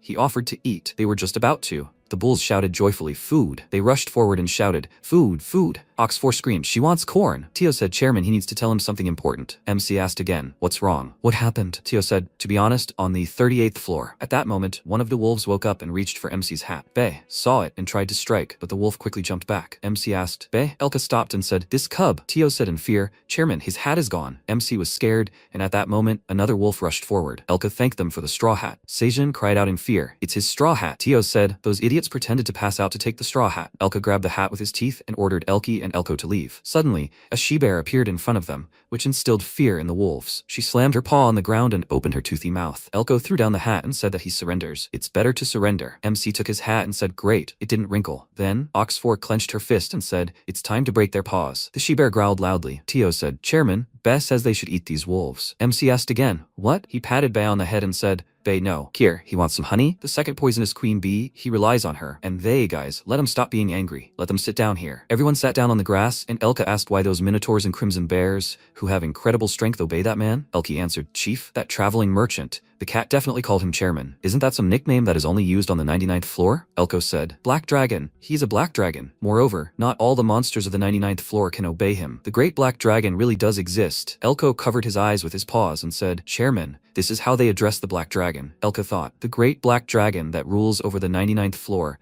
could it really be that puny-looking guy? He ordered not to tell him what confused them. Clearly, this is all. This is the black dragon's trap. He is sure that this is the answer from their ancestors that grandfather spoke of. This is their chance. MC turned to them and asked why they were chasing after Teo and the straw hat. Elka bowed and shouted, they begged for forgiveness, the great black dragon. They, lesser creatures, knew nothing and treated him with disrespect. They had no idea that the traveling cat merchant was his subordinate. MC cried out in surprise. What? The great black dragon? At this moment, Aileen asked, what? She laughed out loud, watching what was happening through her ball. She asked, how cute isn't it? The system window reported, the tower manager says that she will forgive him for pretending to be a black dragon. A new task. He needs to show the Silver Wolf tribe the power of the great black dragon. The reward is Aileen's joy. If he refuses, Aileen will be disappointed. The tower manager is rooting for him to show all the fury of the great black dragon instead of her. She says that she will help him. Seijun's eyes widened in surprise and thought, instead of her? Just don't say that Aileen is a black dragon and not a chubby pig. He laughed and thought, right, her name is the tower tower manager, he knew it was weird. Tio asked, Chairman, what is it? MC thought, Aileen wants this, so he should be happy to do it for her, right? He laughed and said, a black dragon, they say. So he was exposed. He thought they wouldn't recognize him in this guise. Right, he's the great black dragon. How dare they encroach on his property and scare his subordinates? He can't forgive them. Aileen screamed loudly, what is he doing? Ox 3 asked, is this true? Tio asked, Chairman Park, what is he doing? Is he scaring them? MC took out a cat treat and said, his favorite subordinate Tio, doesn't he want to receive the mercy of the great black dragon? Tio jumped from his shoulder to the ground and screamed, Chairman Park, he is the great black dragon. He is the black dragon's subordinate. Let everyone bow before the dragon. Elka said, they're really apologizing, great black dragon. He committed a terrible sin, and it's unforgivable. Even if he, Elka, the leader of the Silver Wolf tribe, put his life on the line, but he hoped that he would forgive them fallen creatures this time. MC waved his hand and said that he would give them a special chance to atone for their sins. Elka asked in surprise, really? Seijin extended his hand and said, 10,000 tower gold coins. 10,000 tower gold coins. That's the price of their Tio's life. He will forgive them if they pay him that amount. Elka screamed in fear. 10,000 tower gold coins? Tio cried out, Chairman Park, is his life really that valuable? MC replied, of course. He's Tio's traveling merchant, responsible for selling their farm produce. Moreover, Tio, a contract. Tio reached into his bag and said, okay, Elka spoke.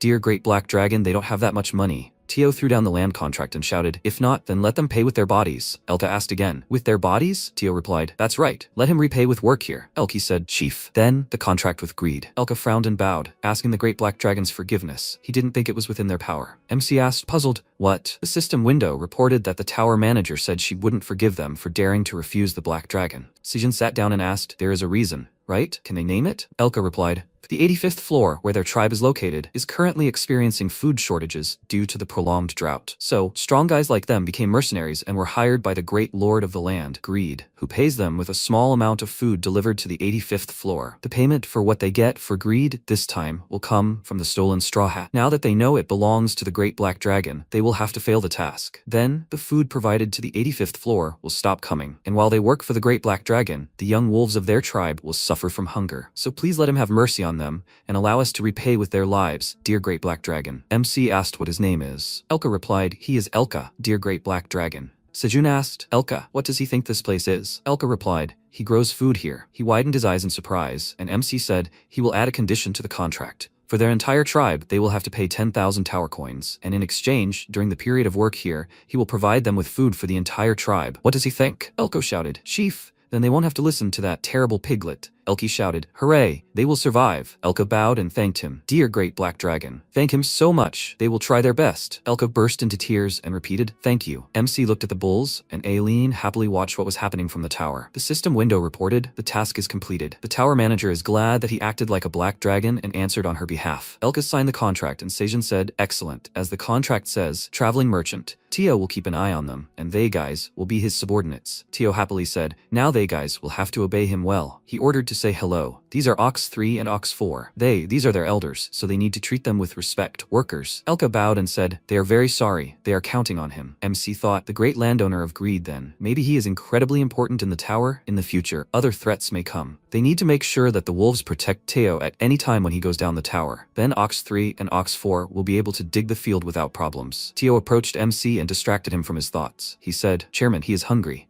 He asked to give him some fish so that he can eat it with the wolves. MC sighed and said, Tio, really? After a while, a loud scream was heard. Tio was lying on the ground and screaming, no fish at all? Chairman, he is an idiot. MC turned around and asked, is he still whining? He's trying to do everything he can right now. Tio replied, he won't work if he doesn't get a fish. Seijin replied, okay. He looked towards the rabbit and said, okay, the poison has already been diluted a lot with regular water, right? Is it ready, Black Rabbit? The Black Rabbit squeaked back at him, and MC suggested they try out their new hunting ground. The Black Rabbit swung his hammer and hit the rocks. MC said, great, Black Rabbit. The passage has gotten much bigger, hasn't it? You should be able to swim through there now. The rabbit went into the water and squeaked, and Seijin asked what he thought. The Black Rabbit covered his eyes with his paws and squeaked, shaking his head. MC asked, is it too dark in there? The Black Rabbit squeaked approvingly, and Seijin said, even after making a hole, they need light. Tio, he has a thing that helps him see in the dark, right? Something like a flashlight. Tio was playing with the rabbits at that moment. He looked in his direction, then grabbed his bag and said, he can't have something like that. But still, There is something glowing in his bag. He will try to find it. All of this is the tower coins he got for selling tomatoes. This is the thing he bought on the way here. MC saw the pendant and asked, "Is this it?" The system window reported, "It's a necklace with a scratched gemstone. No usage limit. Manufacturer unknown." Seijin asked, "A necklace with a scratched gemstone? Aileen, could she please appraise this thing, like she did with the straw hat?" He tossed it, after which the system window reported, "The tower manager tells them to rely on her. She says that this thing is perfect for this situation." MC asked, "Really?" He took out a plate of tomatoes, after which the system window reported that he completed the task. As a reward for completing the task, he received an appraised necklace of light. Seijin said happily, "Wow, now that it's been appraised, it looks completely different." The system window reported, "Necklace of Light, it's an amber stone enchanted with light magic. Usage limit above level 5 and at least 3 mana points. Manufacturer, Mage Horan from the Green Tower. This one's rank is C, light skill is level 1. MC inquired, "Does it illuminate the area around whoever wears it?" The black rabbit squeaked, and Seijun shouted, "With this they will be able to see the surroundings inside the pond." Teo asked, "Will it help? Then can he get an extension from the cat merchant for this?" MC took his paws and said, as expected from his golden paws, "He will be his merchant forever. He gets the fish, he gets the coins." Teo asked, "What does he mean?" Seijun picked it up and said, "From today on, Teo, he officially appoints him as a merchant, responsible for selling products. He's been working hard all this time. Merchant Teo." Teo asked happily, "Is that true? Then he will always be a Teo merchant from now on?" He laughed out loud and said, "He is officially a Teo merchant now." Seijun said, as a congratulation for his promotion, he would also allow him to be president today. Teo cried out, he is so happy. Then President Teo orders to use this necklace and bring a lot of fish. MC replied, "Yes, sir." He suggested that the black rabbit try it again. They will get their protein. The black rabbit started to squeak, and MC put the necklace on himself. Seijun said, "It glows so beautifully." He started to take it off and said, "It says here, the higher the user's level, the brighter the stone glows. Will they try it on him, black rabbit?" He squeaked back at him. He hung the necklace on the rabbit, after which a bright light illuminated everything around. MC said, "It's just that his mana is lower than the black rabbit's mana." Great. He won't have a problem in the dark. Now, he should eat some anti-poison green onions,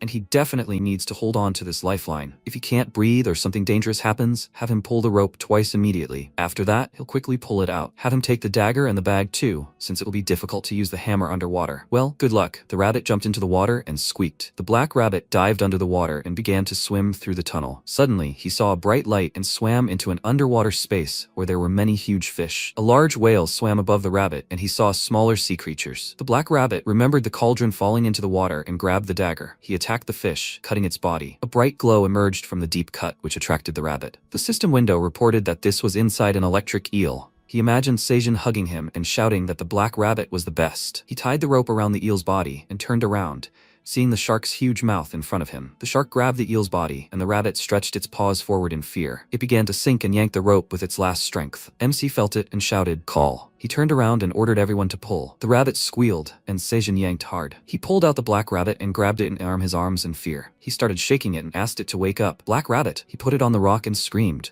"Black rabbit, let it wake up." Teo asked fearfully, "What are they going to do?" MC screamed, "Horror." He asked Queen Bee to hold his hat. He stretched his lips to the rabbit and thought, mouth-to-mouth breathing. Suddenly, the black rabbit opened its eyes and spat water in Seijun's face. Teo screamed joyfully. The black rabbit woke up. The other rabbit started squealing happily and hugging it. MC had a gag reflex after the water hit his face. He happily said, "Black rabbit, it's okay." The black rabbit pointed its finger at him and squeaked discontentedly. Seijun frowned and said, "Stop whining." Aileen was watching what was happening through the ball at that moment and smiling. MC said, "He also almost sacrificed his first kiss to save him. Does he know?" He put the hat on his head and said, in any case, he was glad that he survived. But why is the water so salty? The system window reported that it seemed like the black rabbit was in the dimensional ocean. Seijun asked again, "The dimensional ocean?" Irene said that the dimensional ocean is somewhere between the floors of the tower. Because there are a lot of dangerous and scary monsters in it, it is better to navigate only by the passages to safely get to the floor. But sometimes, water holes appear in the passages that lead to the dimensional ocean, like a hole in a pond. Various underwater monsters live in this ocean, and among them there are also many tasty ones. Seijun said, "Crayfish then." That's not surprising. He also wondered why ocean creatures appeared in a freshwater pond. Black rabbit, were there edible fish inside? The rabbit opened the bag and took out an orange sphere. The system window reported that these were the entrails of a giant electric eel. He received the entrails of a giant electric eel. MC looked at it in surprise and asked, "The entrails of a giant electric eel?" The system window reported, "These are the entrails of a giant electric eel that lived for 1,000 years. They glow with electrical power. When consumed, it allows the user to learn rain and thunder skills. Usage limit, more than 10 mana points. Rank A." Seijun shouted, "Did he find an electric eel?" The black rabbit squealed happily in response, and Teo asked, Is this a tasty fish? The black rabbit grabbed the rope and started to pull, when suddenly a fish head appeared from the water. MC shouted, "Is this a fish head?" Suddenly, crayfish and piranhas appeared from a crevice, and Seijun happily said, "There are a bunch of piranhas and crayfish swimming in the pond." No way. Were they all swimming after the eel's head? MC grabbed the black rabbit and shouted happily,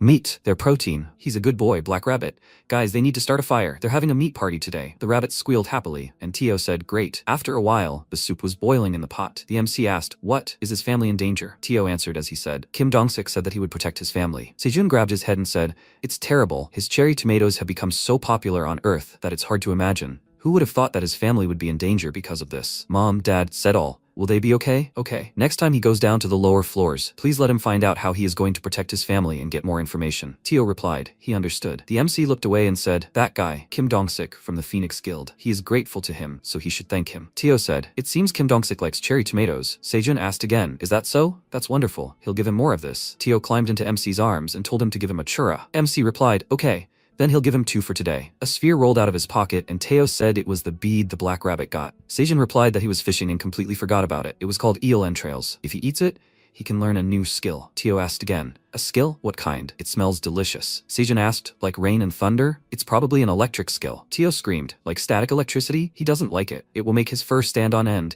and his whole hairstyle will disappear. MC laughed and said, "But he likes it." After he got to the tower, he only learned farming skills, but now he can learn something new. He laughed loudly and asked, "Now he'll finally look like a traveler, right?" Tio asked again, "A traveler? He rarely even leaves the cave.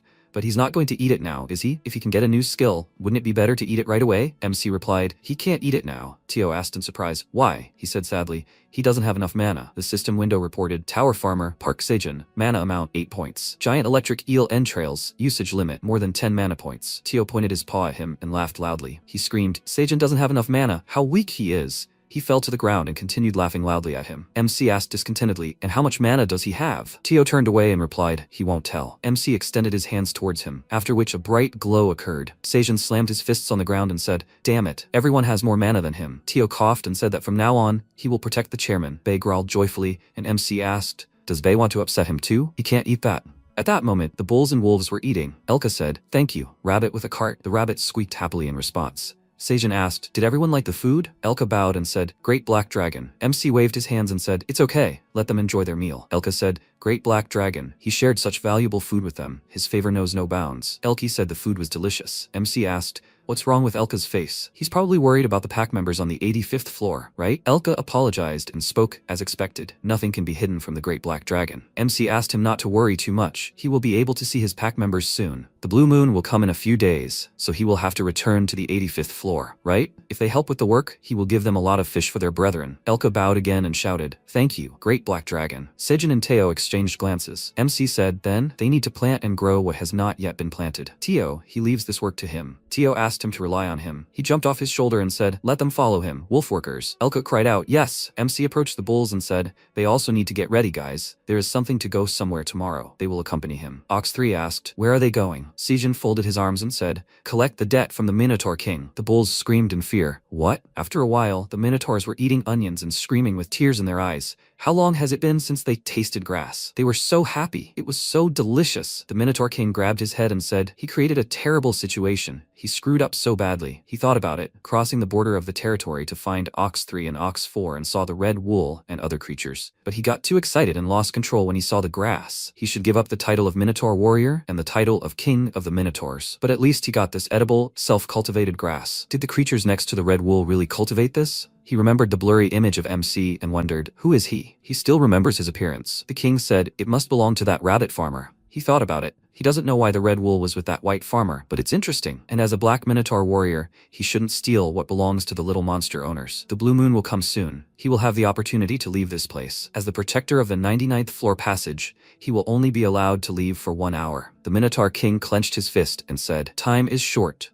but he will come there again and pay for the grass he took from the white rabbits and the red wool. And he can't break the agreement for the sake of grass. He thought about it and asked, but how should he repay them? The blue crystal sparkled brightly in the light. After some time, The rabbits were harvesting green onions, and hubby was watering the sprouts. MC was harvesting tomatoes, and said that since they would be stepping away for a while, he suggested harvesting as much as possible before leaving. The rabbits squeaked approvingly in response to him. MC took off his hat and said, "It's hot." He asked, "Excuse me, Queen Bee, but could she hold it for a bit?" She buzzed happily in response. Sejin decided to continue. The system window reported that he had harvested 9 ripe magic cherry tomatoes at once. His work experience had increased slightly. The work experience bar is full. The farming rank in the D-rank tower has increased. He has reached farming in the C-rank tower. Sejin asked, was he so busy that he didn't even notice that his work evaluation was about to rise, right? The system window reported that due to the increase in the job rank, the job characteristics also changed. Since the work characteristics became closer to nature, his hidden talents have awakened. MC asked, had his hidden talents awakened? The system window reported, Friend of Nature has been awakened. The talent, Friend of Nature, is a talent that has a high level of affinity with nature. Communicating with animals and plants that speak a different language, it becomes easier and clearer. Sejin asked again, Friend of Nature? Communicating with animals and plants that speak a different language becomes easier and clearer, huh? He turned and asked, Hubby? Hubby adjusted his hat and asked,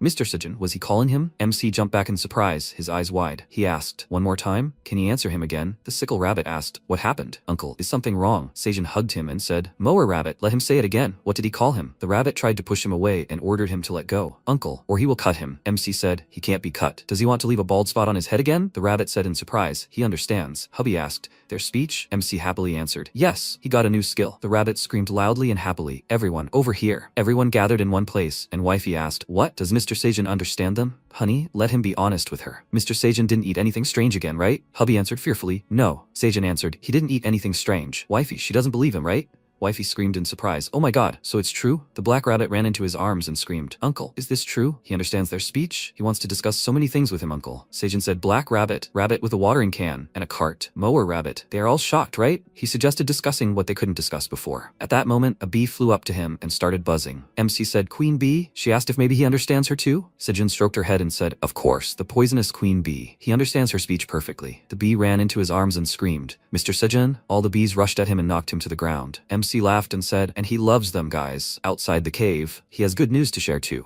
Hubby handed MC his hat and said, here's his hat. MC said, thank you. The system window reported that it has been confirmed that the relic of St. Patrick's straw hat of the land increases the wearer's work promotion. Farming in the C-rank tower has been confirmed. The relic of St. Patrick's straw hat has been upgraded to C-rank. Sejin asked, wow, what's this? Did the hat's abilities improve just by leveling up? The system window reported that the C-rank restrictions have been removed. The restrictions on the level 4 land protection skill have been removed. The restrictions on the skill farmer's body level 3 have been removed. The restriction on the skill wish for a good harvest level 2 has been removed. The restriction on the skill Blooming Assistance level 1 has been removed. Sejin asked, what is this? A new skill, Blooming Assistance? The system window reported that the restrictions on the skill Blooming Assistance level 1 have been removed. It's an active skill that accelerates the blooming of 10 sprouts for a week without consequences. The skill has a 10-day cooldown. MC asked again, does this accelerate the blooming of 10 sprouts in a week? This is incredible. Great, he had an idea. After a while, MC planted a sprout in the green onion field and said, excellent. The system window reported that he had planted a sweet potato sun turnip. Due to the effect of level 3 planting, the probability of the potato sun turnip taking root has increased. The third planting level had just increased. The effect of level 1 professionalism had increased, so the third level planting level had increased by an additional 5%. MC pressed his palms to the ground and cried out, Blooming Assistance. The system window reported that he had used level 1 Blooming Assist. The flowering of the sweet potato sun turnips had decreased by a week. Sejin looked at it and said, excellent. He had been looking for the right time to grow these turnips outside the cave. Using this skill will help them take root and quickly take root in the ground. He planted it next to the green onion field, but there is not much space. They will be fine, right? At this moment, the sprouts began to glow and grow with each passing second. MC asked in surprise, did the turnips suddenly start blooming because of the skill? The system window reported that the energy of wishing for a good harvest from the green onion field had also affected the turnips. While the good harvest effect lasts for the green onions, the yield of sweet turnips will be increased by 50%. MC asked again, double buff, what luck? They'll be able to grow turnips faster than he thought. Suddenly, a loud roar was heard. Sejin turned around and saw Bae, who was shouting loudly, Daddy. He pushed off the ground and rushed into his arms. MC asked again, what? Bae pinned Sejin to the ground and joyfully said, Daddy. He heard it from the black rabbit. Now he really understands him? MC asked again, Daddy? He shouted, Daddy? He calls him daddy, even though he's never met anyone. Bei's mom, is that true? The mother bear asked in surprise. Does he really understand them? She was glad to hear it. She feels better if he calls Mr. Seijin daddy. Their Beth trusts him and follows him. Once again, thank him for taking care of her and her son, Seijin. MC petted Bei and said, well, as she says, it looks like he has a cute and charming son. Bei cried out happily, Daddy, he's hungry. He wants to eat honey and green onions, sweet potatoes and fish too. He wanted to tell him so much. Seijin smiled and asked, really? Their Bei wants so much food, right? Then he suggested eating something special today. Bei asked again, something special? MC replied, today he grew something new, potatoes. He pulled it out of the ground, and the system window reported that it was a power potato. It was grown by a professional farmer. The taste and effect became better. When consuming this, 30 grams of body fat is burned, and strength increases by half a point in 10 minutes. The effects can be stacked up to 10 times in an hour. After some time, potatoes were cooking in a huge vat. MC opened the lid and offered the guys something to eat. Everyone gathered in the clearing, waiting for food. His diary is about how he got to the tower. It feels like from now on, everything will only get better. After some time, Bei was lying on the ground and crying. He shouted, Bei will go too, he wants to be near daddy. MC asked, Tio, he prepared a lot of green onions, right? Tio answered, yes, he prepared a whole ton with the wolf workers. Seijin frowned and said, Bei, is he going to continue acting like a little child? What did daddy tell him last time? Bei said sadly, he said that he must protect the queen bee's sisters. Seijun asked again, then is he going to continue throwing a tantrum? Bei answered, no. In return, he must return quickly, okay? MC pressed his forehead to him and said he will return as soon as possible. Their Bei trusts dad and will wait, right? Elki lay down on the ground and said to go, the great dragon. He will accompany him. MC said, great. He climbed on Elka's back and told Ox 3 and Ox 4 that they were going to the teleportation point where the king of the Minotaurs sits. They set off, and after a while, MC turned around and said how fast he was. They arrived in an instant. Tio covered his eyes with his paw and said, his eyes watering from the dust. Seijin looked at the dark mana that appeared in front of them and asked, what is it? It is a forest, but for some reason it is shrouded in darkness. Ox 3 said, there are a lot of monsters in this place. MC asked again, what? Monsters? Ox 4 answered, even on the 99th floor there are several such territories. Where they are heading now is the territory of the Minotaurs, and his place of residence is the Red Wool Forest. And this is the territory of the suppressed creatures of the West. MC asked again, suppressed creatures? Ox 4 answered, yes, although she heard that they were not like that from the beginning. It is better not to know the details for now. It is dangerous there, so it is better for him to stay away from this place. MC thought, I see, suppressed creatures, but what suppressed them? Later he will ask Eileen. Suddenly, a dirty mass flew into his face and Seijin flew off Elki. Tio screamed in fear. Chairman, Ox 3 asked, is he okay? Elki cried out, God, great dragon. MC looked at his palm and said, he is fine. What is this? Dirt? He looked ahead and saw the Minotaurs licking their palms. He thought, they eat dirt? Because there is nothing to eat in the West? So that's why they were so surprised at the sight of grass. The black rabbit ordered Mr. Theo to lie down on the ground, and he replied that he hated dirt. Elki asked for forgiveness. Great dragon. Ox 4 screamed, who threw food at him? The Minotaur came out to them and asked, who do they have here? Ox 3 and Ox 4. Where have they been all this time? Who is this? Ox 3, why did he bring such weak toys? Let him give them to him. He will have a good play with them. Ox 4 hit him, after which he somersaulted and fell to the ground. She said, there is no time. They will just go to the king. MC looked at what was happening and thought, Ox 4, she is scary. At that moment, the Minotaur ran up to the king and shouted, Captain, Ox 3 and Ox 4 are back. But they came with some strange creatures. The king of the Minotaurs asked, with strange creatures? There was a shout. Captain, Ox 4 said, they returned with guests from the Red Wool Forest. The Minotaur asked, the Red Wool Forest? The king of the Minotaurs thought, great, now he won't have to go to them himself. He said, welcome, residents of the Red Wool Forest white rabbit farmers. He looked at MC in surprise and asked, this is not a white rabbit. What is he? Seijin answered, he is Park Seijin. Tio introduced himself, and he, the traveling cat merchant, Tio. The Minotaur king asked again, Park Seijin? He's afraid he's never heard of him. In any case, he's come a long way here. A few days ago, he ate a good meal of the grass he grew. It must have been hard to survive on the 99th floor with his weak abilities. He doesn't know why he's working for Red Wool. But if she's not honest with him, the Minotaur King will save him from this impudent woman. This is his opinion about his weak monsters, so let him speak, don't be shy. MC spoke up, the Minotaur King, he thinks he misunderstood something. The Minotaur King asked again, what? MC replied, firstly, he doesn't work for Red Wool. On the contrary, Bei and Bei's mother help him. Second, he didn't come here to escape fair slavery, but to collect compensation for the stolen grass in the destroyed field 3 days ago, the Minotaur King. Unless, of course, he wants to be known as a thief. The Minotaur King shouted in displeasure. What? Let him say it again. How could he, a lower creature, dare accuse him of theft? The strongest creature on the 99th floor, the Minotaur King, is he a thief? MC asked in displeasure. Who, if not a thief? Teo shouted. He is a thief. Seijun pointed his finger at the king and shouted, shouldn't black Minotaurs cherish honor, but instead of feeling ashamed of what he did, he is angry? The Minotaurs started talking among themselves. Is that true? He stole the grass they ate? The Minotaur King turned around and then said, there must have been a misunderstanding. the owner of the field. As the protector of this teleporter, he is limited in his actions. He just came in a hurry due to lack of time. Of course he was going to repay him. Wasn't it obvious? The Minotaur King knelt down on one knee and laughed out loud. He asked Seiyun to tell him what he wished for, an expensive tower legendary rank item, or... MC interrupted him and asked, can he let him use the teleporter? The king asked, what? Seijun asked to use the teleporter, king of Minotaurs. This way he can repay him. He looked behind the monster and thought, is this a teleporter? The Minotaur King stood up and said, okay, he will allow it if he wants. For his and MC's honor, let Park Seijun come to him. MC clenched his fists joyfully and thought, finally, he will come out of the tower. Seijun looked at it and reached out to the crystal. The system window reported, the 99th floor tower teleporter has been saved. Loading another saved floor teleporter. Teleport confirmation. Since he has no other stored teleports besides the 99th floor, he can't go to another floor. MC's eyes widened in surprise and asked, what? He can't go? The Minotaur King said it doesn't suit him, the one born outside the tower.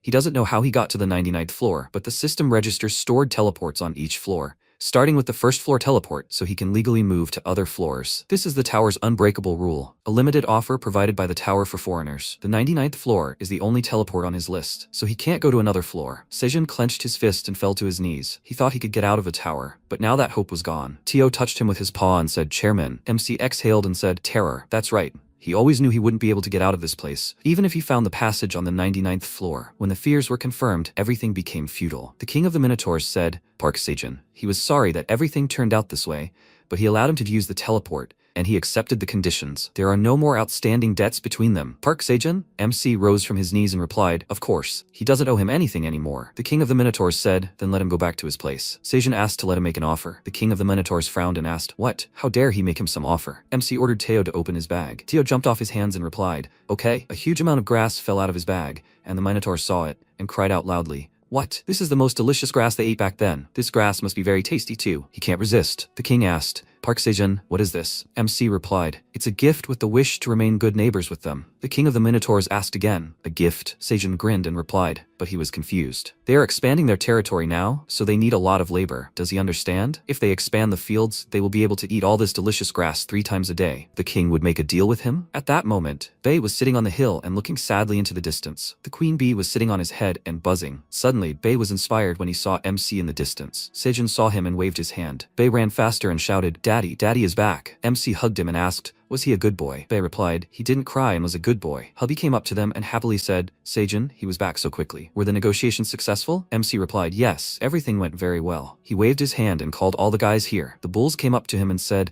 they are hungry. They just need to dig the ground there. The bull said that he was here for the first time. The rabbits looked at them with fear, and MC said, these are Minotaurs who will help them clear the field. They made a deal with the king of the Minotaurs, and now they can do whatever they want in the wasteland. The bull asked, Seijun, where should they start digging? The other bull said, he is already in the mood for fruitful work. Bei looked at the bull happily and said, his muscles look so cool. The bull frowned and said, he must be Bei. He heard about him from the Ox 3. The other bull said, he looks more puny than he heard. Bei shouted, do they know Mr. Ox 3? He is very close to him. He also led Mr. Ox 3 around the field. He will show them everything here. Let them follow him. The bull followed and asked, great, is it time for them to get to work? Seijun said, Bei is such a cutie pie. Maybe they'll prepare some food for the Minotaur workers then. The rabbits cried out, yes. Teo was lying on Elka's back and asking for some chura. At that moment, a cry was heard in the Minotaur lair. Rock, paper, scissors. The bull cried out joyfully. Tomorrow he'll go to work. The bull wiped his face with his hand and said, horror. Ox 3 asked, they chose among all 10, right? Let them follow him tomorrow. The bull looked at this and said, king of the Minotaurs, they haven't seen them so lively for a long time. If they expand the field, their territory will be overflowing with grass, not mud, right? The king of the Minotaurs folded his arms across his chest and replied, I guess so. They'll be good neighbors, right? It's getting noisy on the 99th floor. At that time, the bees were working hard and filling the jars with honey. MC looked at this and said, they've already collected so much honey in the jars Teo brought. He thought the bees wouldn't collect honey because of the blue moon preparations. He looked at Queen Bee and asked, is it because she recently increased her troops? He picked up a jar and said, here, Bei, there's some honey for him. Let him eat it slowly, okay? Bei laughed lightly and said, he's so happy. Seijun turned around and asked, Bei's mom, did she go deep into the forest today? She replied, yes, because there's a blue moon tomorrow. MC said, then he prepared more food for them to take with them. Let them take more bottles of honey. Bei said, he's so excited. At that moment, Elka said, dear Black Dragon, he thinks they should descend during the blue moon, so MC told him not to worry. He prepared supplies for them too. The Black Rabbit went through catching their seafood in the dimensional sea. Elki cried out loudly, so much? The wolves bowed and Elka said, thank you, Black Rabbit. The Black Rabbit replied, Nothing special. But how are they going to carry it all? Elka replied, it doesn't have as much room as a merchant's bag, but they have simple carrying bags too. The bags quickly began to fill with everything MC had prepared for them. The wolves looked at this happily, and Elka turned around and said, then, they will see them after the blue moon, dear black dragon. The wolves and bears headed towards the forest, and Seyun waved after them. He asked, well, he should prepare for the blue moon too, right? The system window reported. The tower manager asks what's wrong with his face, and if he is worried about the field again. Sejin said, Aileen, yes, he is a little worried before the blue moon. The black rabbit waved at him and said, he will help mom and dad. The system window reported. The tower manager asks, didn't she tell him to trust her? She proudly asks if he saw how she protected him during the blue moon. MC replied, he did. When the blue moon appears, monsters become wild. A month ago, during the blue moon, MC was thinking about Ox 3 destroying the field. Everyone tried to minimize the damage by hiding away from the fields.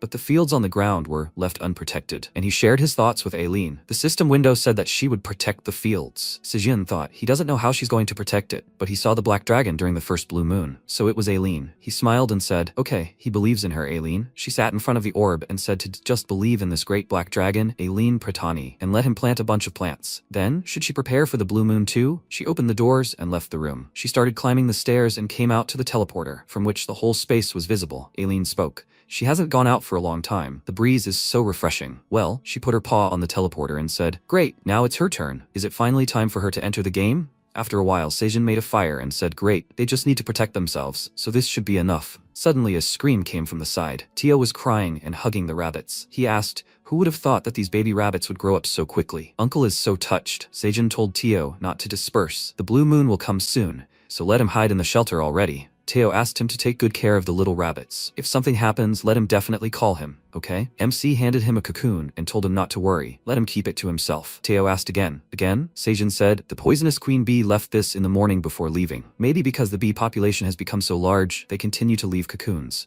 He prefers to keep the hives, but Tio looked at it tenderly and said he will keep it in his warm fur this time too. MC looked up at the sky and said, the blue moon is coming. The rabbits turned into monsters with red eyes and looked towards Sejin. He said he saw this last time too. He can't get used to it. They change so quickly. He covered his ears with his hands and then stood up and asked, are there monsters nearby? But this shouldn't be. Aileen hasn't arrived yet. He looked at the rabbits and asked, guys, come to think of it, didn't they become blue rabbits as soon as the blue moon rose last time? Why haven't their furious looks changed? The rabbits went berserk. MC ordered them to gather. The rabbits rushed towards him, and Sejin covered his face with his hands, when suddenly he heard the flapping of wings. He looked up and screamed, Aileen! The monster living on the 99th floor, a branched insect, looked at Aileen and rustled, starting to quickly run away. Aileen laughed out loud and asked, what do you think of Aileen Pratani's appearance? An illusory magical device created for her by her grandfather during a blue moon patrol of the tower when she can't leave the administration area. She sat in the portal and spoke. She made an image in her own image. Aileen's hologram flew across the sky and she thought, further control technology is possible on the 99th floor. Her image could even fly up to the clouds. The illusion would disappear if she only descended to the ground. Aileen laughed and asked, Sejin will probably think that's what she looks like, right? She thought. Then she'll fly a little longer until the blue moon ends. MC looked up and spoke. The monsters subsided after Aileen's flight. Suddenly a bright light appeared behind him and the rabbits returned to normal. Sejin cried out with tears in his eyes, you guys. He hugged them and said, oh my god, what a relief. The rabbit said, he can't breathe. What happened, Uncle? MC looked at the blue glow that illuminated the plants and smiled. He suggested harvesting the blue moon. After a while, MC started cooking. He looked at the vegetables and said, they were perfectly soaked in the moonlight. The system window reported, sweet enhanced potato turnips. Enhanced potatoes containing the energy of the blue moon. Magical cherry tomatoes containing the energy of the blue moon. Sejin said, they harvested 13 cherry tomatoes, 3 sweet potatoes, and 7 sweet potatoes this time. Aileen, she did a great job. Let her take this harvest. The potatoes and sweet potatoes are hot, so let her cool this down before eating. The system window reported that the tower manager thanked him. She shouted at him to rely on her in the future when the blue moon comes. She happily took the plate of vegetables and said she's tired, but it's worth it. What does it taste like? Dragon heart extraction medicine. She put her paws to the heart and screamed. The heart is beating. Unlike last time, she feels a stable flow of mana. She looked at the system window in surprise and asked again, honey potatoes? The system window said, the reward for obtaining the forgotten delicacy, honey potatoes, has been received. She asked, maybe? At that moment, MC poured honey on the potatoes, and Aileen shouted in irritation, Park Sejin, a little human, how could he let her eat regular potatoes when he himself eats all these delicious things? The system window reported that she can reward a special skill to whoever uncovered the forgotten delicacy. Special work skill confirmed.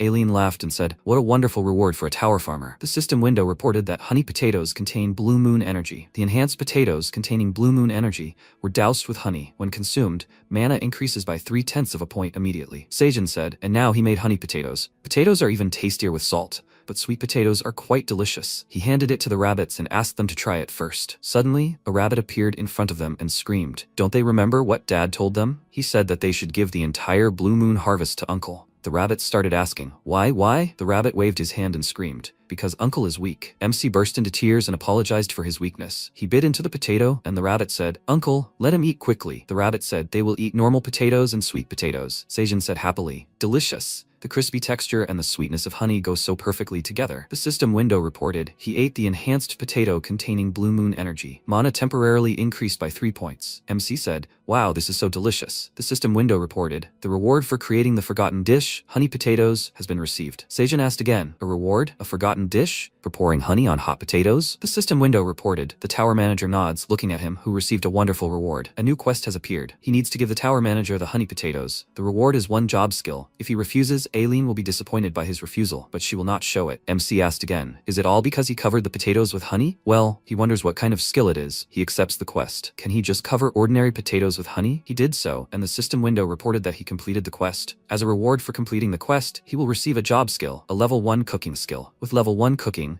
the taste and effectiveness of dishes made using ingredients grown in the tower will slightly improve. Seijin cried out, a special job skill? Cooking? The system window reported, registered recipe 1, enhanced honey potato containing the energy of the blue moon. This potato containing the energy of the blue moon was fried and drizzled with honey. The combination of hot potatoes and honey makes the taste sweeter and softer. The taste is slightly improved. When consumed, mana increases by 3/10 of a point permanently. Mana is increased by the effect of level 1 cooking. His level is too low to display. MC asked, can he collect recipes now? He's not even surprised since he got such a skill. Maybe he should become a cook as a second job after farming? For starters, he suggested the rabbits make more honey potatoes for others. Guys, will they help him? The rabbits cried out happily. Of course, Uncle. His diary was lost in the tower. The 8th blue moon passed peacefully. 99th floor, eastern part of the forest. A monster was walking through the forest when suddenly it tripped over a branch and fell to the ground. It rustled sadly when suddenly a huge branch resembling a hand appeared above it. It began to pull the monster further and then simply crushed it. It was an infected creature. It moved on, gathering a whole group of its own.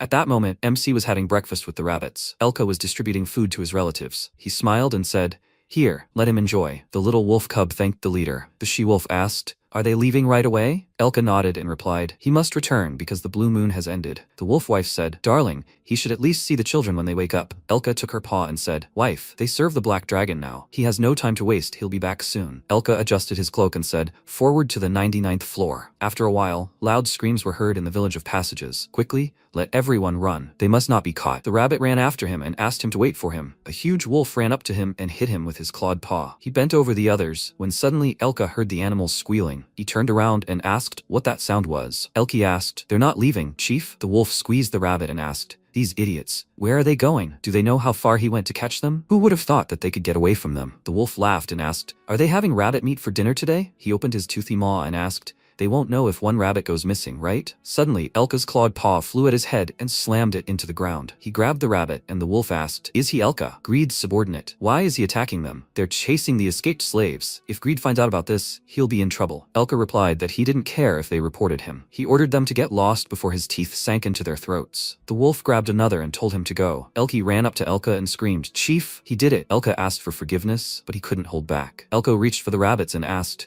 what should they do with these rabbits? If they leave them here, those guys will attack them again. The rabbits shook in fear, looking at the wolves. Elka folded his paws and said, they'll take them with them. They can help the black dragon. After a while, MC said, he has an announcement for them today. His mana reached 10 points after he ate the blue moon vegetables. Everyone looked at him puzzled, and Teo asked, is this such a significant event? Seijun ordered to listen. Now he can eat the insides of a huge eel, which means he will get a new skill. Teo yawned and asked if he can go to bed already. MC replied, no, he will leave after he sees his new skill. MC took a bite and said, it's delicious. Does it taste like orange soda? The system window reported he consumed the insides of a big eel. He got a new skill, Rain and Thunder, level 1. Seijun asked, Did he learn it, but didn't get it? The system window reported he lacks a large amount of mana to use Rain and Thunder, level 1. For the user's safety, the skill Let There Be Rain has been sealed. For the user's safety, the skill Thunder has been sealed. Rain and Thunder, level 1, he can create thunderclouds and use Rain and Thunder. Dark Cloud creation, he can create clouds with mana. The more mana, the greater the size and intensity of the created clouds. If the weather is normal, the probability of rain will be low. MC shouted in displeasure, "What? Do you need more mana? This has never happened before.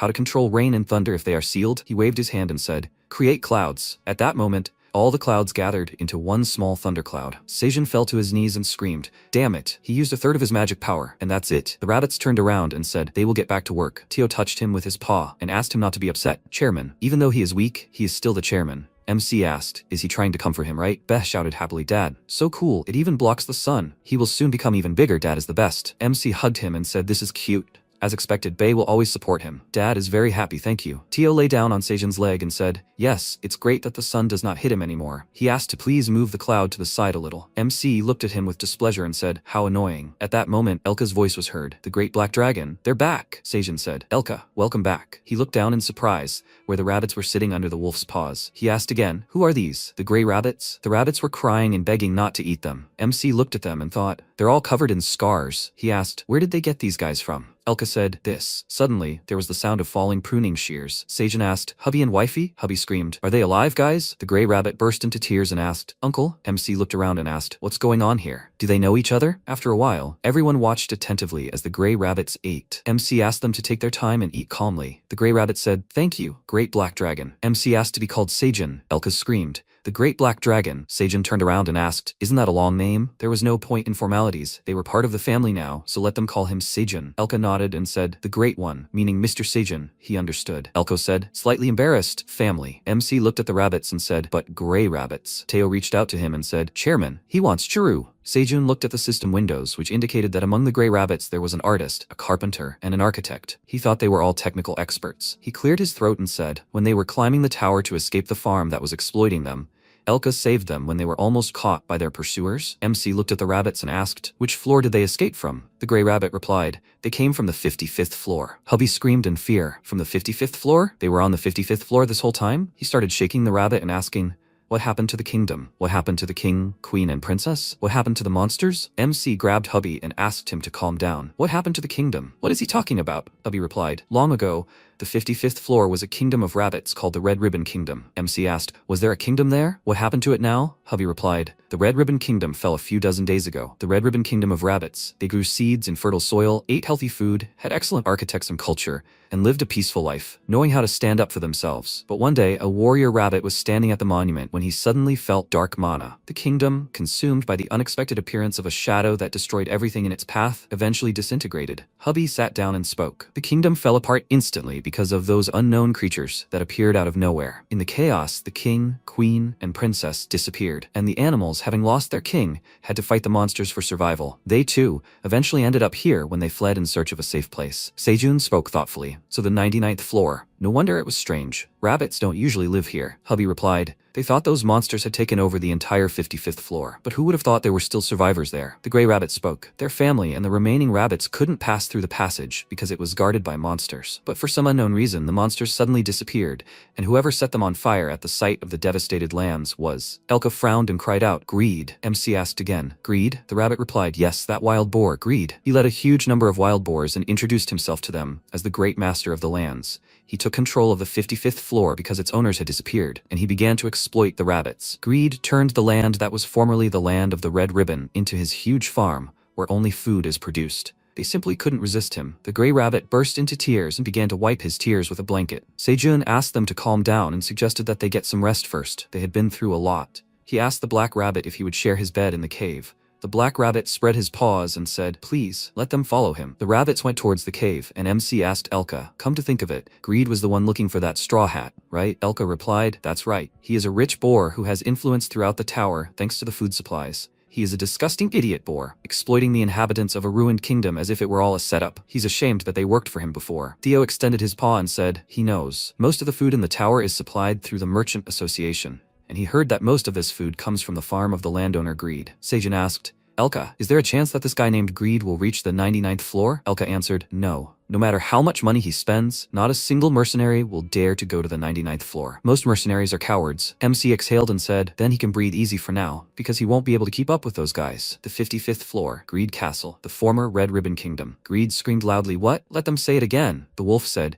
that idiot Elka from the Silver Wolf tribe betrayed them. He even took the rabbits they were chasing with him. Another wolf spoke, and he attacked them. Let him look at this wound, Mr. Greed. The boar said, that idiot shouldn't have been trusted from the start, his lord. Greed, the landowner of the 55th floor, said to forget about him. When there is no food left, he will come running in tears, begging to save his tribe. And for now, preparations are going well, right? The boar replied, at the moment, they're suppressing production as best they can, sending wanderers for food. There have been a few complaints from the Magic Tower and the Merchant Association, but everything is under their control. Greed laughed and said, wonderful, just wonderful. An opportunity has presented itself again, the same as when he took over the 55th floor a few dozen days ago. This time it won't end with just one kingdom. The entire tower will be in his hands. He laughed out loud, splashing his drool everywhere. After a while, MC woke up and picked up Theo, ordering him to wake up. It's already morning. Theo replied, he'll sleep a little longer. He looked in surprise at the wooden structure next to the pond and shouted, is this a bathtub? There's even a ladle here. He washed his face and asked, did the gray rabbits build this? It will be more convenient to wash his hair. He can even wash himself completely now. Tio shouted loudly, Chairman, let him come here. Seijin went to the stove where the rabbits were working. Tio said, they made something incredible. MC said happily, a stove, a table for eating, and a neat spoon and chopsticks. Tio asked, look at this. Pimik, Pipik, and Pirik made a cup for him, and there's his paw print on it. MC asked again, Pimik, Pipik, and Pirik? Tio replied, those are their names. They continue doing something, saying that they are grateful to him. At that moment, a gray rabbit behind them handed Sickle a kerchief and said,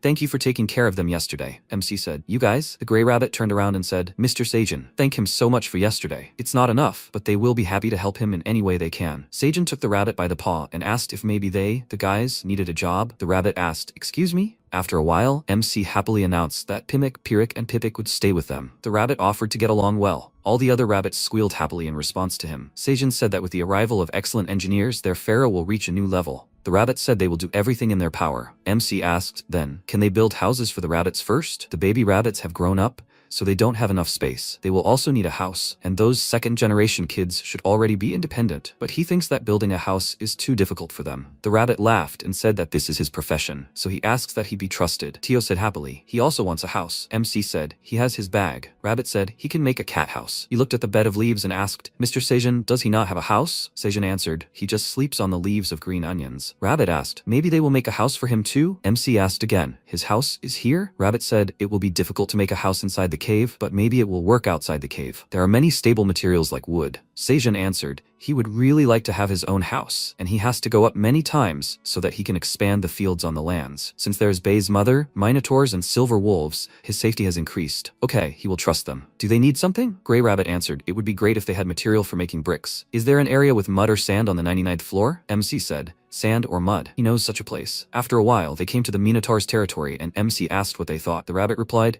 just the right texture. Even dry leaves turned into soil. This soil is perfect for bricks. MC replied, excellent. The king of the Minotaurs asked again, why do they need dirt? It's food for their Minotaurs. Seijin replied, this is a new deal, king of the Minotaurs. Pimik is going to tell them how to make bricks. If they let them make bricks out of this dirt, they will get green onions. The king asked, will they get straight to the deal? He waved his hand and shouted, Minotaurs, they need to stop eating dirt, or they won't have enough of it for bricks. MC smiled and said, excellent. Now they will get to work. After a while, Bay was uprooting trees, and the bear was helping him. The Minotaurs were digging the earth, and the rabbits were planting onions and watering the plants. Bay was playing with Elka and drinking the honey that MC offered to the wolf. Work was in full swing on the farm, and the system window reported that he had harvested 15 sweet potatoes. Work experience increased slightly. Level 4 sewing skill increased greatly. As a result of increasing level 1 professions, level 4 sewing skill increased by an additional 5%. He received 450 experience points. He leveled up and received 1 bonus stat. Seijin pulled out a sweet pumpkin potato and said, they reaped a great harvest. MC wiped the sweat from his forehead and said, it's hot. Create dark clouds. Now he won't burn his face. The system window reported that dark cloud skill increased. Seijin looked toward the onion mountain and said, while they are making a house, they also need to set up a warehouse on the ground. He saw a cat and happily said, Tio. He greeted the chairman. MC asked when he would come down. Tio replied, he was just planning to pack up. He had just packed a lot of cherry tomatoes from the cave. Seijin asked if he still had room in his bag. Would he try selling the peeling onions this time? Some hunters might find them useful. He'd recently expanded his plantations and collected a lot of stuff. Tio asked again, peeling green onions? He'd take 100. MC replied, yes, he'd take them with him. They'd be snacking later. Tio asked if they'd make a good profit. Since Mr. Seijin I was never wrong.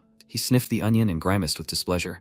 He said that it smelled disgusting to a cat. MC waved his hand at him and asked him to be sure to come back quickly. Theo turned around and said, okay. He asked not to eat his fish. He picked a potato and put it in his bag, and then ran off. He asked to wait for him. On the 67th floor of the tower, a frog was sitting and croaking loudly. Suddenly, an arrow flew into its body, and the lizard licked its lips happily. It jumped down from the tree and approached the frog, which was quickly attacked by a beetle. The lizard grabbed it and started chewing. Huge insects were everywhere, after which they decided to attack the lizard. She got scared, and red mana spread everywhere. All that remained of the lizard were arrows, which fell to the ground. At that moment, the ball began to ring loudly when Aileen was sleeping. She grabbed her head and said how noisy. She finally lay down to sleep for the first time in a long time. But why was the system sounding such a loud alarm? She touched the ball, when suddenly the system windows flew. She had more than 100 unread messages. About 5.5 million red locusts had infiltrated the 67th floor of the tower. Aileen asked fearfully, red locusts? They came from outside the tower. Since the last time, red locusts had invaded the tower for 100 years. At that time, grandfather had decided the situation and was almost unable to stop the destruction on the 55th floor. She screamed, manager, have him turn on the intercom. The system window reported, unable to connect. Aileen screamed, damn it, she can't open the passage connecting the tower with her abilities. The system window reported, less than 1% of the 67th floor was destroyed by red locusts. A second later, the percentage increased, and Aileen asked fearfully, what should they do? After a while, MC cut up the fish and started cooking it. He said happily, I can smell the fried eel. Theo said, it looks delicious. Suddenly, the rabbit's voice rang out.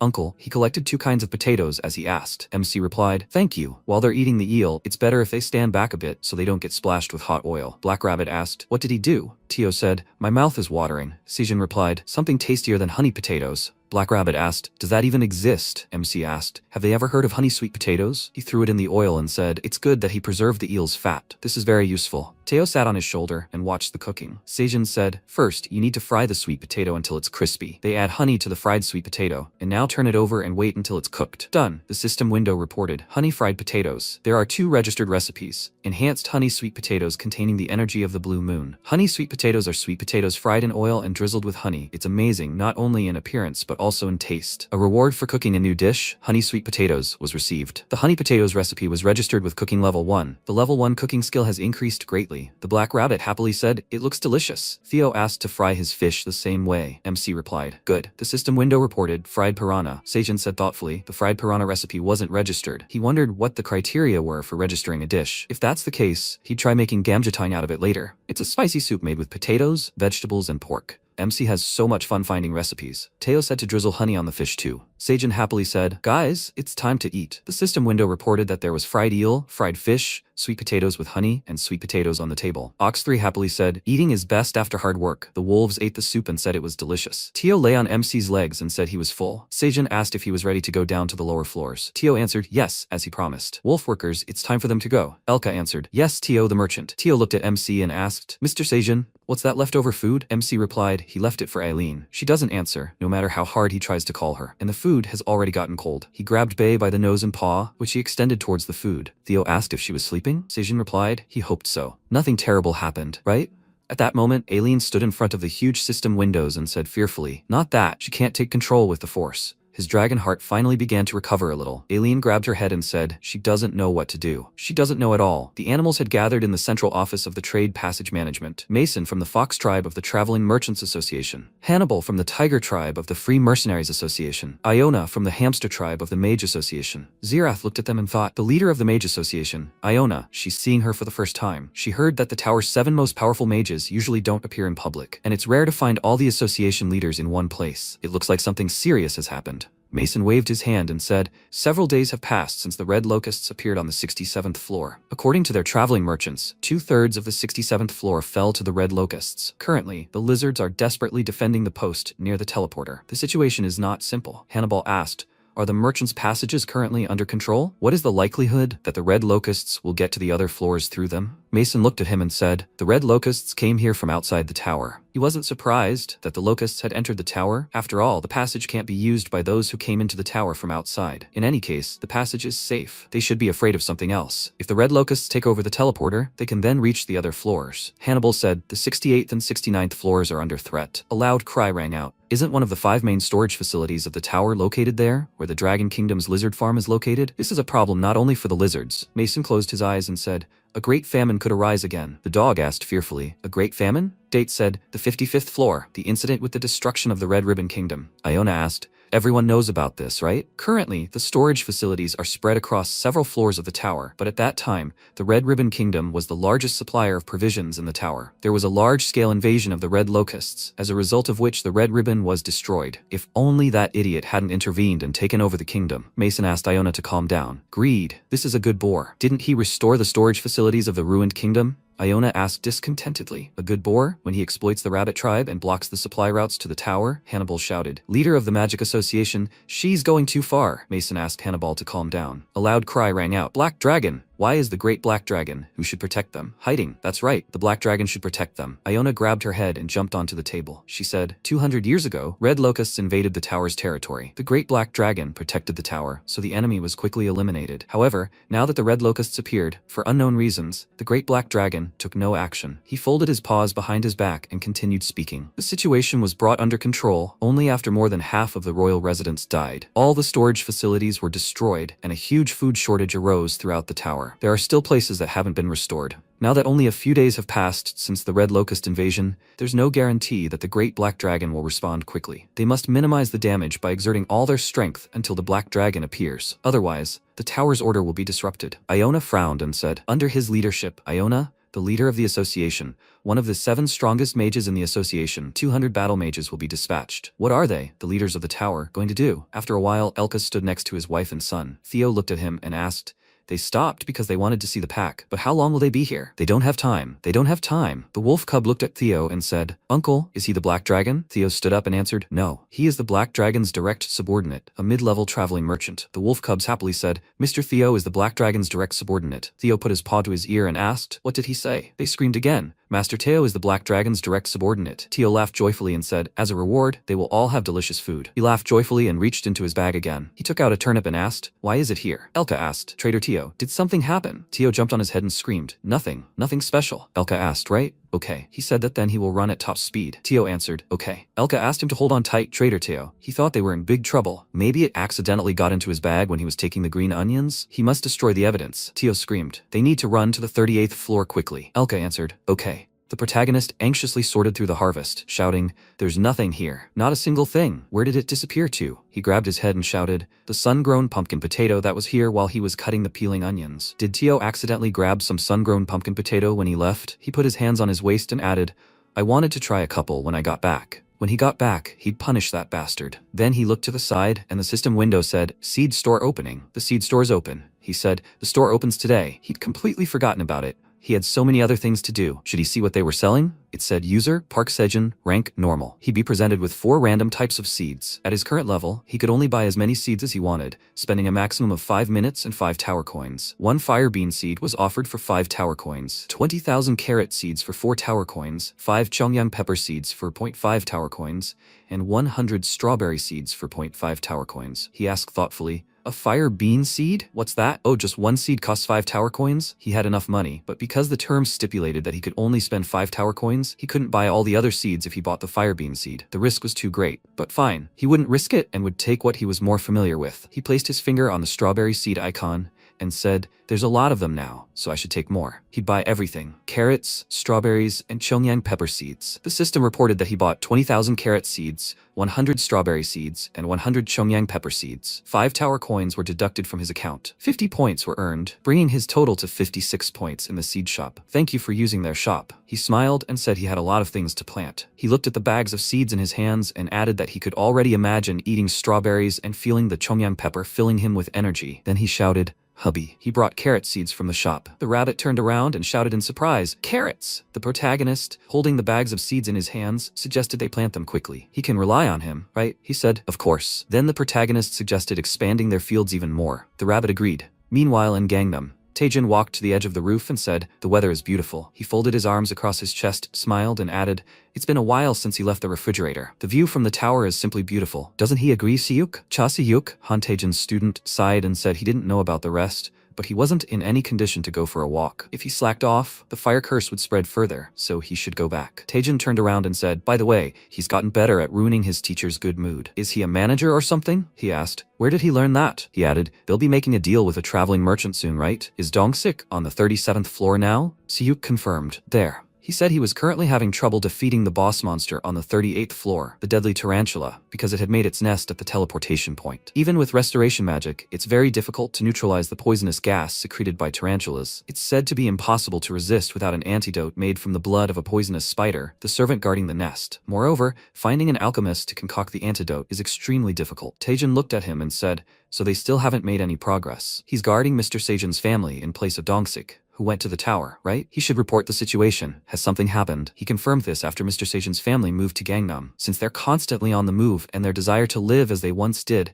security guards followed them discreetly. Recently, a foreign association attempted to reach Mr. Bray Sejin through his younger brother Sedol, but he resolved everything without a problem. Taejun, hearing this, laughed loudly, then suddenly coughed. His disciple cried out in alarm. "Master!" He replied that he was fine. Then he placed the tomato in his mouth. He was surprised. Was it a cherry tomato? He confirmed it. After eating this, the curse weakens. It's so useful and delicious. These tomatoes will help many people in the future. Moreover, he believes that Sejin is a talent that they must preserve in the Republic of Korea. Then he walked to the exit of the roof and, waving his hand, said his senior had made a great contribution, but he must tell him to bring Mr. Sejun to his office as soon as he returns from the tower. He will go first. "Master, there definitely must be a way to deal with this fire curse." Siyuk turned, looking at the tower, and noticed that this was true. If it was Mr. Dongsik, he will find it at any cost. Meanwhile, Dongsik was busy fighting. He swung his weapon and, looking at the monster, shouted, "Damn, there is no end in sight. Everyone, they must retreat. They'll plan everything again and try again." Before he could finish speaking, one of his team members turned around and shouted, "Team leader, above him." At that moment, the tarantula leaped on him. He turned around, but Suha stood in front of him. She held her sword out in front of her,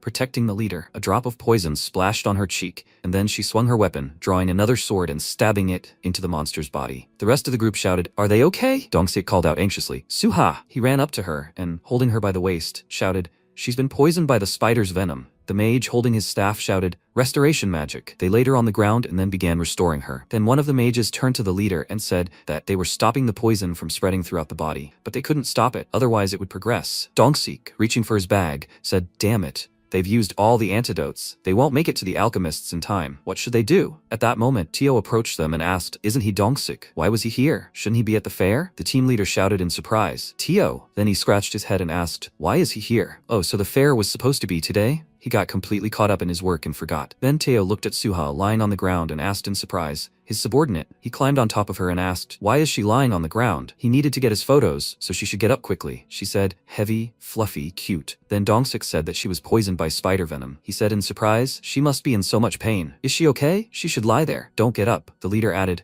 "At this rate, she'll leave them." "Does he know where they sell antidotes?" Teo replied anxiously that there were no alchemists near this place. Then he reached into his bag and said that he had this too. He took out a green onion and shouted, "This is a peeling onion." Dongsik shouted in surprise, "A peeling onion?" He picked it up and the system reported, "Peeling onion. Green onions grown in the tower. Nutritious and delicious. Purifies poisons of rank D or lower within 1 hour of poisoning. You can eat up to 10 bunches of green onions within an hour. Expiration date is 60 days. Rank D." He said in surprise, "This can remove poison from a spider." Then he held the plant out to Suha and told her to eat it. She took a small bite, and then her face took on a healthy look, and she said in surprise, her body felt so incredibly light. Theo put his paws on her and said, "What a relief." She hugged him and thanked him with a smile. It's thanks to him that she survived. As expected, he's the best cat in the world. He laughed in response and said, "No big deal." He held out his paw and added, she should give him 5 tower coins. As his subordinate, he'd give her a discount. She said, "Cruel merchant." Then Dongsik, holding the plant in his hand, asked Theo where he got this peeling onion. He replied that it was a new crop he was selling. He was surprised. A new crop he was selling? He looked at the plant in his hands and thought, the deadly poison of a rank E+ tarantula. If they buy this onion, they'll be able to successfully raid the 38th floor. As expected of Tio, he's the best golden cat. Then Tio placed his paws on his sides and asked, "Why is he looking at him like that?" He asked Theo how many peeling green onions he had. He replied, 100 bunches. He shouted, "Then they'll buy all the onions." At that moment, a knight approached them and shouted for them to wait. He smiled and said, "The Phoenix Guild." He wondered why the traveling merchant, Theo, hadn't come to them yet. Who would have thought they would act against business ethics? He shouted in surprise, "Royal Knights and the Sorcerers Guild?" His mouth dropped open in amazement, and he wondered how they knew where to go. Were they following them? Were they trying to interfere with their raid? Then the knight placed his hands on his hips and said, "Traveling merchant Tio, if some guild becomes his favorite, many people will resent him, and he will lose customers. Teo was surprised. Really? Dongsik thought, terrible. Cherry tomatoes and green onions are things that can only be bought from the merchant Teo from Seijin. No matter what he does, people have to seek Teo out. But now too many people are watching. Honesty and trust are directly related to a merchant's reputation. He mocks Teo while giving him no choice but to obey him. Then Teo raised his paw and said, then he will hold an auction, as he always does. Do they have any objections? In response, the knight laughed and said, okay. After that, Teo reached for his bag and said, then he is going to sell the magical cherry tomatoes and peeling green onions. He took out a basket of tomatoes and said that he was selling C-rank magic tomatoes in baskets of 500, a total of 6,000 tomatoes. Everyone present was surprised. What? C-rank? After the shock of the peeling onions, he was offering C-rank cherry tomatoes, not D-rank. It hadn't even been a month since D-rank cherry tomatoes appeared. Where did C-rank come from? The next second, Dongsik shouted, 350 tower coins. The auction began, and everyone present shouted, 370 tower coins, 400 tower coins, 450 tower coins, 500 tower coins, 600 tower coins. Dongsik, looking around in surprise, shouted, hey, everyone needs to choose wisely. Green onions for the raid. Then Teo only had time to shout, sold. After a while, he raised his paw and said that he had sold everything. Then he's selling peeling green onions next. He has a total of 100 bunches, selling them in bundles of 10. Dongsik shouted, 130 tower coins. The knight shouted, 135 tower coins. He replied, 155 tower coins. Teo raised his paws and said, anyone else? 3, 2, 1 sold. Now for the next item. Dongsik thought, it's not the best amount, of course, but he can't lose. He'll take some more. This time too. Everything should go quickly. The next second, the knight smiled and raising his hand shouted, 160 tower coins. Teo shouted, sold. Before Dongsik could shout out his amount, the knight immediately outbid him, and Teo shouted, sold. After a while, Dongsik dropped to all fours by the green onions. The Phoenix Guild received 10 bunches of peeling green onions. The knight, holding the plants in his hands, laughed loudly and shouted, what will he do, Dongsik? The Phoenix Guild must be having trouble communicating with other guilds. The mage next to him added, they'll climb up faster. One of Dongsik's team members apologized to the leader, saying they were blinded by the cherry tomatoes. He replied that it was fine. It wouldn't be the end of the world if their guild lagged behind a little. Then Suha raised her hand and called out to the team leader. He asked in surprise. Yes, she said. Teo. After a while, they sat down on some rocks in the forest, and Teo asked, so, he's saying that Mr. Seijin's family lives together under the name Gangnam? Dongsik confirmed it. Yes, it's called Gangnam. Afterwards, Teo wrote the name down on a sheet of paper, and the guild leader said that since the Korean Association was diligently protecting his family, he had no need to worry because Mr. Seijun was one of Korea's sought-after talents. Teo reached for his bag and said, oh yeah, Mr. Seijun said he wanted to reward him for protecting his family. He smiled awkwardly and scratched his head. Surprised, huh? Oh well, he shouldn't have gone that far. Teo took out a basket and said he'd given him 200 cherry tomatoes and 50 green onions. Dongsik gaped in surprise, thinking, 50 much-needed bunches of green onions. Teo then added, he also said that if he needed anything in the future, he'd sell him the products at a discount as thanks for protecting his family. But it's a secret. He replied, okay, it's a fair deal between him and Mr. Seijun. With the onions, they'll be able to protect themselves from poison. He thought he'd keep this secret, just like the matter of protecting the Seijun family. Then Teo added, he had a secret item that he could sell only to him and only today. Maybe he's interested? He was surprised. A secret thing? Meanwhile, the Minotaurs were busy with construction. MC, looking at the construction, said, wow, it's only been a few days, but the bulk of the work is already done. Rabbit, holding a plan in his hands, said that thanks to the Minotaurs' hard work, they're doing everything very quickly. But still, the interior details need to be done by them, by the three brothers, so he thinks it will take more time. Basically, they need to discuss the structure of the room he was talking about. At that moment, Bae looked at the protagonist, who went inside the house, and pointing his finger forward, said that he would like to put a bed here. After that, he turned around and shouted in surprise. Hey, Bae was trying to squeeze through a small passage. The protagonist ran up to him and shouted, no, Bae, he can't go in. He was surprised, why not? The protagonist replied that he was too big and the house might collapse, so he couldn't. He asked if he was a bad bear. Bae isn't a bad bear who destroys his dad's house, right? He's not a bad little bear. Then the protagonist hugged him and told him to go and eat some honey. Dad needs to take a closer look at the house, and he has to be a good boy, okay? He agreed, and then the protagonist walked up to the Minotaur and said, then materials for the bed. At that moment, Bae looked at the jar of honey and said that he also wants to go inside Dad's house. He also wants to be little. Tears streamed down his face, and he added, I want to sleep with Dad in the house. Then he looked at his glowing paw in surprise. Meanwhile, the protagonist put his hands on his sides and asked, won't that do? The rabbit, holding green onions in his paws, said that if they put green onions in, the bed will be too rough. The next second, Bae shouted, Daddy! He asked in surprise. Huh? Bae, having shrunk in size, jumped right into his chest, throwing him into a mountain of green onions. The protagonist sighed and asked, what? After that, Bae licked his face and happily said, Daddy. MC looked at him in surprise, and he said that he had become smaller. The protagonist picked him up in his arms and asked, "Bae, what happened? Has he become the same size as when they first met?" A system window appeared above Bae, saying, "Crimson Honey Bear." MC asked in surprise, "Crimson Honey Bear? He became a honey bear?" Just like that time hubby from, and Piak changed. The black rabbit pointed its paw at Bae and said that he had become a child again. The protagonist asked, "So that means he can't get bigger anymore?" Bae tensed up. The next second, his body became huge again. The protagonist backed away in fear, then cried out in surprise. He'd grown even bigger, so he can change his body size freely, right? The Minotaur standing nearby said that it seemed the desire to become smaller had affected his growth. This sometimes happens among young monsters who are afraid of becoming adults. MC asked in surprise, "What? Did it affect his growth?" He then turned back to Bae, who had shrunk in size, and hugged him by the leg. He then looked up and asked, "Daddy, so can he enter his house?" He could hug him like he did Mr. Black Rabbit and Mr. Tio. After that, the protagonist knelt down and, hugging the bear cub, said, "So, Bae wants his dad to hug him more often, right?" He apologized for not understanding his feelings. Then they will explore their house with him. Bae happily asked, "Right?" The protagonist took the hat from the rabbit's paws and, putting it on his head, smilingly suggested making a fish bed in the house. He said how wonderful, and then added, "Dad, he wants to go into the cave too." The protagonist was surprised, and into the cave? After that, he smiled awkwardly, looking at the black rabbit and said,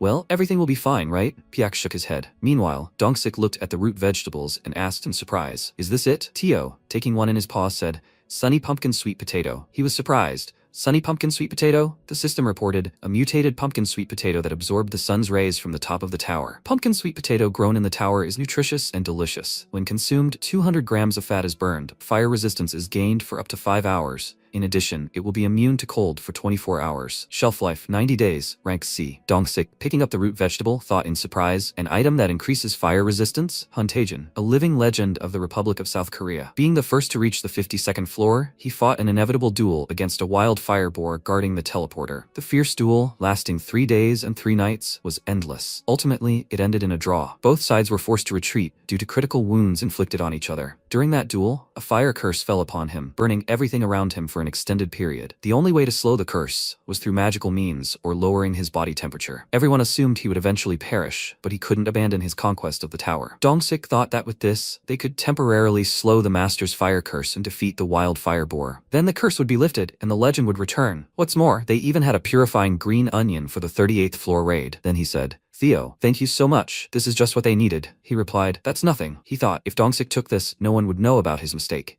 His crime had been successful. After that, he returned to the rest of the guild and asked, "Tired of waiting?" The guy turned around and said, "Team leader, they've prepared everything to go down." Then, surprised, he asked, "What?" Dongsik placed the basket filled with the goods he had just purchased on the ground. The girl shouted in surprise, "Peeling green onions? He got that from a traveling merchant?" He placed his hands on his waist and said they were lucky, and they wanted to go down the tower? Time to check in at the teleporters and continue conquering the tower. The rest of the guild looked at him happily. After that, he bit off a small piece of green onion and said, "Let's go, Phoenix Guild. They are starting." After that, they began fighting a huge tarantula. Dongsik shouted, "Raid the 38th floor, boss." Meanwhile, on the 75th floor, the merchant's market. The wolf mercenaries walked forward next to Tio. Elka, leaning towards him, said, "He seems to be in a good mood, Merchant Tio." He waved his paw and said that there were good sales today. Then he turned around and, raising his paws, shouted, "Wolf mercenaries, today he will treat them to something tasty." In response, they shouted, "Treasurer Tio, thank you." One of the wolves asked what they should eat. His comrade replied that he had heard that a new noodle shop had opened somewhere nearby. Then Tio looked to the side in surprise and asked, "Huh?" Elka looked at him and asked, "What's wrong, Trader Tio?" He pointed his paws to the side and told them to wait. He smelled something. He looked at the decoration in surprise and then, placing his paw on it, shouted, "That's it." Iona placed her paw on top of his paw. Tio, taking the decoration, shouted, "Who is she?" She looked at him in surprise, stretched out her paw forward and thought,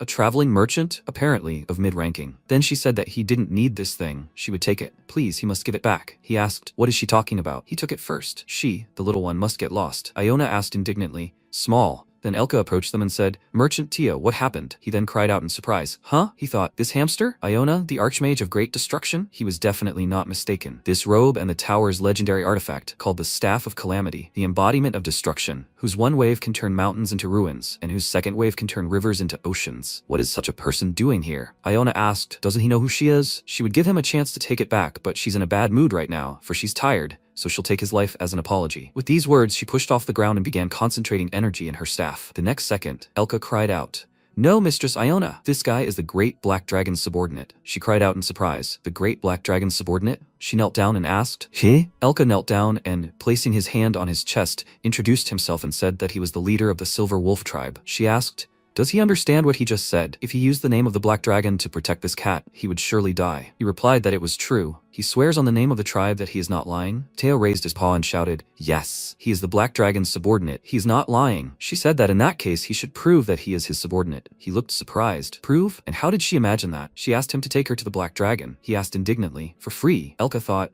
"This little bastard cat, what if she gets angry again?" Teo said that he is the great black dragon's subordinate, and he is also a traveling merchant. Then he shouted, "So if she wants to meet the black dragon, she has to pay." Elka watched in horror, and Iona just laughed out loud.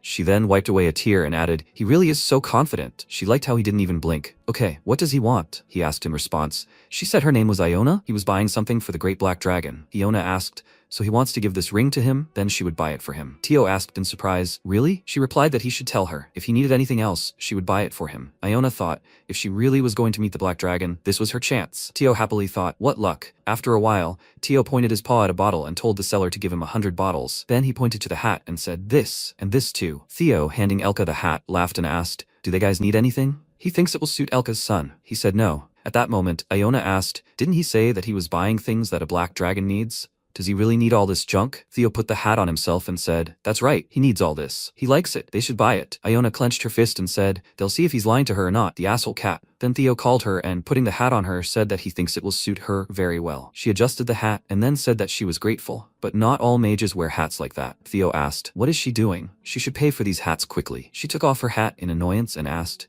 "How much does it cost?" The seller replied that it would cost her 20 tower coins. She then held out the bag of money and said, "Here." Theo stretched out his paw and shouted for a discount. Iona looked at him in surprise, and then he asked, "I'm going to buy all this without asking for a discount? That wouldn't do." The seller said that in that case, he would sell it to them for 18 tower coins. Theo clenched his fist and said, "That's too much. He should give her a bigger discount." The seller replied, "That would be 17 tower coins." Theo shouted, "Even more." After a while, they were walking down the street, the wolves holding the boxes in their hands. Theo took off his hat and, turning to the archmage, thanked her. She replied, "All for the black dragon." She thought, what's wrong with this cat? She thought he would ask for something worthwhile, but he only asked her to buy him all this junk. He even asked for a discount to save money. Then she asked, "Where is this black dragon?" He answered, "It is on the 99th floor." She was surprised. On the 99th floor? Not in the admin area, connected to each part of the tower? Teo put his paws on his sides and said, "She will understand everything as soon as she gets there." She thought, how suspicious. Meanwhile, on the 38th floor, another monster was defeated. Dongsik, throwing his weapon over his back, said, "They finally got it away." He raised his hand with a green onion and shouted,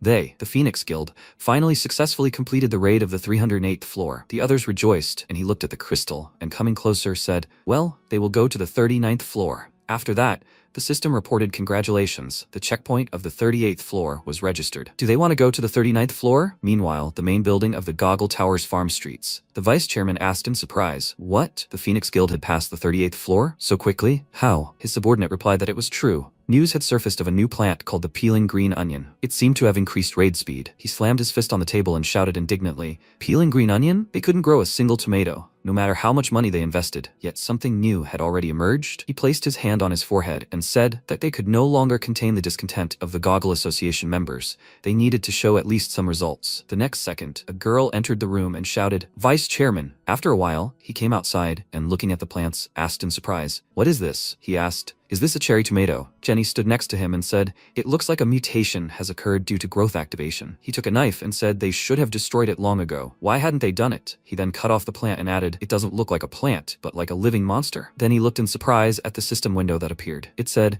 "Infected cherry tomato." He shouted, "What? Infected cherry tomato?" The system reported that he had defeated the infected cherry tomato and had also received 27 experience points. He shouted, after he cut the plants, the system awarded him points, as if he had killed a monster. Jenny said she thought the tomato had mutated and turned into a monster due to the tower's influence. Instead of liquid and nutrients, they were forced to subsist on a diet of bugs and small monsters. Thanks to these mutants, she was able to enter the tower and level up without any danger. This was good, and she could personally see the results of the research right in front of her. Moreover, it might not be what she wanted, but they also reproduce on their own. This is an unprecedented discovery, Vice Chairman. If all goes well, the tower's hierarchy will be revised. He turned around, then smiled and said, "That's right, this is their chance. They must remove all the existing crops and replace them with infected cherry tomatoes. If they can't cultivate magical cherry tomatoes, they'll cultivate something else. Experience farming. This will become a wonderful business." After a while, MC happily said, "Great, it's hatching." Today was the birthday of the third poisonous bee he received during the blue moon. He then told her to lie here, the third queen bee. The next second, a bee appeared in front of him, the third poisonous queen bee. The system reported that he had witnessed the birth of the poisonous queen. He had successfully obtained the third poisonous queen bee and become her master. He looked at the bee, greeted her, and smiling, said it was nice to meet her. At that moment, the 2 remaining bees flew at him. He handed the newly minted bee flowers, and then the other bees picked her up and flew away. The protagonist lay down on a lounge chair, clasped his hands behind his head, and said how peaceful it was. He hoped that such a peaceful life would continue. The next second, a clot of ink flew into his face. He stood up abruptly, and Be called out to him. He held the squid in his hands and said that something had appeared in the pond that he had never seen before. The protagonist then approached the others. Some of the rabbits were also covered in ink. The protagonist placed his hand on his waist and, laughing, asked, "Are they black rabbits now?" At that moment, Wifey wiped the black rabbit's face and said, "What a beautiful face." He shouted that nothing had gotten on him. After that, the protagonist looked at the pond and said, "Wow, there are so many of them." Be, holding the squid in his paws, said that according to the black rabbit, he caught it while hunting in the pond because it looked strange and was spitting black liquid. This was the first time the black rabbit had seen it, so the others didn't know what it was either. The black rabbit added that it felt slippery. Then MC asked, "Well, they probably don't know what a squid is." They were surprised. Squid? The protagonist said it was delicious. Would they like to try it? After that, he began cooking the squid. Then he served the dish and announced that the squid dish was ready. He placed a plate of fried squid on the table. The system reported that he had prepared a spicy fried squid dish. His level 2 cooking skill increased slightly. The spicy fried squid recipe was registered in level 2 cooking. Grilled squid and squid sashimi were also prepared. Rabbit and Be said in surprise, "Wow." The protagonist scooped up a small portion with a spoon and said, "When was the last time he ate squid? The spicy taste makes your mouth water." Black Rabbit, biting into a piece of grilled squid, said, "Delicious." Be also tried the squid and agreed, "Very tasty." After this, the Black Rabbit added that eating such delicious food would make him more alert when hunting in the dimensional ocean. Be raised his paws and said he wanted to come with him. MC asked if he could swim. He replied in the negative. Then the protagonist said, "Okay." After they finished clearing the field, he'll teach him to swim. He replied, "Wow, that's so cool." Meanwhile, the wolves approached the passage. The little animal raised its paw and shouted, "This fast passage is unavailable. Please, they have to go the other way." The bear was surprised. "What?" Then Tio, sitting on Elka's head, asked what was going on. He replied that he had no idea. The passage manager was in control. Then another wolf turned to him and shouted, "Chief!" He asked around, and they said red locusts had invaded the 69th floor. He was surprised. "What? Red locusts?" Tio asked. "What are those?" Iona said that this insect, called the Shadow of Destruction,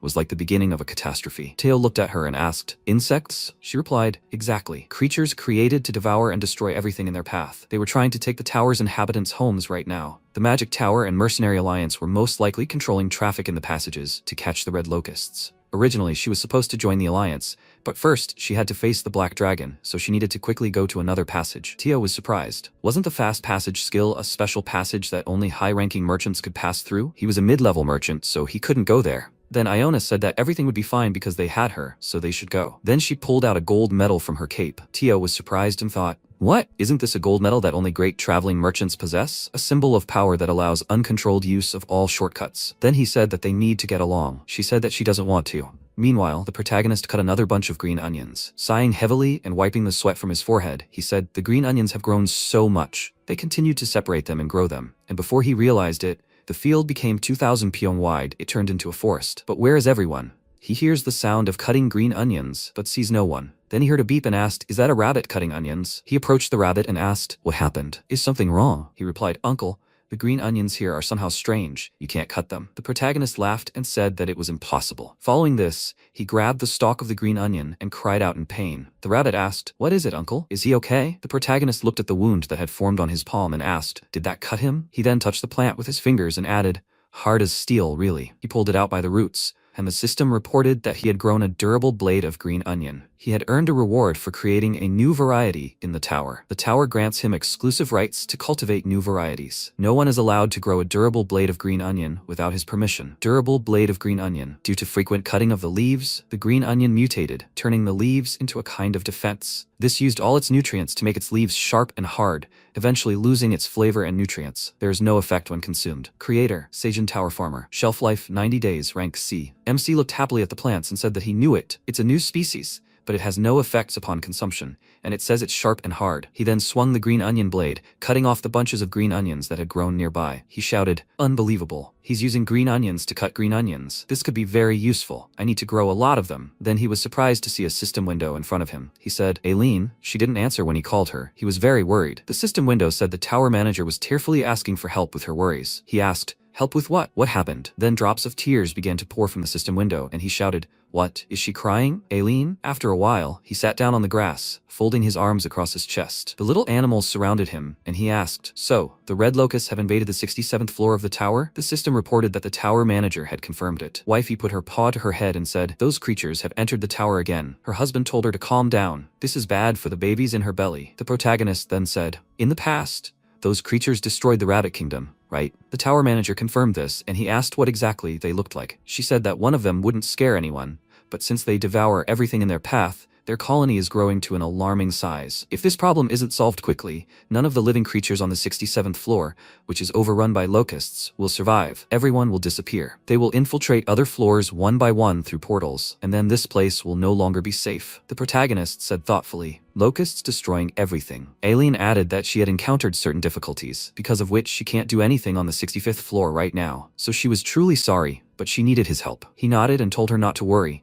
If there was anything he could do to help, he would. He clenched his fist as he added that she didn't need to apologize. He was the tower's farmer, wasn't he? This place was his home too. He couldn't allow enemies to get in here. Tio, the rabbits, wolves, and minotaurs would drop everything right there if it took to save the tower. The black rabbit shouted, "That's right, Mistress Aileen. Please, she must believe in the tower's inhabitants." She looked into the orb. The rabbit had said they would discuss this together. Tears streamed down her face, and she thought, "Thank you." The protagonist then asked, "But how can this problem be solved?" He couldn't even climb down the tower. At that moment, Tio raised her paw and said, "He's back." He replied, "It's good he's here. There's something very important." He was surprised, huh? Theo pointed his paw at Iona and said that they had a guest. She nodded and greeted him, saying she was glad to meet him. "He was the great black dragon?" MC asked in surprise. "Huh? A hamster?" "Tio, who is this?" He replied that she didn't believe he was the black dragon's subordinate, so he brought her here. He did the right thing, right? Then she knelt down and said she welcomed the great black dragon. The head of the Mage Association, Iona, welcomed him. At that moment, a system window appeared, saying that the tower manager said Iona had come to see him because the tower manager hadn't arrived in time to solve the red locust problem on the 67th floor. If she was the head of the association, she must be a high-ranking monster in the tower. She asked him to listen to what she had to say. After that, the protagonist scratched his cheek and asked, "So she was Iona?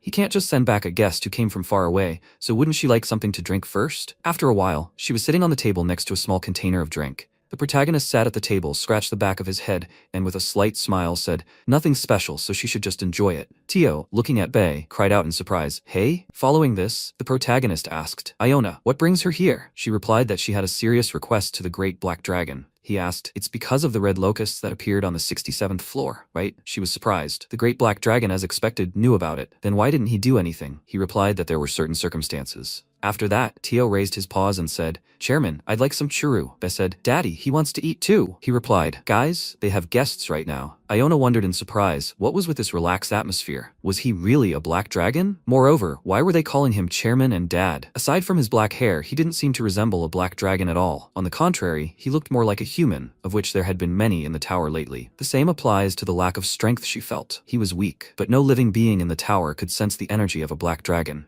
From certain directions, traces of immense magical power could be sensed, undeniable. She didn't know what was going on, but who was he anyway? After that, she drank the drink offered to her and cried out in surprise, "What is this?" She felt a surge of her energy and mana from this thick red liquid. What's more, it's sweet and delicious. The protagonist smiled and asked, "It's delicious, isn't it?" "It's magical tomato juice mixed with honey." The rabbits grew the ingredients themselves, as did the honey, which was created by poisonous bees. She was surprised. Magical cherry tomatoes? Could she take a look at that? After that, hubby put the bowl of tomatoes on the table and said, "This is it, my lady." She asked, "Did it come from the Red Ribbon Kingdom on the 55th floor?" He confirmed it, my lady. Or rather, a black dragon has taken them in. She took the tomato in her paw and said that she had never seen anything like it before. Does he have other things like that? The protagonist raised his index finger and said that they had sunny pumpkin, sweet potato, speed carrot, and endurance corn. Oh, he thinks they'll be growing peanuts soon too. She was surprised. Peanuts? Then MC looked at the guys and said that he was proud of them. Everything was going as usual, and Iona thought, I see. He was taking care of monsters with nowhere to go,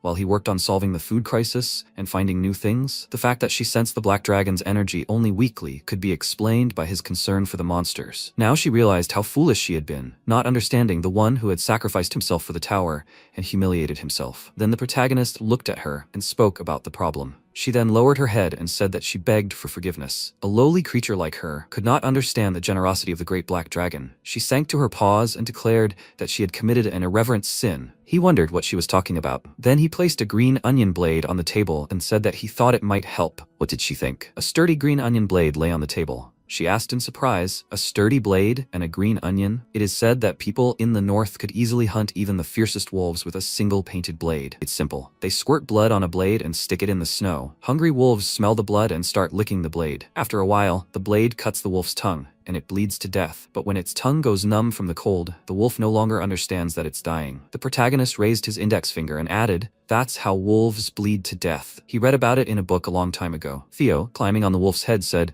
"How terrible, Elka. He'll give him a fish, so he shouldn't lick the blade." He replied that he had no intention of doing such a thing. She then folded her paws across her chest and said, "It's a good story. They won't be able to distinguish between the blade and this strong blade and the green onions, so they'll pounce blindly on it. A red locust that has tasted green onions will look for the same elsewhere and pounce on this one, trying to eat it, but will end up cutting itself to death. Red locusts have a habit of attacking those weakened by wounds. With this, they will be able to defend the portal." As expected of the great black dragon, he is breeding new weapons to combat the red locusts, while simultaneously solving the tower's food shortage. In response, the protagonist laughed, thinking there must have been a misunderstanding. After that, he said, in any case, he wants to conduct a test to see if his theory is correct. It hadn't been long since he cultivated the last blade of green onions, so he needed to see how much he could grow. She said, "If that's the problem, please don't worry, she has several red locusts." He was surprised with her. She then opened a portal and, sticking her paw in, pulled out several red locusts, sending them into the air. MC gaped in surprise and asked, "Are these red locusts?" She replied that she had caught a few for an experiment. "How fortunate.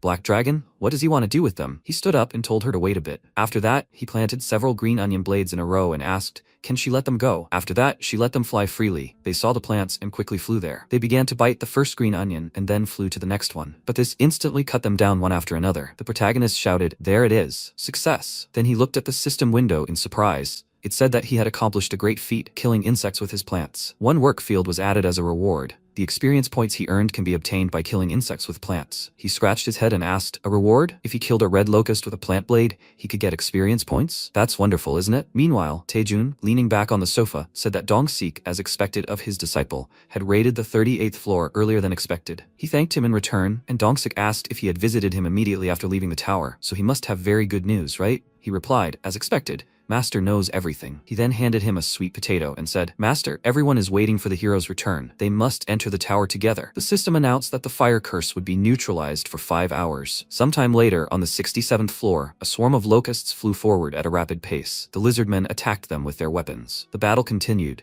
Then one of the lizardmen shouted, "There are too many of them." His comrade added, "They must go even further. There's a teleporter beyond this boundary." At that moment, Iona flew up to them and asked them to step aside. She then created several magical symbols around herself and a huge fireball above her. The lizardmen cried out in surprise, "Miss Iona?" After that, she sent the red-hot ball forward, igniting a huge section of the red locust. She shouted that she had bought them some time. They should plant these opposite the camp. With these words, she pulled blades of green onion from the portal. The lizardmen catching them were surprised. "Is this a green onion?" she shouted. "Hurry!" Then they immediately began planting, the swarm rushing straight for the plants, and the lizardmen, turning the other way, shouted that he should be careful. They managed to escape as the swarm flew straight at the plants, and the individuals were cut to pieces one by one. The lizardmen cried out in surprise. "The red locust is flying into the green onion and dying. Mistress Iona, what is this thing?" She replied that it was the Black Dragon's mercy. He was surprised. "The Black Dragon's mercy?" After this, she shouted, "Great warriors and mages, you need no longer fear these intruders. They will only attack the red locust that gets past the spicy green onion's defense." She then began concentrating energy in her staff and shouted,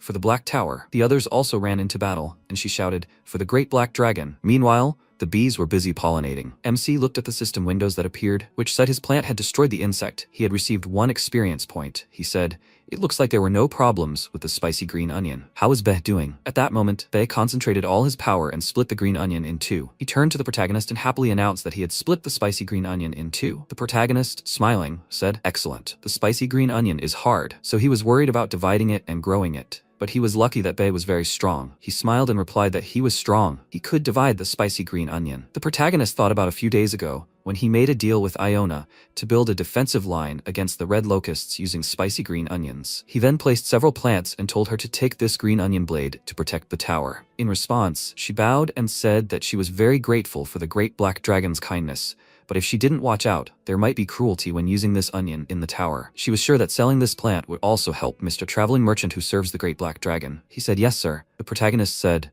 "Then he has no reason to refuse." She said they would only create a defensive line around the teleporter to prevent the onion population from increasing too much. Since she would be directing mages to destroy the red locusts, it would be difficult to return to the 99th floor. Furthermore, she had requested teleportation access from the Traveling Merchant Association on Tio's behalf. Then the MC looked away in surprise and asked, "Huh? Beh, he's not allowed to eat that." At that moment, he bit off a piece of a locust's body. The protagonist peered into its mouth and asked, "What? He eats everything." He replied that it hurt. Then Elka placed his paw to his chest and asked if he could eat red locusts too. The protagonist was surprised. What? Apparently, the monsters thought red locusts were delicious. Elka then asked, "So he needs to deliver these spicy green onions to the 67th floor?" The protagonist confirmed this. He relied on him. He then waved his hand and told him to be careful of the red locusts. He replied, "Good." The lizards fighting the red locusts on the 67th floor were using the red locusts' bodies as food. Because there were so many of them, the number of locusts arriving was greater than the number they could consume. It seemed they couldn't handle it. If the red locusts' bodies were left untouched, they would be eaten by other red locusts. So they decided to have the Silver Wolf tribe transport the red locusts' bodies, killed by green onion blades, to the 99th floor for food. They also planned to sell some of the bodies to earn money and use it to rebuild the drought-stricken 85th floor. The MC, who was working on the tomatoes, thought, of course,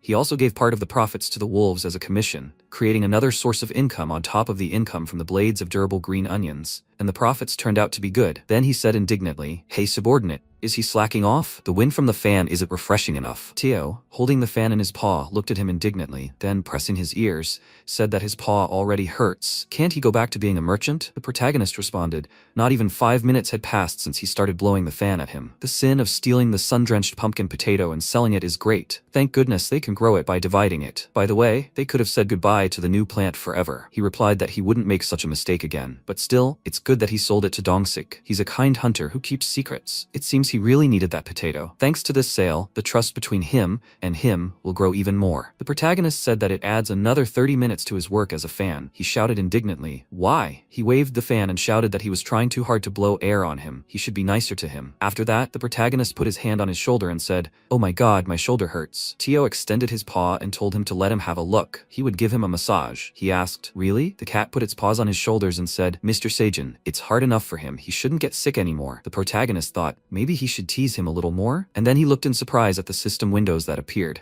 which said that his plants had killed insects. He said, "It looks like the red locusts are attacking again." The system reported that he had leveled up. Work tasks. Grow 1,000 plants. Reward. Level 21, 50 tower coins. He clenched his fist and shouted joyfully. He'd reached level 20. The experience boost from growing plants and killing insects made leveling up so easy. This task wasn't difficult, so he'd do it right away. If he leveled up and got some bonus stats, his mana would increase. At that moment, Theo called out to him and shouted, "What is he doing now?" He was giving him a massage. He should sit back down quickly. He replied that he understood. The cat then placed its paws on his face and said that his face was also problematic. He would give him a facial massage too. The protagonist frowned and said that it was somehow unpleasant. After a while, the tree with the spheres inside fell to the ground, and Bei's mother stepped on it from above, breaking it and pinning it to the ground. She asked, "Why have these bastards from the west been breaking into her territory lately?" She said she needed to guard it better. Then she looked at the sun and said it was time to go back. She grabbed one tree and asked what was for dinner today. Their Beh must be eating well. Mr. Seijin will cook something delicious again, right? After a while, Aileen was breathing heavily. The plate in front of her was emptying. Then she washed it down with liquid and, sitting on the ground, sighed heavily, shouting that when she eats something spicy,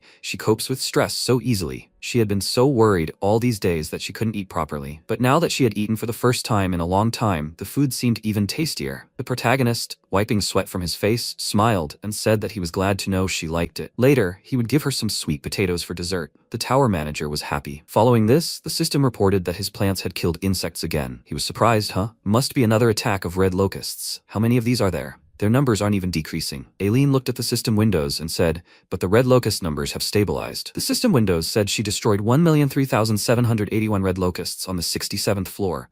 The remaining locusts on this floor, 6,038,811,918. The number of red locusts had increased by 7 compared to an hour ago. The protagonist dropped to one knee and said what a relief. He'd leveled up significantly thanks to the red locusts, so he hoped he was helping the 67th floor. Aileen then placed her paw on the sphere and looked at the system window that had appeared.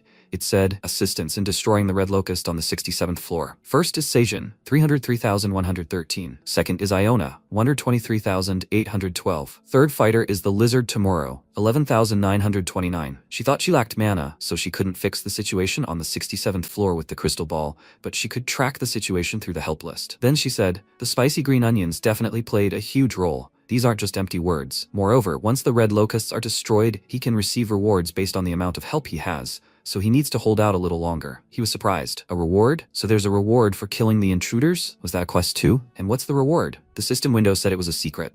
The only thing it could say was that the higher the help, the better the reward. The protagonist started pulling a carrot out of the ground and said, "Help!" Then he needs to try harder, right? After that, he pulled out the carrot and looked at it. A system window appeared, which said, Agility Carrot. When consumed, burns 30 grams of body fat, increases agility by 0.5 for 10 minutes, and improves vision. Expiration date is 130 days. Rank C. He handed another carrot to the rabbits and said, "Here's a C-rank carrot. Here they should each take one. This will increase their agility and they will finish the job faster." The rabbit cried out happily, "How wonderful." Tio approached him, put his paw on his muzzle and said, "Chairman, he's coming down." The protagonist looked at him and said, "Tio the merchant, are you awake? But why is he coming down now? Is he going to meet Elka on the 88th floor?" He confirmed it. After he takes them to the 67th floor, he plans to go to the 38th floor with Elka and collect red locusts. The MC folded his arms and told him to take care. Did he carefully collect everything he needed this time? He indignantly asked, "Who do you think he is? He doesn't make the same mistake twice." Then a rabbit approached him and called the protagonist. He said that his house is finished. After a while, everyone gathered near the completed building. The protagonist said, "From the exterior to the kitchen." He went inside and said, "Wow, just like he asked. How did they do everything so well?" After this, Bei walked on and said, "Dad, the floor is warm." The protagonist sprawled out on the floor and said it was called underfloor heating. When they got tired, they could rest on the warm floor. Teo lay nearby and said his body felt so comfortable. Then the protagonist looked at the rabbits and asked, "But did he explain to them in detail how to make such a floor?" The rabbit raised its paw and said that among the traveling merchants, there was a tribe that also lived in houses of a similar type. He had built similar houses before, so it was easy. The protagonist, leaving the house and putting on his shoes, said that it seems there are tower dwellers who also use heated floors and boilers. After this, Bei raised his paw and asked, "Dad, what is this?" He was surprised, and then, looking inside, saw two rabbits. One of them reached for the door and cried out indignantly as soon as they knocked. At that moment, the protagonist grabbed Bei and, covering his eyes, ran in the opposite direction. Bei asked, "Daddy, why is he covering his eyes?" Then the protagonist stopped, trying to catch his breath. He turned to the house and said, "This is his house." Bei asked, "Daddy, is he upset?" At that moment, a red bear approached them. She called out to the protagonist. The protagonist looked at her and said, "Mom, she's early today." The little one called out to his mother. Following this, the protagonist asked, "Hasn't she been too busy patrolling lately?" She was holding a piece of wood and said that there was a bit of a mess around. She threw the wood on the ground and then added, she thought it might be useful, so she brought it here. The protagonist thanked her and said that this tree looks really old. Then Theo approached the bear and said, "Mom, is she going into the forest again? She should take him with her." She extended her paw to him and confirmed this. Then she would not be so lonely on the way. After this, the protagonist waved to them and told them to take care. Then he turned to the rabbit, who had climbed the tree, and asked, "What should they do with this old tree?" The rabbit patted the wood with his paws and said, "This one is of very good quality." He took out an axe and added, "First, we need to chop it into pieces." The protagonist turned and said that he would go and take care of things. They should make a bed for him. Then the rabbit squeaked in surprise, seeing a glow in the hollow of the tree. The next second, the branches wrapped around his body, and he began to squeak pitifully. MC looked at the rising tree in horror. He reached for his weapon. Bei ran forward and swung his paw, attacking the tree. The branches released the rabbit and then grabbed the bear. Bei used his sharp fangs to tear the branches from his paws. The protagonist, holding a knife in his hands, nervously shouted, "What should he do? What can he do?" Aileen. The system reported that the tower manager was asking what the infected tree was doing here. He shouted that he didn't know. The tree had suddenly awakened. What should he do to destroy it? At that moment, she opened a book and thoughtfully said, "Infected tree," and so on. The system reported that the tower manager was asking him to destroy the carnivorous fruit inside the tree. At that moment, the tree continued to squeeze the bear, and MC shouted at Bei to become small. The next second, it shrank in size, and the protagonist attacked right at the tree's core, then pulled out a knife, revealing a fruit at the end. The tree said, "Everything in this place." He asked, "Everything in this place?" The system reported that he had destroyed the carnivorous fruit of a large infected tree. He received 50 experience points. He asked, "What do you mean, everything?" Bei then tugged at his pant leg and told him to look. The protagonist turned around. Several more trees were heading straight for them. He said, "Damn, enemies." Small branches of the infected tree gradually approached them. MC shouted, "Intruders. They're like that tree. They need to call the black rabbit and the other guys who can fight." The other rabbits agreed and ran in the opposite direction. At that moment, Bei transformed into a large form and leaped to attack, landing right in the center of those branches, scattering them and covering the ground with cracks. Then he began slashing with his paw, and the protagonist, swinging his weapon, cut the branches in half. He shouted, "Where did those branches come from?" Then the rabbits ran up to them, calling out to him. The protagonist, seeing them, shouted, "Guys, they need to stop them here so they don't reach the fields." The black rabbit, taking up his weapon, shouted that he, the black rabbit warrior, was the one. It's time to show off his skills. He raised his weapon in front of him and ran forward with lightning speed, attacking the branches in his path. MC shouted in surprise, Black Rabbit, he's shocked. He winked at him in response, but at that moment, one of the branches swung its rootstock, aiming straight at the rabbit, but the cutter rabbit easily chopped it into several pieces. He turned to the Black Rabbit and told him not to relax. It's too dangerous here. Following this, another group of rabbits armed themselves with gardening tools and shouted, the little pieces of wood, they need to get away from their house. Bees also flew in to help. The battle continued, and then the protagonist clenched his fist and shouted, guys, they need to hold out a little longer. They're almost there. The Black Rabbit shouted, Uncle, in front of him. At that moment, the protagonist saw even more branches. Large branches of the infected tree were approaching them. He looked at it in horror, then turned and ran in the opposite direction with the others. Be ran forward and shouted, Daddy. He leaned his full weight on a large branch and clutching it, shouted, this shouldn't mess with his father. The protagonist shouted, damn it, they can't fight these things alone. Be's mom went to the ship with Tio, and the Minotaurs are too far away to cross the territory in time. What should he do? At that moment, a large branch approached him from behind, but it was the king of the Minotaurs who immediately attacked.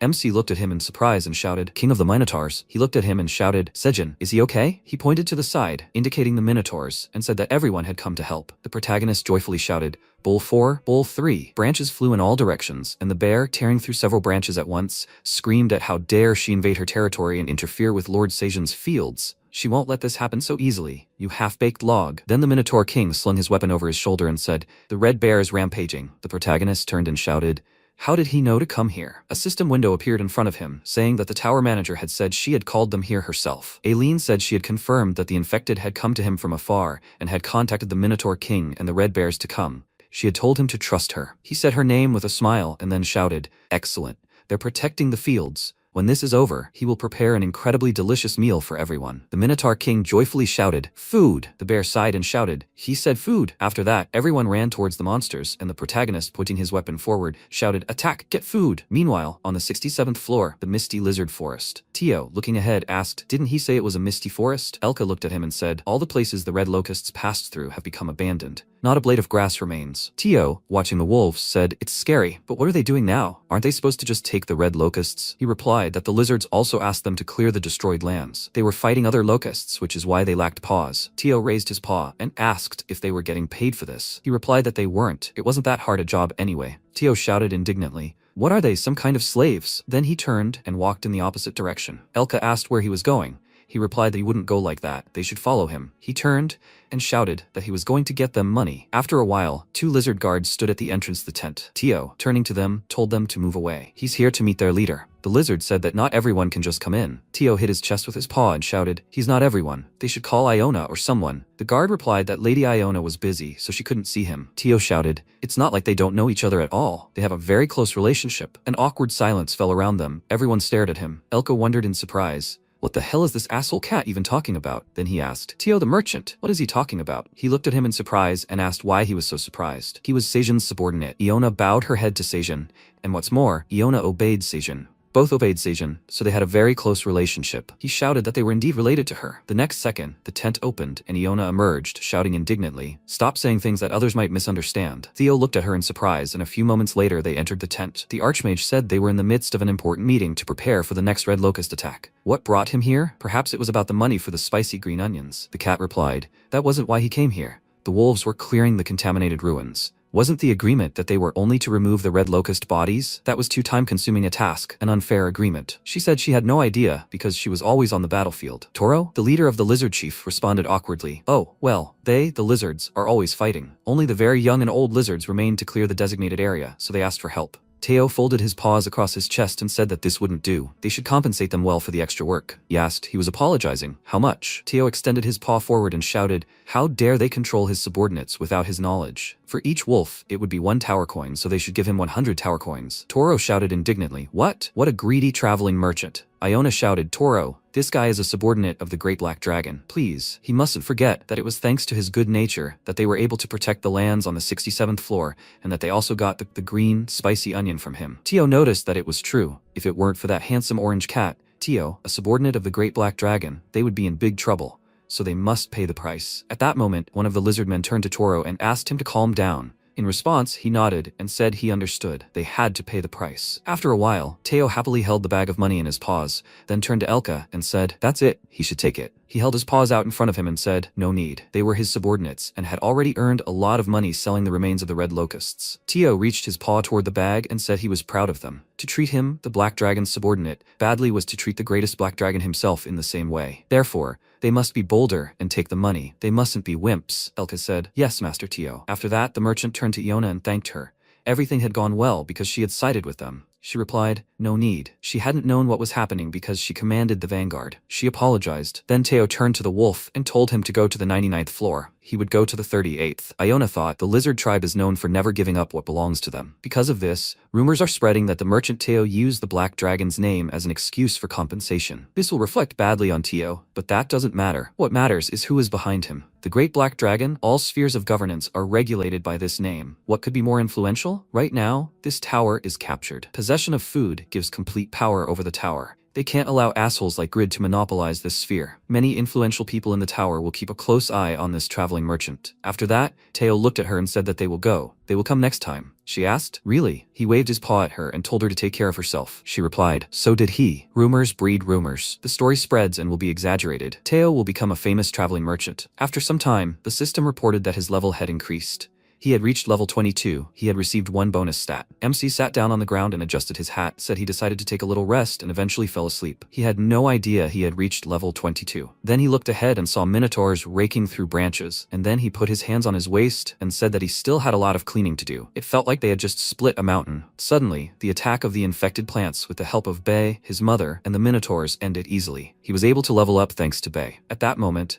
a bear approached him, holding a tree in its paws, and said that he had beaten some wooden idiots for Dad. He should kill this, and he will immediately become stronger. In return, he thanked him too. Right now, he's planning to build fences out of those trees to be prepared just in case. Afterwards, the protagonist, looking at one of the trees, said, "Infected trees. Do those monsters live in the ominous western forest that bull number 3 mentioned?" The bear confirmed it. Those guys had never entered their territory before, but recently they'd started infiltrating, and she didn't expect the enemies to go so deep. The protagonist, noticing the branch in her mouth, asked, "Does it taste good?" It seemed she was enjoying it. She apologized and said she should have kept a better eye on the area. He held his hands out in front of him and said that wasn't true. There was no need for her to apologize. She was probably very tired of taking care of everything on her own. The poisonous bees were increasing in number, so he'd ask the second and third poisonous bees to help her. She thanked him in return, and then he thoughtfully asked, "But why did the infected plants start coming here?" What the infected plant said before it died bothered him. What could it all mean in this place? He then looked at the system window, which said the control tower said the infected trees were like a virus. He was surprised. A virus. Aileen, looking in the book, said that no matter how many he killed, they still multiplied in number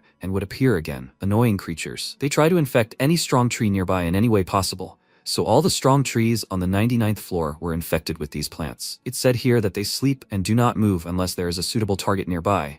But why did they wake up and become active? Any guesses? The protagonist thoughtfully replied that he was not sure. Perhaps it was because there were so many cherry tomatoes and corn here. Then he looked at Bei and said, "Come to think of it, they still needed to eat after the fight." He was hungry. So first, they needed to eat. After that, he set about cooking with the help of the animals, and everyone organized a lunch right in the clearing near the house. Everyone enjoyed the food and drinks. At some point, a wolf approached them with a cart full of locust bodies, and the bear happily began to devour them. Then the protagonist turned around and, hearing a squeak, shouted, "What's going on? Is something wrong?" Wifey trembled all over and said what she thought. It seemed like the babies were being born. The protagonist's mouth dropped open in surprise and shouted, "Go to the cave? If it's not too late, we need to take her home first. We need to bring something soft." The others screamed she must be giving birth. Everyone, calm down. And so, surrounded by numerous sons-in-law and aunts, the 3rd generation of rabbits was born.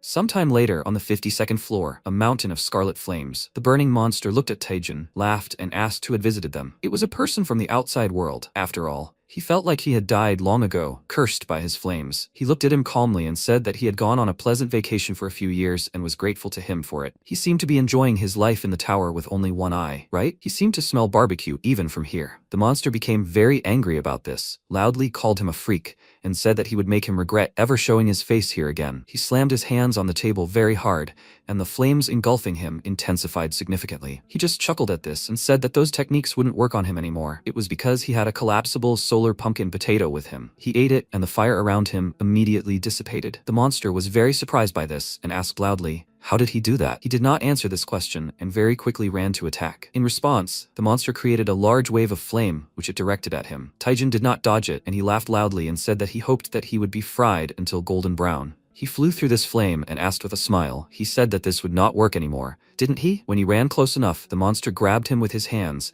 and loudly said that he would crush him, and there was nothing he could do about it. He looked at him with a calm expression and said that he must have forgotten since they had not fought for so long. A magic circle appeared around him. Energy particles appeared in the air, and he said that he was a magician after all. Many of these energy particles quickly flew at the monster and attacked him from different sides. He killed the monster with his attack and said that he was finally finished. The system announced that he had defeated the boss of the 52nd floor, the blazing wild boar. The monster's flame curse had been lifted. The land cursed by the wild boar was being restored. He looked at his hand with a smile and said that the flame curse was disappearing. Was this floor also cursed like him? All thanks to the sweet sun pumpkin potato. How should he pay off this debt? Teo was walking next to him, surprised by this, and asked loudly. Suddenly, grass had sprouted from the ground out of nowhere. Walking immediately became uncomfortable. They noticed each other, and Taejun asked loudly, "He's a traveling cat merchant, isn't he?" He pointed to the potato in his hand and asked the old man with a displeased expression, "Where did he get it?" After that, he told him about it, and Teo, with a surprised expression, asked loudly, "So he's Master Dongsik?" He brought the sweet sun pumpkin potato for his master, like a good follower. He sat next to him, laughed loudly, and said that he was sincerely proud of him. He said his name was Teo, right? He was able to cope with the flame curse thanks to him. He saved his life, and he is indebted to him. He will never forget his kindness. He was happy about this, and said that then they can settle accounts right now. He was a little surprised and did not understand him, and he,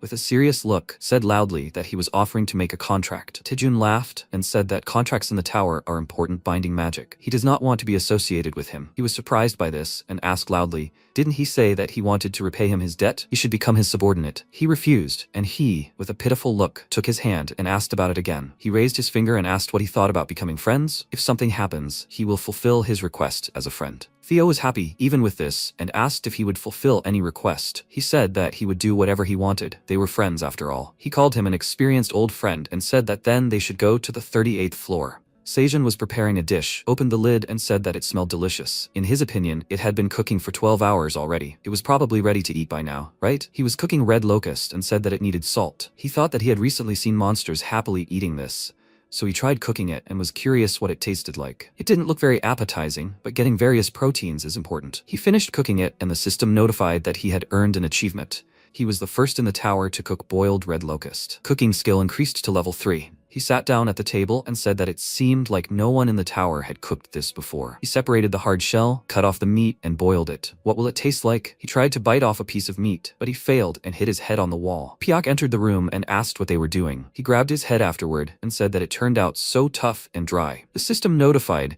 that he consumed red locust meat, but a small amount of poison remained in the meat. He was poisoned by a Class E neurotoxin. The poison was neutralized. He was very surprised by this and loudly asked, "Is there poison in red locusts? If not for the green onions that neutralize poisons, he could have died." Bae was about to eat this meat and said that he felt sorry for him because he couldn't eat such a tasty thing. How weak his teeth are. The protagonist looked at him and said that he could easily chew spicy green onions, so he shouldn't say such a thing. He finally managed to create the long-awaited dish that had resulted from many failures. He came to wifey with a bowl of soup and said it was time for lunch. Light food is always good when the body is recovering. She should let it cool and eat leisurely in her room. She thanked him happily for it. The system notified him that an achievement had been achieved. He was the first to prepare a combat food, red locust soup. It was prepared with the addition of thinly sliced red locust meat, poison-neutralizing green onions, and potatoes, simmered over low heat for a long time, thanks to which all the ingredients blended harmoniously, and the effects were enhanced. The poison-neutralizing green onions suppressed the poison in the red locust meat and made it juicier. Thanks to the effect of the green onions, it will spoil slowly. After eating, strength will be increased by 5 points. The combat food will keep you feeling full for 3 hours. Storage time, 30 days, rank C. He was a little surprised that it was called combat food and decided to try it. Immediately after, he was very surprised and abruptly stood up. Bae was sitting next to him, looking at him and asked what happened. He pointed to the plate with a surprised expression and said that red locust tasted like chicken. He looked at him with a puzzled look and asked what it was. He patted him on the head with a smile and said that it was something he liked. He happily raised his paws and said that if he liked it, then so did he. He thought that 235 days after he went missing, he found meat in the tower that resembled familiar chicken. MC finished eating, put the plate on the table, and loudly said that it was very tasty. The system notified that he ate red locust soup. Strength increased by 5 points for 30 minutes. He will stay full for 3 hours. He lay down on the floor and said that he tasted chicken for the first time in 8 months. Bae said that he really liked it too. He asked with a thoughtful expression, "But where did this feeling come from?" as if he had forgotten something. The system notified that the tower manager was asking if he had finally remembered about her. Aileen looked at him through the crystal ball with a smirk and asked, "They had a delicious lunch without her, hadn't they?" He laughed with a worried look and asked how long she had been watching them. She said loudly with a displeased look that she had seen everything from the very beginning. After all, it was she who told him about the infected trees and rewarded him for his contribution to the destruction of the red locust. This was beyond all bounds. He thought, with a worried expression, that he seemed to be in serious trouble. He loudly called her and said that she had misunderstood everything. He was going to cook a special one especially for her. This caught her attention and she asked if he was going to make soup especially for her. He agreed and said it was a test version. He found out that red locust meat contains residual poison, so he tried all sorts of things to neutralize it and improve the taste. He only ever thinks about her. She became embarrassed because of this and asked if he always thinks about her. He went to the kitchen and said that she should wait a little. He would make soup especially for her before she could even blink. She put the ball on the stand, looked at it and said that she would wait for this and would observe it for now. Sejun saw the system notification about this, became very worried and thought that he would be in trouble if he didn't try hard. After some time, he finished making the soup, tasted it and said it seemed ready. The system notified him that he had earned an achievement. He was the first to prepare a combat food, red locust tomato soup. His cooking skill had increased significantly. The recipe for this soup had been recorded. The soup featured thinly sliced red locust meat, poison-neutralizing green onions, and magical cherry tomatoes. Simmered over low heat for a long time, the ingredients blended harmoniously, and the effects were enhanced. The purifying green onions suppressed the poison in the red locust meat and made it juicier. Thanks to the effect of the purifying green onions, the dish will spoil longer. The taste is slightly improved. After eating, strength will increase by 7 points, and the combat food will keep you feeling full for 3 hours. Shelf life is 30 days, rank C+. He raised his hand with the bowl of soup and said that he added her favorite cherry tomatoes instead of potatoes. She should try this quickly. He was surprised when he noticed the system window, which said that he should give her everything. The tower manager wanted to take all the soup in the cauldron. He agreed to this and gave her all the soup in a large plate made of leaves. She received it and immediately decided to try it. She immediately liked the taste of this soup and ate it all very quickly. When she finished eating it, she said with a joyful look that it was the most delicious food she had ever eaten. She covered her face with her hands and said that he added cherry tomatoes, which she likes, instead of potatoes. He also cooked it longer so that the meat was softer than last time. He cooked it all the time, thinking about her. Could such a soup even be tasteless? The dragon's heart will not calm down. What should she do? It's all because of the increase in mana reserves. Definitely because of this. She turned around because she heard him call her name and asked if she could hear him. Did she like the soup and did she feel better? The system notified that she said the soup was quite good and that she liked it. He was happy about it, apologized, and said that he really hadn't forgotten about her then. He just couldn't control himself, because for the first time in a long time he tasted food that wasn't in the tower. He took out a bucket of potatoes, asked her not to be angry, and said that she should take the baked sweet potato. The system notified that the tower manager apologized for what happened,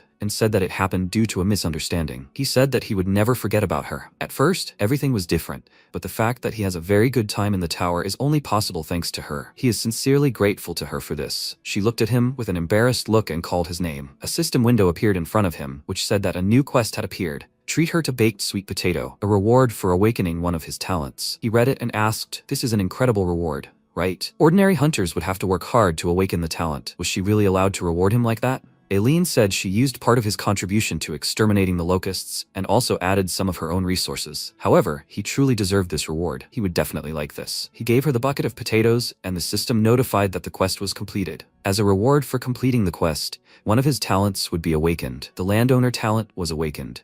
An acquired talent, available only to farmers with extensive holdings. He can assign up to 30 workers to a farm. Workers can use their skills. If workers use the landowner's skills, he will receive 1% of the experience from the work results. The larger the farm, the more developed the talent will be. MC was a little surprised by this, and began to carefully read everything written there. He waved his hand, called Bae, and said that he asked him to come over for a second. He opened the system window with the list of employees and asked, "So, is this how I should use it?" He assigned him as a worker, and his name appeared in the list of workers. He stood nearby, looked up, and said that something appeared above his head. He called him with a smile and asked if he could bring him some cherry tomatoes. He immediately ran to the garden and asked how many he needed to bring. He remained sitting there and asked for 100 cherry tomatoes. He was very surprised by his speed, and after that, system notifications about gaining experience began to appear near him. He said with a joyful look that it turns out that the point of the landowner's talent is that even if he doesn't use the skill himself, it still receives 1% of experience through workers. This means he will receive experience from work and everything else through partial rewards, especially since he can no longer cope with everything himself,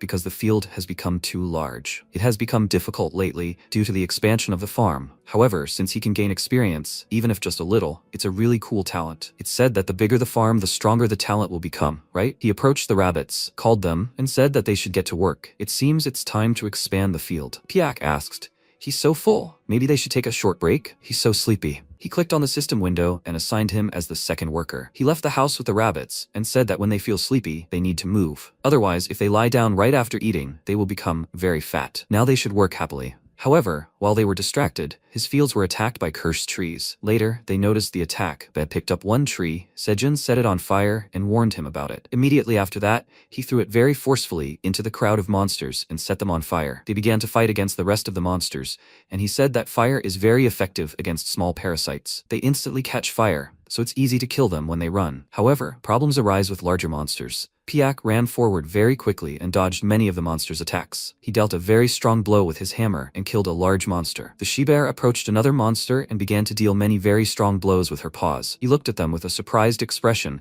and said that he had said that these two alone were enough to deal with them. While he was distracted, a monster approached him, and he managed to react to it and killed it with one blow. He thought that the infected trees were appearing again. Fortunately, thanks to Bei's mother's quick response, they will not be able to ravage the fields. Because of the last invasion, he asked her to move closer to the cave, and it seems that this was the right decision. Earlier, he said that since her relationship with the king of the Minotaurs had improved, the territory requiring protection had significantly decreased. It seems like it would be a good idea to prepare a place nearby to concentrate their guard on the western forest. Besides, this way, she will be able to constantly feed on the red locusts. What does she think about that? She called Bet and said that he should get ready. It was time for them to move. Currently, she said that she got rid of all the monsters. They don't pose any danger. The protagonist thanked her and asked when he should clean up all this mess. The Minotaurs came to him. They were about to say something else, but noticed the bodies of the monsters and loudly asked, "Have those freaks come again?" He agreed and said that he would not refuse their help with cleaning. Because of these freaks, more and more fields are constantly being ruined. It is impossible to work, and there is no time for the landowner's ability. He began to collect branches, but one monster was still here, and said in a frightening voice that it was here. With a serious expression on his face, he began to kick it and asked, "Where is this damn tree that they encroached on so much?" At the same time, on the 52nd floor, Teo was sitting on Taejun's head and asked where they were going.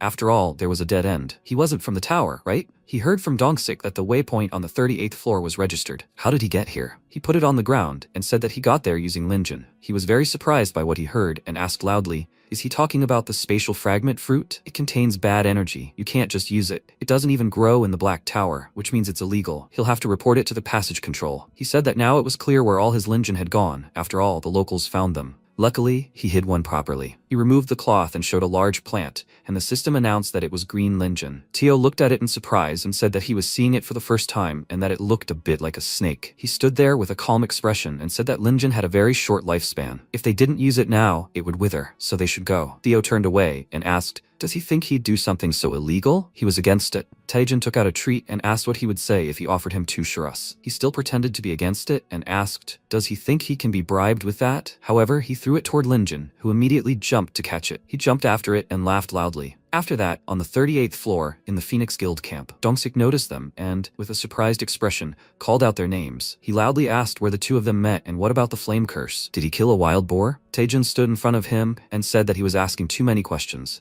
He was able to easily defeat the monster thanks to the pumpkin potato. He met him on the 52nd floor. They became friends, so they came together. Teo stood nearby and with a very displeased look, said that he would not dare to throw him into the weeds again. He was surprised by what he heard and asked with a worried look, how much Linjin did he use? After all, even for them, it was a very rare thing. He said with a calm expression that he didn't need to worry. Besides the wild boar, he still had much to see. He called this traveling merchant and asked if he could answer him one question. He quickly went from the 40th to the 52nd floors, using a pair of Linjin. He asked the locals if other hunters had been there before him. However, they said that he was the only person from the outside world they had seen. This is what made him wonder, where is Sejun now? Teo looked at him with a worried look, began to laugh nervously, and thought that he was in big trouble. He was caught in a lie. At the same time, the system notified that due to the level 4 harvesting skill, he collected a harvest of 1 rank higher. The profession mastery increased significantly. He earned 290 experience points. He happily picked 1 tomato and said that it was a B-ranked cherry tomato. He managed to collect it at a higher level thanks to the harvesting skill. If he continues at the same pace, then very soon all the cherry tomatoes will be C-rank. The rabbit standing near the basket called out to him loudly and said that the last portion of food is already on its way. He turned to him and loudly said that he was already on his way. However, he stopped, looked into the part of the cave where the sun did not reach, and remembered the words of the cursed tree. He said that there might be a tree in the cave, but nothing of the sort seemed to be visible. His attention was drawn to the fact that the fire had gone out, and he said that it had not gone out even once since he lit it when he came to the tower. Being outside, he had not thought that it could go out. Since the cubs were here, it was probably time to light it. He noticed a plant under a pile of ash, was surprised by this, and immediately dug it up. He was very surprised when he heard an unfamiliar voice that called him master and said that he finally looked here. The protagonist asked loudly if it was really a sprout talking to him in his head. A fairy appeared next to the plant and said that she was glad to meet them. She had been waiting for this moment since she found herself underground. Her name is Flame. She's the apple seed that he planted here. He smiled with a surprised expression and asked,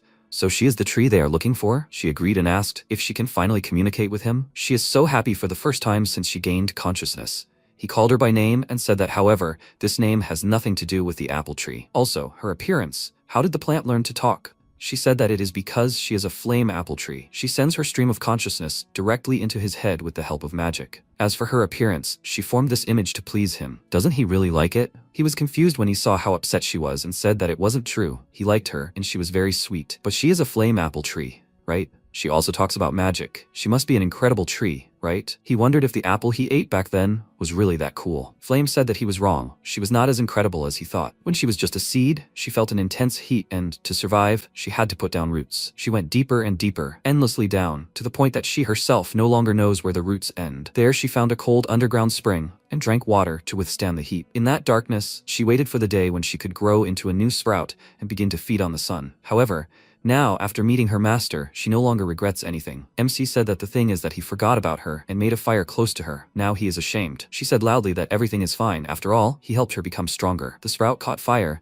and she said that now she even owns such magic. He was surprised by this and asked loudly, "Can she control fire?" Flame agreed and said that she told you so. She is a flame apple tree after all. He began to applaud her and said that a plant, usually vulnerable to flame, controls it. It is simply amazing. She stopped using fire magic and said that for now it is the only way she can. However, she will grow up as soon as possible and will help him. He said with a smile that he is proud of her. She must have had to go through a lot underground, so she should not overwork herself here on the surface. She cannot worry about anything and just grow up healthy. If she is too zealous, she can get sick. He stroked her head and she laughed and agreed. He removed his hand and she said that she was asking to be stroked again. He agreed with a smile and said that he would stroke her as much as she wanted. She thought that this was the best day of her life. She was very happy that she could enjoy the attention of her master and behave so spoiled, so she can keep her master from telling him about her roots for a little while longer, right? At the same time, Dongsik also thought about the question for Teo and remembered how earlier he said that Seijin saved his life on the 40th floor. He said with a surprised expression that even then he said that he met him on the 40th floor. He looked away with a confused look and said that he couldn't tell them that. Taejin asked why he couldn't do that. He said with a interested expression that at the moment the attention of his entire homeworld, the earth, was focused on him. He doesn't know how things are here for them, the inhabitants of the tower, but for them, the people from the outside,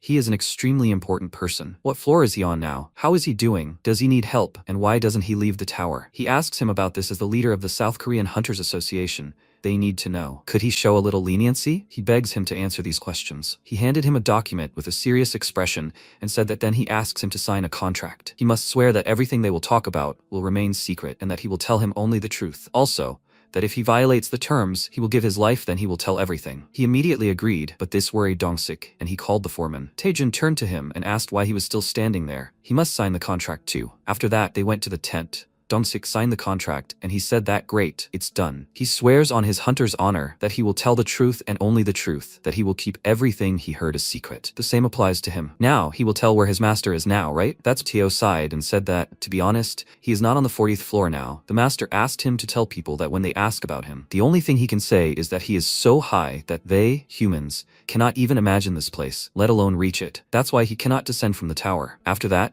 he left their camp and waved his paw at them. Dongsik looked at him and asked the master, "He's right, right?" Taejin looked in the same direction and asked what he is talking about. He said with a worried look that he understands perfectly well that no matter how strong a hunter he is, It is quite problematic to climb above a certain floor using Linjin. However, he also dug up some beds. This is some kind of nonsense, isn't it? He can assume that he is most likely somewhere around the 60th floor. What if he was surrounded and caught by monsters there? He stood calmly nearby and said that it seemed like Teo was not lying. Judging by the description of the sweet solar pumpkin potato, it is written that it received the sun's rays from the highest point in the tower. He saw that too, right? Dongsik agreed with this, but was about to say something, and he got ahead of him and asked, the highest point in the tower, in his opinion, where is it? He was very surprised because of this, and he said that they do not know how exactly it happened. However, it seems that he is now on the 99th floor. At the same time, the protagonist scratched his ear and wondered, is someone discussing him now? At the same time, in Teo's homeland, the settlement of Granar, the residence of the richest family in the settlement, Oren was sitting in the office with the girl, laughing loudly, and Ezreal said that according to his data, the war with the Red Locust was dragging on longer than they expected. They say they should expect a food shortage similar in scale to the Great Plague many decades ago. Therefore, food import prices in the Granar settlement have recently jumped almost 2 or even 3 times, which is becoming a real problem. They have too little information. They don't know what's going on in the tower or why. He was very angry about his son's behavior, loudly called his name and asked if he was even listening to him. Oren, with a calm expression, said that his heart almost stopped. Of course, he was listening to him. What did they care about the war if they had so much money? Meryl called him affectionately and said that she was scared. He turned to her and asked if she was very scared. Ezreal pointed at him with a displeased expression and asked loudly, is he still going to act so frivolously at his age? If he doesn't go to the shopping district immediately and buy food, he'll disown him. Oren left the estate with a bag of money and asked loudly with a displeased expression, does this old man think he can't even handle this? What's so hard about buying some food? He called for porters and said he'd need them, so they should follow him. Scaram stood nearby and listened to his monologue with a sly grin. Sometime later, on the 75th floor in the shopping arcade,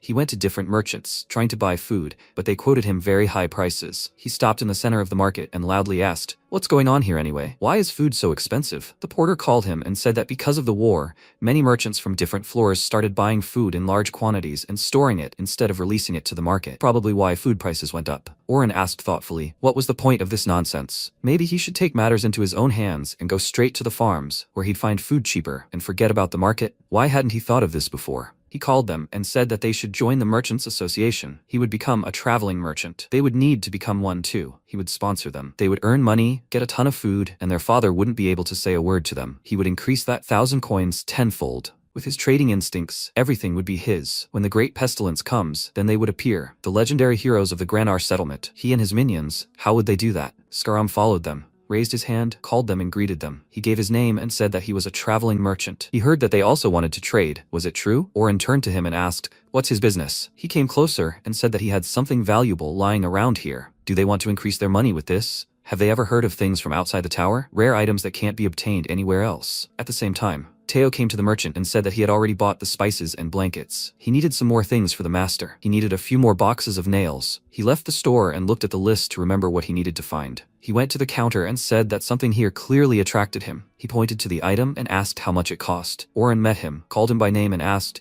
isn't this the guy who escaped from the settlement under cover of night? He turned to him, was very surprised when he saw him, and asked loudly, what brought him here? He noticed the badge on his robe and asked, did he become a traveling merchant? He agreed and said that a very nice goblin helped him with it. He also said that the stupid cat got a lot of money, so he also wanted to test himself. It turns out that he is a mid-level traveling merchant. How much did he earn on items from outside the tower? Teo, looking worried, asked loudly, does he really mean to say that he bought something from Skaram? Even though he is a scoundrel, this freak bypasses him in everything. He must give him everything he has collected. He will sort it out. Oren pushed his hand away and asked, what's wrong with him? He called him an ungrateful freak and said that he knows everything. The goblin was extremely generous with him, but he lied to the passage management, slandered him as a charlatan. All this just to get his hands on all his items from outside the tower? He was indignant about this and said that it was not so. He had deceived him. He stood in front of him and said that no matter how much he wanted to take someone else's property, he should still know his place. He must stick to his class. Just like when he confessed his love to Meryl, although he was just a pathetic beggar. He calmed down and asked if she was doing well. Oren started waving it off and said that he did not understand who he was talking about. The porter said that on the day of his escape she left him, saying that she did not like him. He turned to him with a displeased look and said loudly that everything was wrong. It was he who left her. Theo patted him on the shoulder and said that she had always been flighty. He should not take this too much to heart. He pushed him away with a displeased look and asked loudly, does he seriously think he needs his pity? They will sell items from outside the tower to the king of the Minotaurs on the 99th floor. Skaram said he likes this kind of thing. He is going to take this opportunity to build a relationship with the most powerful creature in the tower and turn him into a reliable sponsor. He just needs a sponsor. Then a cat with great talent like him will have no problem becoming the best traveling merchant. A tramp like him would not even dare dream of such a thing. He laughed loudly as he walked down the street, and Theo stood still, waved his paw, and wished them luck. He chuckled at what he heard and said that they will see each other on the 99th floor. At the same time, many infected trees were approaching the protagonist's farm. He looked at this, standing on a pile of already defeated monsters, and asked, "So these bastards came for flame? They've already made such a mess here." He and the others began to quickly eat the soup, and the system notified that he had eaten the combat food. Red locust tomato soup. Strength increased by 7 points for 30 minutes, and he will stay full for 3 hours. He returned the plate to the second queen bee, wiped his face, and thanked her for it. He went down to the bears and loudly said that they must show them who they were trying to attack. He gave the order to attack, and they all joined the battle against the crowd of monsters. One of the monsters fell next to him and was already attacking him with its roots. He was confused because of this. He couldn't dodge, but Theo used the claw strike skill and saved him from the attack of this monster. He loudly said with a serious look that he would not let them get away with this. He ran to attack, and with powerful attacks of claws cut through several monsters in his path. He was glad when he saw him, called by name, and he loudly asked the master, "What's wrong with these things?" MC said that as soon as he went down, these freaks attacked them. These are infected trees. He also found an apple sapling in their cave named Flame. He looked at him with a puzzled look and asked, "What the hell is he talking about?" A monster attacked him from behind, but Theo quickly ran up and killed this monster. He looked at the crowds of monsters coming from different sides and said that they should first deal with these freaks, and then they will talk. He agreed, but stopped, started looking for something in the bag, and said that he brought him something useful. He turned to him and loudly asked, "What did he just say?" He approached him, handed him a cloth-wrapped object, and said that it was tempting his paws. He was delighted, took it from him, and called out loudly for Aileen. A system window immediately appeared in front of him, in which she wrote that she would now look at it. The item appeared in front of her, and the system notified that the tower manager had applied the appraisal skill to the axe. He completed the quest and received the axe and a cherry tomato as a reward. He caught his new weapon, and the system notified that he had received an axe as a reward for completing the quest. He received the tomahawk of the great Wookiee warrior. Sejin looked at it with a joyful smile and said that it named item. The system notified that this tomahawk was crafted by the great dwarven warrior Wookiee. This tomahawk is perfectly balanced, so it is easier to throw it a long distance, and it does more damage on impact. The tomahawk's blade is coated with mithril, ensuring it retains its sharpness for a long time. Requirements: Level 20, 15 strength and mana points. Rank A. Skills: Level 1 wood chopping. Chopping wood with this tomahawk is much easier and more effective if you chop along the grain. The Level 3 return skill. The tomahawk will automatically return to its owner within 10 seconds if it is within a 300-meter radius. He looked at the weapon in his hand and asked how to use these skills. Piak was caught by a monster and screamed loudly in fear, and he immediately noticed it. He threw his axe hard at the monster and loudly said that he was just going to try it. He hit the monster with the axe, and its roots loosened their grip. The system notified that he had hit an infected tree, increasing damage by 1.5 times. Level 1 wood chopping was activated, and he successfully chopped wood. This split the monster in two. This attracted the attention of his allies, and the bear asked, "Did he just break the tree with one blow?" Bei was very surprised by this and said that he was so tough. He was no longer a weakling who always runs away. Now he can handle one enemy. The protagonist looked at what happened after his attack and asked, "That's to be expected from a named item, right?" The system notified that he had defeated a scout of a large grove of infected trees and received 500 experience points. He was so happy he started kissing Theo and praising him for bringing the item. He became indignant and loudly asked what he was even doing. They were fighting right now, weren't they? Another monster approached them, and they both became worried when they saw it. He waved his hand and said the name of the skill, Recall. The tomahawk started flying towards him and killed the monster standing next to him. He caught his weapon and loudly said that they were all finished. From now on, they would see the power of the farmer of this tower. Theo stood on his head and loudly told the chairman that he would support him. Immediately after that, they both ran to attack. After some time, they defeated all the monsters, and the minotaurs began to pile their bodies in one place. One of them looked into the cave, loudly called MC, and said that they were almost done with harvesting. Now he would go plow the field. He finished washing himself, turned around, and said that he shouldn't overexert himself. He sat down on a rock and said that his whole body ached after the night's battle. He needed to look at the status window. A system window appeared in front of him, which said that his level was 25. Talents: Carefree Delinquent, Friend of Nature, and Landowner. Stats: Strength 15 points, Endurance 6 points, Agility 13 points, Mana 17 points. Profession: Farmer rank C. Skills: Sowing, Rain and Thunder 1, Seed Store and Seed Collection 2, Cooking 3, Sowing, Harvesting, Beekeeping 4. He looked at this and said that he received 2 talents, and his stats had also increased quite significantly, and now he had 7 skills. He would never have thought that he, a carefree delinquent, would get such an amazing stats window. It's turning out pretty well, isn't it? He was so proud of himself that he could kiss himself. A system window appeared next to him, saying, "What about her?" Sejun turned around, called Eileen, and asked what she just said. Did something happen? The system announced that the tower manager claimed she was silent. She said there was an error in the transmission of information. The rabbits began to tend to the garden, and Theo went to the tree sprout. He greeted her and asked if she was Flame. He had heard about her from the gentleman. She greeted him, and he tried to touch her and said that paws really do go through her. It's very curious. This angered her, and she attacked him with fire, and loudly said that she asked him not to touch her just like that. He looked at her with a surprised look and said that it was amazing. Flames burst out of the leaves. He apologized and said that he would stop behaving like that. However, could she fry him some fish if possible? He really wants to eat fried fish,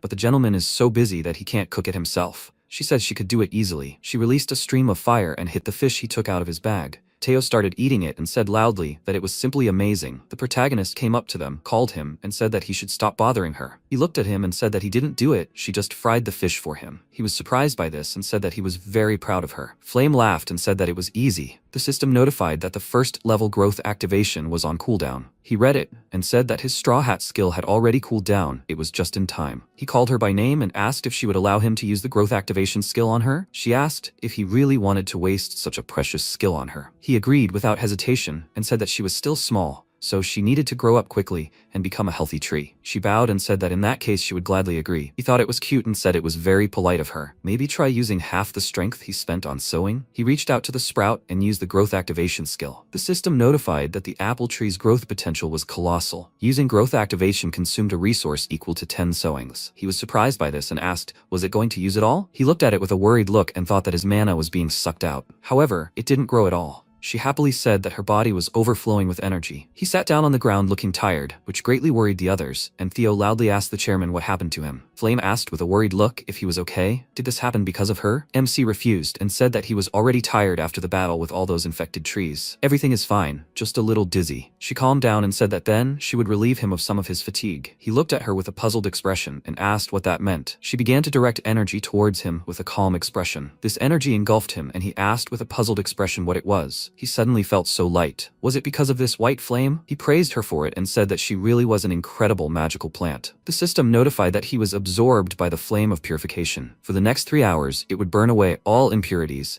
and generally improve the condition of the body. She laughed and said that she was happy to help him. He asked with an interested look if she had other abilities. She agreed and said that the flame of purification, which she had just used, plus the flame of friendship, it allows him to control fire for some time. It can also increase the power of fire. He asked, does this mean he will be able to use her abilities? It will come in handy against the infected trees. Theo approached him, called him, and said that he should stop talking only about her. He had some important news. A man named Taejin found out that he was not on the 40th floor. He was surprised by this and asked what he just said. After all, he was the coolest hunter in Korea. He was able to become friends with him. He said that, however, he didn't have to worry. They signed a non-disclosure contract, so his secret would not spread further. Sejun said that this was good, but he never imagined that Dong-sik turned out to be his student. He said with a thoughtful look that it turns out they are indebted to him, at least to his family in Korea. He can continue to help them by sponsoring them with his weapons. He looked at him and wondered, what kind of cat is he? Then it might have been a coincidence, but he made such connections just by selling some sweet sunny pumpkin potatoes. Is this what you would expect from a traveling merchant? Theo said there was one more thing, or rather, a request for him. He does remember why he became a traveling merchant, right? He said it was because some guy named Oren or something like that stole his girlfriend. He loudly agreed with a serious look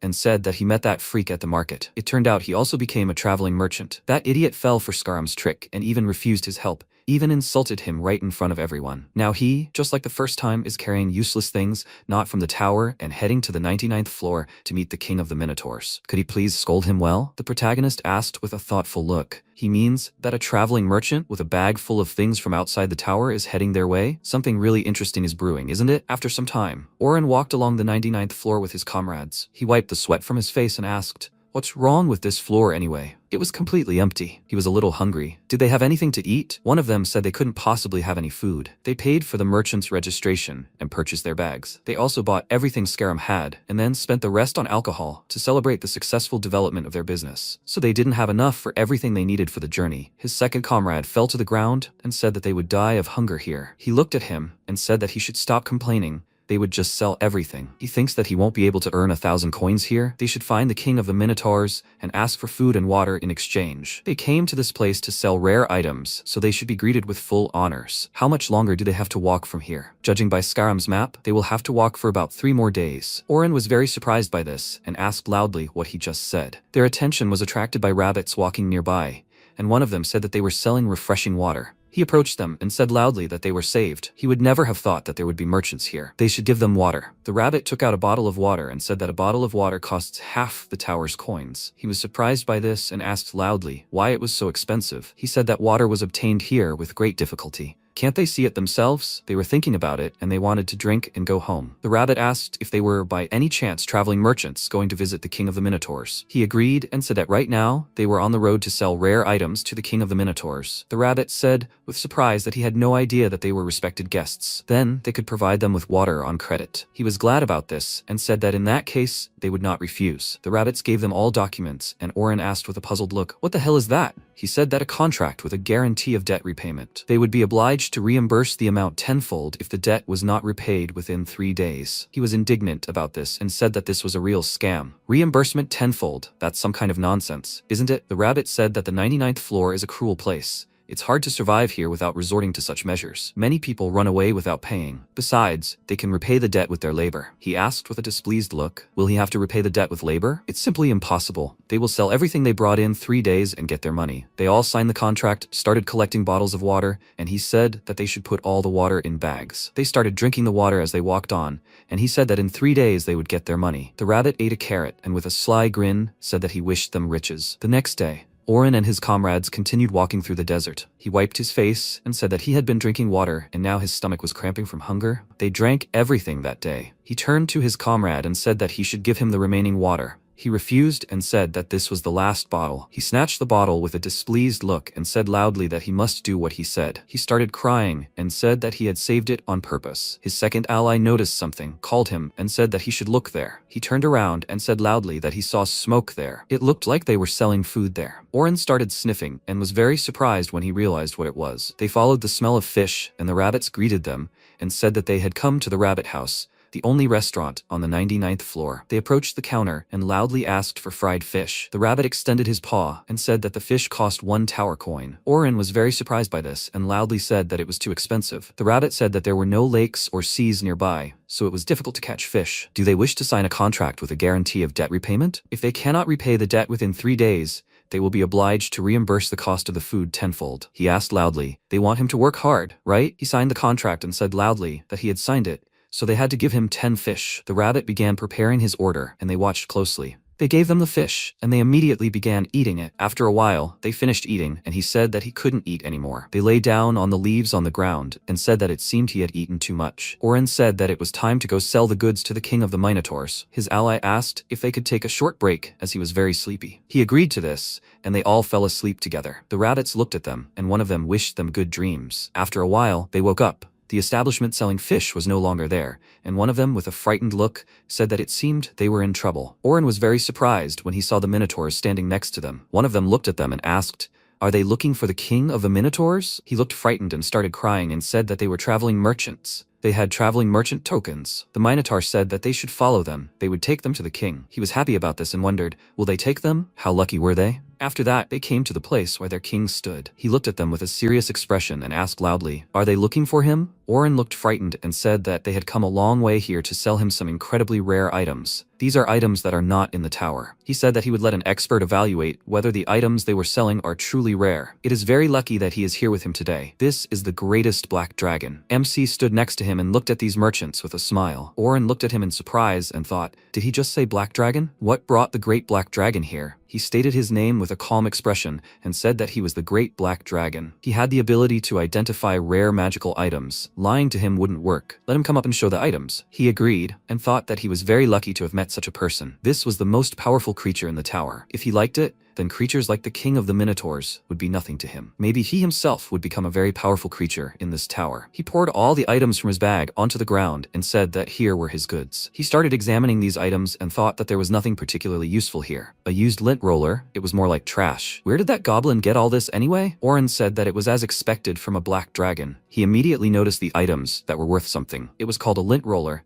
It was coated with attracting magic that collected dust and fur. He looked at it and asked how much it cost. He asked for 50 tower coins for it, and his allies quietly asked, "He bought it for 5 coins, didn't he?" He was so cool. He wasn't even afraid of the great black dragon and confidently inflated the price. He waited for his word and thought that he must have a talent for bargaining. He asked, rubbing his paws, and said what he thought about it. "Do they wish to purchase this item? This is a magical item that came to them from the outside world, so it will be difficult to find it here." Seijun looked at them with a serious expression and asked, "Didn't he say that lying to him won't work? There's not even a grain of magic in this. It is a consumable item made of sticky paper that is folded and then unfolded. There are plenty of such things on Earth. In other words, it's all just trash. There's not a single magical item here." Oren, with a worried look, said loudly that he was definitely told that magic is woven into this. He must be wrong. He realized what had just been said and covered his mouth with his paws, looking frightened. The Minotaur slammed his hand on the ground and asked loudly, "Does he mean to say that the great black dragon is lying?" The protagonist stood nearby, looking worried and thinking he was about to faint. He knelt down and said loudly that it wasn't so. Everything the great black dragon had said was the pure truth. He was asking to be forgiven for trying to deceive the great black dragon. He thought that, as Theo had said, Skaram really was a deceiver. He asked to spare him and at least not kill him.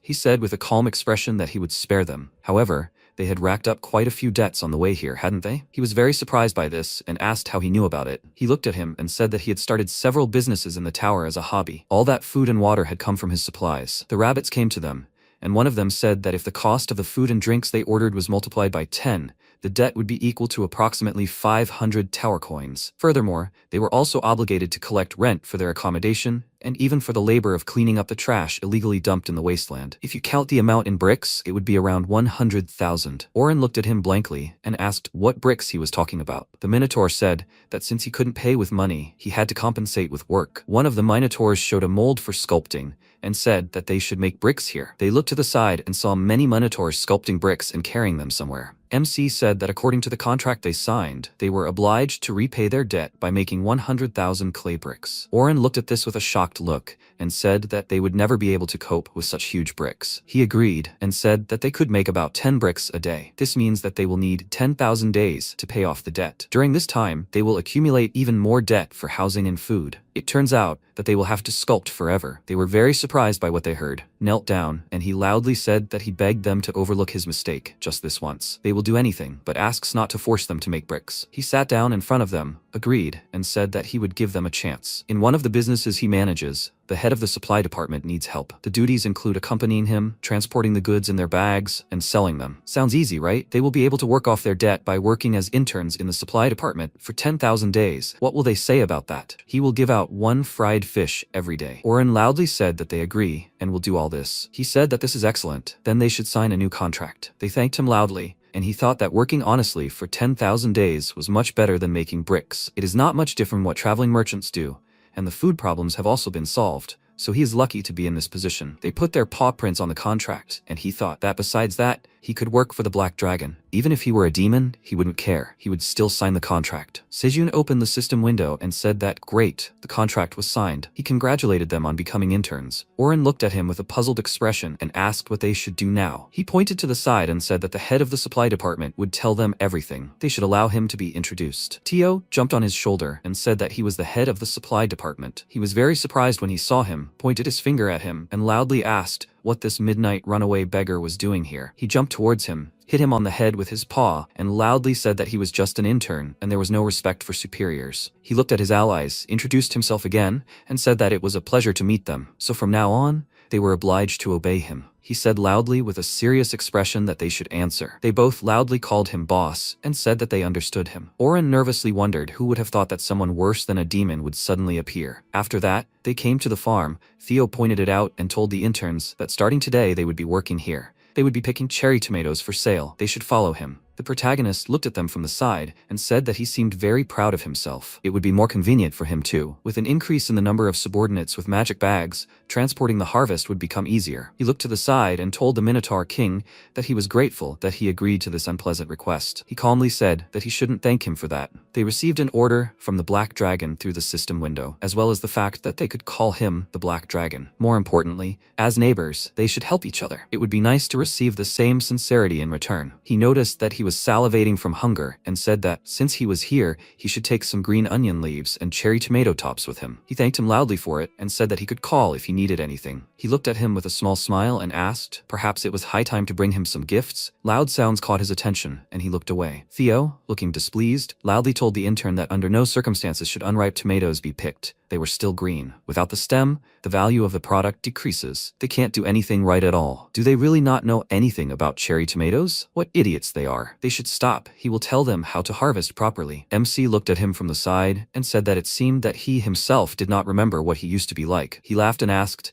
"You'll have to keep an eye on him, won't you?" After some time, Oren was picking tomatoes with a sad look and thought that Theo was the Black Dragon's subordinate, and he was his subordinate, an eternal slave. He was surprised because he was hit on the head, turned around and was about to ask something loudly. His boss, with a serious look, asked loudly, what was he dreaming about? He said to respond at the first word, or did he not hear him? He became very angry because of this, grabbed him by the hem of his clothes and loudly insulted him. He was scared when he saw Elka, and he calmly asked, is he going to rebel against the Deadly Supply Department, the Black Dragon's subordinate? He adjusted his clothes and said with a worried look that he saw an insect on his shoulder, so he was dumbfounded and tried to brush it off. How dare he grab him by the collar? Theo laughed and said that he should behave decently, otherwise he could cause him problems. He called the other interns and asked if they were all ready. One of them agreed and said that they filled their bags with cherry tomatoes, as he ordered. He looked at the system window and said that intern Mark was the fastest to fill his bag, and intern Jeff was the first to volunteer, so he would reduce the number of days they worked on their contracts by 1. They were happy about this, and loudly thanked him for it. Oren came up to him and asked what about him. Teo said loudly that this intern was the slowest, so he would add another day. He was very upset about this. Seijin came up to them and asked if they were okay. They were going down now, right? He agreed and said that only these guys had old-style bags that couldn't hold that much stuff. He laughed and said that if they tried, they could start upgrading their equipment. He agreed and asked the master where he was going. He said with a smile that he was going west, to Rosha.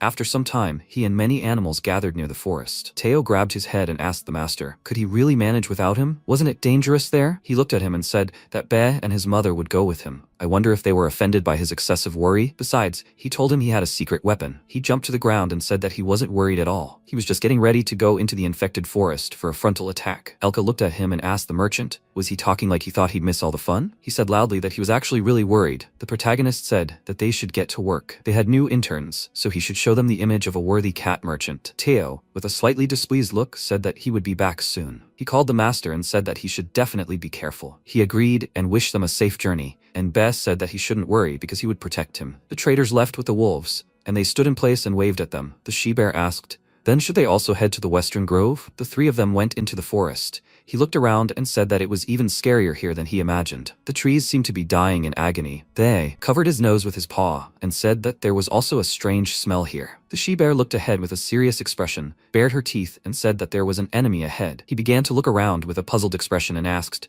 but there is no one there, isn't that right? What is she talking about? She said that they can't go any further. He was very surprised when a root next to his foot began to move. The trees began to move and the system notified that these were rotting guardian trees. Be covered his nose with his paws and said he felt unwell. MC looked at this with a surprised expression and loudly asked, what the hell is this? These were completely infected trees. One of these monsters tried to attack with a root, but the bear swiped with her paw and stopped the attack. Many monsters released roots that bound her, and this greatly worried them. He loudly asked with a serious expression, is it really time? He threw his straw hat aside, took out his weapon, a flame appeared above his head, and he loudly declared that it was time to use the flame of friendship, his secret weapon. Be tried to put out the flames and said loudly that his head was on fire. He was indignant about this and said loudly that Flame had shared it with him. In general, the flame of friendship allows you to start a fire from the tiniest sparks and control it. He struck a spark with his weapon, and a flame appeared in front of him, with which he attacked the monsters. Many of these infected trees caught fire, and he said loudly that they should retreat. If something goes wrong, they could also end up in the fire area. They started to run away.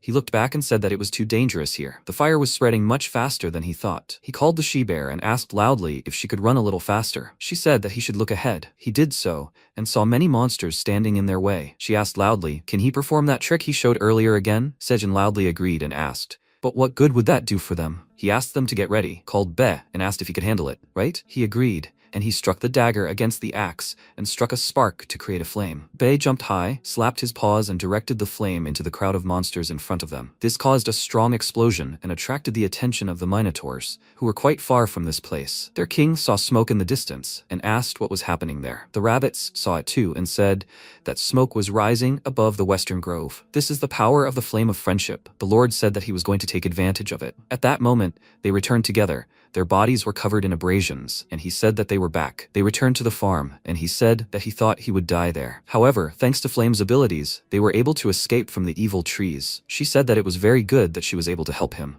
The rabbit said that it was too reckless. Whatever happens, start a fire in the western grove. That he didn't have time to finish because the protagonist said that infected trees attacked them every night. Besides, he wanted to try out Flame's abilities, although he didn't expect them to be so powerful. Enemies won't disturb their peace for a while now, right? He'll finally be able to get a good night's sleep. The system notified him that he had increased his beekeeping skill to level 4. This caught his attention, and Queen Bees flew to him, calling him, and he asked if something had happened. She said that she was asking to see which flowers to collect pollen from for milk. He asked what it was, a new ability for leveling up. She agreed and said that it was a delicious, soft jelly that enhances talents. He was surprised by what he heard and asked if it could enhance his talents. At the same time, Aileen was sitting in the bathtub eating soup and said that drinking red locust tomato soup right in the bathtub was truly wonderful. Her body felt very light today. Maybe she had grown a little more? It seemed like her wings had gotten bigger too. She was growing so fast, but it was still not enough. How she dreamed that her dragon heart would soon strengthen and she would become an adult. Then she would be able to get out of the admin area and fly in all her splendor during the blue moon. She laughed shyly and said that if she showed herself to Sejun after the transformation,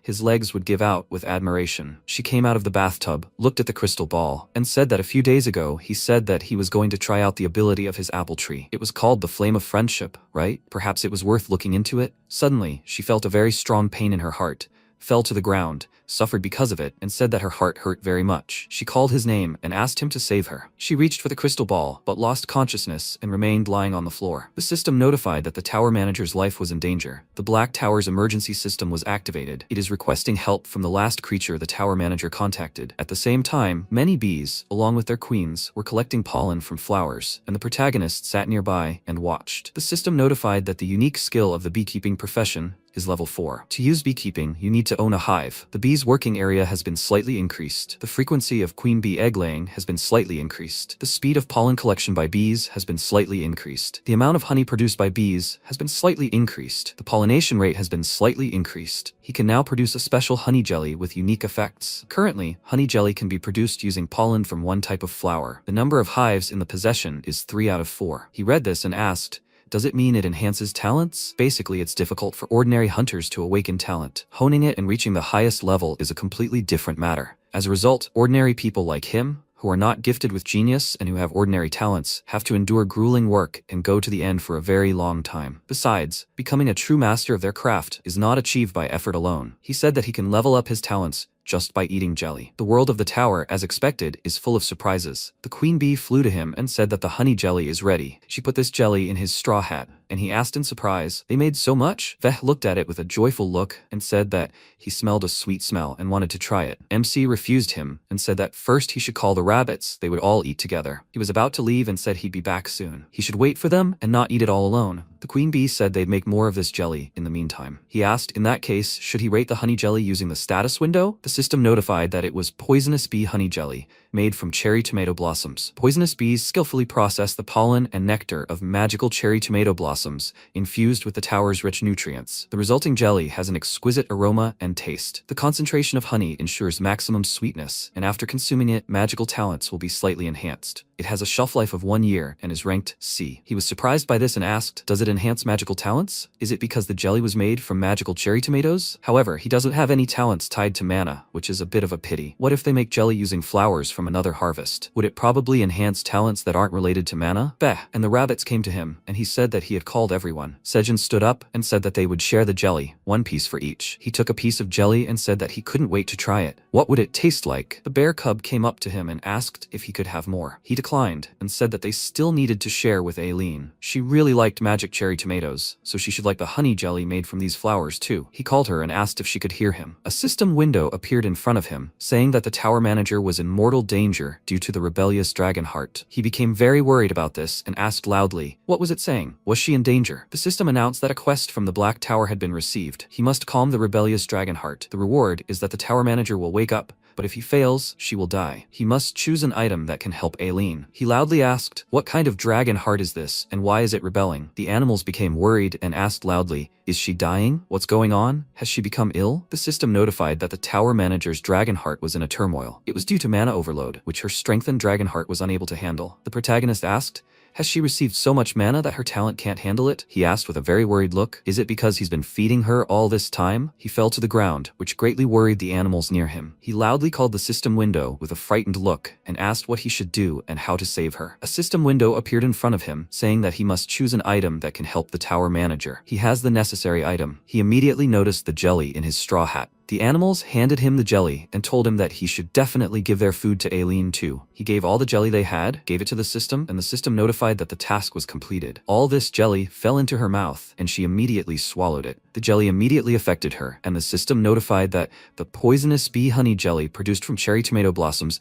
had successfully enhanced the tower manager's talent, the fortified dragon heart. The fortified dragon heart talent was somewhat strengthened, which calmed the dragon heart's agitation. He asked with a worried look, is she alright? The system notified that tower manager Aileen's dragon heart would not rebel in the near future. It was currently calm. However, if the tower manager's talent was not developed, there was a danger of the incident recurring. MC calmed down after reading this and said that so far, everything was fine. Bae and the others looked at him and asked how she was feeling. He patted his head and asked, there must be some solution, right? At the same time, Aileen's relatives noticed bright energy emanating from the crystal. The system notified that a report was being transmitted on the Black Tower's emergency system activity. Kaiser was very surprised by what he saw and asked if something had happened to her. Anton called his father and asked loudly if there had been a help signal from the tower. However, the portal had not been activated, right? He looked at the crystal and said that he had not received any signals. The system was designed in such a way that if she were in a critical situation and sent a signal to one of them, an emergency portal would immediately open. She always contacted him, and they could control her outbreaks by simply entering the administration area of the Black Tower. However, if they called someone else, the portal would not open, such as the Black Tower's security system. Since the report was sent, it meant that the outbreak had passed. He called the system, and many system windows appeared in front of them. Anton read this with a joyful look and said that, what luck, she was alive. The excitement had passed, and her condition was even better than before. The graph of the mana volumes in the dragon's heart also showed a steady increase. He called his father, but became very worried when he noticed him looking at something with a frighteningly serious expression. Kaiser asked with a very serious expression, was the last person she contacted Sejin? He looked at him with a worried expression and thought that they were in huge trouble. He called out loudly for his father and asked if perhaps he was the one who saved her. Wasn't Aileen's health and safety what mattered right now? They needed to find a way to open the portal quickly. His father transformed into a dragon and asked loudly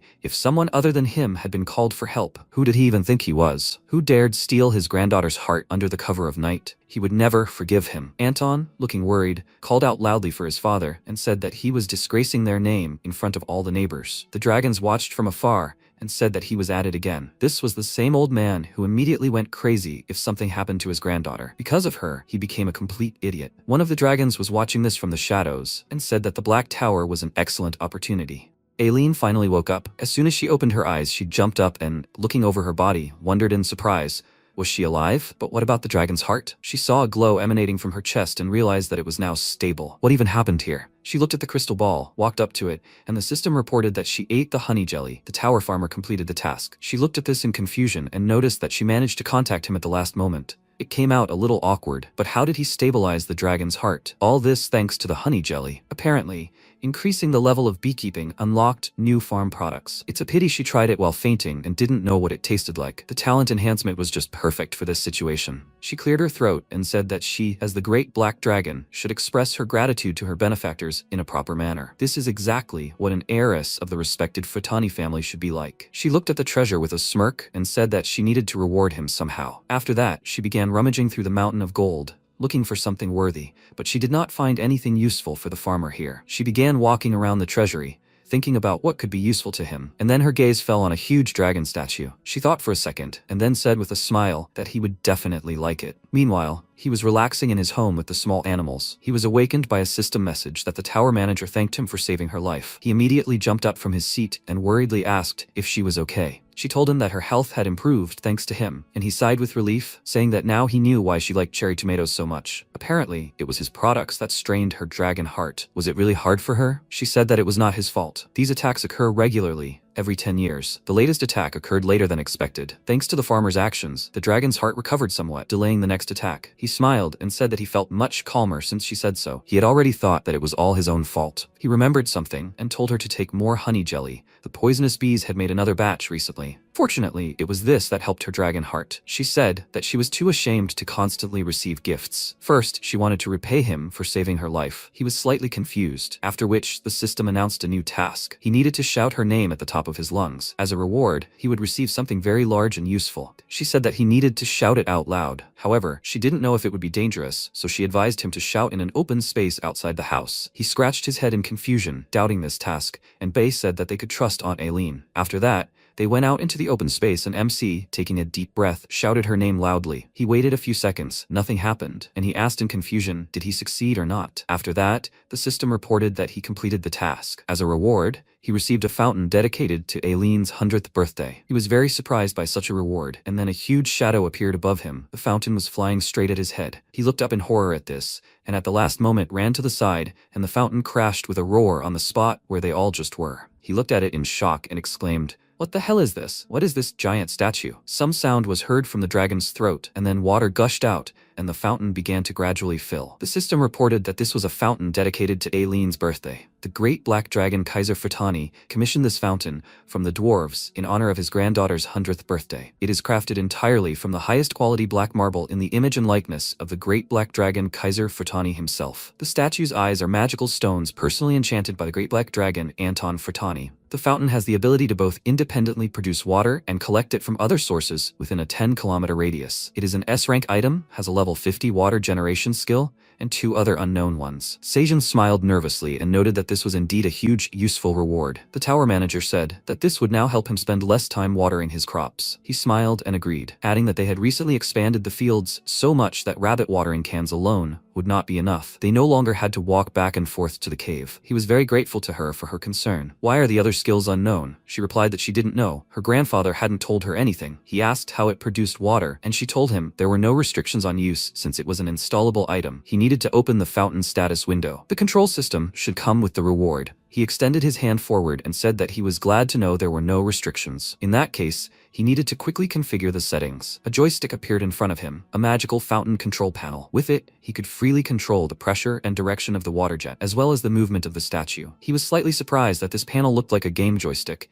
then tried pressing a few buttons and the statue moved. The marble dragon began to walk, and MC exclaimed that it was so cool, as if he were controlling a character in a game. Beh tugged at his pant leg and asked if he was the one moving it. Piak shouted that he wanted to try it too, after which Seiyin made the dragon dance and the little animals joined him. They danced happily for a while, and then the dragon suddenly abruptly approached them and roared loudly, which scared them, and Bae immediately began to defend himself. He hit the dragon on the head and broke its horn, which horrified MC. Meanwhile, Aileen noticed that the crystal ball was acting strangely and asked, "Is this an alarm? Did something really happen there?" She asked Sin what was wrong, and he nervously told her that everything was fine. The statue was so cool that they decided to take a closer look. Before she arrived, they managed to stick the horn back on. Fortunately, she did not notice anything, and they began to distract her. MC asked, "Is she by any chance hungry? Maybe she wants something tasty?" She agreed, and when they handed her the food, she continued to rest and thought that it was good that he liked it. Meanwhile, he breathed a sigh of relief, thinking it was good that she hadn't noticed anything. He began using the dragon for its intended purpose. While on the 67th floor, the wolves were gathering locusts and the lizard men were replanting onions. Elka's son ran and told his father that he would bring more red locusts, and he told him not to go far. Following their son with her gaze, his wife worriedly said that work experience was, of course, important. But is it really worth taking children to such dangerous places? He replied that he understood her concerns, but it was now safe here. The insects still attack, which is why they are being steadily exterminated. There are simply a lot of them, but their habits are simple, always moving in large groups, so they have already figured out their behavior and the timing of attacks. More importantly, the red locust harvesting only takes place while the lizardmen are replanting wilted leaves,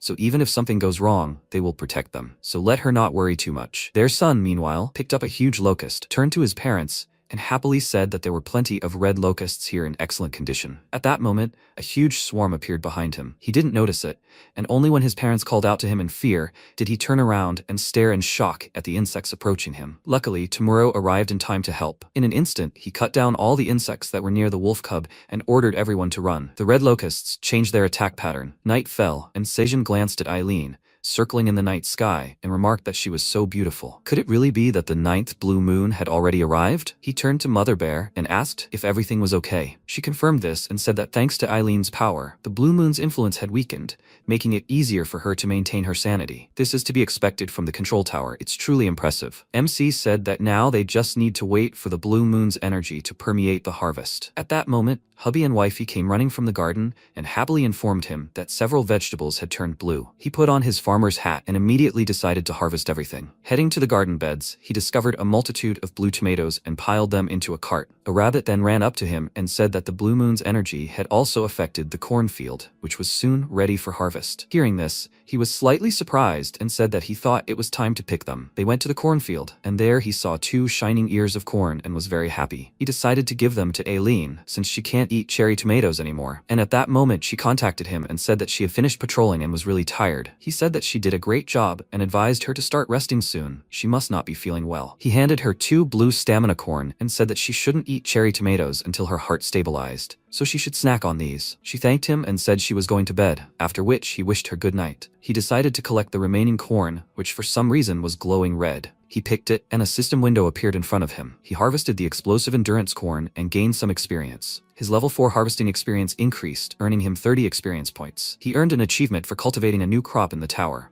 If you heat the corn, the kernels will burst and grow several times in size. When consumed, it breaks down 30 grams of fat and increases strength by 0.5 for 10 minutes, an effect that can be repeated up to 10 times per hour. This corn also promotes hair growth. No one will be able to grow fat endurance corn without his permission. He earned an achievement for cultivating 3 new crops in the tower, and rumors of it reached the Food Association. He was very surprised that this corn promotes hair growth, and his hands trembled with excitement. Afterwards, he fell to his knees and, with tears in his eyes, told the tower that it was the best. Bay approached him and asked what he was doing, and he took off his hat and asked with a grin how he liked his hairstyle. He honestly answered that it didn't look very good, and he exclaimed that they needed to expand the field immediately. Starting tomorrow, everyone should focus all their efforts on tending to the new corn crop. Bay asked him to calm down. He began to look strange, but Seijin ignored him and, taking a few corn seeds, looked at it and asked, "So it bursts and expands when the corn is heated, and how should he cook it? Maybe he should ask Flame about it." He went down to her cave and saw her, slightly surprised. She happily spread her arms to the side and said that she had grown, and he asked if it was all because of the energy of the blue moon. She confirmed this,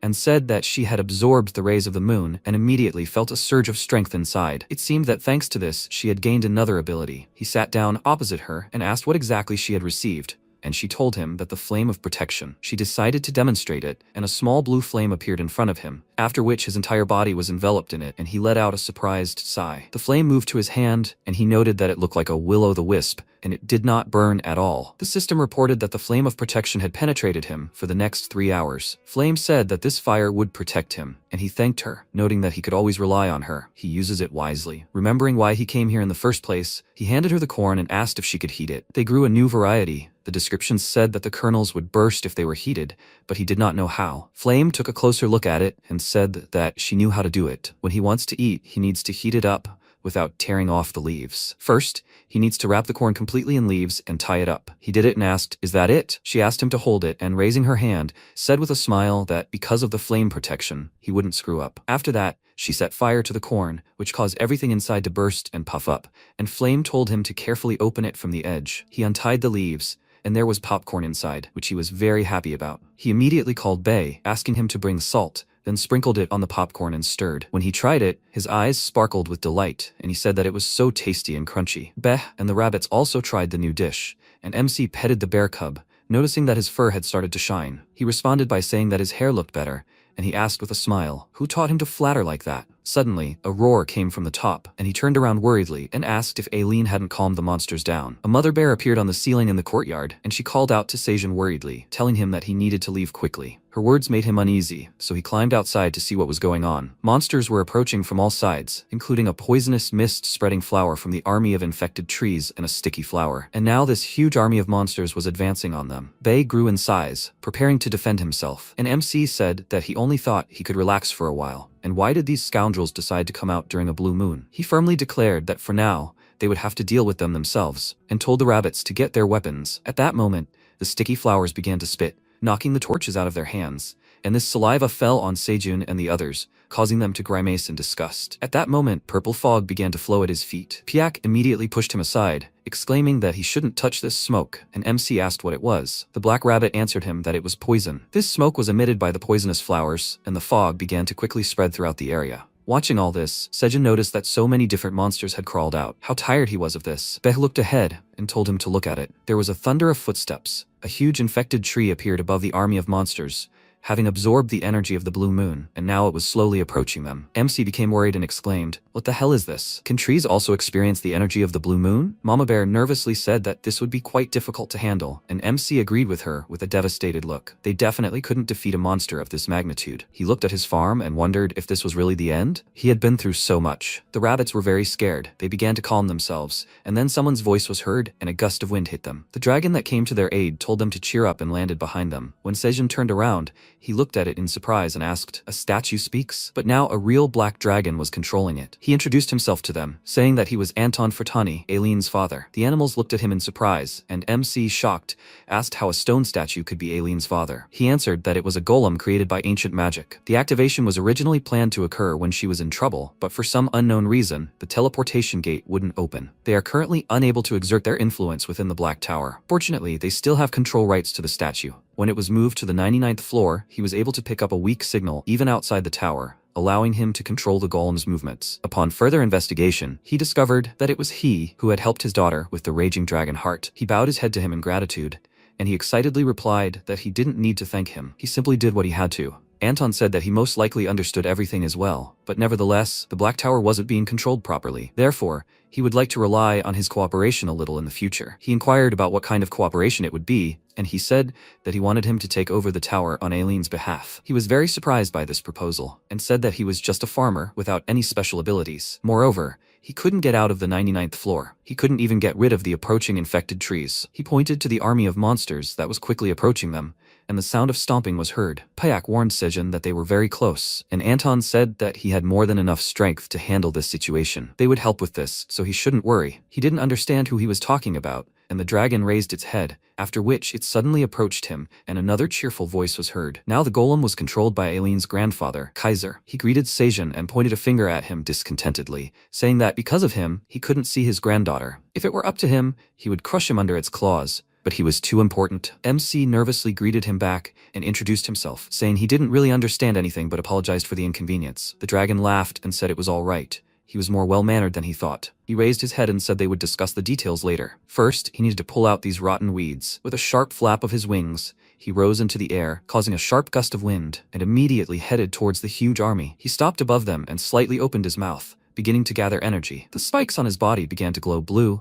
and a magical ball appeared near his mouth, which shot at the army of monsters, directing a powerful stream of blue flame at them. As soon as this destructive magic fell upon them, everything was enveloped in a blinding light, and then a roar was heard. A powerful explosion occurred. The blast wave spread throughout the area and even shook the tower where Aileen lived. But even from this, she did not wake up, as she was too tired. After this, a huge explosion crater was left on the ground. Mother Bear and her son froze in place, covering Sejun and the rabbits with their paws, and began to wait. MC looked at the column of smoke in the distance and was surprised to notice that it had just destroyed an entire mountain. Is this the true power of a dragon? After this, the great black dragon flew up to him and ordered him to go to the place where these weeds died. He would find something useful there. They came to the explosion crater. The white rabbits and Mother Bear remained at the top, and they began to descend. MC noticed that the heat was still lingering, and Be, noticing something sparkling ahead, told Sejun about it. He saw a glowing blue grain on the ground and thought, is this what Kaiser was talking about? When he picked it up, a system window appeared, informing him that he had received an enhanced grain of the infected tree. This grain was enhanced by the energy of the blue moon. When absorbed, all stats will be increased by 10. If left on the ground, the grain will germinate and grow into a powerful infected tree. The dragon landed next to him and told him to absorb it,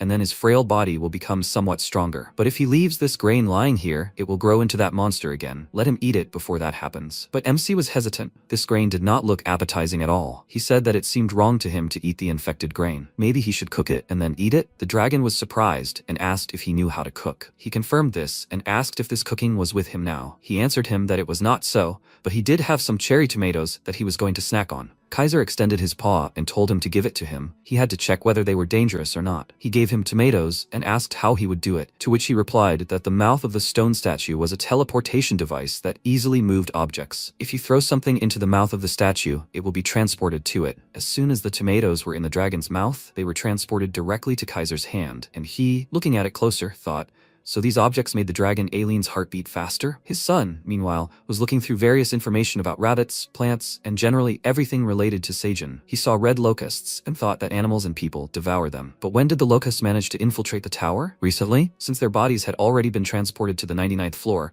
quite a lot of time must have passed. It's surprising that he thought to cook and eat these problematic creatures that devour carrion and multiply rapidly. It's not their problem, but with this approach, the tower residents don't have to worry about hunger. And then there are all these different foods with different effects. Thanks to this dragon heart, Aileen has become stronger. The tower's farmer, a profession that even he, the former tower manager, doesn't know all the details about. To think that he has become Aileen's hope, he decided to quickly find out more about him, and at that moment, he heard his father's worried voice behind him. Seeing him running towards him, he worriedly asked, "What happened?" He needs to maintain the dignity of the family patriarch, and here he is running around here. Kaiser said that it doesn't matter at all, let him look at it instead. He showed him a cherry tomato with a smile, and he asked, "Is this the so-called product the farmer gave Aileen, and he transferred it here through the golem? Is there really a problem with that?" But it was completely different. His father said with a smile that it was very tasty, and he looked at him in confusion. Meanwhile, Seijin tried to call out to Kaiser, but he didn't respond. He looked at the stone dragon in confusion and asked, "What's going on?" As soon as the statue swallowed the tomatoes, it stopped moving. Deciding not to wait for him any longer, he told the guys that they had to go back, but they didn't react at all. He approached them and asked what they were doing there. They needed to go. PX said that Bei was being stubborn. Bei turned to him with a smile and, pointing to a huge branch sticking out of the ground, asked if he could take it with him. The system showed that it was a reinforced branch of an infected tree, and Bei happily said that he wanted a weapon for himself, just like the black rabbits. MC looked at the huge branch in confusion and noted that it looked pretty sturdy, but they can't take it home. It's too big. Bei was very upset and said that this branch even has a name. And then an idea occurred to him. Seijin suggested that they go back home first, and there they would find him a cool stick. Before he could finish speaking, there was a cracking sound, and when he turned his gaze to the bear cub, he was very surprised. He was holding this huge stick without much effort. He excitedly called out to him and said that they can't take it, but immediately fell silent when the stick shrank to a size suitable for the bear cub. He was completely shocked by everything he saw, and Bei said with a smile that it turned out to be an object. The system reported that this branch was significantly strengthened by the energy of the blue moon. After the mana is implanted, the size can be changed at will. MC was even speechless for a second. Today Bei found a new friend. A new day had dawned, and since the little bear now had a weapon, he challenged the black rabbit to a fight, which he accepted. They pounced on each other and began waving their weapons, and MC, watching them, noticed that they were getting so excited. At that moment, the wolves arrived. They brought him several carts of red locusts, and Seijin remarked that there were so many of them, they had done a great job. And Elka wasn't with them? The wolf replied that he had hurried to the magic tower to meet Iona since she hadn't arrived on the battlefield. He wondered why they needed her. Are there really problems on the 67th floor? The wolf hesitated, trying to find the words, and told him that the red locusts had changed their attack pattern. They had unexpectedly come under a strong attack while collecting their shells. Hearing this, MC became very worried and asked, "Are they okay? Is anyone hurt?" The wolf told him that everyone was safe, thanks to the lizardmen and mercenaries. The red locusts are sending such massive attacks that the leaves of the spicy green onion are practically invisible. There are so many of them that it is practically useless. Fortunately, since the vast majority of locusts die trying to cover the leaves of the spicy green onion, they will not break through the portal anytime soon. Despite this, they want to inform the magic tower of what is happening and request support so that they can be prepared just in case. There are no serious problems so far. Seijin calmed down and said that this is good. Is everything really alright there? He is a little worried. Meanwhile, Elka and the others arrived at the magic gravity tower, which is located in the transition village. It turns out that Iona was missing. The mage said that he could leave her a message, and they will pass it on to the master of the magic tower as soon as she returns. He asked when exactly she will return. He is here about the events on the 67th floor. The mage said she was quite a busy person. I think she mentioned that she was going to the settlement of Granier. One of the wolves turned to the chief and asked, "Is this the same village?" He confirmed it and said that it was the hometown of boss Teo. Meanwhile, he was happily walking along a busy street and then turned to the trainees and asked why they were slowing down instead of following close behind him. The cat sped up and Oren, breaking through the crowd of animals, excitedly asked him to wait. He didn't notice someone ahead and accidentally tripped over her, causing them both to fall. He almost burst into tears from such humiliation. After which he turned to her and exclaimed in displeasure. Why was she spinning under his feet? Was she doing this on purpose so that the cats tripped over her? It turned out to be Iona. She displeasedly answered him that he himself had tripped over her while running. Now he still dared yell at her? He called her a little rat and exclaimed in rage, "Does she want to die?" She really didn't like the way he called her. And before the fight started, Teo approached them and called out to Oren. Noticing Iona, he was slightly surprised, and she greeted him, noting that they had just met. Oren became nervous and asked if he knew this hamster. He answered with a smile that they had a special relationship, and Iona indignantly exclaimed that they would be misunderstood if he continued to express himself like that. Teo asked what happened,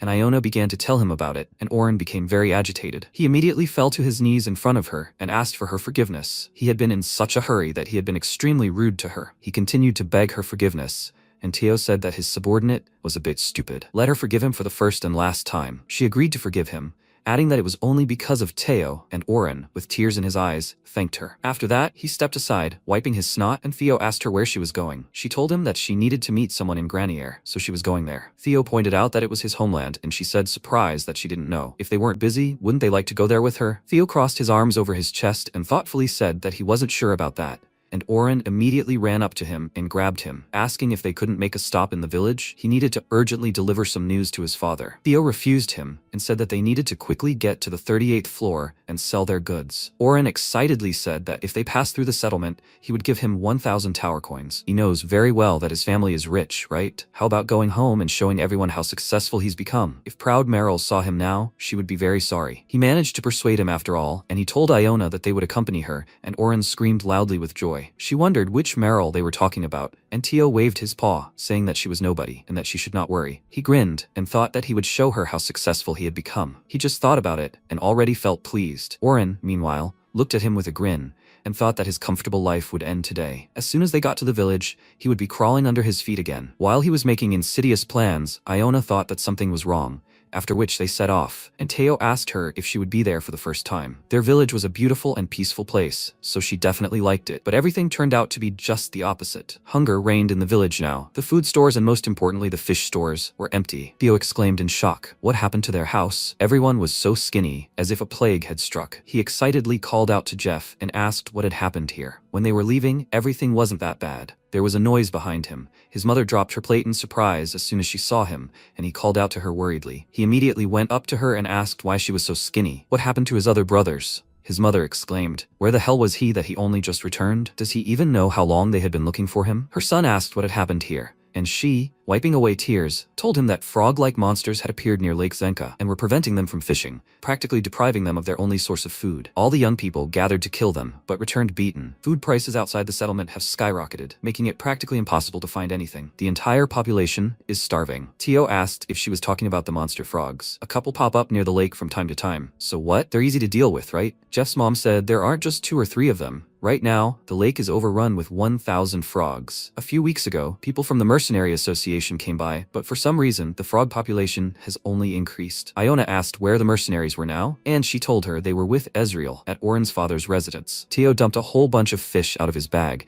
and told her to eat first, after which everyone ran to them, and he told them to distribute the fish among the villagers so that everyone could take care of their families. He turned to his interns and told them not to worry and to consider it a perk. But if they decide to run away, the contract period would double. They thanked him, after which he returned to Oren and invited him to his home, but he had already managed to escape, which shocked the cat. He grabbed his head and shouted in rage that he had escaped, and Iona suggested that he take his time with the chase. Oren, meanwhile, was running to his home. He sighed heavily and exclaimed, did he seriously think that he would work for him? He didn't care about the contract. They could always think of something. He just needed to get home. At that moment, Elka jumped out of the bushes. The cat was very frightened by the wolf's appearance, which caused him to fall on his back, and the wolf landed next to him and loomed over him threateningly, growling. What was he doing here without the boss Teo? Had he escaped or something? He fearfully answered him that this was not at all true. He just had urgent business at home. Elka asked where Teo was, and ordered him to speak quickly if he didn't want to get bitten. The black wolf Hoff came to the cat's aid. He grabbed Elka by the neck and threw him aside,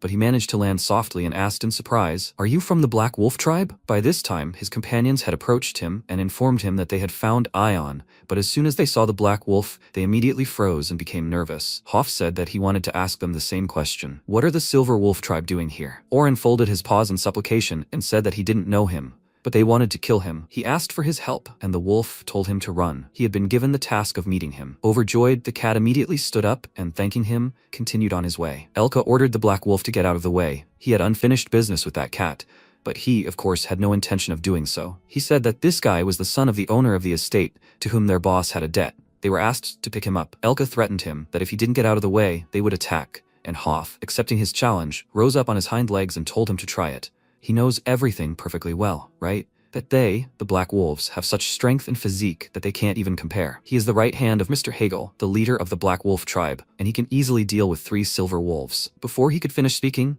his fur burst into flames and he lost consciousness, immediately falling to the ground. It was Iona's magic. She approached the silver wolves and said that he was acting suspicious, so she attacked him. Theo praised her for her excellent work and said that Elka, Elki, and Elko almost got into terrible trouble. The wolves were overjoyed to see them, and the cat asked what they were doing there. Shouldn't they be going to the 99th floor? Elka told him they were there to talk to Iona about what happened on the 67th floor. They were told she was heading to this settlement, but they never thought they'd end up here together. Iona asked, "So, something unusual happened on the 67th floor?" She decided to put that question aside as there were more important things to attend to now, and Theo agreed with her. He asked Elka if he'd seen Oren, and he told them they tried to catch him, but that black wolf had gotten in their way. Iona suggested they continue on to Ezreal's estate for now. Meanwhile, inside the estate, a meeting was taking place between the leader of the Black Wolves, a free mercenary named Hegel, and Ezreal. The cat noticed that Hoff was late. He asked him to pick up Oren as soon as he heard that he showed up in the settlement with some suspicious characters. Hegel asked him to wait a little longer. This guy is his right-hand man, so he knows his business. At that moment, Oren burst into the office and excitedly called out to his father, who immediately approached him, asking where he had been all this time, that he had only just returned home. What about Hoff? Didn't he meet him on the way here? And where's the food? Apparently, he returned empty-handed. Did he really not acquire anything at all? Oren caught his breath, after which, with tears in his eyes, he called him his beloved dad and said that when he came to the merchant settlement, he was deceived by a goblin in collusion with Theo and lost all his money. His father asked, "Do you mean that naive ginger cat, his childhood friend? Why would such a kind guy deceive him?" Oren exclaimed that he was an incredible scoundrel. Despite his mission to save their settlement from starvation, they threatened him into signing a contract and working for them. Someone else is manipulating them. There was someone who called himself a black dragon, though he has neither horns nor wings. This imposter even somehow coerced a tribe of rabbits into working for him. Hegel became enraged at his words. He slammed his fist on the table and asked, "He's not lying, is he? Impersonating the great black dragon is a grave sin, punishable by more than just death." Oren excitedly exclaimed that, of course, he wasn't lying. He really did call himself a black dragon. He thought their tribe was famous for its special reverence for the great black dragon. He had no idea what he'd forgotten at their house, but everything had worked out just perfectly. Using this knowledge, he could control him. He folded his paws in supplication and asked him to defeat this evil Theo, along with the manipulator who orchestrated all these dishonest deeds, while calling himself the great black dragon. They deserved punishment. The black wolf agreed and asked him to take him to them. When they met, he would decide their fate himself. Oren was glad that his manipulation had succeeded, and one of the servants entered the office, informing Ezreal that there were guests outside. Oren noted that they had arrived just in time. He would go out to them first. He turned to his father and asked if that thing was still in the warehouse, right? He was slightly surprised and began to guess what he wanted to do, and he smiled evilly, saying that he really needed it now. Meanwhile, they crowded at the entrance to the estate, and Theo loudly shouted Oren's name, telling him to come out. When he didn't wait for an answer, he noted with disappointment that not a single cat came out to greet them. Elka suggested that they just force their way inside, and he exclaimed that this wasn't right. It was rude. One of the wolves said that now was not the time to think about politeness towards the idiot who ran away. Finally, Oren came out. He chuckled smugly and said that they, pathetic scum, followed him all the way here, which was even commendable. He welcomed them to his estate, and Theo pointed out that, in fact, this was his father's estate. He responded with displeasure by exclaiming that, in the end, it would still be his. He treated him like a slave before, right?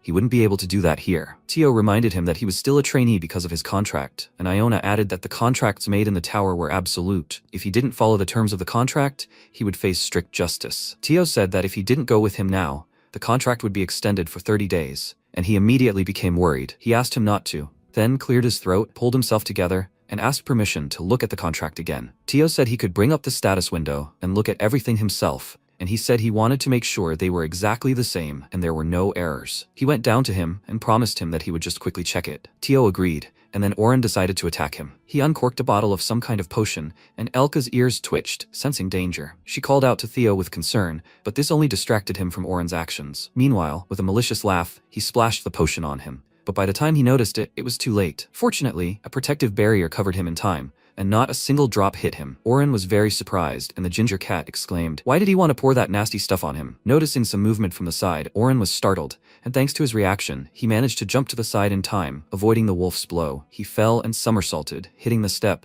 and said discontentedly that it didn't work. When he looked up, he saw Iona in front of him, holding a bottle. She said it was a contract-terminating potion. If you pour it on the opponent's window, the contract will immediately materialize, and the agreement can be annulled. He had such a valuable item, but he wasted it. Elka, furious, said he was going to beat him up, and Theo asked, "What kind of bastard is he? A 30-day contract extension wouldn't end this." Oren ordered them to shut up. He decided to take extreme measures, taking Ion hostage, unsheathing his claws, and ordering them not to move. If he didn't break the contract immediately, that little magic rat would be finished. Theo grew agitated and ordered him to let her go. He tried to escape the protective sphere, but he couldn't, and Elka asked, "He understands perfectly well that if he harmed her, he would die at their hands." Oren ordered them to remain still and asked, do they think he was scared? Besides, would he really have done something like that without serious backup? He called out to Hegel and asked him to beat up those bastards right now, and everyone froze in place. Even after some time, Hegel still hadn't appeared, and Oren called out to him again, confused, asking why he wasn't coming out. Iona asked if he wanted Hegel to beat them up. Oren ordered her to shut up and wanted to do something,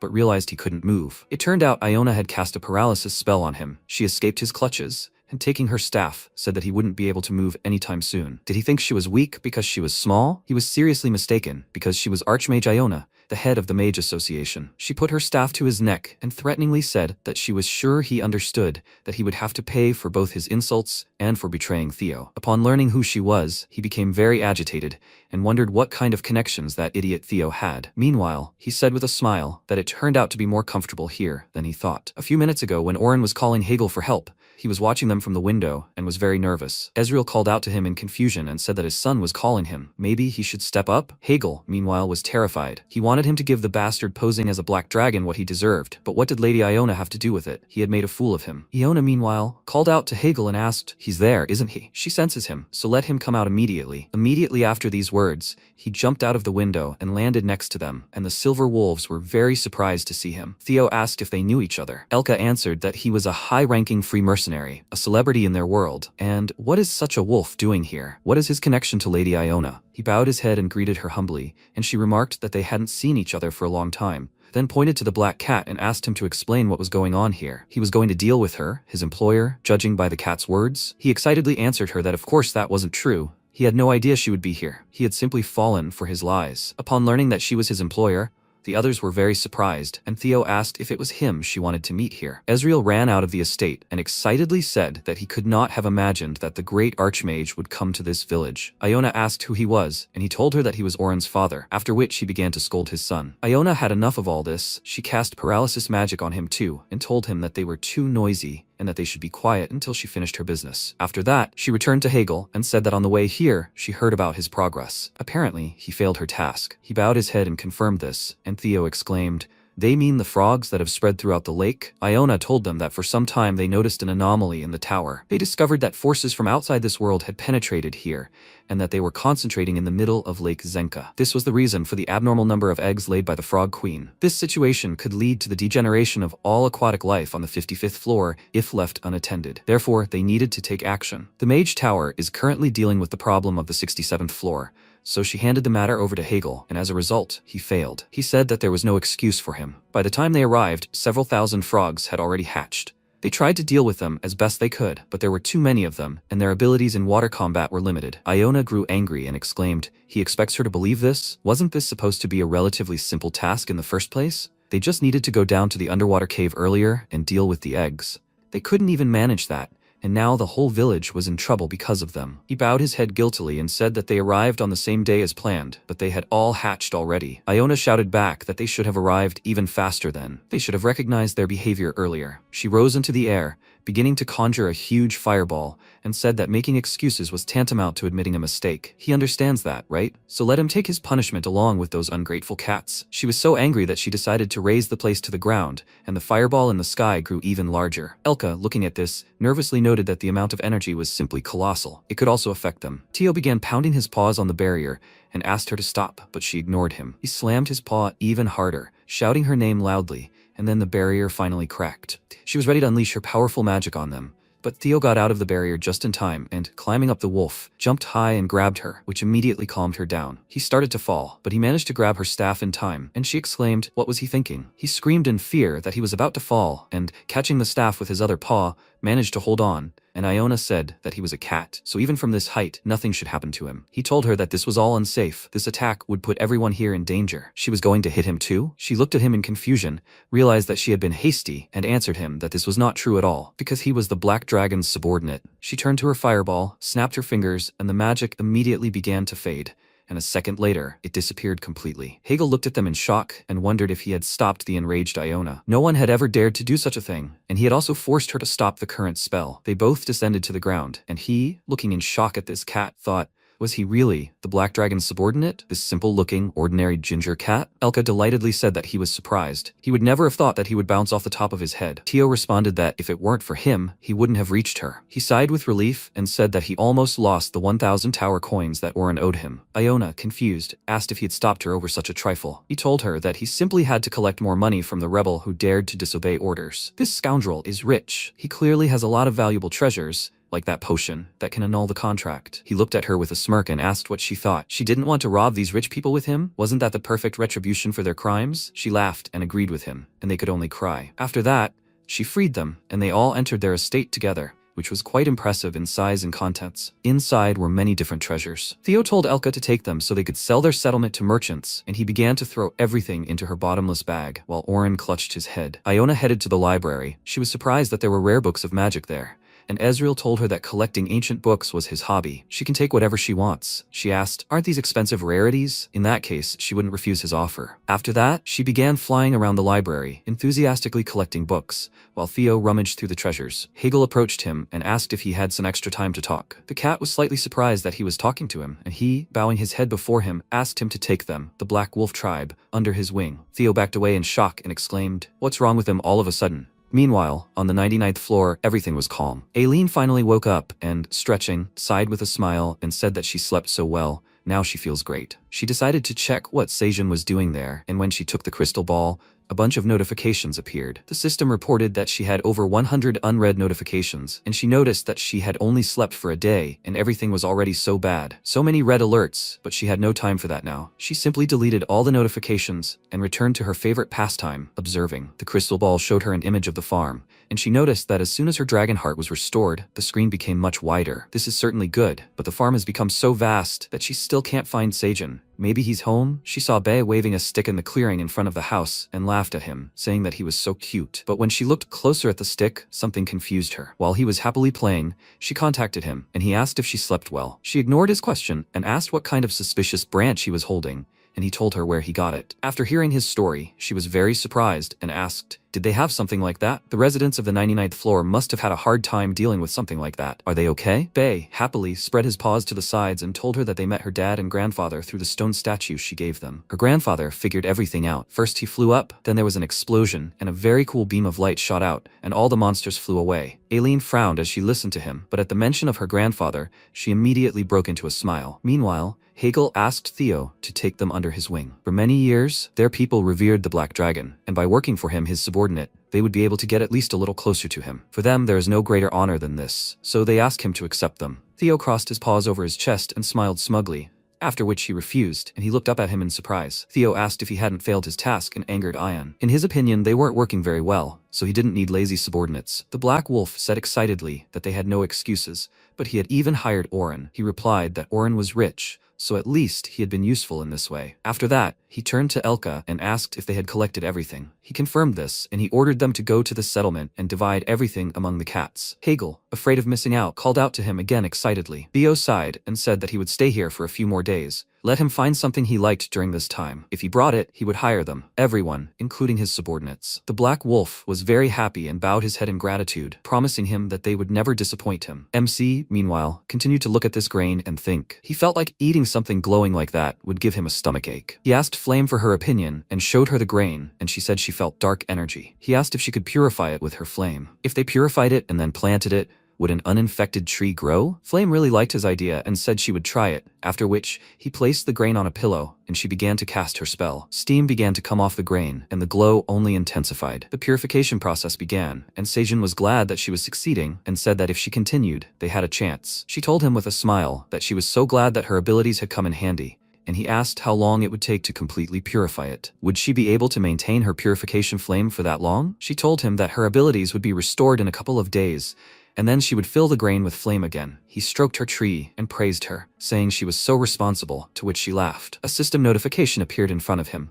The seed store was finally open. The system informed him that he was receiving an average rating and he would now be shown 4 random types of seeds for sale. With the current rating, he could spend a maximum of 5 tower coins. He could purchase 100 radish seeds for 1 coin, 50 black bean seeds, 25 pumpkin seeds, and 50 onion seeds for 5 coins. He was surprised that the prices had increased so much since the last time, and noted that 100 radish seeds back then cost exactly 0.1 tower coins. How did the price even rise 10 times to 1 coin? The rabbit assumed it was all because of what was happening on the 67th floor. In ancient times, when their Red Ribbon Kingdom fell to the Red Locusts, the entire tower faced a food supply problem due to their floor having the largest granaries. This led to a terrible famine. Upon hearing the news of the war on the 67th floor, all the residents of the various floors that had survived the plague immediately began buying up food in large quantities. After all, Greed, the great landowner of the 55th floor, who had profited heavily from the previous crisis, would definitely not miss this opportunity. He was probably conceiving another scheme to raise food prices even higher. Apparently, the 99th floor was also feeling the effects of this. MC said he had heard about it, and the wolves also reported that it wouldn't end that easily. Strong, spicy green onions alone wouldn't solve the problem. Maybe there was a better solution? He would need to think about it. He decided to come back to this problem later. For now, he needed to decide what to buy. 2 types of seeds would definitely cost more than 5 tower coins, so he could only buy one of them. Black beans looked ambiguous, radishes alone weren't very palatable, and the same was true for pumpkin. So the only thing left is onions. He bought 500 seeds for 5 tower coins, and the system reported that he'd accumulated 50 seed shop loyalty points, bringing his total to 106. He'll only be able to buy anything again in 30 days. A bag of seeds fell into his hand, and he said with a smile that onions remove excess odors well and add sweetness, so they would go well with most types of dishes. He would definitely need them. Flame said that she couldn't eat, but it sounded delicious. At that moment, Aileen contacted him and he asked if she slept well. She said that Bev briefly told her about what happened and asked him about meeting her father and grandfather. He told her that he met Anton and Kaiser through the stone statue she gave him. She asked where the statue was now, and he told her that it was outside.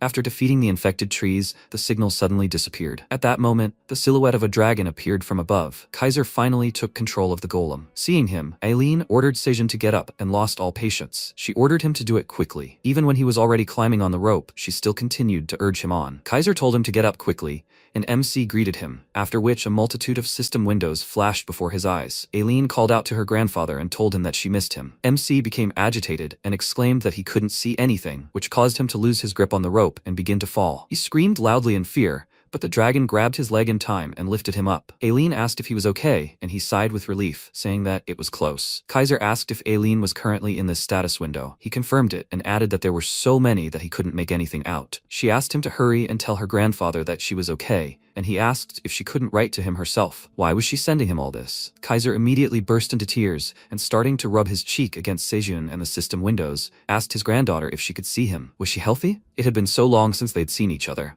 What a joy it was for him to hear news of her. at least in this way. MC became nervous and exclaimed that he was made of stone and that it was quite painful. He felt like he was about to smash his face. But Kaiser wasn't listening to him now. He was focused only on his granddaughter. His loud cry rang out. Meanwhile, the rabbits below the cave continued their business. Finally, Kaiser calmed down. Anton took control of the golem and calmly explained everything to Seijun. His and his father's physical bodies were far from this place, so Aileen couldn't send them messages through the status window. Although she could see and hear them, she couldn't communicate directly. As a result, it was necessary for him or other inhabitants of the tower to relay messages to them. MC noted that it was all rather confusing, and Aileen asked if he meant that the tower gates weren't opening due to some kind of problem with the internal systems. She had already thought that it was all because she was useless or something like that. Her father said that with powerful magical power, opportunities and administrative privileges could open up, but for now, it would be difficult. Aileen exclaimed that she didn't understand anything, and MC asked what they should do then. Is there any other solution? Anton said that first, they need to check the tower's condition. There's no choice but to discover and solve the problems one by one. He asked his daughter if anything unusual was happening in the tower, and she asked how she would know about it. Her father said that she should have seen them in her crystal ball. Did she have any notifications? He was especially interested in notifications of different colors. She told him that there were red and blue ones, but she sent them all to spam. They were both speechless from what they heard,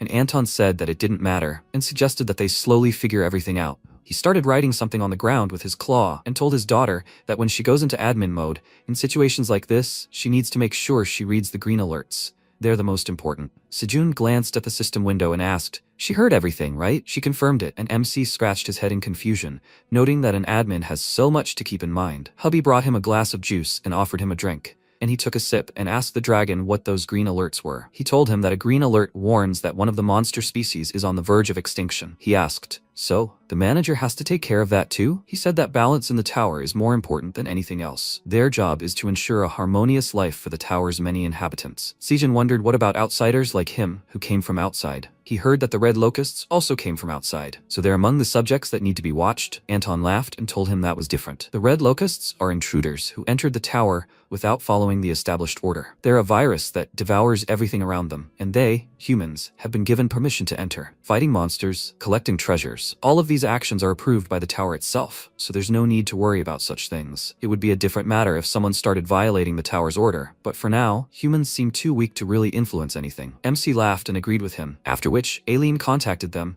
and said that a big problem had arisen. A green alert appeared, saying that the blue carp in Lake Zenka are at risk of extinction. Seijun was very surprised and exclaimed, "So fast." Her father asked, "He remembers what he just told her, right?" She could do it. She confirmed this and enabled administrator mode, after which a multitude of system windows appeared in front of her, and she appointed the tower's farmer, Park Seijun, as a mid-level manager. Meanwhile, a system notification appeared in front of him, informing him that the tower manager had appointed him as a manager to prevent the extinction of an endangered species of blue carp in Lake Zenka on the 75th floor. He received the tower manager's insignia. A black dragon mark appeared on his hand, and Anton said that this mark confirmed his position as manager. Any issues within the tower could be resolved instantly just by showing the mark. The system informed him that he would be teleported to the lake in 1 minute, and he exclaimed in surprise. He was going there right now? But he had never been anywhere except the 99th floor. What if he had to fight some unknown monster there? What if everything there was on fire? Anton said that he should be able to take his subordinates with him. He asked Aileen to check it in the admin panel, and she started searching for it, then exclaimed that she found it. The system asked her to assign subordinates, and a list of the tower's inhabitants appeared in front of her, and she waved her hand, smiling, saying that of course it would be the rabbits, the minotaurs, and Mama Bear. She would assign them all. But the system told her that she couldn't assign them. She didn't have enough mana. She was very surprised by this. Meanwhile, 10 seconds remained until the teleportation. MC nervously called out to her and asked, "Will he have to go alone?" Aileen was also very nervous. She decided to try to assign at least Mama Bear and the Minotaur King as his assistants, but she again failed. Meanwhile, Seijun clutched his head. 5 seconds remained until the teleportation. Aileen became very nervous, trying to think of whom to assign, and MC screamed her name in horror. This time, she assigned Beh and the Black Rabbit to be the manager's subordinates, and it worked. Meanwhile, they were harvesting and were slightly surprised by the system windows that appeared above their heads, and then they were all teleported together to the 75th floor. Anton glanced at the place where Seijun had just been, and wished him luck. Meanwhile, they had teleported to the forest, and MC landed rather awkwardly. Unlike the others, they immediately ran to him, confused, asking where they were, and he said it was good that they'd been transported here with him. He told them that they were now on the 75th floor. He had become the manager, and they had come here to prevent the extinction of the blue carp. Payak asked in surprise, did he manage to leave the 99th floor? Bae happily threw up his paws and said that he had a drawing on his hand, and the system informed them that now they needed to figure out what was threatening the existence of the blue carp. Seijin collected himself and noted that they had brought some green onions for peeling. They should save it just in case. For now, they would just look around. He walked ahead and said that they didn't know what might suddenly jump out of the bushes, so they should follow. When he turned his gaze, his mouth dropped open in surprise. In front of them was a huge lake, and he admiringly said that it was so beautiful. Bed noted that there was so much water here. It was so interesting. Piak was also surprised, as he had never seen anything like it. MC noted that they were born on the 99th floor, so did that mean they were also new to other parts of the tower? He smiled and suggested that they have some fun, after which they ran to the lake and began splashing in the water. The rabbit and Seijin attacked Bei, but he suddenly grew in size and started running after them, splashing water. After that, they decided to take a short break and began floating on their backs, enjoying the sun's rays. Some time passed, and finally, the bathing ended. MC dried his clothes over the fire, and Piak said that his fur was also completely dry. Bei wanted to eat, and Seijin said that he wanted to too. He had been in such a hurry that he hadn't had time to take anything for the journey. He suggested that they see if there was anything around. If they found a settlement, they would ask there for help. Piak happily said that he couldn't wait for that. There must surely be some food there. MC smiled and said that he still needed to register the waypoint of the 75th floor, but as soon as he took another step, he hit an invisible barrier. He crouched down, clutching the place where he had hit, and the rabbit worriedly asked what happened. He told him there was some kind of wall there, and the system informed him that his work area couldn't extend beyond the lake's boundaries. Upon learning this, he was very surprised and trying to pass through the barrier, exclaimed that this couldn't be true. After all, this was his first time leaving the 99th floor. It was no different from just another prison. Bed joined him, and the black rabbit suggested they fish in the lake, at which point Seijin couldn't help but kick a nearby bush in anger, but he bumped into something hard and hurt his foot. Grabbing the sore spot, he tearfully said that there was something lying in the grass. It seemed like nothing was broken. Bei went to check what had injured him and said that he would give it a good beating for offending him. Seeing what he had picked up, MC excitedly asked him to wait, and the bear turned to him, asking, "What is it?" It turned out to be a pineapple, which Seijun was very surprised and happy about. Bei, although he didn't know what it was also happy. After that, they went back to the lake and tried it. MC smiled, saying that it was so delicious. Who would have thought that pineapples also grow wild in the tower? Piak said that there should be more around here, they can pick more later. Seijun decided to take the cutting with him to the 99th floor, and the black rabbit asked him why. He told him that he would remove the pulp so that it wouldn't spoil, tear off the lower leaves, and if they planted it like that, the roots would grow and they could grow another pineapple just like it. The black rabbit was very happy, and Bei said that he wanted to eat more, and MC, pointing to the remaining part of the pineapple, suggested that they continue. At that moment, a frog emerged from the lake, and Seijun, noticing the movement, looked at it in fear. But the monster was in no hurry to attack. He stared at it in confusion, and the system reported that they had discovered one of the reasons for the extinction of the blue carp in the lake. He received a new task. He needed to destroy all 2,291 frogs in Lake Senka. Upon learning there were so many of them, he was very surprised and exclaimed in shock, "Isn't that too much?" After that, other frogs began to emerge from the lake, and there were a lot of them. MC, confused, asked the system, "So are they the reason for the carp's extinction?" At that moment, the frogs showed how dangerous they were. They bared their teeth and growled, after which they all pounced on them at once. But the bear cub quickly grew in size and hit the monsters with a stick. The rest of the frogs were approaching. Bei and Piak began to swing their weapons, dealing with them, and Seijun didn't stay away either. Grabbing an axe, he ran towards the frogs. They wanted to grab him with their long tongues, but he managed to duck in time. After that, he threw the axe at them, dealing with several of them, and his weapon returned to his hand. They prepared to repel further attacks, and he said that he may not look menacing, but after all, he lives on the 99th floor. The system reported that he defeated 4 frogs, for which he received 2,000 experience. His confidence grew, and he told the frogs to attack. He would convert them all into experience, after which he waved his hand and told the black rabbit and the little bear to go into battle, and they all ran together to meet a horde of angry frogs, while Theo, meanwhile, basked in a warm bed in Oren's house. Finally, he woke up, sighing loudly. He stretched and said that he had slept well. It had been a while since he'd had the chance to sleep on a soft bed,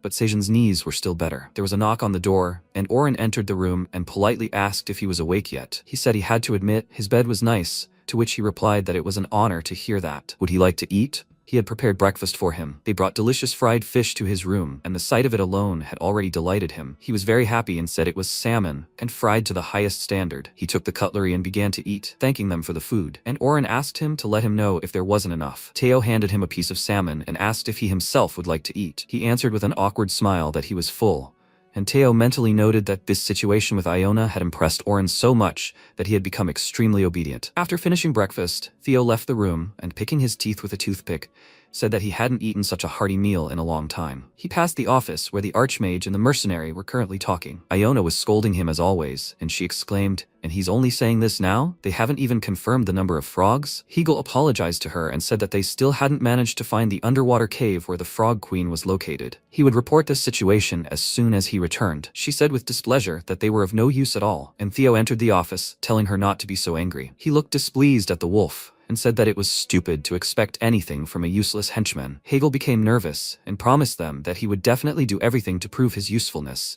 and Iona yawned loudly. Theo asked if she had slept at all. She looked terribly exhausted. She said that there was no time to sleep now. They needed to get rid of these frogs. He didn't let her finish and picked her up, which made her indignant. After which, he put her in the hood of his cloak and told her to take a little nap. If anything happened, he would wake her up right away. She exclaimed in response that she had insomnia, so she wouldn't be able to fall asleep. But as soon as she touched the fur on the back of his head, her eyes immediately began to close. She said that she would rely on them, but only for 5 minutes, and the cat told her to sleep peacefully and not to worry. Finally, she fell asleep, and Hegel asked him for permission to carry her to bed, but he refused him and told him to do his job better. Before leaving, he warned him with a sly smile that he was watching him. The wolf stared at him in a stupor, then nervously said that he would immediately go to the lake. As soon as Theo left the office, Elka approached him and asked how everything had gone in the settlement. The wolf hesitated, choosing his words, and replied that they had distributed some food and essentials, and the people had demanded to see him and were already waiting outside. Theo became slightly worried, after which they went outside and saw a whole crowd of cats, which made him feel uneasy. The cats approached him pleadingly, then extended their paws to him and asked him to take them on as workers. They wanted to learn from him how to become a traveling merchant. This made him very angry and rudely refused them,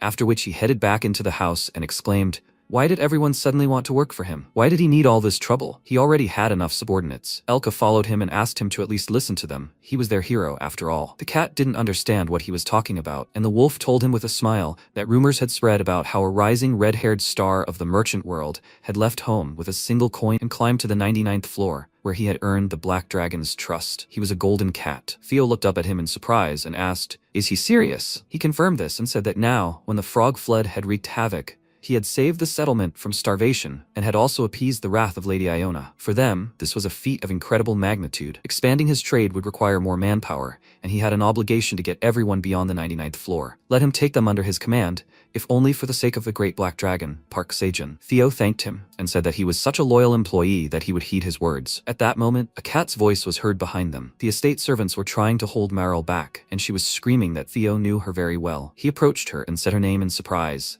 and she, breaking free from the cat's clutches, pounced on him with a smile and exclaimed that she had missed him so much. She hugged him, and he grabbed her paws in displeasure, telling her to let go of him. What was she doing? She ignored him and sighed with a smile, saying that he had visited their settlement and hadn't even told her anything. She was so disappointed. She knew he had achieved so much, and he had come back here to impress her. Wasn't that true? He was always good to her, and she hurt his feelings, so why can't they be special to each other? She reached her paws under his coat, but Iona stopped her and asked, "Is she that Meryl?" The cat screamed loudly in fear and waved her paw, hitting Iona, then exclaimed that she was so afraid of rats. Iona flew to the side from her blow, and Theo immediately rushed to her. He lifted her up and worriedly asked, "Is she okay?" Her muzzle was injured. She calmly answered him that she was okay, after which Theo called out to Meryl in displeasure and asked, "What was she doing anyway?" She asked, "Is he mad at her? She doesn't understand anything. Is he really more worried about that little rat?" He responded with displeasure by shouting that it was obvious she hit her.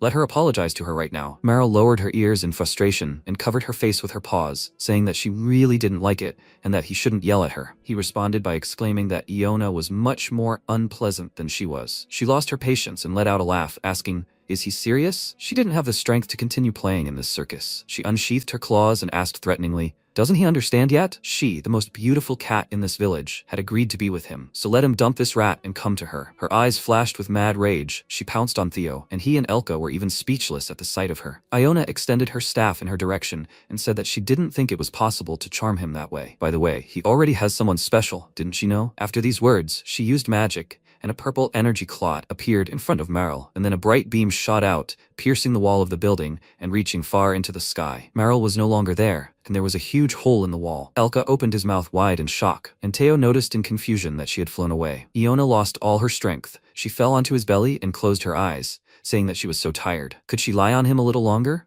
Looking at her, he smiled, then hugged her and wished her sweet dreams. Meanwhile, on the 75th floor, on the outskirts of the trading city, Skaram sat in the attic of some building and counted his coins. He gritted his teeth in displeasure and wondered how much money he had actually made this time. The agents of the inspection bureau have been overly vigilant lately. Catching simpletons is becoming more difficult. He knocked on the door and ordered him to make everything beautiful. He needed decent items. After that, he put on his hat and decided to go in search of his next victim. But at that moment, something crashed through the roof of the building and fell into a haystack. Skaram was very surprised and exclaimed, "What the hell is going on here?" Then he saw a white cat on the hay in the middle of a cloud of dust. It was Marl. She slammed her fist on the floor in rage and growled that Tio and that little rat Iona were impudent scoundrels. How dare they humiliate the most beautiful cat? She wouldn't let it go. Skaram approached her and asked what she just said. Could she tell him more about her predicament? He had a very interesting proposal. She looked at him from under her brows and asked displeasedly, "Who the hell is he?" Meanwhile, the wolves were prowling the forest near the lake, and Hegel approached his subordinates and asked if they had counted the frogs. They replied that they had,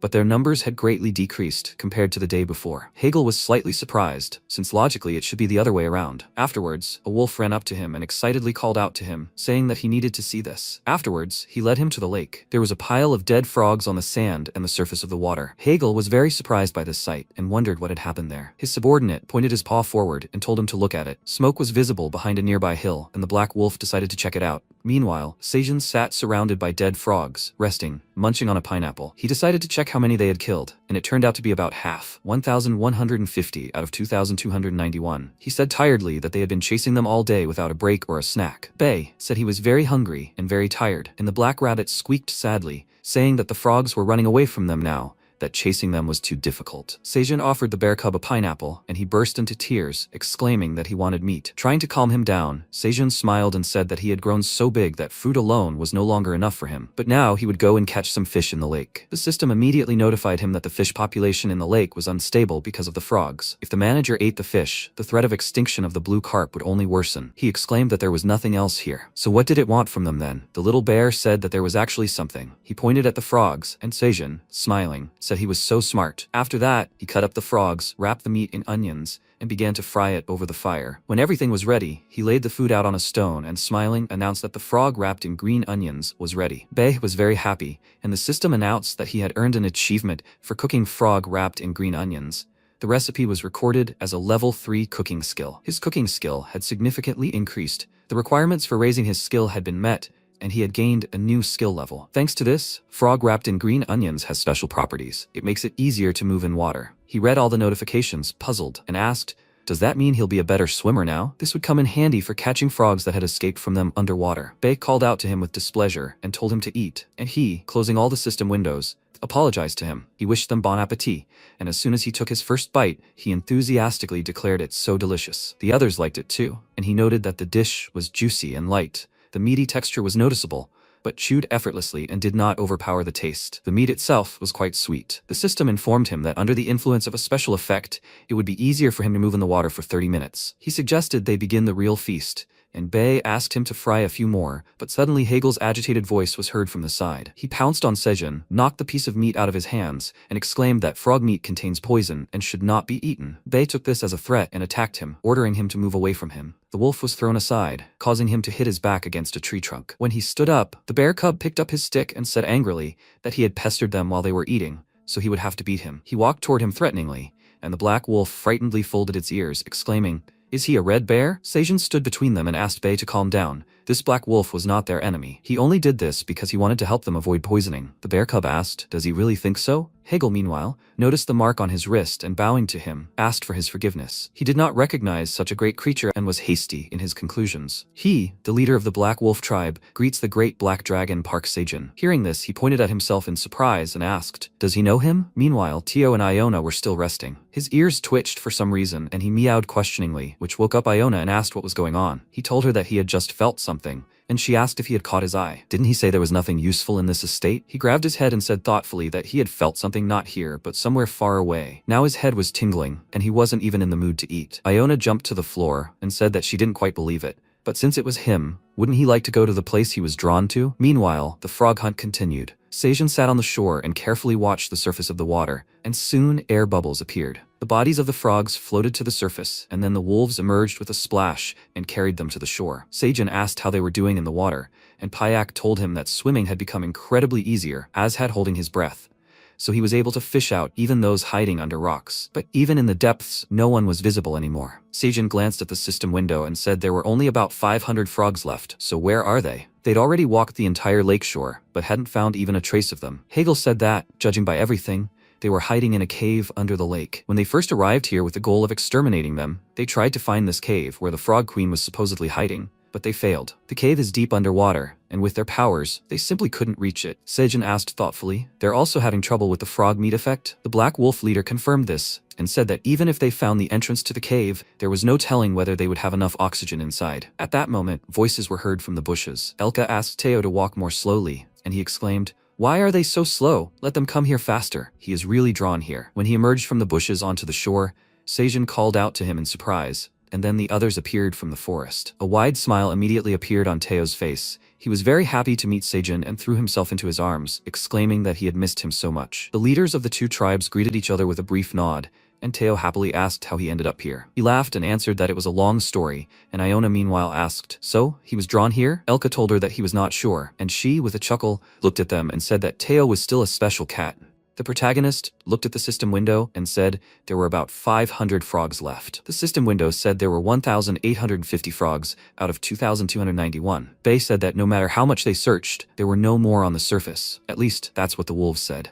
The protagonist, holding Teo in his arms, confirmed this and said they thought there was an underwater cave somewhere deep in the lake. Iona said thoughtfully that she wouldn't say it was impossible. There wasn't a lake here a few hundred years ago. The problem is that it's vast and deep, and there's a limit to her search magic. What if they just raise the temperature and boil the entire lake? The protagonist shouted, then not only would the blue carp population be at risk, but all the other aquatic creatures would die too. Teo asked Iona if she specialized in pure extermination. She replied that she didn't. Then Elka shook his head and said how complicated everything was. Iona shouted, what did she even do? Teo pointed his paw at her and shouted, it wasn't long ago she did it. Before he could finish speaking, MC shouted, guys, the frog count is growing. The system window in front of him said, frogs, 1,850 out of 2,293. Teo shouted in surprise. Growing? A black rabbit approached them and asked, are they still hatching from the eggs? The protagonist let go of Teo and said, oh no, if they don't find the cave quickly. The cat turned to the protagonist and said that he hadn't had time to tell him something because he was so happy to see them. The protagonist asked, what? He pointed his paw at the water and said,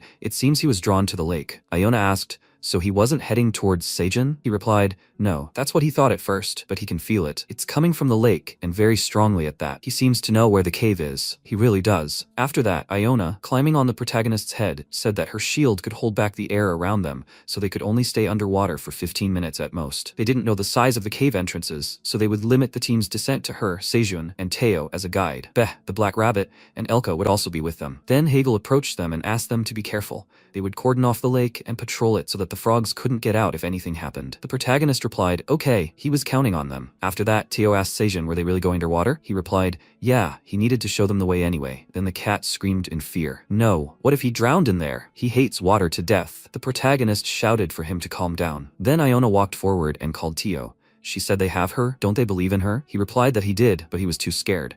She told him to calm down. She wouldn't let a drop of water wet even the tip of his fur.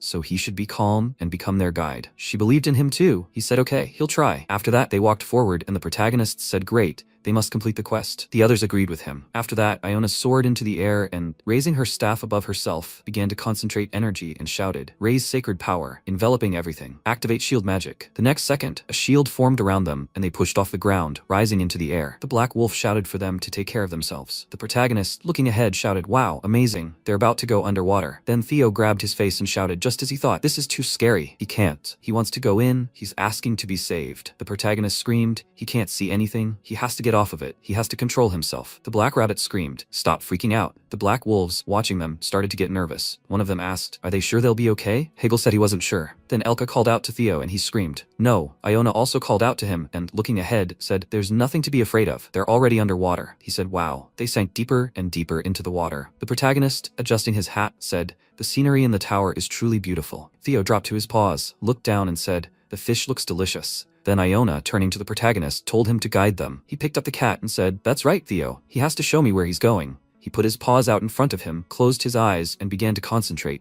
He He said he felt something somewhere ahead, even further, lower. Then they swam forward and saw several buildings on the bottom. Elka asked in surprise, "There was an ancient city under the lake?" Tio said in surprise. He'd lived here his whole life, but he never even suspected something like this. Then Piak pointed his paw to the side and shouted for them to look there. At that moment, a frog swam through the arch, holding a fish in its mouth. They swam after it and then surfaced in a cave. They came to the shore and the silver wolf, walking forward, said, "Luckily, there's air here." Tio, pointing his paw forward, said, "He feels an incredibly strong pull from there. They should go there." They walked forward and then heard the sounds of croaking. The protagonist shouted, "Frogs!" They came out into an open space in which there were many frogs. They looked in surprise at the enormous frog in the center, next to which lay a mountain of fish. The protagonist said fearfully, "Is that the frog queen? But she's much bigger than they thought, right?" The frog queen then scooped up the entire mountain of fish with her paw and stuffed them into her mouth, croaking loudly. Iona, perched on the protagonist's shoulder, said, "I see." Apparently the frog queen had gotten stuck there due to her size discrepancies and was being fed by her minions. However, with their arrival, the amount of food the children brought her decreased, and she became very angry. Then Teo, pointing his paw forward, turned to the protagonist and said that he felt attracted to this queen. He was surprised. The next second, part of the ground beneath the cat began to crumble, and he began to fall. The protagonist called out to him in alarm, heading toward him. He grabbed him by the cloak mid-flight, and then the ground began to crumble under his feet, and they fell, the silver wolf shouting in alarm, "Sir!" The next second, Iona cast magic on them, and then they landed, MC on all fours, shouting that he survived. Iona said they almost got into a huge mess. Tio called out to the protagonist as all the frogs turned to them, and he added, "They got it." The next second, the frog queen pointed her finger at them, and her subordinates quickly ran to attack, the rest of the team jumping down on them. The protagonist, looking up, shouted, "Guys!" Piak shouted, "Since they're already here, there's nothing to lose." Everyone began to attack, and a system window appeared in front of the protagonist, informing him that he had received a new quest. The cause of the blue carp extinction has been discovered. He must defeat the mutated Frog Queen. Frog Queen 0 of 1. MC adjusted his hat and asked, "Is this the final part of the quest?" He armed himself and ran forward, shouting, "It's time for them too, Tio." Iona. Iona pointed her staff forward and shouted that she would support them. Bae was rushing forward at that moment, pushing back the frogs in front of him. Elka was not far behind, attacking the frogs with her sharp teeth. Bae shouted, "Daddy!" The protagonist charged, and at that moment Iona cast a powerful magic spell forward. They ran further, and the protagonist shouted that he would defeat her with one blow. Then he threw his axe forward, which spun several times and sank into the frog's paw. The protagonist asked in surprise, "Huh?" At that moment, the frog slammed its paw on the ground, and the protagonist's hat flew off. The protagonist then looked in horror at the approaching frog's leg. He asked, "Huh?" The leg fell to the ground, and the others began calling out to the protagonist in alarm. At this moment, Bae, growing in size, began to raise a huge frog's leg. MC, noticing him, called out. Bae, tensing even more, shouted, "Whoever goes against Daddy will be dealt with." He then threw her leg aside and hit the frog in the face. Iona called out to the protagonist and he shouted, "Yes!" He swung his knife and ran forward. At that moment, she channeled energy into his weapon, and Tio shouted for him to stay focused. He pointed his paw at the frog's belly and shouted, "Go for the belly." The protagonist ran forward and then delivered his blow. A bright glow appeared from the frog's belly. Iona managed to create a barrier around her comrades. The bright flash grew stronger, and then she said they'd narrowly escaped a huge disaster. The protagonist asked what had happened. Elka came up to them, holding his hat in his teeth, and asked if he was okay. He confirmed it, thanks to Iona. He put the hat on himself and added, "There's still some rock left." It was right where the Frog Queen had been. Tio, pointing his paw forward, shouted, "There it is!" It was pulling him in. He was surprised. What was this rock? Some kind of special object? Then Iona flew in front of him and told him not to come any closer. It was still emitting powerful energy, and it was still dangerous here. She'll try identification magic. Only then will she be able to understand what this slab is. She used the Eye of Truth. Her eyes glowed, and then light energy surged forward. A system window appeared, stating, "Unknown fragment, 9th fragment, encountering divine power. Rank unknown." MC asked in surprise, "Fragment? Why is the title obscured by questions?" Iona said that was all she could do with her own power. This was her first encounter with something like this. It was overflowing with divine power. Apparently, the Frog Queen had swallowed it, causing the abnormal mutation. An incredible amount of concentrated energy erupted from her abdomen. If she'd erected the barrier a second later, they would have been destroyed by holy energy. He said, "I understand," he said. He's grateful to her, Mistress Iona. Then a system window appeared in front of him, saying he defeated the Frog Queen, one of the reasons for the extinction of the blue carp in Zenka Lake on the 75th floor of the tower. He'd leveled up. He'd received one bonus stat. He'd reached level 30 and received a new quest. A profession quest. He had to plant a new crop he hadn't cultivated before. Rewards, level 31 lockout, 500 tower coins. He said it, and the quest completion menu finally popped up. He'd even leveled up, but only one of the reasons, so there's another one? What else? He thought he'd be returning to the 99th floor. What a bummer. Iona turned to him and said, "First, let's get out and search." Then they saw a glow ahead and the protagonist asked, "What's there?" The cat, jumping off his shoulder, said, "It might be dangerous out there. Please, he should stay behind it." After that, they approached the edge and saw a huge number of eggs. The protagonist said, "That's it." Beh, pointing his paw forward, added, "One of the eggs is glowing." MC said they say that as soon as the frog queen dies, one of the eggs becomes the new queen. Apparently, it's her. Elka said they should get rid of these eggs. If they let the frogs hatch, they will reproduce in the same way and fill the lakes. Iona said, "Most likely, the abnormal increase in the frog population is caused by this fragment radiating divine energy. Without it, the frog population will return to normal." The silver wolf held out his paw and said, "But it's not just the fragment. Even with reduced numbers, they continue to hunt blue carp." The protagonist said the blue carp will need time to reproduce and restore the population. "Iona, are frogs predators?" She replied that she didn't think so. They hunt for easily accessible fish, but as far as she knew, they also feed on algae and find food on land. He said, "In that case, we should plant it here." With that, he took a sprout from his pocket, then dug a small hole in the ground and planted the plant there. He said, like this. A system window appeared, saying that he had planted a pineapple sprout. Under the effect of planting at level 4, the probability of pineapple sprout acceleration is increased. Under the effect of planting at level 4, the probability of pest infestation is slightly reduced. At that moment, the black rabbit, holding a leaf with a small amount of water, asked if that much water would be enough. MC said that if pineapples grow here, the frogs will start feeding on them. If they like them, they will start looking for them on land too. It's a good thing he had the sprouts with him. He then looked at the system window, which said that level 31 had been unlocked as a quest reward. He received 500 tower coins as a quest reward. He said, just in time, he'd also managed to complete the profession quest. Then Tio turned to him and asked if he was a genius. They really had killed 2 birds with 1 stone. He laughed awkwardly and said he'd embarrassed him. After that, he approached Iona and asked, "How are things on this side? Is everything ready?" She confirmed it, then added, "It's a temporary measure, but she's erected a protective barrier to stop the divine power from escaping." Beh, lifting the barrier with his paws, said, "Dad, he's so strong, he can lift this thing." The protagonist replied, "How cool is he?" Beh, they need to go look for other reasons. The others agreed. After some time, they emerged onto the surface, where they saw a huge number of cats in front of them. One of them shouted, "The great traveling merchant Tio. Please, he must take them under his wing." With these words, the others lowered their heads, and the protagonist asked, "What are all these cats doing here?" Tio, sitting on the protagonist's shoulder, shouted, "Did they follow him all the way here?" Hegel approached them and said, "He's back, the black dragon." The protagonist asked, "What's going on here?" Hegel replied that these cats were stubborn and refused to leave until they talked to Teo. He was surprised. "What?" Then one of the cats shouted that they wanted to follow Teo to the very end of the tower to learn from him. "Please, he must hire them." The protagonist placed his hands on his waist and said, "Wow, Teo, he's quite popular, right?" He replied, "It looks like they're really going to follow him to the end." At that moment, MC looked in surprise at the system window that appeared, stating that he had discovered the remaining cause of the blue carp extinction in Lake Zenka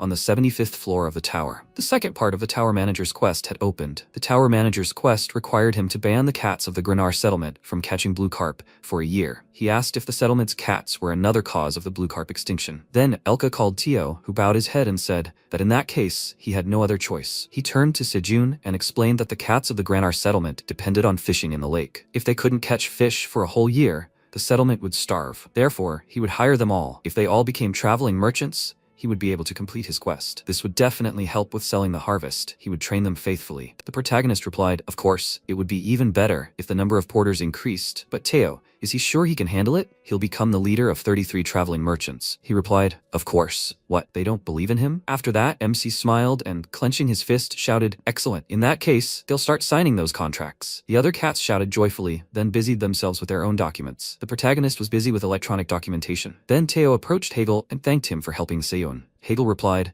"No, serving the black dragon is his duty." Tio folded his paws across his chest and added, "But they'll need more paws to transport all the cats to the 99th floor." After apologizing, he asked, "What?" Hegel replied, "If they're interested, he can go with them. He'll take him under his command too, and his entire tribe of black wolves." He shouted joyfully, "Really, Tio?" He lowered his head and shouted, "He's grateful. Thank him so much. They'll do their best." Sir Tio. MC was watching them at that moment and said, "Teo has grown so much." That's how he completed his first Tower Manager quest. The system announced that he had completed the Tower Manager quest, and he received 15,000 experience as a reward. He received 1,500 tower coins as a reward. He had successfully fulfilled the duties of a middle manager. 30 seconds left until he returned to the 99th floor. He reached out to the system window and said, "Finally, the quest is over. They'll return the same way they came here. Beh, they're coming back." He must hold on tightly to this stone. He continued to hold it above himself and replied, "Okay." Then the protagonist looked at Theo and said, "Okay." He should register them all as traveling merchants and go up to the 99th floor. In response, he raised his paws and said not to worry about them. He'll go down to the lower floors with them to make the first sales. Then he shouted, "Follow him." The other cats raised their paws and cheered.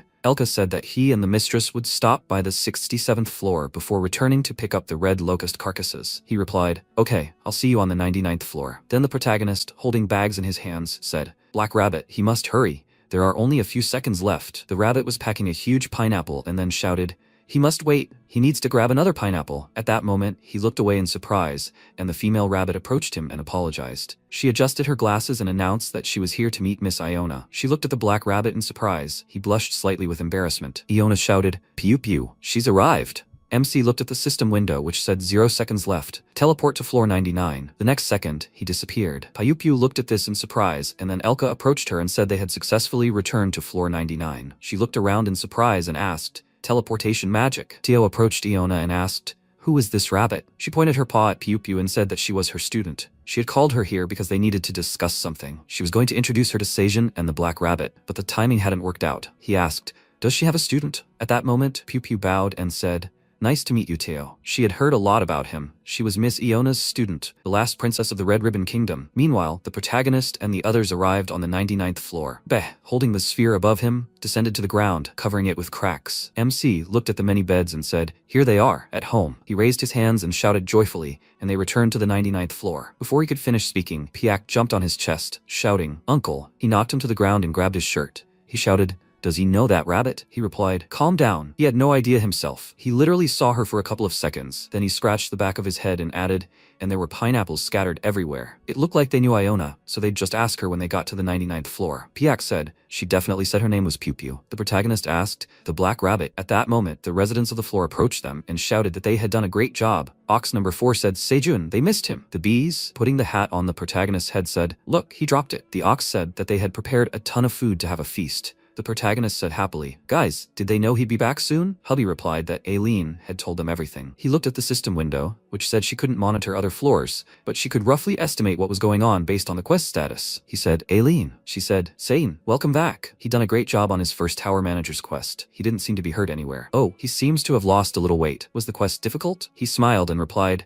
"Luckily, that wasn't true, but it had taken much longer than he thought, and they hadn't had to eat pineapples. He'd already thought he'd die that way." He handed the bowl of soup to the rabbit and said he'd found some on floors 65 to 75, but he needed to skin this one first, so he'd have to wait. The system reported that the tower manager said she was looking forward to it. Hubby said he'd take the leftovers to the barn. Then MC took off his backpack and said it was so nice to talk like this. He missed her, Aileen. She asked, "Did he?" He replied, "It was so boring without her messages." Then he smiled awkwardly and asked, "Didn't she miss him, Aileen?" Apparently, with her grandfather here, she has someone to talk to. He would have been a little upset if his disappearance had been completely unnoticed. "Aileen, can she hear him?" She put her paw on the sphere and said, obviously, it couldn't be any other way. He was surprised to see a message on the system window, and so was she. She screamed. She missed him so much. The next second, Kaiser appeared in front of the protagonist. He screamed, "Seijin, is he back?" Aileen squeezed the sphere in her hands, covering it with cracks. She looked ahead in surprise when the image began to disappear. She screamed. It was so sudden. She squeezed it too hard, her crystal ball. Then the protagonist, looking at Kaiser, said that he had frightened him. He replied, "Ungrateful creature." He did not bring his greeting to the elders upon his return. Rather, they should raise a toast. That's how a feast begins, right? He personally prepared tomato juice for him. MC was surprised. What? He prepared? The rabbits ran up to him, and then the dragon handed him a container with branches with vegetables on them. The protagonist looked at this in surprise and then asked how much of their harvest he had taken for himself while he was gone. In response, he shouted, "What? Taken? How dare he blame the great black dragon?" The protagonist asked him to first wash the remaining tomato pulp from his mouth. He shouted that he hadn't taken anything for himself. He had only had a small snack while helping to pick those tomatoes of his. One of the rabbits shouted, "Uncle, Mr. Kaiser trampled the entire field." Another rabbit added indignantly, "He pulled every sprout out of the ground." The protagonist said, judging by what they were saying, he wasn't lying. After that, Kaiser slammed his paw on the ground and shouted, "Fine, he ate it all. So what? He thinks he, the great black dragon Kaiser, should care about such a trifle? He mustn't forget his place as the tower's farmer." Then the dragon looked in surprise at the system window, which said, "Grandpa, did he really take and eat Seijin's crops without asking?" Aileen said her crystal ball broke, so she'd been looking for a replacement all this time. She wanted to know why he was scolding Seijin. In response, he laughed and said, "No, of course he didn't take anything without asking. He just wanted to eat." She asked, "He just wanted to eat? Even she can't afford to eat the precious crops whenever she wants. Does he even understand how hard it is to grow all this?" He replied, "It's not what she thought." She shouted, "Grandpa, she hates him. She's not talking to him anymore." He shouted in surprise, "What the hell is she talking about, Aileen? Why doesn't she want to talk to her grandfather anymore?" He tried calling her again and then shouted, Sijin, he has to say something to Eileen. He replied that he would think about it, but only if he did him a favor. He was surprised. What? How dare he? Fine, so be it. He'll punish him. The MC smiled and asked, then why don't they have a snack? After that, everyone started eating. The protagonist cut up a pineapple and, taking it, passed one of the slices to Kaiser. Everyone enjoyed the treats. In the 3 days he was gone, the 99th floor had changed a lot. The Grey Rabbits built a fountain and dug an irrigation system throughout their land. Gradually, moisture began to replenish the parched soil. Kaiser managed to tune Aileen's crystal ball to their statue's frequency and could now communicate with her directly through the menu. He said, his granddaughter. She's not angry anymore, is she? The system window said she was telling him she wasn't angry. She wanted him to get Seijin's permission to snack on the harvest from now on. He replied, of course, he promises. Afterwards, MC approached him and asked if he and Aileen had made peace. He replied, well, thanks to him, that's true. So what favor did he want to ask? He asked, can he appraise objects? He discovered something on the 75th floor. Kaiser was surprised. Why? After some time, the protagonist showed him the stone and said he'd taken it from the stomach of the Frog Queen in the depths of Zenka Lake on the 75th floor and brought it here. He asked, okay again, where did he get it? From the stomach of the Frog Queen? And who cast this barrier? MC replied, the head of the magic tower, Miss Iona. She said the divine energy emanating from this item was too dangerous. Kaiser, placing his paw on the barrier, said, this is magic of the highest order. It wouldn't be easy for the inhabitants of this tower to cast such a spell. It's impressive. Then he told him to step back. He concentrated the energy in his paw, and the barrier glowed brightly. And the protagonist asked in surprise, is that the glow? A system window appeared in front of the stone, saying, a fragment of the sacred monument. The 9th fragment of the sacred monument. The divine power released by this fragment has a beneficial effect on the surrounding area. The more fragments he collects, the more powerful this divine power will be. Rank C. MC said, divine power that favorably affects the environment, so it's a rank C item that has no active abilities? So what kind of thing is this anyway? Kaiser said there's no point in comparing it to the ordinary items found in the tower. The protagonist asked, what? He replied, it is after all a sacred item, an artifact of the greatest creator god. MC asked, surprised, the creator god? He replied that he had been tirelessly searching for years for fragments left by the creator god outside this dimension, and the answer had been right under his nose the whole time. To think it was in the tower. The protagonist said, Mr. Kaiser, he doesn't understand anything. Could he please explain it in simple terms? He replied, ah, right. Beings like him have short lives. They don't know anything about this. And then he said, Aileen, she should listen too. This is important. She said, okay. Then he asked, where should I begin? Better with this. Long ago, they, the dragons, were born in service to the creator god. According to his will, they maintained peace and order in the universe, turning it into an ideal place, brimming with harmony and abundance in all things. The age of the creator god, that's what they called it. At some point, the creator god said, is dragons, if he were to disappear, could they continue to use his power to preserve this world? One of the dragons said, creator god, is he allowing himself these unnecessary thoughts again? He shouted back. He says, what if something like that were to happen? Kaiser said it was impossible. This world belonged entirely to him, just as an object without an owner couldn't fully shine. So they couldn't even imagine a world without him, their creator god. He laughed in response and said, Kaiser, he's as adamant as ever. He can handle it. He's doing just fine now, right? They all thought the creator god must just be teasing them. After all, he sometimes created beings with playful personalities, merciful, yet stern, and at times, flighty. They couldn't even imagine it. The creator god never lied. At some point, their lands began to crumble. Kaiser screamed, the monument to the creator god. The dragon next to him screamed, what is this dark energy? The universe is splitting apart. What's going on here? Has the creator god disappeared and left them alone? The dragon next to him screamed, this can't be. She can't believe it. After that, Kaiser turned around and, clenching his fist, shouted, they must pull themselves together. The creator god left them these monuments for just such an occasion. They must preserve them to restore the destroyed dimensions. Before he could finish speaking, a bright flash was aimed straight at them. Kaiser, hugging his son, said that their world was collapsing. They had failed to live up to the creator god's expectations. The entities of destruction that had dismantled the monument could not understand where they had come from or for what purpose. It was clear. They sought to destroy all existence, and they had no choice but to fight forever to preserve the monument. With the power the creator god left them, they discovered the tower and managed to transport some of the inhabitants from the dying world there. Even if it was only a small part, they saved them. That is why they needed to find a fragment of the creator god's power. Now, after 3,000 years of wandering the universe, at that moment, the protagonist shouted at him to wait. He asked, what? He stopped at an important moment in the story. The protagonist put his hands in front of him and said, Mr. Kaiser, I'm curious about something. He sent creatures from a dying world to the tower. What exactly does he mean by that? He answered exactly as he said. The tower appears in worlds destined to perish. These entities invade the dimension, bringing the end of everything. Until that happens, the tower chooses those destined to survive and allows them to enter. MC asked, So those who aren't chosen won't be able to enter the tower? The tower also appeared on the earth where he came from. That's how he got here. Kaiser replied, unfortunately, if you can't overcome the trials of this disaster, their world will be destroyed. The protagonist looked at him in confusion. Aileen covered her mouth with her paws, and then MC asked, will it be destroyed? Meanwhile, on the 75th floor, there is a settlement of traveling merchants. Theo, raising his paw and climbing onto the bench, said, has everyone registered as traveling traders? Has everyone made it? The cats cried out joyfully, yes, they've done it. He said then, Jeff, he should take these cats under his command. Go with Elke and Elka to collect red locust carcasses. He cried out in surprise. What? Him? Jeff asked. Can he? Theo climbed down from the bench and, placing his paws on the cat's shoulders, said he believed in him. He had always been a hard worker. He hadn't run away from the settlement and had cared responsibly for the kittens. These cats were able to become traveling traders, in part thanks to him. He said, Theo. He dropped to his paws and, bowing his head, cried out, he will serve him for the rest of his life. In response, Theo laughed. After that, they set off. Theo looked at Oren, who said it was time for them to go too, that he should grab his bag. He replied, yes. With that, he pulled the backpack over his back. Iona said he'd become quite capable in handling his subordinates. Theo, placing his paws on his waist, said, after all, he's a grown cat, isn't he cool? She said he'd be even cooler if he didn't say so. He shouted, hey, doesn't she think this is a bit much? At that moment, Pew Pew, turning to Oren, said she didn't understand anything. What kind of relationship did they have? He replied that he wasn't sure himself. They said they had some kind of special one. Theo asked if she was absolutely sure she could go with him to the 38th floor. Shouldn't she also go to the 99th with Pew Pew? And what about the 67th floor? Elka said the red locust was acting strange. She said, exactly. Everything is fine. The fact that the locusts are changing their behavior is good news. He was surprised. Good news? During their conversation, they climbed onto Elka's head, and he asked if they could explain why. She said locusts evolve depending on the size of their population. Yellow turns to green, then to blue, then to red and purple. As their numbers decrease, their color fades, and their size and strength decrease, leading to their extinction. The peculiarity of locusts is their insatiability. They cannot stay in one place and must constantly migrate in search of food. This is incredibly scary, but at the same time, it means that the solution to their problem is also simple.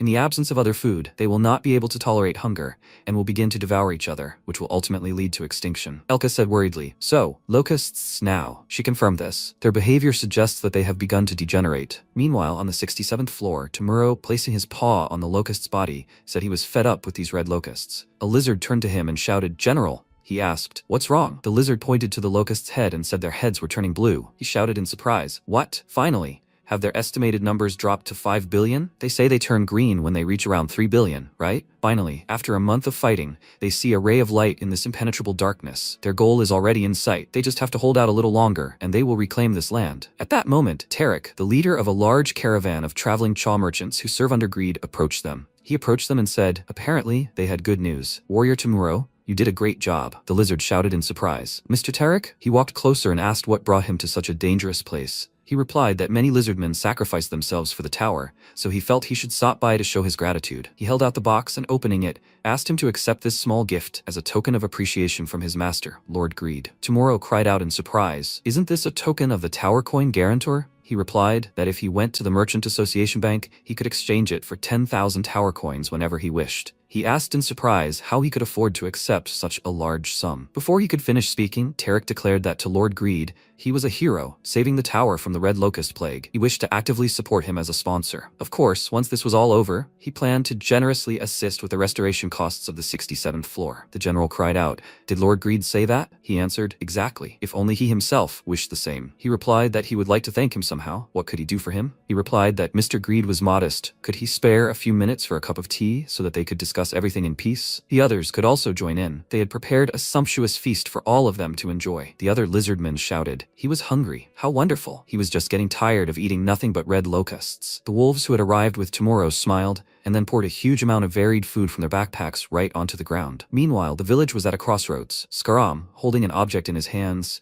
approached the villagers and told them to look at this now. This thing is enchanted with preservation magic, so it can preserve food for a long time. So what? Didn't they find it interesting? The dog replied that it didn't seem like anything worthwhile. At that moment, Marl came up to them and said, "Brothers, if she can't sell this thing, Skaram's dad will beat her." She grabbed their paw and asked if they could please buy it. The dog asked if that goblin was her dad. His friend added, "And he beats her too?" Skaram shouted that she was adopted, and he doesn't beat her, and she's quite the joker. Marl looked pitiful and said, "Brothers, they will buy it for Marl, right?" They looked at each other and then handed over the bag of money, taking the items they had received. Marl waved after them and thanked them. Skaram looked at her and shouted, "What the hell, Dad? They got got it all wrong," she replied. "Oh my god, it worked, right? And he sold the items? He should take it, his share." She handed him the coins. He asked, "2 tower coins?" Each of them was worth 5 tower coins. She should give up the steel one. She said she was the one who sold it. He can't even sell his own things properly, so he should be grateful that she at least donated some to him. However, he promised to let her exact her revenge. And when would she be able to do that if he was peddling these pathetic things? He told her to just wait, everything in its own time. Then he suddenly grabbed his head and, bending down, shouted that they needed to hide, and they ran in the opposite direction. At that moment, Iona, looking at Tio, asked, "What's wrong?" He answered, thinking he heard a familiar voice. At that moment, Marl and Scarum were sitting behind the barrels, breathing heavily. Scarum looked out and said, "This cat definitely doesn't look like an aristocrat." She added, "And he's still with that rat? How infuriating. Incredibly infuriating." The goblin asked, "That hamster? So she's the head of the Magic Association, isn't she?" She said, "Is that rat seriously such a big shot?" He replied, "Of course she is. She's the head of one of the 3 associations that keep the tower going, after all." She asked, "How can she get revenge then?" Infuriating. And what kind of small fry is trailing behind them? And he's also there? Scarum looked at the rabbit in surprise, and Marl asked what he was staring at. He said he seemed to have seen this rabbit before. Then he took out a leaflet and said happily, as he thought, "An opportunity will present itself." But the leaflet said, "A wanted list. Greed. Top secret. The princess of the Red Ribbon Kingdom has gone missing. Reward 10,000 tower coins." After some time, Tio said, "How unexpected. I never thought Pew Pew was the last princess of the Red Ribbon Kingdom. From what he heard, the entire royal family was eaten by locusts during the last invasion. Why didn't she tell him she was alive?" Iona said they weren't eaten by locusts. He was surprised, and she said that the royal family was killed. He asked in fear, "Killed?" She said that many years ago, when the locusts invaded the 55th floor, she, along with important figures from the Magic Tower, the Mercenary Association, and the Traveling Traders Association, arrived in the Red Ribbon Kingdom to help the rabbits. At that moment, the commander of the Mercenary Association, Lucius, laid his paws on the table during a meeting and said that tomorrow they would concentrate all their efforts on protecting this area. They needed to preserve these fields. One of the mercenaries looked at him and said that once the locusts began to multiply, food would also become a problem. Would the kingdom really be left defenseless? While the locusts were attacking the palace, Iona said that the queen was in the kingdom, so it wouldn't be a problem. At the time, she was the deputy head of the Mage Association. Then she pointed her paw out the window and added that with the palace currently protected by a barrier, the red locusts would be no match for the divine power of the moon. The mercenary looked thoughtfully out the window and said, "Indeed." Then she turned around and he added that, as far as he knew, she hadn't slept a wink since the locusts had appeared in the kingdom. The goblin said, "He was truly amazing." Iona said, "That's why they could be here without any problems." Lucius said, "In that case, they should end the meeting and resume this meeting tomorrow morning. They did a great job." After a while, Iona fell asleep in her basket and then jumped up in surprise. She looked out into the corridor where the rabbits were running in fear. She asked, "What's going on?" One of the rabbits shouted, "The barrier has fallen, locusts." Iona shouted, "Where's the queen now?" After a while, Lucius entered the room and shouted, "Her Majesty." Everyone froze in surprise and he shouted, "The great merchant Greed." Greed covered the rabbits' faces at that moment and said, "The king and queen perished during the locust fall. By the time he arrived, they were already gone." Then he took out a scroll and added, "They left it to him." Lucius cried out in surprise, "Aren't these the deeds to the land? That means something." Greed, feigning tears, said that as they could see, they had left the young princess in the kingdom to him. Even though it was a heavy burden, he, Greed, would take full responsibility and defend the Red Ribbon Kingdom. At that moment, the Black Rabbit shouted, "Stop lying. It can't be that the king and queen would hand over the kingdom to a huckster who isn't even a rabbit." The next second, the boar pinned the rabbit to the ground with one blow. Greed pointed his hoof forward and said, "Next, does anyone else want to speak?" No one? In that case, where is the princess now? Meanwhile, Iona ran forward at full speed. She grabbed Pew Pew and fled. Something was clearly wrong there. She flew in just as the barrier was destroyed. She knew it was Greed's doing. The land titles were sealed by the rabbit royal family, so Greed apparently planned to act as regent until the princess came of age, likely to use her as a puppet until the time came to assume the throne. And she couldn't just stand by and watch his plan unfold. After all that, the locusts destroyed the kingdom, leaving it without its rulers. And once the locusts were gone, Greed, thanks to the tower's control, seized control of the 55th floor under the guise of possessing a land title deed he couldn't even open, and began acting like a landowner. What a truly vile and disgusting fellow. Tio said he had no idea Greed was such a horrible pig, so how could he still be a landowner? She said he couldn't even open the deeds. Doesn't that mean he officially inherited nothing? Elka said that apparently he used his influence in the Traveling Traders Association and the Mercenaries Association. Pig has a unique ability to sway everyone to his side with money. Iona added that they recently received information that he ordered Pew Pew's head. Apparently, he thinks now is the time, since she has reached the age where she can officially depose him. Tio said that, so she wanted to introduce Pew Pew to Sejin because she confirmed that after requesting personal protection from the Black Dragon, they are going to restore the Red Ribbon Kingdom. Meanwhile, on the second floor of the tower, one of the players asked if it was really that easy to level up. His friend replied, but he says so. Does everyone lie to him? This is top-notch information that his mother got from the association. His friend said that simply getting EXP for money sounds like nonsense. Then he slapped him on the back and told him to watch it. They approached the man, and one of them apologized. He bowed in response and said, "Welcome, young hunters. His name is Harrison. He's the leveling manager." The boy exclaimed in surprise, "Wow, that's cool. A manager?" His comrade smiled, patted him on the back, and exclaimed, "He sees. He was right. He just needs to know he's made the right friends." Harrison smiled and said they were waiting for them after receiving a message from Madam. He asked them to proceed further. They walked forward, and he said in surprise, "Bye." They found themselves in a huge field, and Harrison said, "Welcome to the Goggle Experience Farm." The boy asked, "Will they really get experience if they destroy it?" His comrade said it was the first time he'd seen such monsters. Harrison replied, "Of course they did. They discovered these plant-like monsters, and their development team managed to find a successful method for cultivating them. They are currently offering special leveling consultations exclusively for VIPs to train capable hunters. Not every monster grants 33 experience points." With that, he cut down the plants,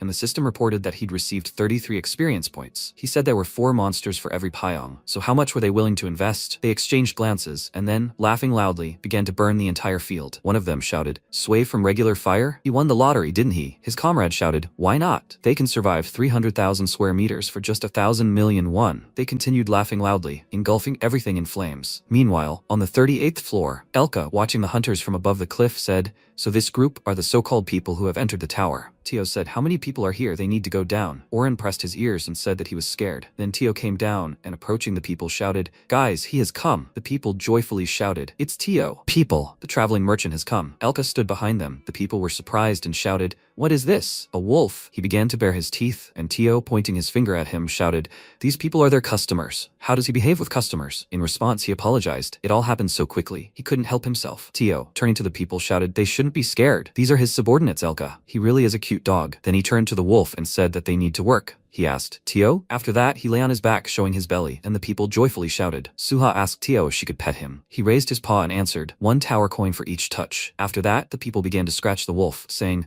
"Who's a big dog? He should look at this fur. How cute." Elka said desperately, "It's his pride, the honor of his tribe." After that, Tio raised his paw and shouted, "They need to turn their attention here. They need to let a new face be introduced to them." He pointed his paw at the cat and said that this was Oren, a traveling merchant under his command. Oren said he welcomed them, the humans. Teo called out to him and he said, "Oh, right." He struck a cute pose and shouted, "Nice to meet you, he is Oren." Teo, writing everything down in his notebook, added 1 tower coin for each pet. The people happily petted him and took photos with their phones. The girl said, "Oh my god, a black cat." After that, Teo raised his paw again and shouted, "And so, now they are opening the auction for the sale of their harvest. They recently leveled up their bags, so the harvest for sale has increased. Today, 5,000 magical cherry tomatoes of rank C are being put up for sale. 5,000 sweet sunny sweet potatoes of rank C, which increase strength, and 10,000 D-rank peeling green onions, 500 per basket." People cried out in surprise. "Sweet sunny sweet potato? A new species. First, we need cherry tomatoes." When the baskets were set out, Teo shouted, and so it was. They would start the auction with 500 tomatoes. The auction began, and everyone bid their amounts. At that moment, Iona, watching from the air, said that Teo, while working, glowed like the color of his fur. Pew Pew, clutching her book to her stomach, said,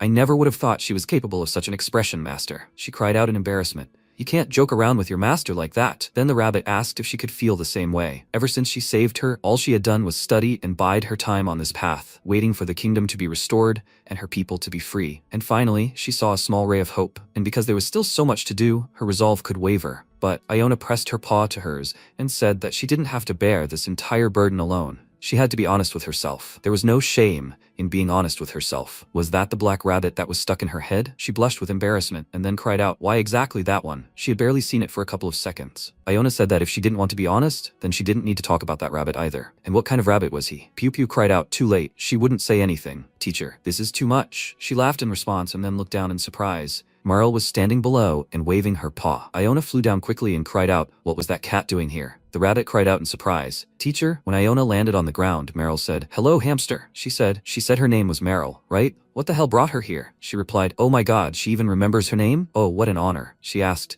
"Does she want to hurt Teo again?" She chuckled and said she wasn't interested in that stupid ginger cat anymore, since she found her. Iona was surprised. Her? Why? The next second, Meryl pulled a sphere out of her bag and screamed. And then, there was a magical symbol on the sphere, and she let out a startled gasp as magical energy was directed at her and trapped her in a barrier. She tried to concentrate the energy and then screamed, "Her magic!" Merle put her paws to her face and screamed, "You can't use magic in this thing." That means she's just an ordinary hamster now, and now she's locked up. Serves her right. At that moment, a female rabbit was flying towards them. She shouted, "Mentor!" She shouted for her to stay away. The next second, Scarum ran out of the bushes, took out another sphere and trapped Piu Piu in a barrier. Scarum joyfully shouted, "The 10,000 tower coins are now theirs." They started laughing loudly, and at that moment, Zeroth emerged from behind the bushes. She asked, "What's going on here, and what is Miss Iona doing here?" At that moment, Tio and his team were walking towards her. He said, "They've worked so hard today." He saw him in a new light, Oren. "He definitely has a sales coupon." In response, he replied, "No, Chief Teo. I mean, he's grateful. All thanks to his guidance." Zeroth approached them and said, "Tio." He was surprised. Was she Zeroth? Had she seen the guys he came with? He said he should wait here. She said she seemed to have witnessed the kidnapping of his friends. Meanwhile, on the 99th floor, Aileen screamed, "Grandpa, what a fool he is. Why didn't he tell her this before?" He was surprised. He hadn't told her? It was all described in the first chapter of the tower's main story. Instead of studying, she slept again, right? And initially, all the creatures living in the tower knew about this fact, but apparently because their lifespans were too short,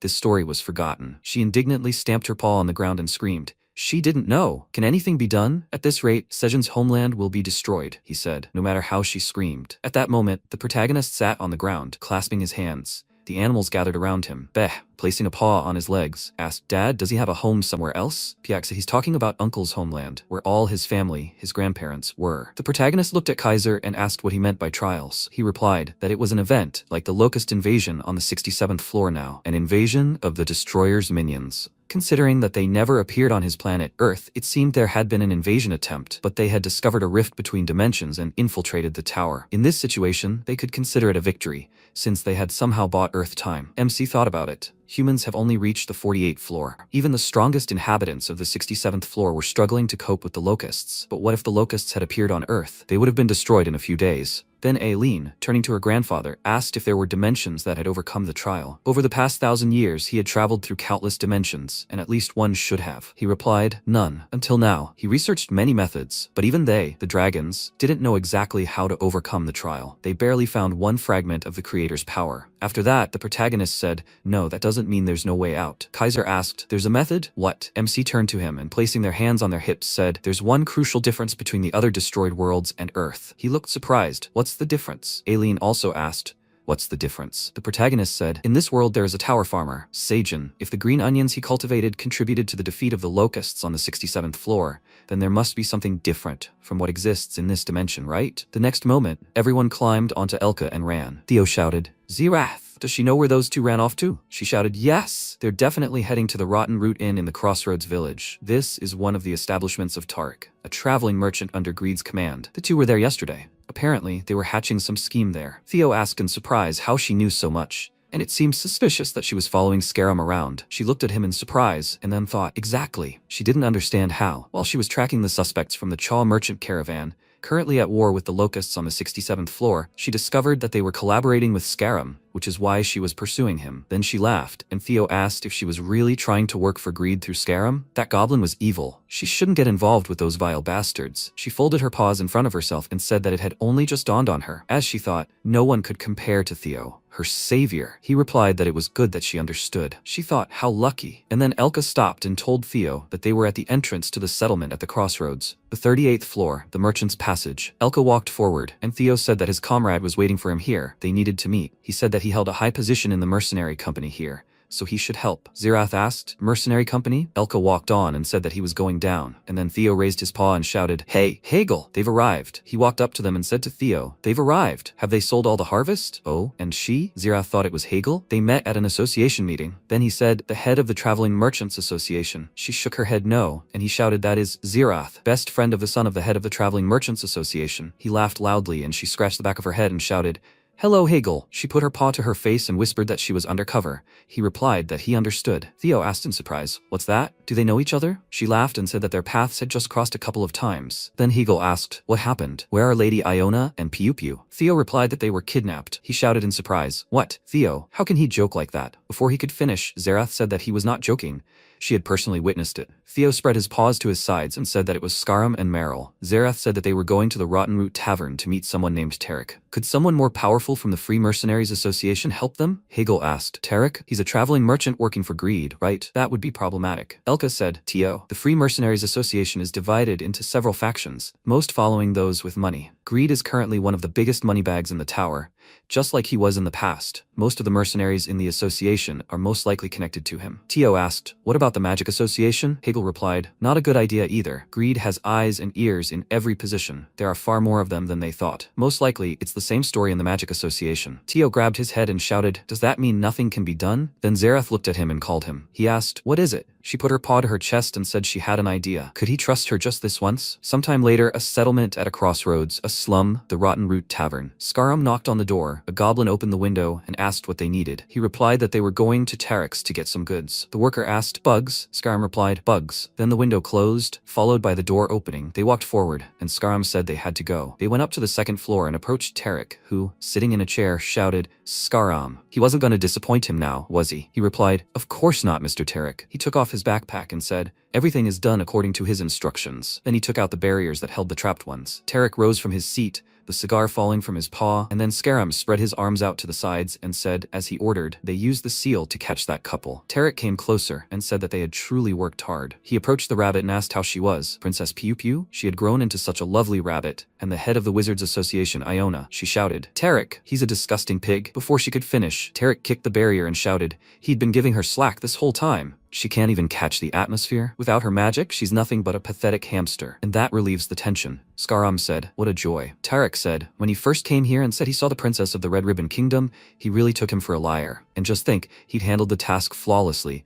Lord Greed would be extremely pleased. Skaram shouted, in that case, he requests an official introduction to Lord Greed. He replied that he'd think about it, then turned to his subordinate and asked him to give them 10,000 tower coins. He replied, yes. The guests were then escorted to the exit. Merle kissed the coin and said, money. Skaram shouted that he was good at other things too. Just one meeting. Tarek asked where they were. Exactly, Iona. He'd gladly crush her to pulp. Just thinking about the deals she'd thwarted, but now was not the time. Princess Piu Piu, his name is Tarek. He belongs to the caravan of traveling merchants called Chaw. Her guardian, Lord Greed, has been searching for her for 10 long years, so she should stop waiting around and return to the Red Ribbon Kingdom. She countered, Greed is not her guardian. She will never accept her parents' sworn enemy as her guardian. He said, Princess. Judging by how furiously she reacts to this, it's obvious that this witch has thoroughly brainwashed her. That incident was just an unfortunate accident. Mr. Greed is a benevolent person. He fulfills his obligations, the rules of the kingdom and its people. And he is doing everything possible to prevent a repeat of the tragedy of the 55th floor on the 67th. Iona said, laughing and nothing more. He thinks that no one understands that he is trying to seize power on the 67th floor under the pretext of his benevolence, but their plan will not happen in real life. The population is dwindling. Tarek put his paw to his face and laughing loudly shouted, she really is stupid. She thought they just sat idly by and waited for all their plans to come to an end. Then a subordinate entered the room and said they'd received word that the locusts had returned to red. Tarek said, good job. Iona shouted, what? That can't be right. They definitely changed to blue, didn't they? Tarek said there was no point in hiding it anymore. The locusts would start multiplying again because they were feeding them. Soon, the red locusts would evolve into purple after being fed. The 67th floor would become a wasteland, and when the food supplies ran out, it too would become Lord Greed's domain. He then turned to the princess and said that she should take Lord Greed as her husband and hand over rule of the Red Ribbon Kingdom to him, being a completely fragile, innocent rabbit, of course. Only if she truly wanted to save her people. And for that, Iona seemed to have no choice but to get rid of her. She shouted indignantly, what? He said, after which, the Wizard Association would also become theirs. Can't she see? She poses an extreme danger to Master Greed's plans? At that moment, the wolf under his command approached her and shouted, he's grateful for the food. He pulled the barrier toward himself. But the next second, there was an explosion. Theo hit him in the face with his paw and shouted at him not to touch her, the lovely sorceress. Iona shouted, Theo. He stretched out his paws to her and asked how long it took. She said she knew he'd be here any second. Tarek shouted indignantly, what the hell is going on? Hey, does he even know who he is? He's Tarek, the leader of the Chaw caravan under Master Greed. At that moment, Theo placed his paws on the barriers and asked how to unseal this thing. Tarek shouted, how dare he touch what belongs to him, the greatest traveling merchant of the future. He'll do everything to make sure he never even puts his paws into trade again. Can he even hear him? Pathetic ginger cat. Theo turned around and angrily told him to shut up. He could barely contain himself from wanting to cut him. He wants to know who he is? Well, he'll tell you. You must remember well, pig. He's a mid-level traveling merchant who will one day become the greatest merchant. He pointed a paw at his chest and added, Theo, golden cat. In response, Tarek laughed loudly, throwing his head back. Then he shook his head from side to side and said that even if he called himself golden or brown, he would still be a simple ginger cat. You must teach this brat some manners. His subordinate stepped forward and answered, yes. He shouted that he would tear him to pieces. To make it as painful as possible, he should tremble in terror. Theo said, "Something is not scary." He was surprised. Of what? He said that his subordinates would be scarier than him. At that moment, wolves leaped through the hole in the wall, and the subordinate looked to the side in surprise, seeing Hegel leaping at him. Hegel grabbed him with his sharp teeth, and then Tarek cried out in surprise, "What's going on? What was a black wolf doing here?" Him? He was Elka of the Silver Wolf tribe? They had always taken advantage of Lord Greed's generosity. So what was he doing? Attacking him meant betraying Lord Greed himself. Was he saying he didn't care if his tribe starved? He responded by telling him to shut his mouth. Elki, who had been picking up scraps from that disgusting wild boar's table, was no more. Now he, Elka of the Silver Wolf tribe, stood guard over the golden cat Theo, the one who would become the greatest traveling merchant. The black wolf stepped forward and announced that he was Hegel of the Black Wolf tribe.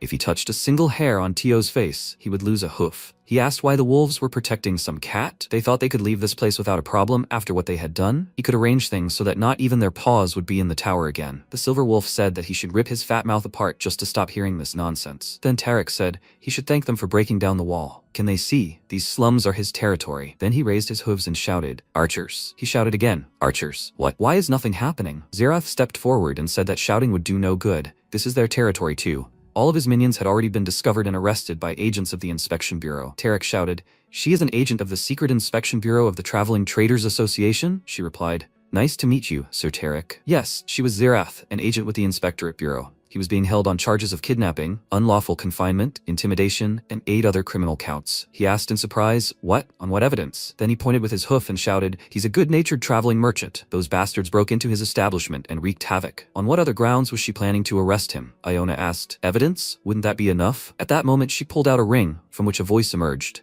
There was no point in hiding it anymore. The locusts will begin to multiply again because they feed them. The 67th floor will become a wasteland. Even when the food supplies run dry, it too will become Lord Greed's domain. Princess, she should take Lord Greed as her husband and hand over to him rule over the Red Ribbon Kingdom. Being a completely fragile, innocent bunny, of course. Tarek shouted that this was all a lie. Iona replied that magic doesn't lie. He pointed his hoof at her and shouted, "Surely she couldn't cast magic." He was told that magic couldn't be used in the sphere. She replied that it was indeed true. She couldn't. However, only in terms of projecting it outward. This ring has a recording spell placed on it. This magic doesn't emanate outward but rather absorbs it. The emblem is unable to influence this. Magic is truly an interesting joke. Then she pointed her finger at him and told him to give up already. He'll still be brought to trial by the association, along with his deeply beloved Greed. Tarek clenched his teeth and shouted, "Damn it all. He won't allow it. They've invested so much money in this." They handcuffed him and led him to the exit, and he continued to shout, "Mr. Greed won't let this go. He won't sit idly by." And then Theo called Zerath. She turned around and said, "Hello." Thanks to the time he'd bought, they were able to find every single shooter. He scratched his head and replied, "It doesn't matter. She shouldn't pay attention. Just think, she's an agent for a secret agency." He was genuinely surprised. She apologized and said she didn't mean to deceive him. Then he patted her on the shoulder and asked her to be friends. She looked surprised. "Excuse me?" He walked ahead and told her to stop by the 99th floor sometime. He would introduce her to a park representative. "I definitely need to stop by as soon as she's done with her business." She said, "Chairman Park, who could he be?" At that moment, Theo approached the hamster and asked, "Iona, how is she?" She replied that everything was fine. She'd come to in mere minutes. He said he'd had the ring lying around in his bag and forgotten about it. He'd never thought it worked like that. Was that why she needed it? She confirmed it, though she hadn't even suspected it would be so useful now. Then Hegel added he was profoundly shocked. He couldn't believe a spell existed that even Lady Iona couldn't handle. She said this object was clearly not something the tower's monsters could wield. She sensed the dragon's energy in it. Oren asked in surprise, "A black dragon?" She answered, "No, this is strikingly different from the energy of a black dragon. First, we need to deliver this to the 99th floor. Now, certain that Greed is targeting the princess, they need the black dragon to accept them unconditionally under his protection." Elka said the need to revive the Red Ribbon Kingdom has only become more pressing. Hegel declared it was time for the wolf tribes to unite and cooperate. An employee shouted, "Miss Iona, they've apprehended 2 suspicious individuals." He held Skaram and Meryl in his paws. Skaram shouted, "But he already told them." "He doesn't even know this, Tarek." Meryl shouted,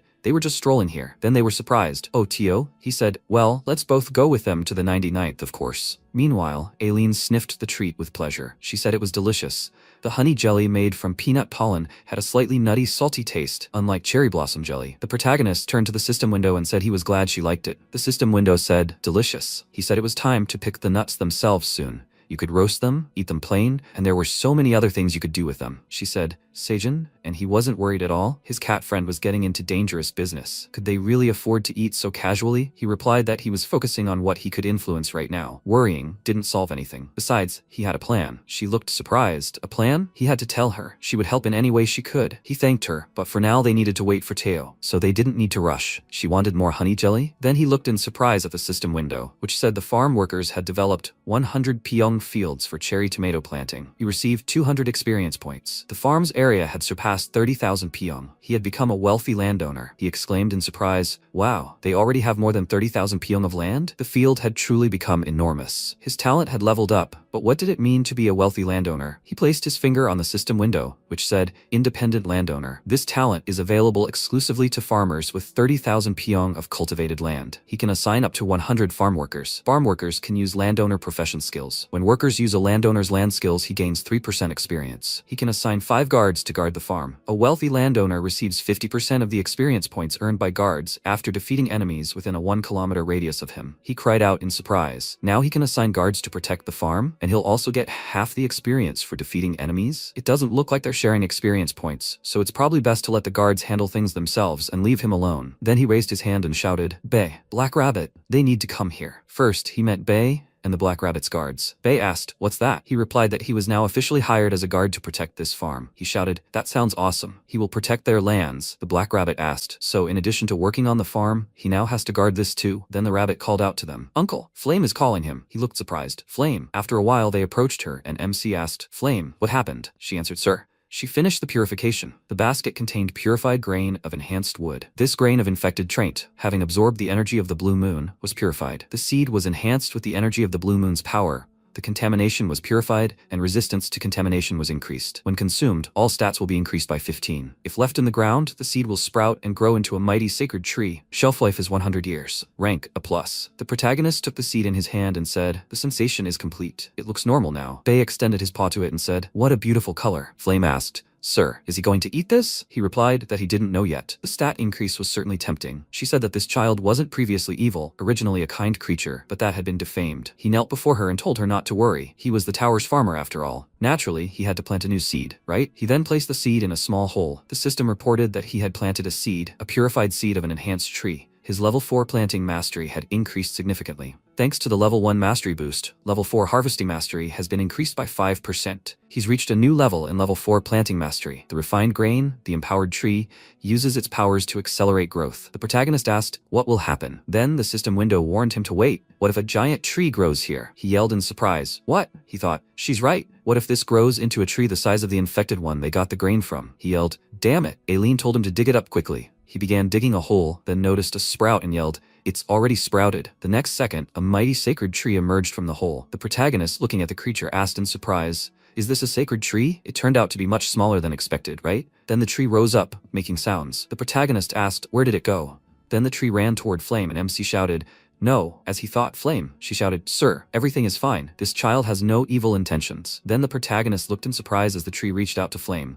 She stroked it and said that it only wanted to protect her. He was surprised. "Protect her?" The tree said, "Protect. Protect the world tree." The protagonist asked, "What the hell is a world tree?" The Black Rabbit shrugged. Bay asked, "Is that some kind of food?" Then a system window appeared, saying that the world tree is a mystical plant that possesses abundant powerful energy. It is said that only those recognized by the world tree can receive its blessing and enjoy boundless well-being. The protagonist asked, "What about the Ent then?" She said thoughtfully, "Apparently, the sacred tree was originally a guardian protecting the world tree. Long ago, this was tainted by evil forces that infiltrated the tower from outside. She had no idea, having only seen infected trees her entire life." The protagonist asked, "So if the Ent protects their flame, does that mean she is the world tree?" The Ent said, "Protect the world tree." Flame waved her arms and shouted, "Sir, she can't be such a great tree. She's just a small, fragile apple tree." Aileen said thoughtfully, "There's currently no world tree in the Black Tower. The necessary condition is missing. It seems the tree saw potential in Flame. Perhaps it thinks Flame could become the world tree?" The protagonist said Flame has the potential to become the world tree. "But she's just a small apple tree, right?" Then the protagonist pointed to the side and said, "Black Rabbit, beh, they need to bring the rabbits with watering cans immediately, and make sure they bring clean, fresh water." They replied, "Okay, they'll be there soon." Then the protagonist called Flame and asked if she was by any chance hot or cold. Did she want more sunlight? From now on, she should just tell him if she needed anything, okay? He would come and ruffle her hair more often, and he, the sacred tree, must diligently protect their flame. He replied, "The Ent, protect." The protagonist stroked the tree's branch and said that their flame needed to grow healthy and strong. She giggled in response. Meanwhile, a huge number of purple locusts flew forward, and lizards holding sharp green onions ran in the opposite direction. They shouted that they were retreating. Everyone must retreat. Several locusts caught up with a lizard and began to bite, but a gray wolf ran up to them and attacked the locusts. He looked at the broken, sharp green onion in his paws, then turned to the locust, seeing a bright flash. Elko shouted at Elke to retreat quickly. She grabbed the lizard in her mouth and then leaped forward. The mages began concentrating energy. The main one shouted, "All mages, fire!" Magical beams of energy shot forward, hitting the locusts directly. The wolf brought the lizard and then shouted, "Medic!" Elko shouted, "Is she okay, Elke? Are you hurt anywhere?" She asked, "What's going on? Why did the locusts turn purple?" The lizard said they didn't know. They had recently degraded to blue. The silver wolf asked if they should plant more sharp green onions. Elke replied, "It's no use. He needs to see. It's instantly rotted." The lizard said he was poisoned. There was no help for him. His comrade said, "Damn it, they're finished. The purple locust's poison is too strong, and they're spreading it everywhere. Even the ground and air will be contaminated. Damn it." Even when they crush the locust, the poison still spills out and causes infection. The lizard next to him scratched his head and said that only magic works against them. Their warriors are useless. The gray wolf thought, the warriors' morale is failing. At this rate, the 67th floor will really be burned by locusts. Then cats approached and called him. They held an onion in their paws and said it was a purifying green onion they'd brought from the 99th floor. Maybe it would help? Then they gave the purifying green onion to the infected one, and the next second, his face took on a healthy appearance. The lizard shouted, "The purifying green onion worked." The silver wolf stepped forward and shouted, "All warriors, hold the line with the green onion peeling. Cats, forward. They must deliver word of what's happening to the 99th floor. The only way to turn the tide on this battlefield is with the green onion peeling." Meanwhile, Oren poked Skurm with a stick. He turned around indignantly and shouted, "What are you poking at him for?" Hegel told him not to even try anything funny. "What's he hiding under his cloak?" Hegel shouted. He hid nothing. He was accusing an innocent goblin. Hegel told him not to forget that he was the one on his back, the goblin, feeling everything. Oren reached into the goblin's inside pocket and told him to give it to him. "It's in there, right?" He then pulled out an object and asked in surprise, "A key?" Skurm shouted. "It's the key to his house." He said there was nothing like that. Then Oren reached for his bag and said he was confiscating it anyway, just in case. Tio said he was doing great. At that moment, Iona, who was behind him, called out to him. He asked if she was awake. She jumped on the wolf's head and asked if they had arrived. He said they were on the 99th floor. They were able to get here so quickly thanks to the superluminal passage. He was grateful to her. She replied, "You're welcome." He asked how she was. Maybe she could sleep some more? She replied that she had slept well in his hood and was already feeling refreshed.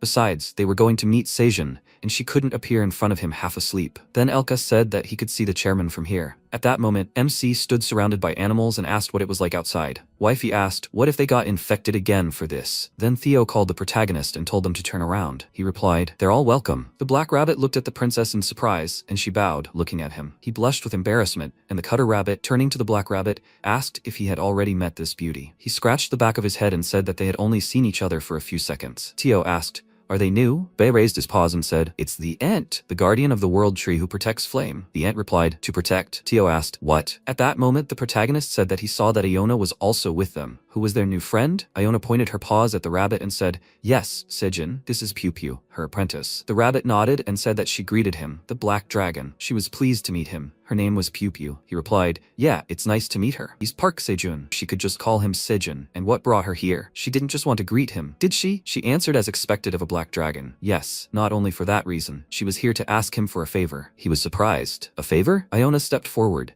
and said that she was her student, but she was also the last princess of the Red Ribbon Kingdom on the 55th floor. She was here to request the Black Dragon's protection. He was surprised. What? The rabbits were also surprised. A princess of the Red Ribbon Kingdom? Then they bowed their heads to her and shouted, "Your Highness." Hubby shouted. No one knew that she was safe. They apologized for not recognizing her. "Your Majesty," Wifey shouted. Like her subjects, they are extremely happy that she has grown into such a beautiful princess. She approached them and asked them to rise. They didn't need to be so formal with her. Wifey said Her Highness, with tears in her eyes. MC folded his arms and looking at Iona, asked, "Protection? But why?" She replied, "The story is a bit long. It all began." After a while, she spoke, and this is how it ended. The protagonist sighed and said, "I see, it must have been really tough for her, Pew Pew." She replied that it wasn't true. It all happened purely because of her incompetence. The rabbits cried out, "Her Highness, it's not her fault." They will never forgive greed. They must ask the rabbits who are suffering locked up there. They must avenge his and her majesties. Iona handed the token to the protagonist and said that with this kidnapping, they have acquired solid evidence with which they can put greed away according to all the rules. This seal is irrefutable evidence. The protagonist said, "So those punks used this item to kidnap Ion and Pew Pew?" He'd interrogate them later. But this medal actually did have a dragon seal engraved on it. Why was he surprised? A system window appeared, saying that this seal shouldn't be here. He was surprised. It shouldn't.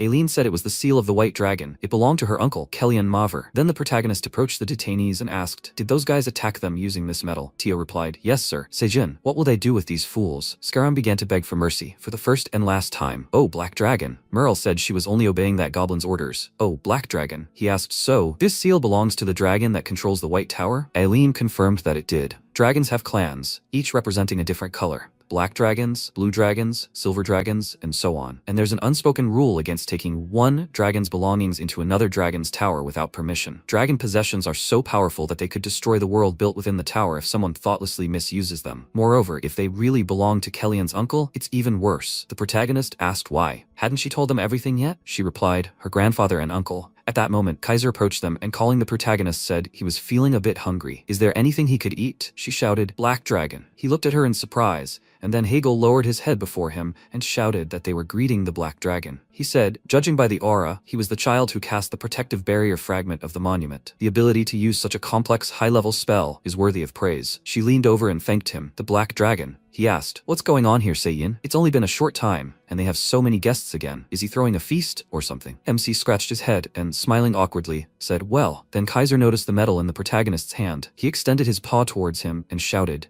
"Where did he get that nasty thing in his hands?" The protagonist shouted, "What's wrong, Mr. Kaiser?" He shouted for him to answer. The protagonist pointed to the side and said that he had just been interrogating that goblin and the white cat, and that they had used it on his friends. The Black Dragon asked, "Did they use it? The inhabitants of the Black Tower used items from the White Tower?" Scaram begged for mercy. "Please." Marl said they were mistaken. The next second, Kaiser's eye glowed. A powerful energy was felt, and he said, "Destroy." He put his finger to the goblin's head, and it only managed to gasp before disintegrating into tiny particles. After that, he headed toward Merle. She fell to the ground in horror, but the protagonist stood before her, shouting, "Mr. Kaiser, he must stop. If he kills this cat too, they will never know where they got this metal." He replied that there was no need. It was charged with white energy. He must destroy it. He must step back. He began to concentrate energy on the tip of his finger. At that moment, a system window appeared in front of him, and he said, "Aileen, she must not interfere with her grandfather.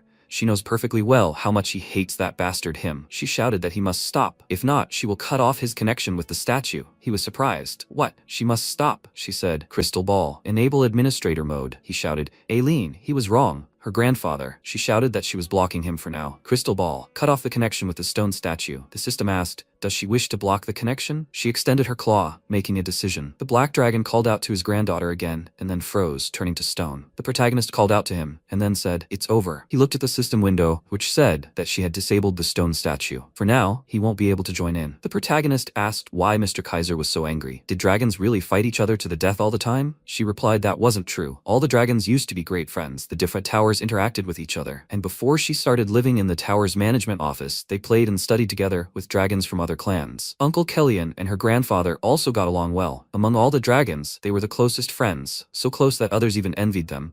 But their relationship was ruined by one incident, after which even the slightest mention of one sends the other into a deadly rage. The white and black dragons had to cease all interaction and begin to behave extremely cautiously around the heads of their clans. "I wonder how Brother Ajax is doing. She hasn't seen him in 100 years. MC asked in surprise. "What, brother?" Whatever the case, at the very least to appease Mr. Kaiser's anger, she will need to partially reveal the origin of this metal, don't you think? Meryl looked at the protagonist with tears in her eyes. Meanwhile, Kaiser stood near the destroyed device and shouted, "Damn it." His son approached him and asked, "What happened? What happened to Aileen? Why is the panel broken?" He replied that he destroyed it in a fit of anger. He doesn't know where Aileen learned it, but she used the system and severed his connection with the stone statue. Smart little brat? "What else would you expect from his granddaughter?" Anton asked. "He knows how much it costs, right?" He replied that he had no idea. He should go and ask whoever made it to fix it. More importantly, an item belonging to the white bastard was discovered in the Black Tower. His son said, given how angry he was, it must have been Kellyan. He replied, "Exactly." He began to spread his power, allowing the tower's inhabitants to use an item imbued with his energy. He clenched his fist as he added, perhaps he'd even left this vile gift on purpose, knowing he'd find it. Anton, he must summon all the black dragons this very second. He extended his hand and answered, "Father, what is he planning to do? Does he want to start a conflict?" He replied that it was a war between the black and white dragons. He would never forget what this bastard had done, and he would definitely make him pay dearly. After that,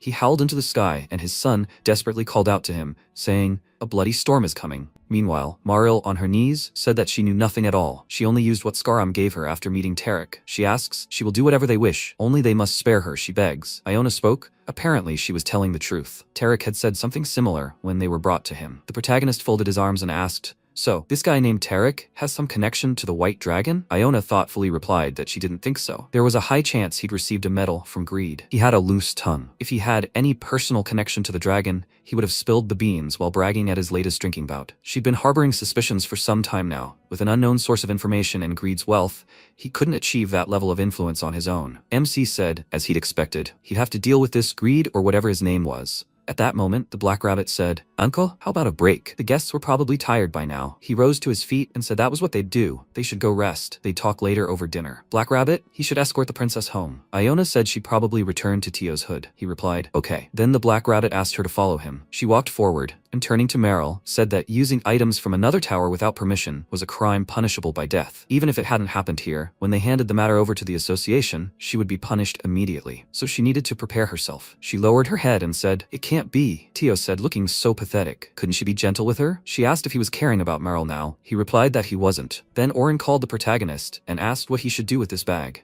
It contained the items confiscated by Scarum. The protagonist's mouth dropped open in surprise, then reached for the bag. Tio asked if he was looking for something specific. He replied that this Scarum had been stealing a bunch of items from outside the tower. Where did he get them from? If he had no contact with people from the ground, he figured there had to be some kind of answer or trick to this. Tio said, "Oh, if he hadn't died, they would have asked in person. What a shame." Then he took out the item and asked, "Is this a key?" Oren said that Scarum said it was for his house. Tio asked, "Why would a traveling merchant need a house?" The bag is their house. Then the protagonist looked at the system window in surprise and asked, "What?" It said, "The owner of the subspace prison key has disappeared. Seijin, the tower farmer, will be appointed as the owner of the subspace prison key." She summons the subspace prison. The next second, a huge door appeared in front of them. MC shouted in surprise, "What is this? Where did this door come from?" She said it was subspace magic, a spell that creates a portal between dimensions. It is usually used to imprison dangerous criminals or store valuable items. The protagonist looked at the key and said, "So, the goblin used this key?" After this, the protagonist placed the key in the keyhole,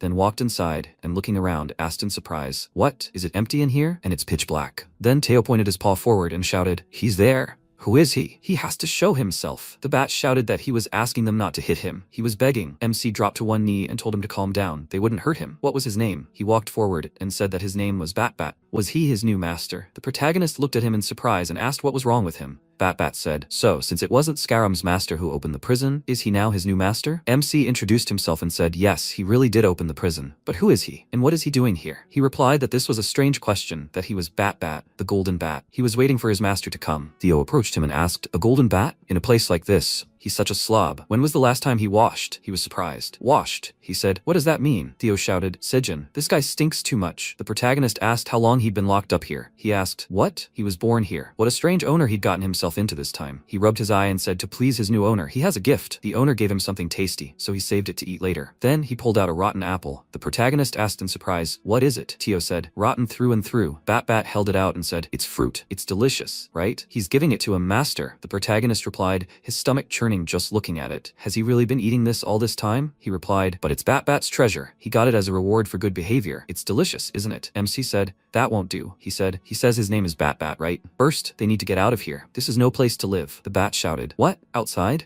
But Scarum said it was terribly dangerous and scary outside. He said that a small animal like him would be devoured there in a flash, or worse. The protagonist noted that it depended on the situation, of course, but the outside world wasn't as terrible as he imagined. Scarum, the bastard, had lied to him like that. In surprise, he dropped an apple and said, "It can't be." Iona approached him and said that, speaking on behalf of the small animal, she could say that the world outside was extremely beautiful. It would be a shame to spend his entire life locked up in this dark basement. Instead of rotten food, he could enjoy fresh fruits and vegetables there to his heart's content. He was surprised. Fresh fruit? MC noted. Exactly. If he liked fruit, he would also like the cherry tomatoes he grew. He wanted to try some. They were extremely sweet and refreshing. He asked in surprise, "Sweet?" Then the protagonist said, "Enough chatter. He should go outside with them and try them. He just needed to take a step forward." He answered, but he was still scared. Iona extended her paw to him and said that if he was afraid, he should try holding her hand. She would protect him. He looked at her in surprise, then extended his paw to her. He put down his rotten fruit and they headed for the exit. Then he closed his eyes from the bright light and then said in surprise,